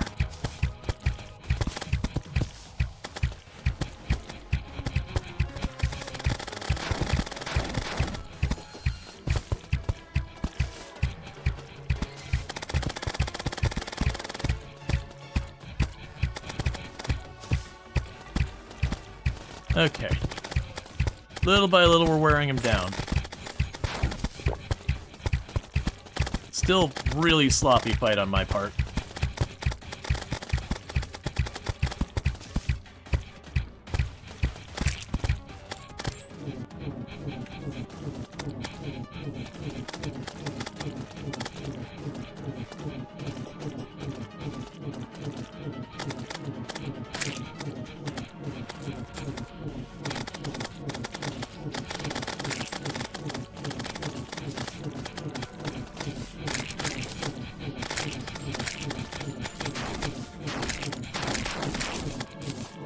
That was really bad.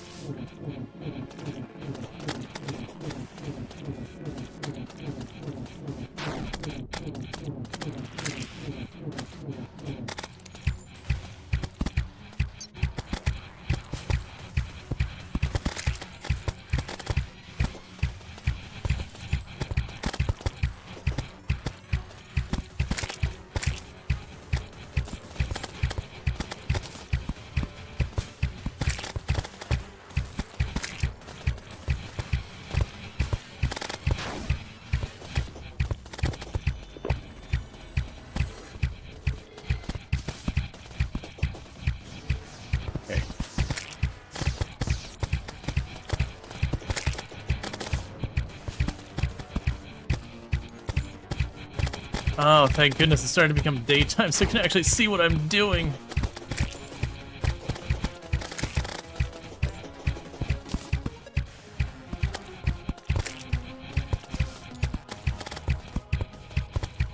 Alright. As I just eat attacks I have no business needing to hit.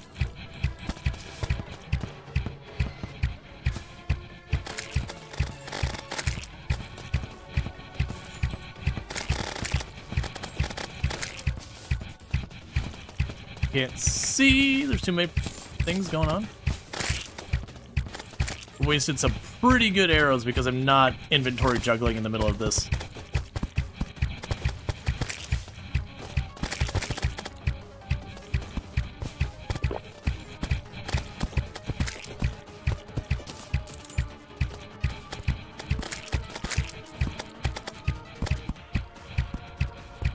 Home stretch.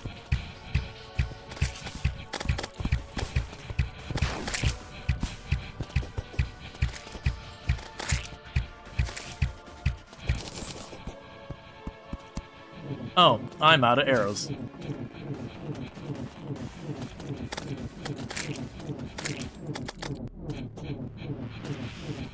think we're down to the last two segments. Last segment.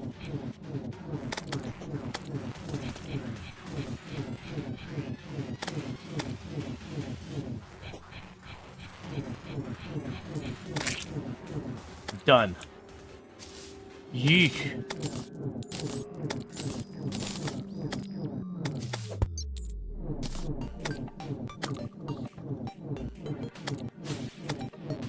So that's two bosses knocked out.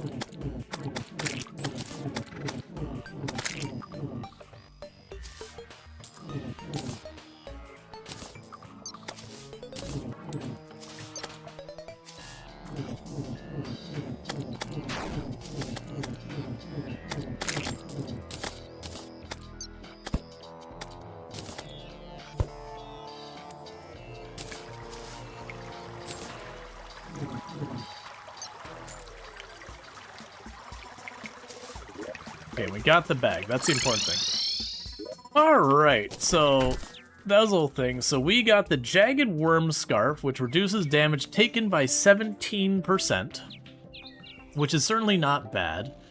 I'm probably going to put it in place of the Shackle. We got more than enough scales to do what we want, and tons of ore. So we can go here and get that nonsense going. So I got plenty of bars.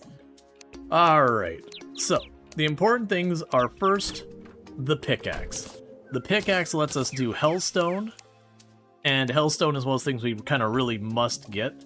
The hammer I'm not so worried about. The Soul Scourge is 19 damage, so that would put it over the Murderous Wand of Sparking. So that would definitely be the point to consider using the actual summoner weapon. Summoner weapon. Oh, we got a gold bar somewhere along the way. Okay, so you're 6, 7, 6 versus my 6, 7, 6. Literally, it's the same stats. So we're not going to bother making the shadow equipment because the ancient shadow greaves are just the same. Let's check to see if there's anything I'm really wanting to make sure we make stuff before I start burning it.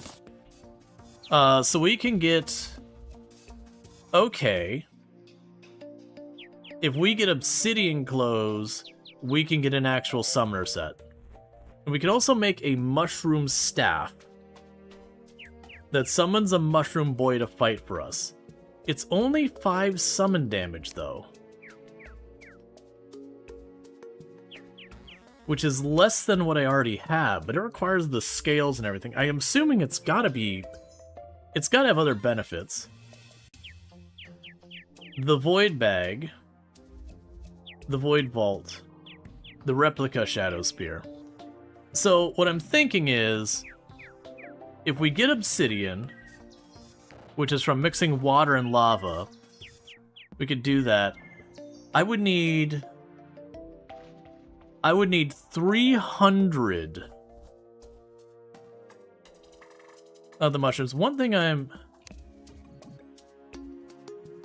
yeah, 300 glowing mushrooms. Oh, that's not vile mushrooms, that's glowing mushrooms. That's actually way easier. And mushroom grass? Okay. Alright, well, we're gonna make great decisions here. So let's stack all this away.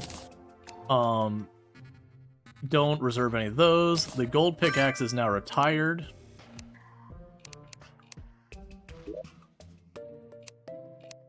Drop you off, drop you off, drop you off. The warding shackle we'll just shove in here for now. Oh, you're still here. Alright, bear with me, chat. Before we go and hop down there and do the next thing, I need to quickly use the restroom real fast. So I'm going to quickly put that pause on. And I'll be back here in just a minute. And thank you so much for tuning in. And I'm going to go ahead and use the restroom. I'll be back in just a minute. So don't forget to stretch your legs and all that stuff. Do your self-care. Do whatever you got to do. And I'll be back in a few. So thank you again for tuning in.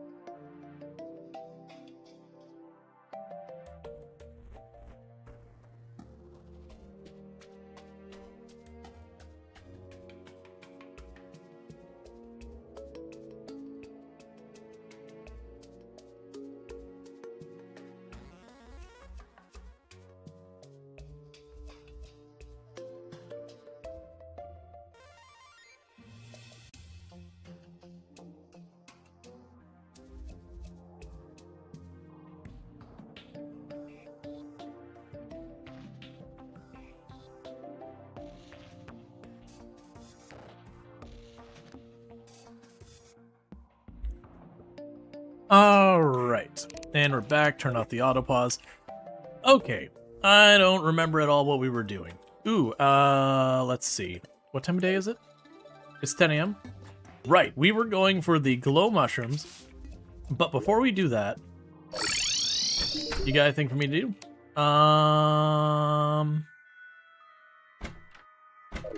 Service we can probably accommodate.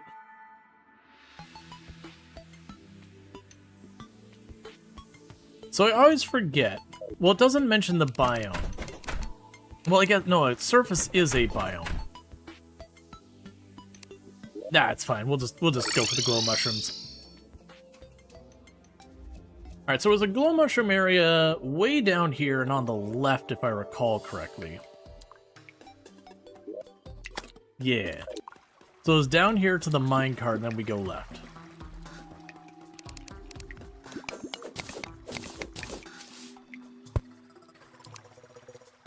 All right.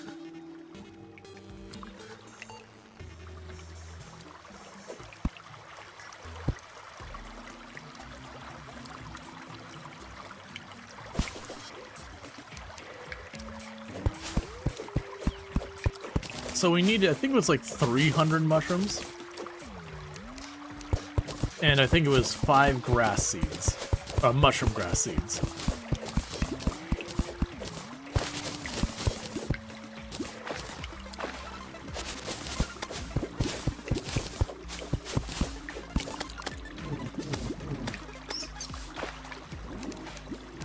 Okay.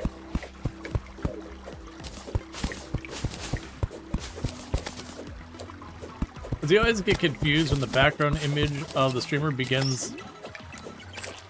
Sorry. Demonic Shroomerang? 27 melee damage is pretty high damage at this stage of the game. It begins with the Terraria map. Because there are such games, Sorry. You always get confused when the background image, when a streamer begins such games, the beach and the sea are very much part of the map and planet. Gotcha. Yeah. No, I gotcha. Unpleasant Shroomerang. Yeah, no, that Shroomerang, I don't... There are like 4 hearts down there.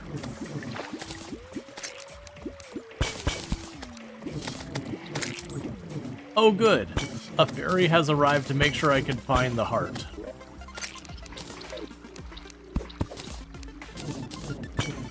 Don't worry, little fairy.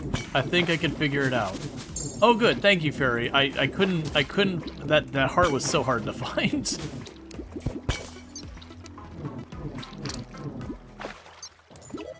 There's some weird, ooh, is that water walking boots? That's not what I wanted. Water walking boots, that's a big find.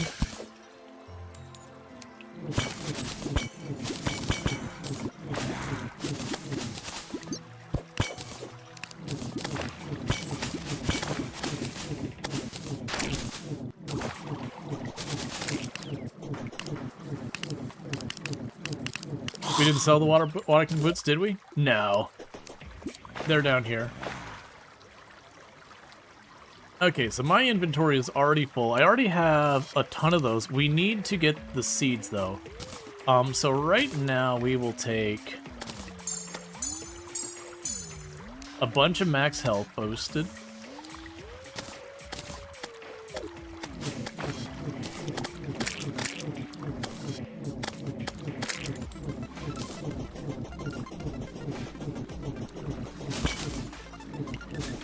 Just in the off chance that, I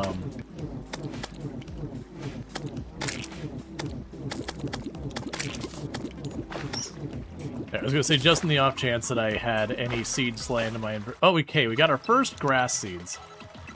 Alright.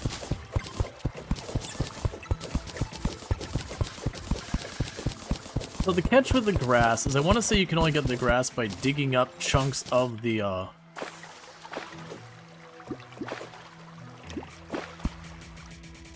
of the glow mushroom stuff. I'm gonna need to do that.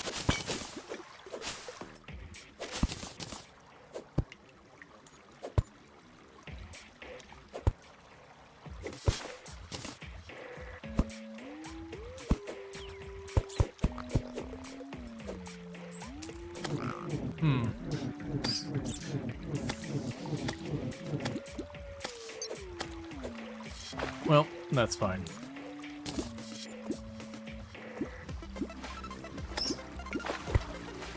Because I'm honestly leaning towards deliberately tearing this up to drain more water into that to make just a really big fishing spot for glow mushroom biome. Because then I'll be digging up some of this, have some chance of getting some glow mushroom grass seeds.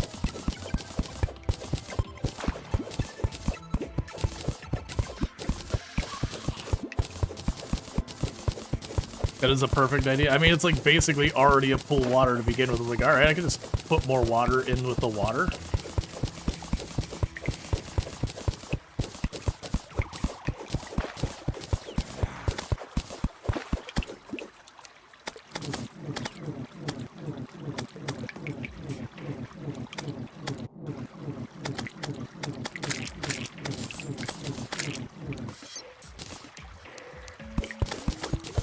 Okay.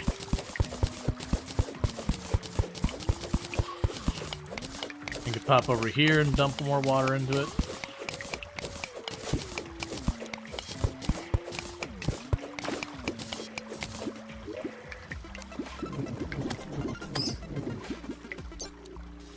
What else? So we already have that. So make that go away. I've already got gold chests. I've already got water chests.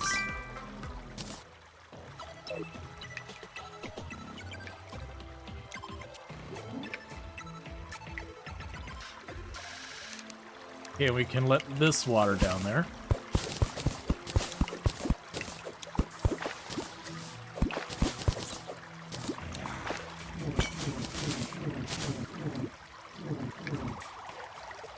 Put more water with the water reminds you of IT crowd with the fire extinguisher. Yep. I'll just let's put you over with the rest of the fire. You know, you gotta keep your fire organized. Otherwise it's just chaos.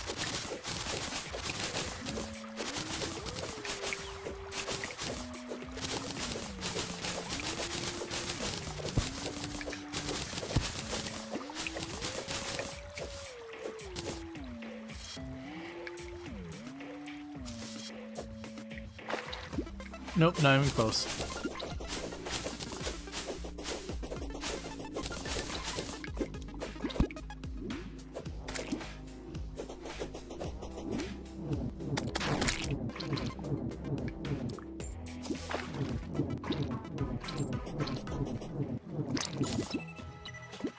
Okay.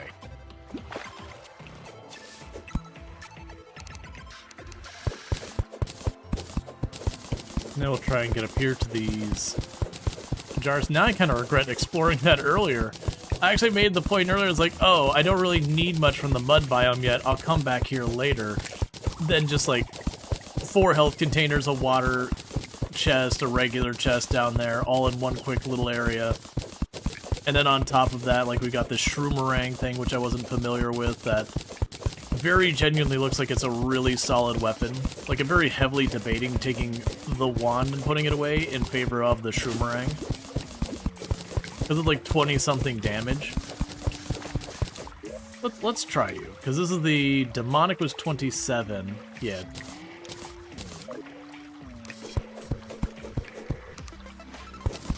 Yeah, feeling that's gonna be very, very strong.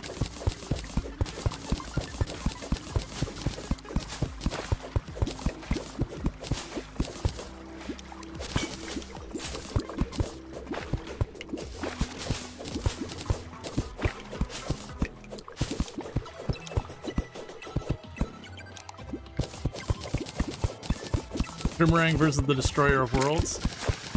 The only problem with it is it bounces off the first target. But if I can get it behind it where it whips the whole way back through, it might genuinely have been ridiculously powerful.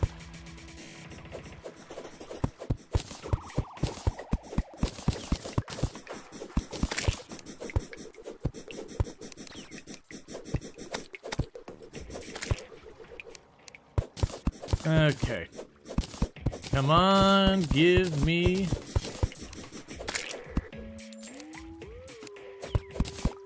Yeah, no, that's the thing. I remember it used to be, I think it was like the ball of hurt or whatever. You would just grapple yourself, well not grapple, but you just like pin yourself to the ground, have like some really weak traps just hitting you for like 1 damage apiece. And then just endlessly slap your, like just endlessly just slap it with a ball of hurt.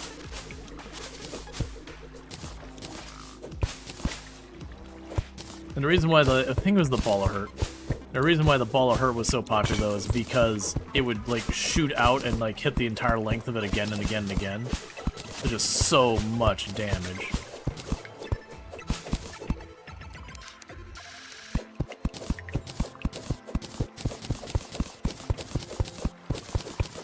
Alright, so I'm just gonna carve bunches of path back and forth through here. Oh, we have, is that Featherfall?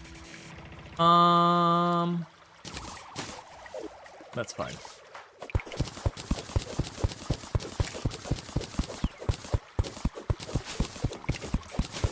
Is a new run? Yes. We're brand new to this run. I have played this game a lot historically, not on stream so much, but a lot historically. And we are on we've killed 2 bosses.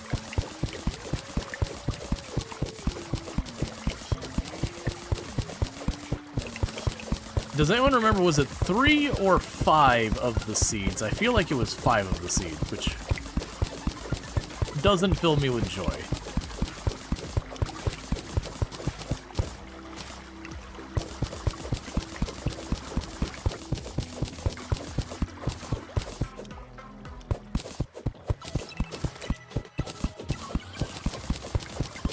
Alright. So I'm just trying to carve lots of horizontal areas, that way in the future if I need mushroom stuff, there's lots of surface area for it.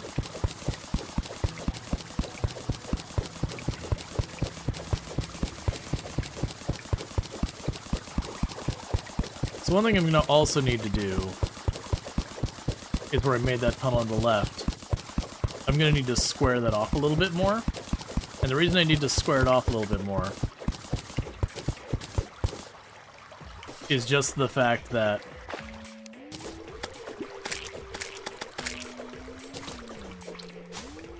as it stands now, we won't be getting all the bonus we should be getting for fishing, just with how it's calculated.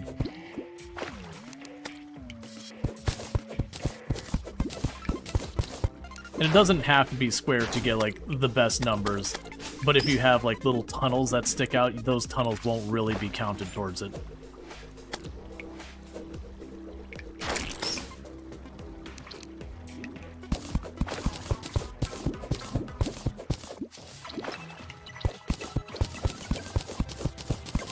Okay. A meteorite has landed. Alright, that'll be another thing to work on. The meteorite has a lot of cool goodies that you get from it.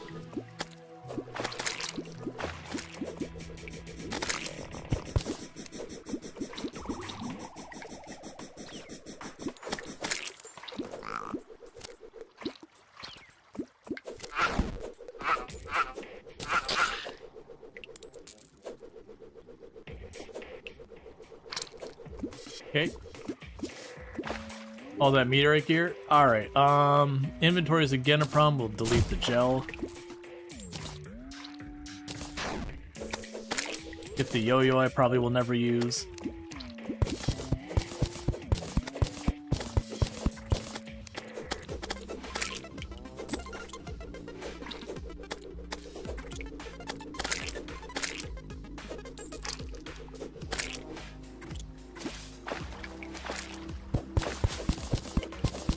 Okay.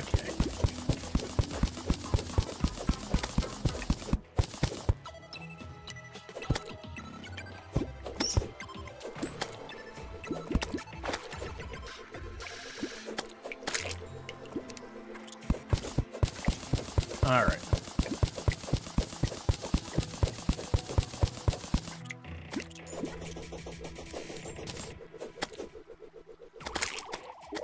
Okay, so we've got the hook.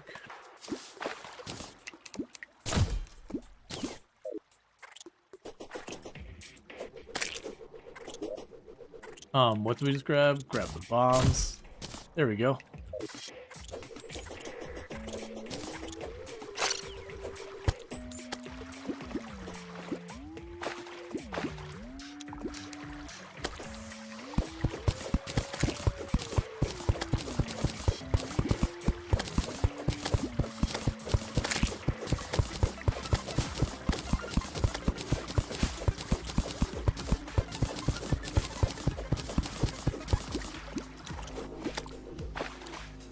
And thank you for the follow. Welcome to the stream.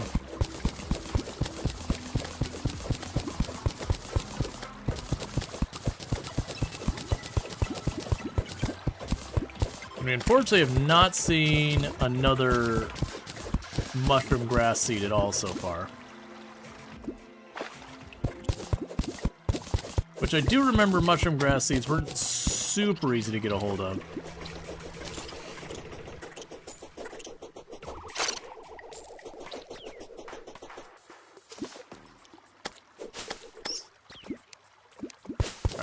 so I'll go ahead and dig over here.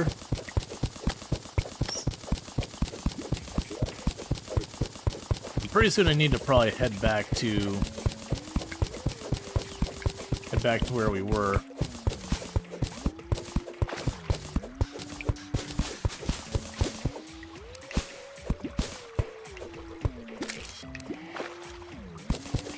That's fine. Alright, there's another mushroom seed.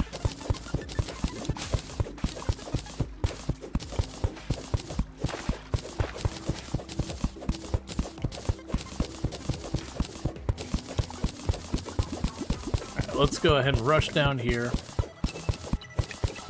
Okay, so it looks like that's the end of the biome down there.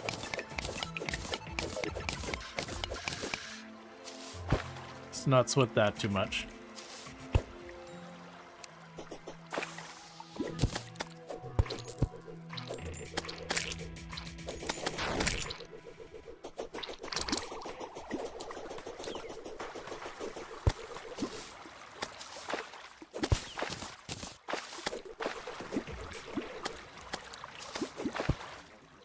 Okay. So that what we're trying to do down here is we've got, we found out there's a summon that's better than what we've got. At least we assume it's better than what we've got.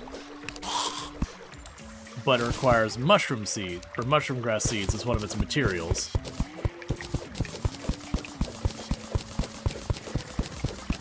I'm just trying to zip around this biome, digging up a whole bunch of it.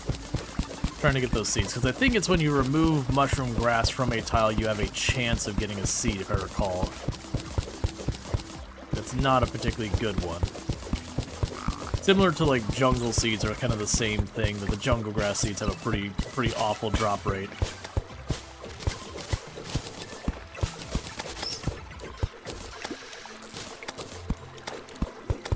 But you end up clearing up so much of it, you can make it work.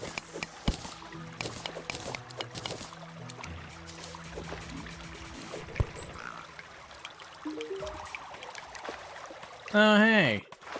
I forgot about you.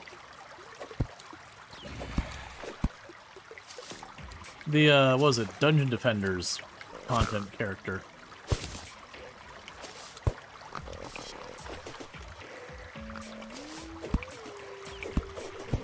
The good news is it does seem like they've really improved the, or not improved, they've really increased the speed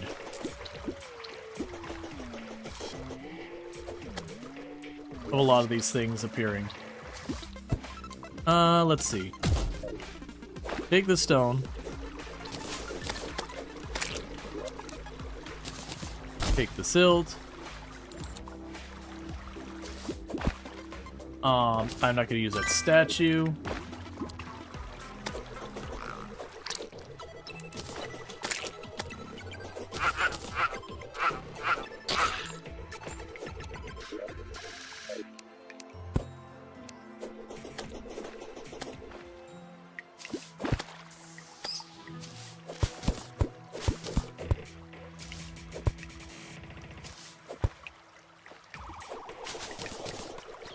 All right.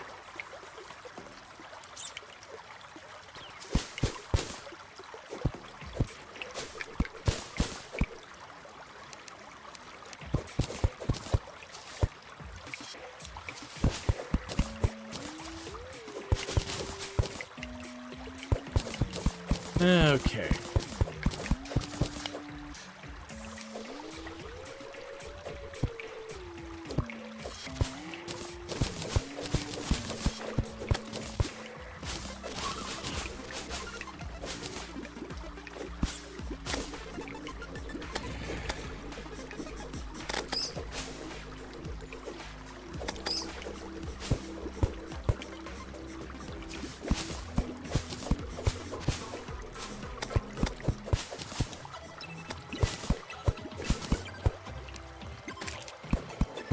There's another minecart track up here.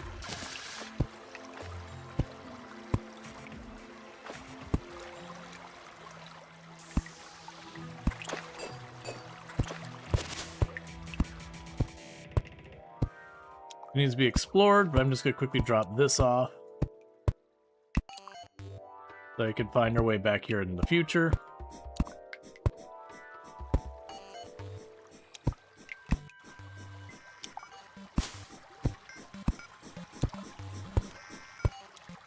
Unless I see something amazing. So, that's a curious one. So it's clearly a trapped chest. But there's not really a place for them to put the dynamite. There's certainly a place for the dart traps.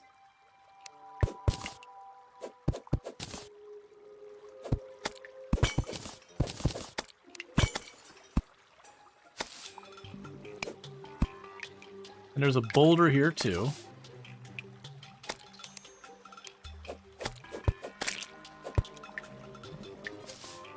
No more boulders than that.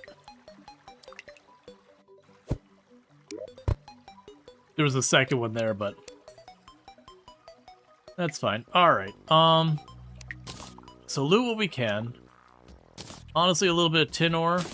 Get rid of it, take the mining potion.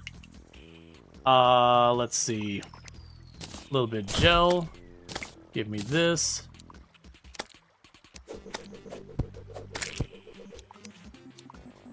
Even the Cthulhu summoning item is kind of not super neat. We'll get rid of the wood platform. Give me this.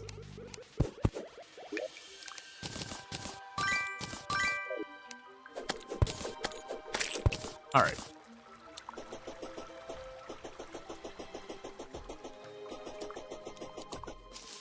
Let's get back to the mushroom biome now that we've let it grow for a minute.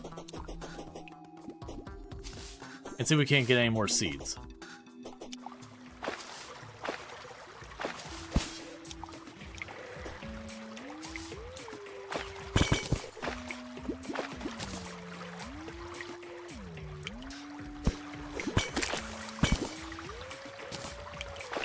Okay, so you've already got all that stuff set up.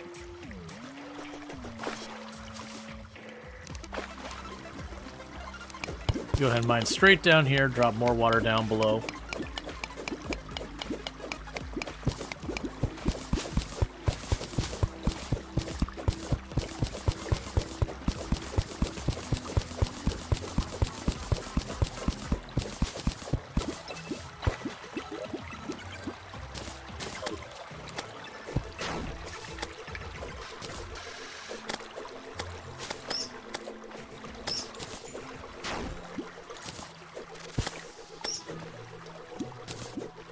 Curious if anything else could drop the mushroom seeds.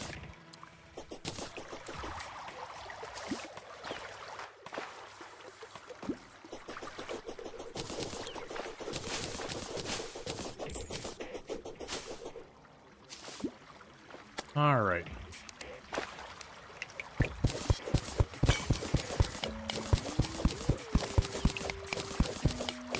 Yeah, so that immediately gets us out of that area. I'm really hoping it's just 3 and it's not that many. Alright, so we'll start making proper shelves. It's 5? Of course it is. Alright.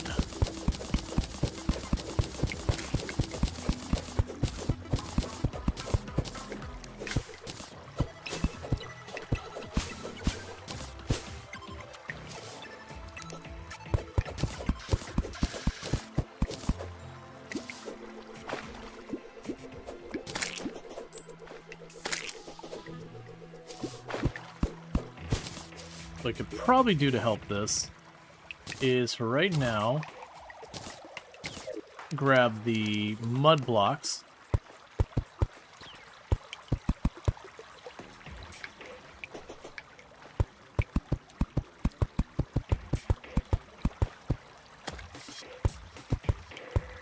There's other things you might have to create a little farm for it. Yeah, no, I'm aware. Needless to say, like, again, I've played literal thousands of hours, playthroughs, pretty much every difficulty, Calamity, all that. But yeah, no, I was trying to avoid having to make any type of, like, mushroom farm. So my thought here is I'll put this as a roof, cutting it across the whole area.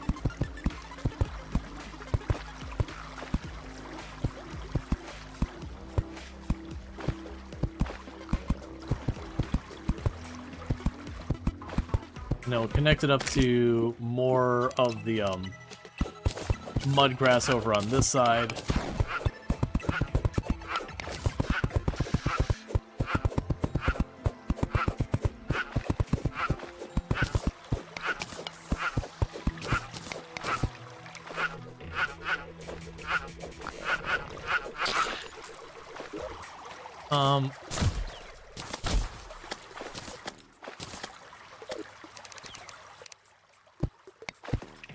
Okay.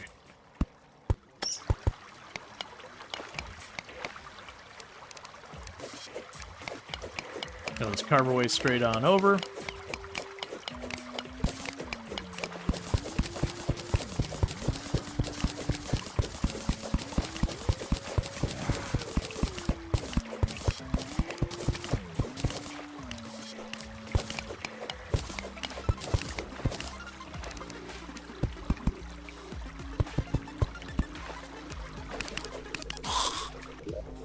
And the next thing, so I believe we have multiple of the bottles. There we go. Okay. So that'll be the next spot to go.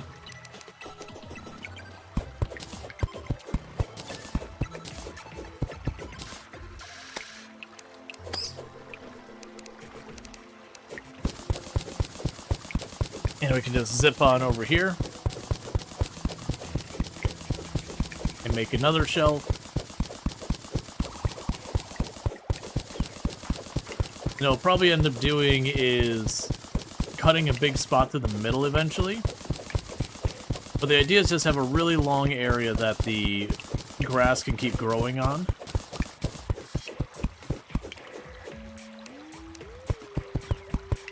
So that I can just run across and pull it all up as best as able.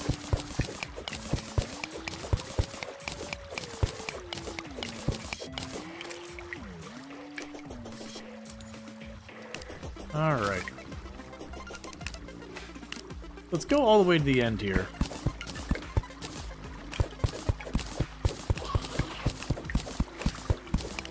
And then we'll get to the stone area, and I'll make this where we can drop up and down between the layers.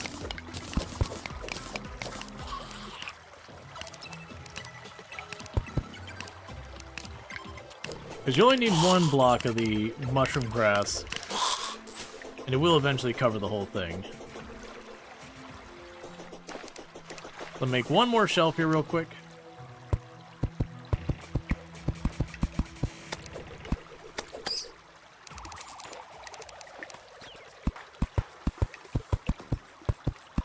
And then we'll just like take it over gradually. We don't want to just camp out and wait for all of this to grow in. Yeah, it's high damage. It just has the flaw of the boomerang, like when you miss a shot, you gotta wait for it to come back, which can be pretty rough.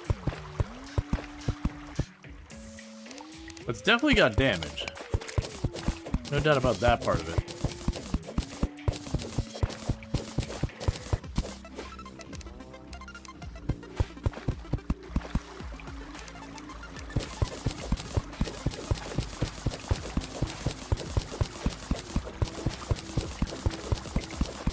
I'm really surprised we're not finding more mushroom grass seeds.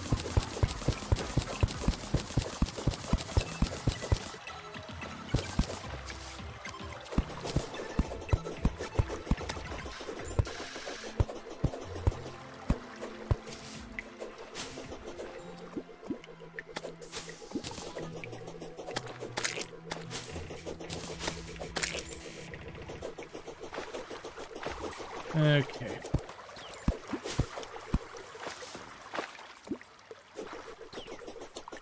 Alright. So let's go grab our mirror. Leave that to do its thing. Drop all that off. So we have a lot of good stuff we can do here. So we have like the... Oh, right. We can make a fart in a bottle with a whoopee cushion. Cloud in a bottle, which lets you jump higher. Oh, you can actually make the sandstorm and the blizzard in the bottle. Those you didn't used to be able to craft. So that was always a pain point, was if you went to the world, because sandstorm in the bottle was extremely rare. And so you get into that weird thing where you wanted to use the stuff, but you didn't get lucky with getting a pyramid that got a sandstorm in a bottle, so you just did without. And that gives you water walking. That'll be nice later. That's the glowing mushrooms we can drop off, the flipper potion, the water walking potion. We can drop off the shroomerang and the unpleasant shroomerang. And the rally. You know what? I think I will actually use the boomerang instead. Which makes the need for the zealous gold and bow not a thing. Because that's my ranged weapon there. Can pop up here and feed the extractor.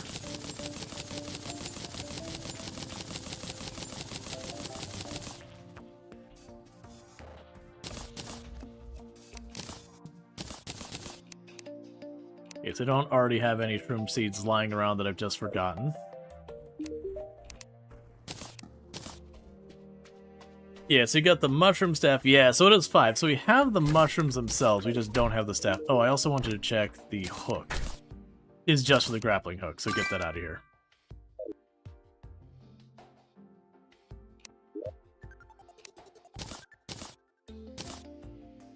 Okay, and we can go up here and drop off that.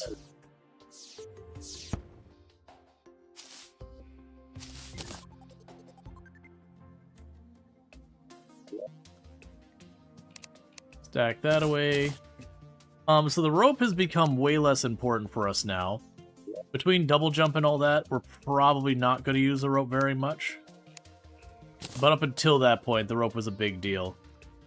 I mean, actually, we'll probably use the rope for going underground. So the next thing to do is to see if we can't figure out where the meteor struck. We haven't explored all the way to the left.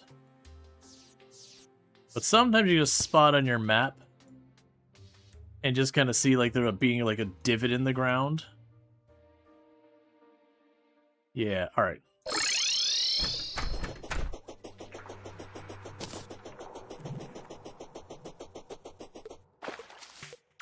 Okay, so I'm guessing it's not over here.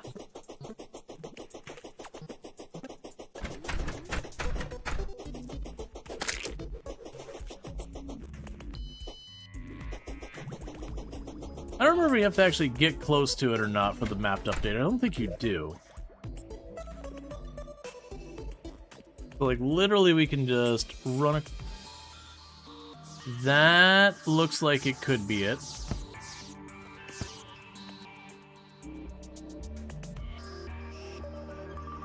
That could also be it. Oh no, I see what that is. That's where stars have hit. Honestly, let's go west.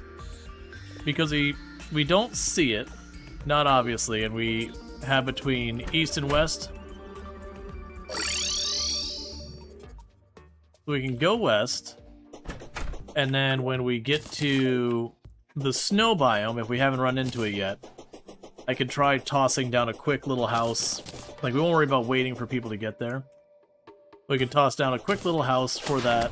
When I do get people, I can move them over there to get another, just not worry about that. We'll just go west. Get an idea what the surface of this whole map looks like.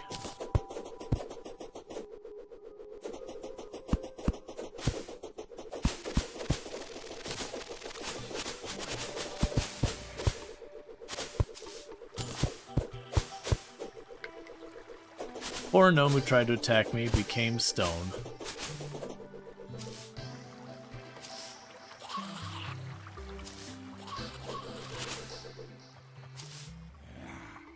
Yeah, because it didn't really go past here. Yeah, so what we're doing is just doing a quick survey of the surface. And what we're looking for is we got the notification that a meteor strike did happen.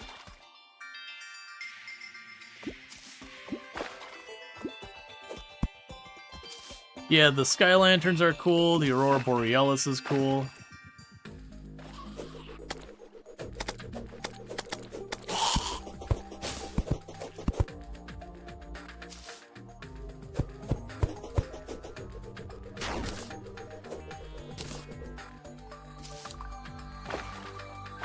But yeah, so the meteor has lots of equipment locked behind it. It's also a little bit of a pain to mine because while you're mining, you're constantly being attacked. It's another one of those things that if you're a summoning class, you can just kind of sit there and mine as long as you keep enough open space to allow your minions to attack. It can be pretty chill. But unfortunately, if you're melee or something like that, it's you have to just split your time. Hey, how's it going, Miss Adams? Hope you're having a good one and all that. Good to see you. Can we get a shout out for Miss Adams, by the way? Another fantastic content creator on the platform. Well, I highly recommend checking out. But if we get that that shout out, appreciate it. Hey, Morning Coffee, how are you doing? I'm doing good. Checking out the new Terraria update that dropped earlier today. So there's the corruption biome. We haven't gone very far in this biome. In this one, we went to the other side, the other corruption biome, and just crossed it and all that. We're looking for that meteor strike, as well as to see what's past this corruption biome, because the dungeon should be over here somewhere. Alright, well, there's the meteor. In the middle of a corruption biome, which is pretty awful. Oh, gotcha, you're playing Terraria as well. Nice.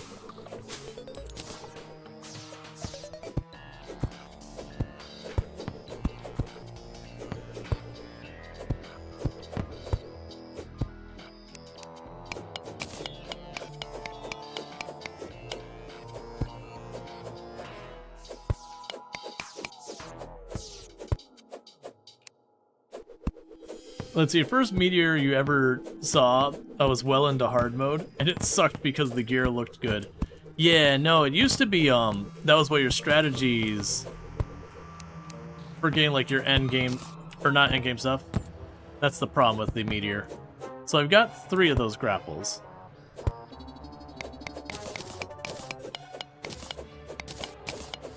I have a different approach to this, other than immediately setting myself on fire. We'll start at the bottom, we'll work our way up. Because luckily we got the pickaxe, I can now mine the demon ore, or Ebonstone, or whatever it's called.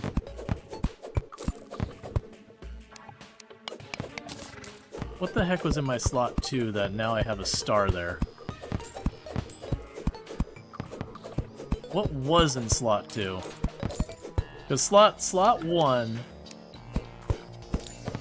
was my weapon. Oh, right, the bow. That's right, the bow.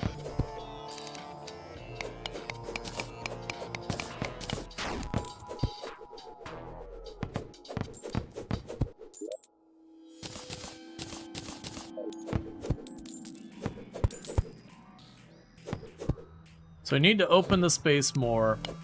So even though our Finch sucks, like, the Finch can at least help.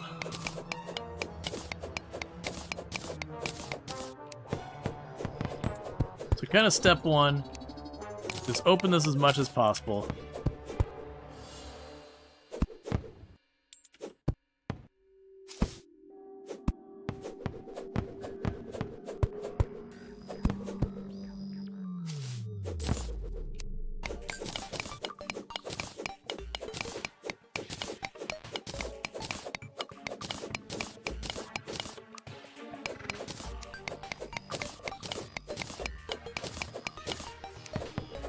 Alright.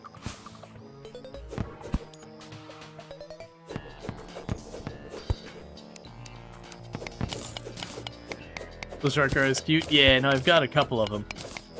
Baby shark. Do-do-do-do-do. There's a lot of really cool pets in the game. They even have like a Spiffo from Project Zomboid.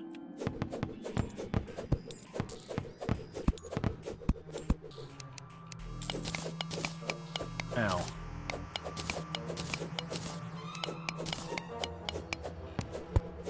Okay.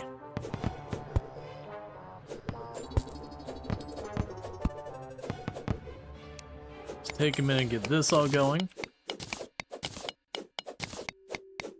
You played for the first time yesterday, and within 20 minutes you couldn't... Oh, that's ridiculous. Within 20 minutes you got it? You think its drop chance like 0.07%? Yeah, no, it's low, whatever it was. Now, if these would back off and give me a couple minutes. Had no idea it would be an Easter egg. Oh yeah, no, there's a ton. I won't spoil them all. But there's like a ton. Like, that's one thing that this game has been really good about, is over the years they've just added more and more nods to more and more different indie games that have come out. Like, some of them they're really good about, like, announcing, being like, hey, we're doing this, like, kind of collab with this other indie game where we're both going to include content from each other. And there's a bunch of times where you're just running around and being like, wait a second. Didn't Palworld add a bunch of stuff to, bunch of Terraria stuff? Yes, that is one of the ones that was, like, this / the last update, is there is Palworld stuff in this and vice versa, if I'm not mistaken. Like, and Dead Cells announced that one as well.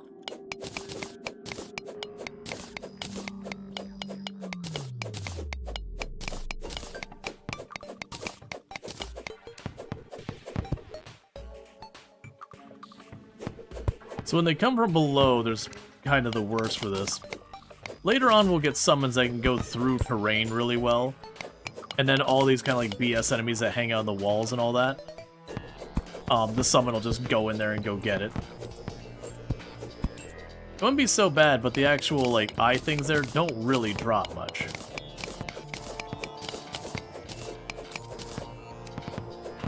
So you're fighting all this stuff, and you're mostly getting just a little bit of silver from them.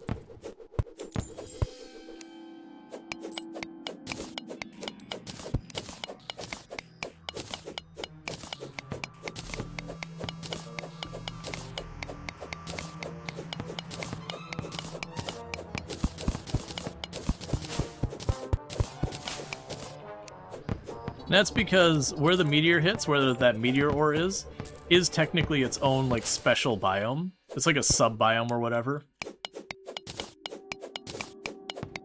The new skyblock? I'm actually looking to see... I'm curious how that works, because historically you haven't been able to just, like, make ground or ore and all that, so I'm very curious how they tackle that. Because I'm sure they've got some clever way of doing it. That, you know, whether it's you gotta, like, have a means to farm money to then turn that money into stuff or whatever. And don't spoil it. It's one of those ones, like, I debated doing that for the start, and I was like, nah, I want to check out the new stuff first here. But I could see messing around with that one, if it's interesting. If it's one of those things that's just, like, me waiting for a tree to grow, and then cutting down the tree, and then me waiting for the tree to grow kind of things, like Skyblock can be, and, you know, the different versions that have existed, then, yeah, that'd be something I might mess with on my own time just because.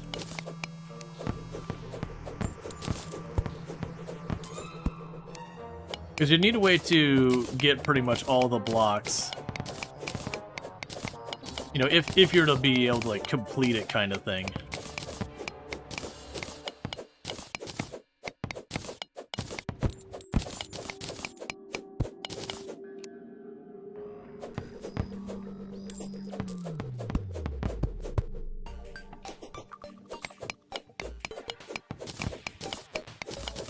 Most challenges are actually just tedium. You watch streamers do Sea Ice Challenge. It's actually just sitting in a room researching simulator. Oh, you mean RimWorld Sea Ice? Nah, so like it can be, but that's kind of one of those things with like a lot of the one of the things that's like a lot of Naked Brutality runs can be a lot of that kind of stuff. Because like Sea Ice, you definitely have that problem. That you have to, like, research, but you can get pretty quickly to the research that'll let you sustain yourself. But yeah, and that's unfortunately kind of the reality with a lot of stuff is, if you have a challenge that scarcity is an aspect of the challenge, quite often, whatever lets you prolong that scarcity is usually the strategy. And in so many games, that is minimum number of people, minimum whatever, and then just grind. It's also reasons why, like, Terraria does a really good job with difficulty, but a lot of survival crafters, so Terraria I wouldn't call it survival craft, but a lot of survival crafters who got like hunger and water and all that, turning up the difficulty is just literally, okay, grind more materials. That often, if they do have any effect on the enemies, it's just they give them more life and harder hits, which to me is lazy difficulty. Anyone can just turn a number up. It doesn't usually make for a very satisfying way of increasing difficulty. Versus like Terraria does it really well. So I'll only mention the first boss, the difference, because people have already seen it who have played here. Well, actually, I'll mention the first and second boss. How it works. So that's kind of the warning, like, if you don't want any spoiled to those bosses. I won't give you the counter strategies or anything. But, so you have your first boss, that is the Eye of Cthulhu. And everyone saw me fight him earlier. So if you're not playing an expert or higher, you'll have noticed he had, like, 2 phases to him. And that second phase where he had the really fast darts he would do that progressively got worse and worse, that entire mechanic doesn't exist on the lower difficulty. He just kind of does these really kind of gradual lunges at you. But when you turn up the difficulty to expert, he gets those lunges that are like really fast, that he does periodically, and it completely changes the fight. Because like the second one's like, yeah, you gotta kind of dodge around him, but he takes so long to actually get there. That's not that big a deal. But when you're, and not, like, for the record, when you die to him in the lower difficulties, that doesn't mean, like, you're bad at the game. You gotta learn the game. You gotta learn how to set up your stuff. And you're gonna learn that fighting the bosses. And so that's one of the reasons why the harder difficulties are interesting in this. Because you go to expert mode, and now they have entirely new mechanics. And some of those mechanics will take your previous strategy and go, well, that just doesn't work anymore. Versus other times, like, okay, well, that strategy, you know, on the basic concept still works. But, like, you might have to make adjustments to your arenas and all that to give you a bit more maneuverability room, or maybe you have to get, like, an extra item to give yourself a little bit more movement speed to make it a more reasonable situation. Pretty soon this should stop being a meteor biome, because I'll have removed enough of the ore.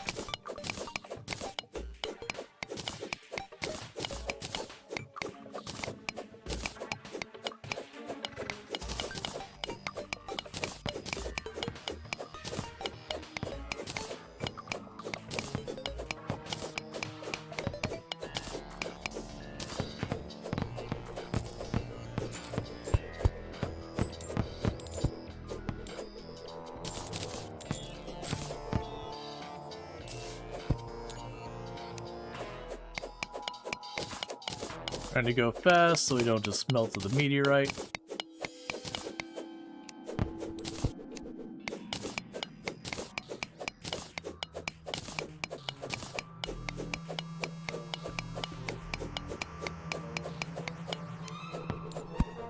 And we'll know it's not a meteor biome if the music changes, or if we just see anything that isn't these enemies kind of start spawning in the area.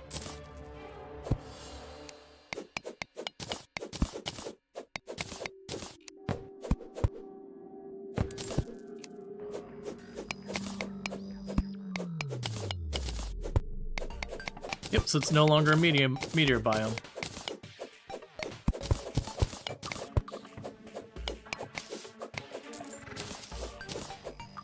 As you can tell by the fact that all those enemies are starting to spawn. Okay, so with that said, let's get out of here. And since I'm so far over on the map's side over here now... That was dumb. Did a bunch of damage for no reason.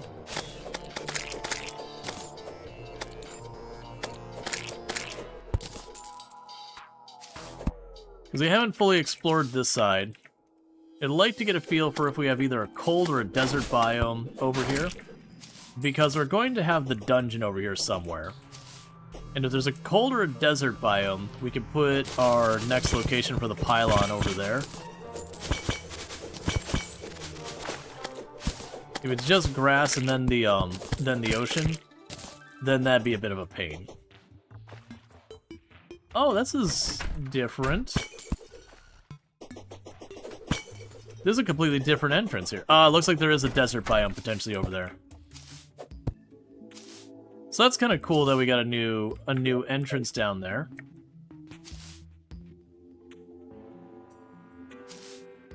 Cool, and it's right up against a desert biome, which is sandwiched right in a corruption biome. You're talking about reminds you the first time attempting the For the Worthy map. Yeah, what's even worse than the For the Worthy map is Zenith. We did a I think a stream or two of Zenith, and that is the troll seed.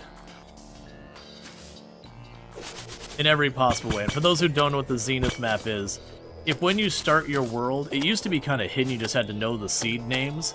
But if you click on seed, you can choose to do special maps. And so you have one map that's like, you know, no traps, which is the map full of traps. And you've got one where you start in hell and you have to work your way to the surface, and the surface is the hardest part of the map. You've got one that's full of bees. Just bees are everywhere. And I could bar exploring down there. I'm more concerned about the horizontal. Yeah, so that little awful corrupted desert.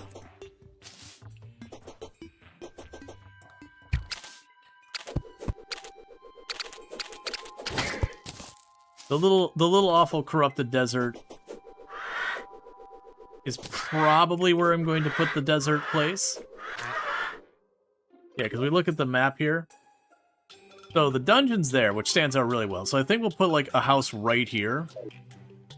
For the desert. I'm actually gonna put on stilts just in case.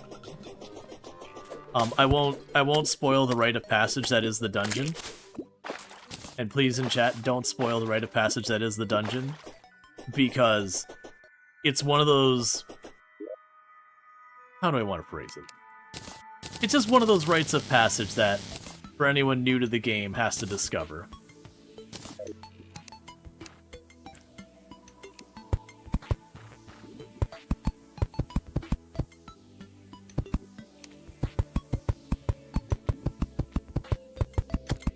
My understanding is there's different variations to the dungeon entrance versus having it be static like it used to.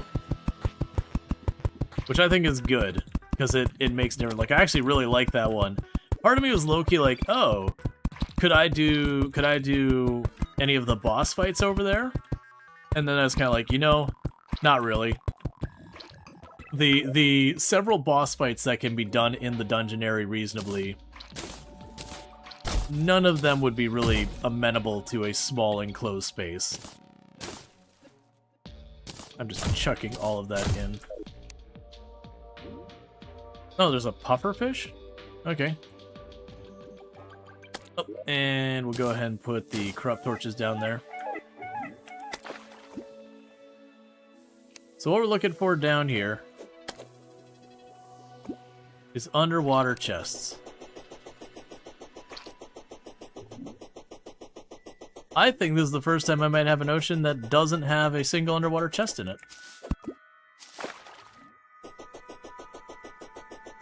Yeah, keep in mind, we're technically in journey mode. I do have it set on all expert difficulty stuff with none of the power-ups or anything going on. And we're not using the duplicate functionality and all that. So it's a little abnormal from what you're looking at. Alright, so Ebon Stone. I don't imagine we're going to want to do anything with the Ebon Stone. Because we can make Ebon Stone brick and all that. Legion block can be thing. Alright, that must be the other one. Then for the meteorite, we just have the meteorite ore and all that. So I can go ahead and do this. I mean, we found a good number of the chests over on the other side. Alright, get the big crafting menu.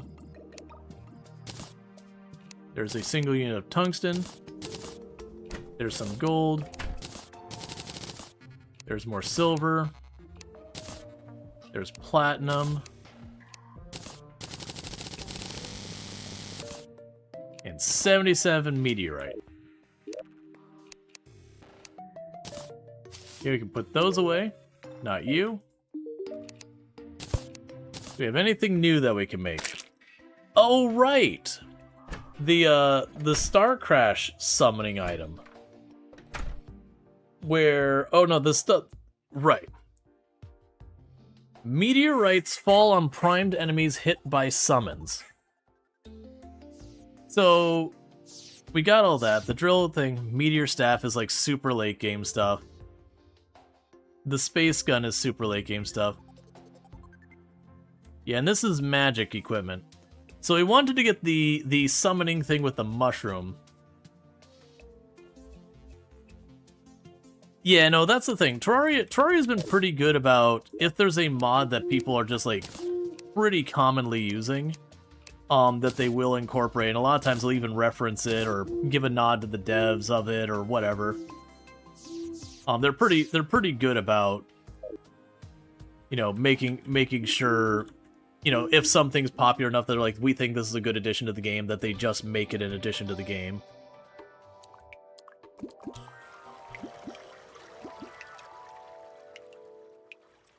Alright, so the mushroom biome's over here. So here's hoping, since we've been away for a while, that that glowing mushroom has grown a bit. We can score ourselves a couple more seeds.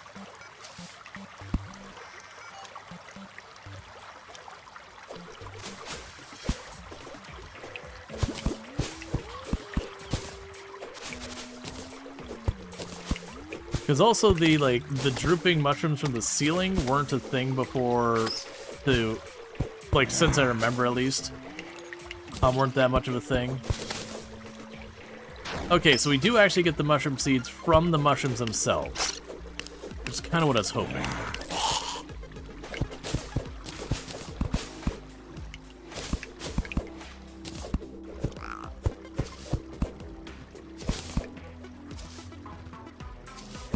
Because then where I've made these shelves, they should work out really well. Alright, so I just need one more. Then we can get our mushroom boys. Whatever they are.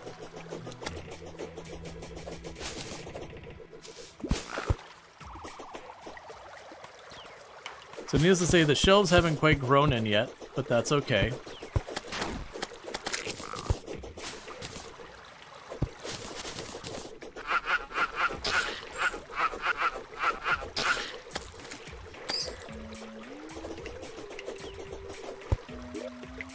Okay, so I've got two, and I need one more. We could run around this area.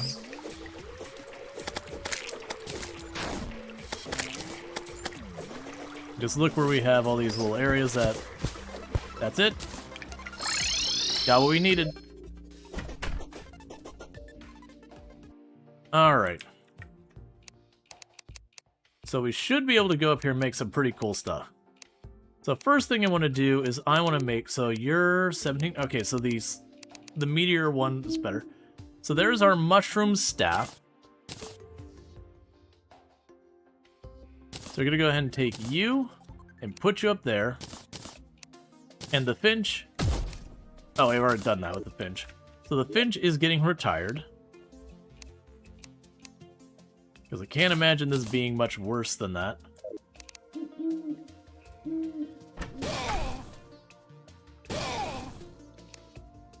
Okay, so we got little mushroom friend.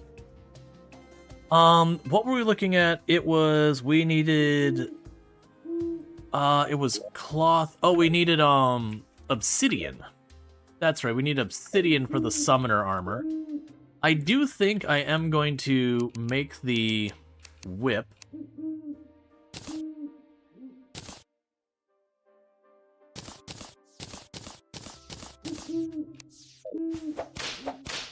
Yeah, so it's got some range.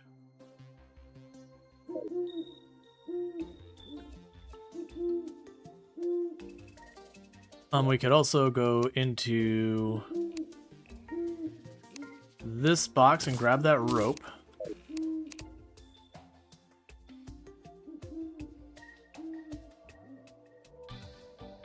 And now's when we would actually want to be working on our elevator. So I was working on it a whole bunch earlier, and I was like, yeah, I don't really need to be working on this right now. This is the time where I'd want to be working on it.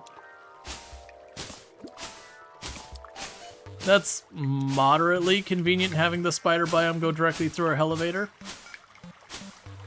I don't think I'd want this long term, but...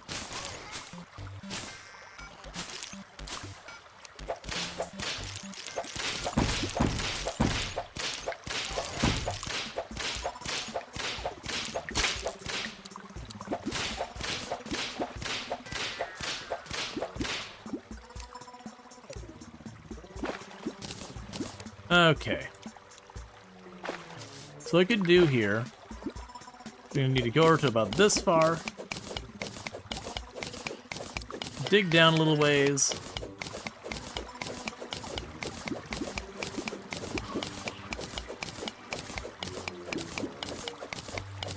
and make so we have a place to drain the water in.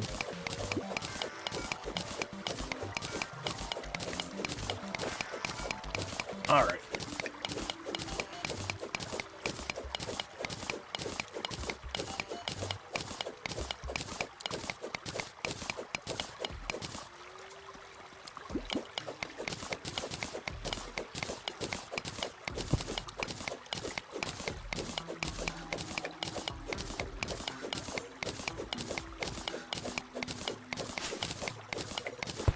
Here you go, spiders. Have you ever wanted a bunch of water?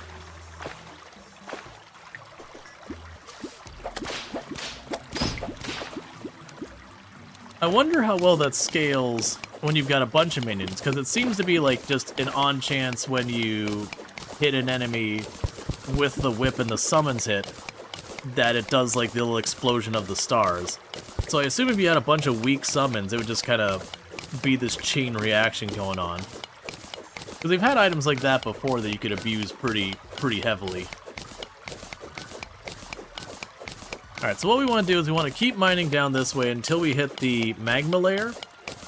And that's where we can choose to take the water and dump it down below.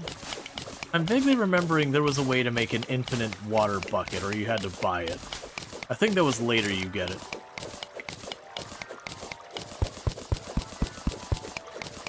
But yeah, we want to, even without the infinite water bucket, there's been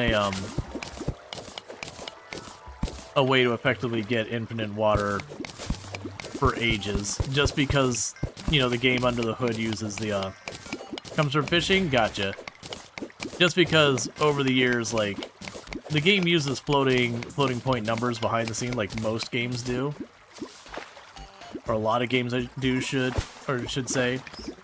Which means it leads to minor inaccuracies, because that's the big negative of floating point numbers, is that they can kind of infinitely scale to any size, big or small, but as they scale up and down, you know, the math gets a little fuzzy. And so you can do stuff where you put it where it's like dividing blocks into smaller blocks, and just kind of generate water into existence. You just need one block of water to start the whole thing.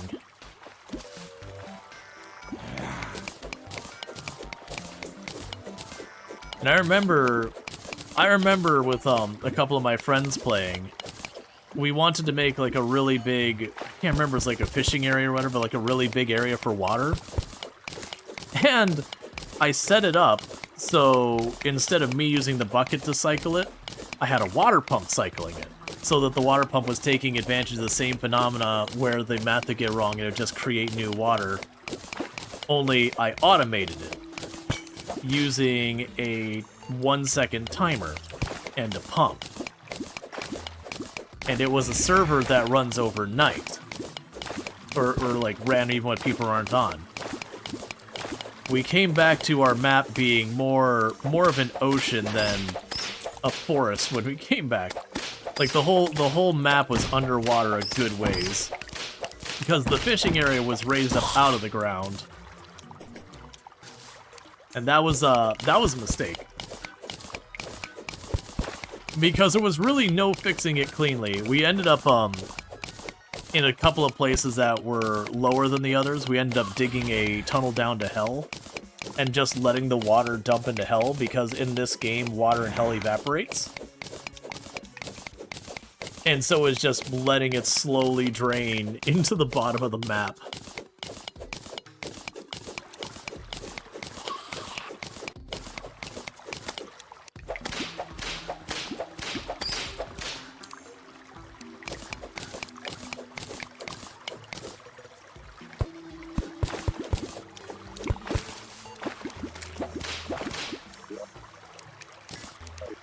Hermes boots. Gonna take the piano.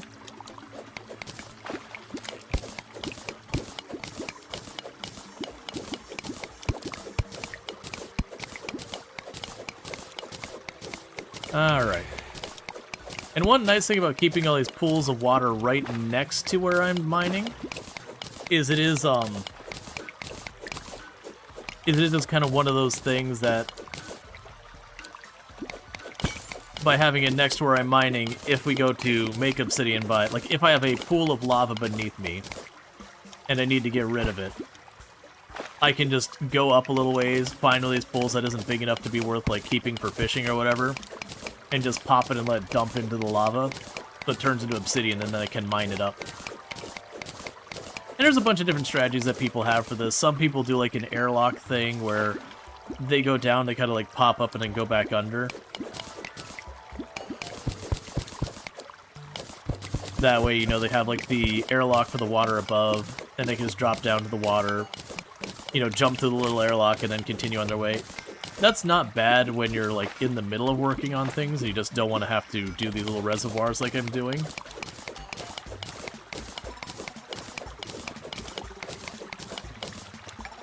I'm also glad they added the infinite bucket, because that used to not be an item, and that's why people all figured out, like, that floating point number abuse to make limitless water or lava or whatever they were trying to get liquids of. Because running back and forth with one bucket was a pain. And the pumps worked pretty well.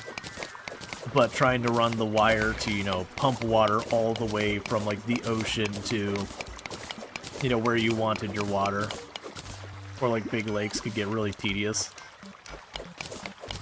So just giving us a way to do that was you know, nice, because it still takes time. You know, fill up a big area of water. So I would suspect pretty soon we're going to reach where we'll start seeing lava. We've been digging down for quite a while. But check on my map.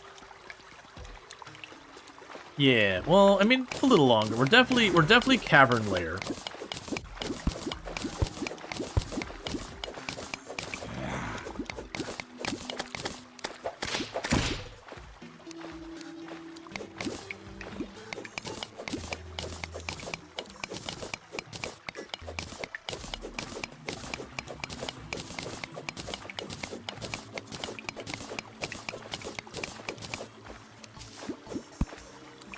I'm curious what makes up the full miner set.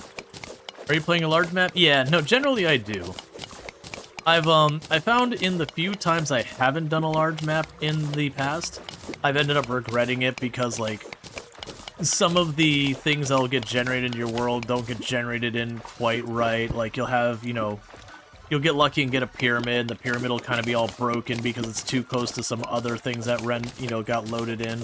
And they probably improved that a great deal over the years. But I ended up with lots of times where I had that kind of a problem where, just because of how compact the map was, World Gen had some weird issues. So I prefer the large world. Plus, it's one of those things that you have a lot more opportunity to find some really cool stuff. And especially in the past where there's been items that genuinely might just not spawn in your world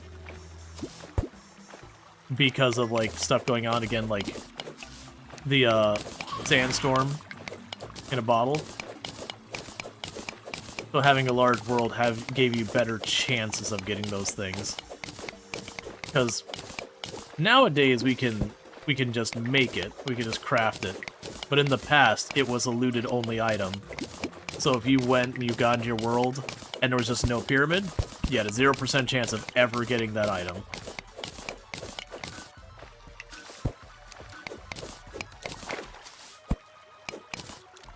And there was a couple like that. There was the sandstorm in the bottle was pretty notorious. I wanted to say it was either the ice skates or the lava waders. One of the no, I think the lava waders also had where you could have it dropped.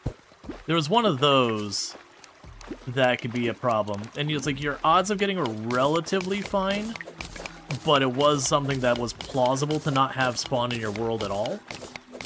And the issue is that was a material for making equipment later that if you just didn't get to spawn in your world, you just couldn't get the equipment. And it was like important equipment. Like I said, the odds are pretty good that you'd get it.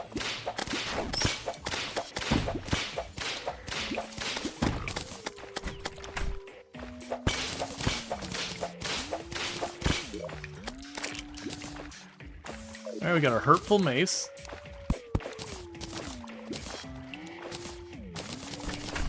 Oh man, I just remembered back in the day, one of the things you'd do against some of the harder hitting bosses is you would get the slime statue and put it on a timer so that while you were fighting the boss, the slime statue would just be ticking over again and again and just spawning more and more slimes. I'd say small worlds tend to be missing some certain items. Medium and large are okay, unless you're in weird seeds. Yeah, no, medium's pretty good. Alright, so we also have another mushroom biome, and this one is directly below where we're at. So we actually have a pretty good setup here for being able to do a bunch of stuff.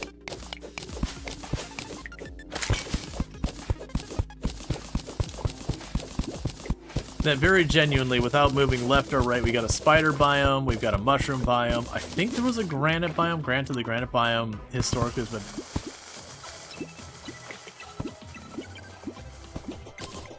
Well, there's our obsidian.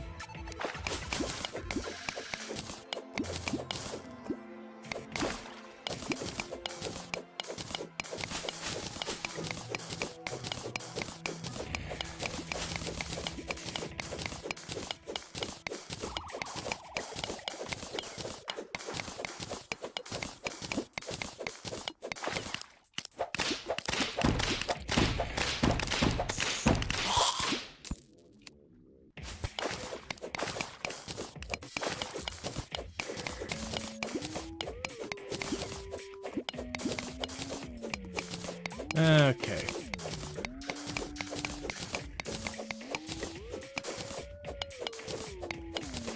Pretty soon the water is going to get too thin to keep hardening the lava. That'd be it.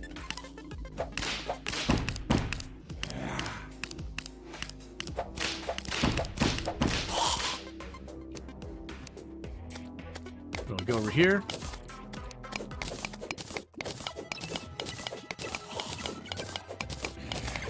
And work on that. And then hopefully this will be enough obsidian for what we need.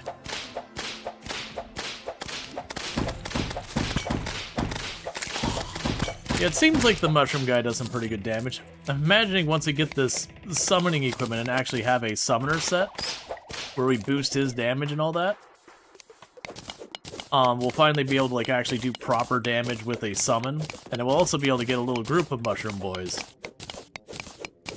Because I was a little worried when I saw him running on the ground that he's going to be one of those ones that doesn't do good about hitting things in the air, but that is definitely not a concern.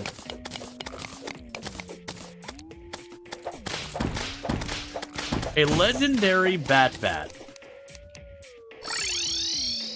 Okay, what is a legendary Bat? Melee weapon, 42 damage, 28% crit chance, heals user slightly on hit. Oh, very slow speed. Okay, I understand now. So how slow is very slow speed? That is pretty slow. That's pretty cool, though. Heals user slightly on hit.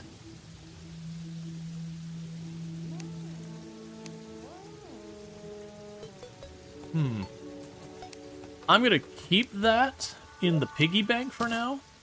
I don't think we're going to use it, but it is an interesting one. All right, so that's a duplicate Hermes boot. So we can go ahead and we'll jump that in there. Don't care about the hook. I'm not going to use a hurtful mace. It's not material, is it? It is a material. All right, let's see. Before I delete that from existence. Hurtful mace is... Oh, yeah, it's just a flaming mace. Yeah, that's right. Flaming mace isn't a material? Nope. Mushroom torch. Is that got anything interesting we make with it? Nope. And there's the obsidian, so we got a lot of stuff. So this is what we're looking at here is these summoning items down there. I mean, these are the other set. The summoning items there. We can also make the obsidian skull, which makes you immune to fire blocks.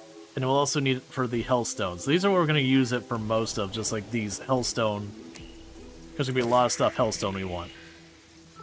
So let's go get ourselves an actual summoning set of equipment.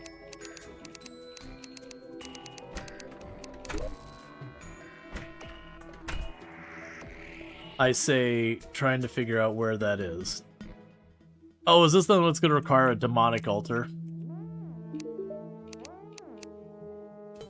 Obsidian. Oh, no, you require a Hellforge. Okay, so we actually have to get a Hellstone until we can make that. Ah. Well, that is unfortunate. So what we're going to go ahead and do here is I will make an obsidian skull. And I'll set you aside there. I don't need it equipped right now, but I'll want it. And honestly, those are vanity items. Just get them out of my life. We can drop you in there, you in there. We got a little bit of silt we can drop over here. Drop you all there. Merchant gets a piano. Drop you in there, you in there. Drop the gold chests in there. Drop the potions in there. Drop the dye in here. Oh, the rest of that's fine. Yeah, so we'll end up needing to go to the Hell Lair to get that. So it looks like that's going to be kind of at the same level as the Hell Armor, but a summoner set as opposed to the R1. Now, with that said, chat, while I am absolutely enjoying this, I do know if I don't stop now, I will play all night, and then I will not be able to stream tomorrow, which means you'll get less of this if I don't stop. Or if I do... You get what I'm trying to say. I'm getting tired. So what I'm going to go ahead and do is I am going to go ahead and exit and save and all that.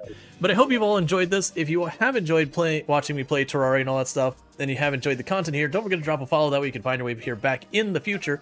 With all that said, what is going to happen here is we're going to be raiding out in just a minute. If you're watching over on the YouTube side, don't forget to like and subscribe, but the stream will be ending abruptly for you over there because I do not have a host ready. But for everyone over here on Twitch, I'm going to go ahead and put up my ending stream screen. And I'm pretty sure I know someone who's going to be streaming this tonight because they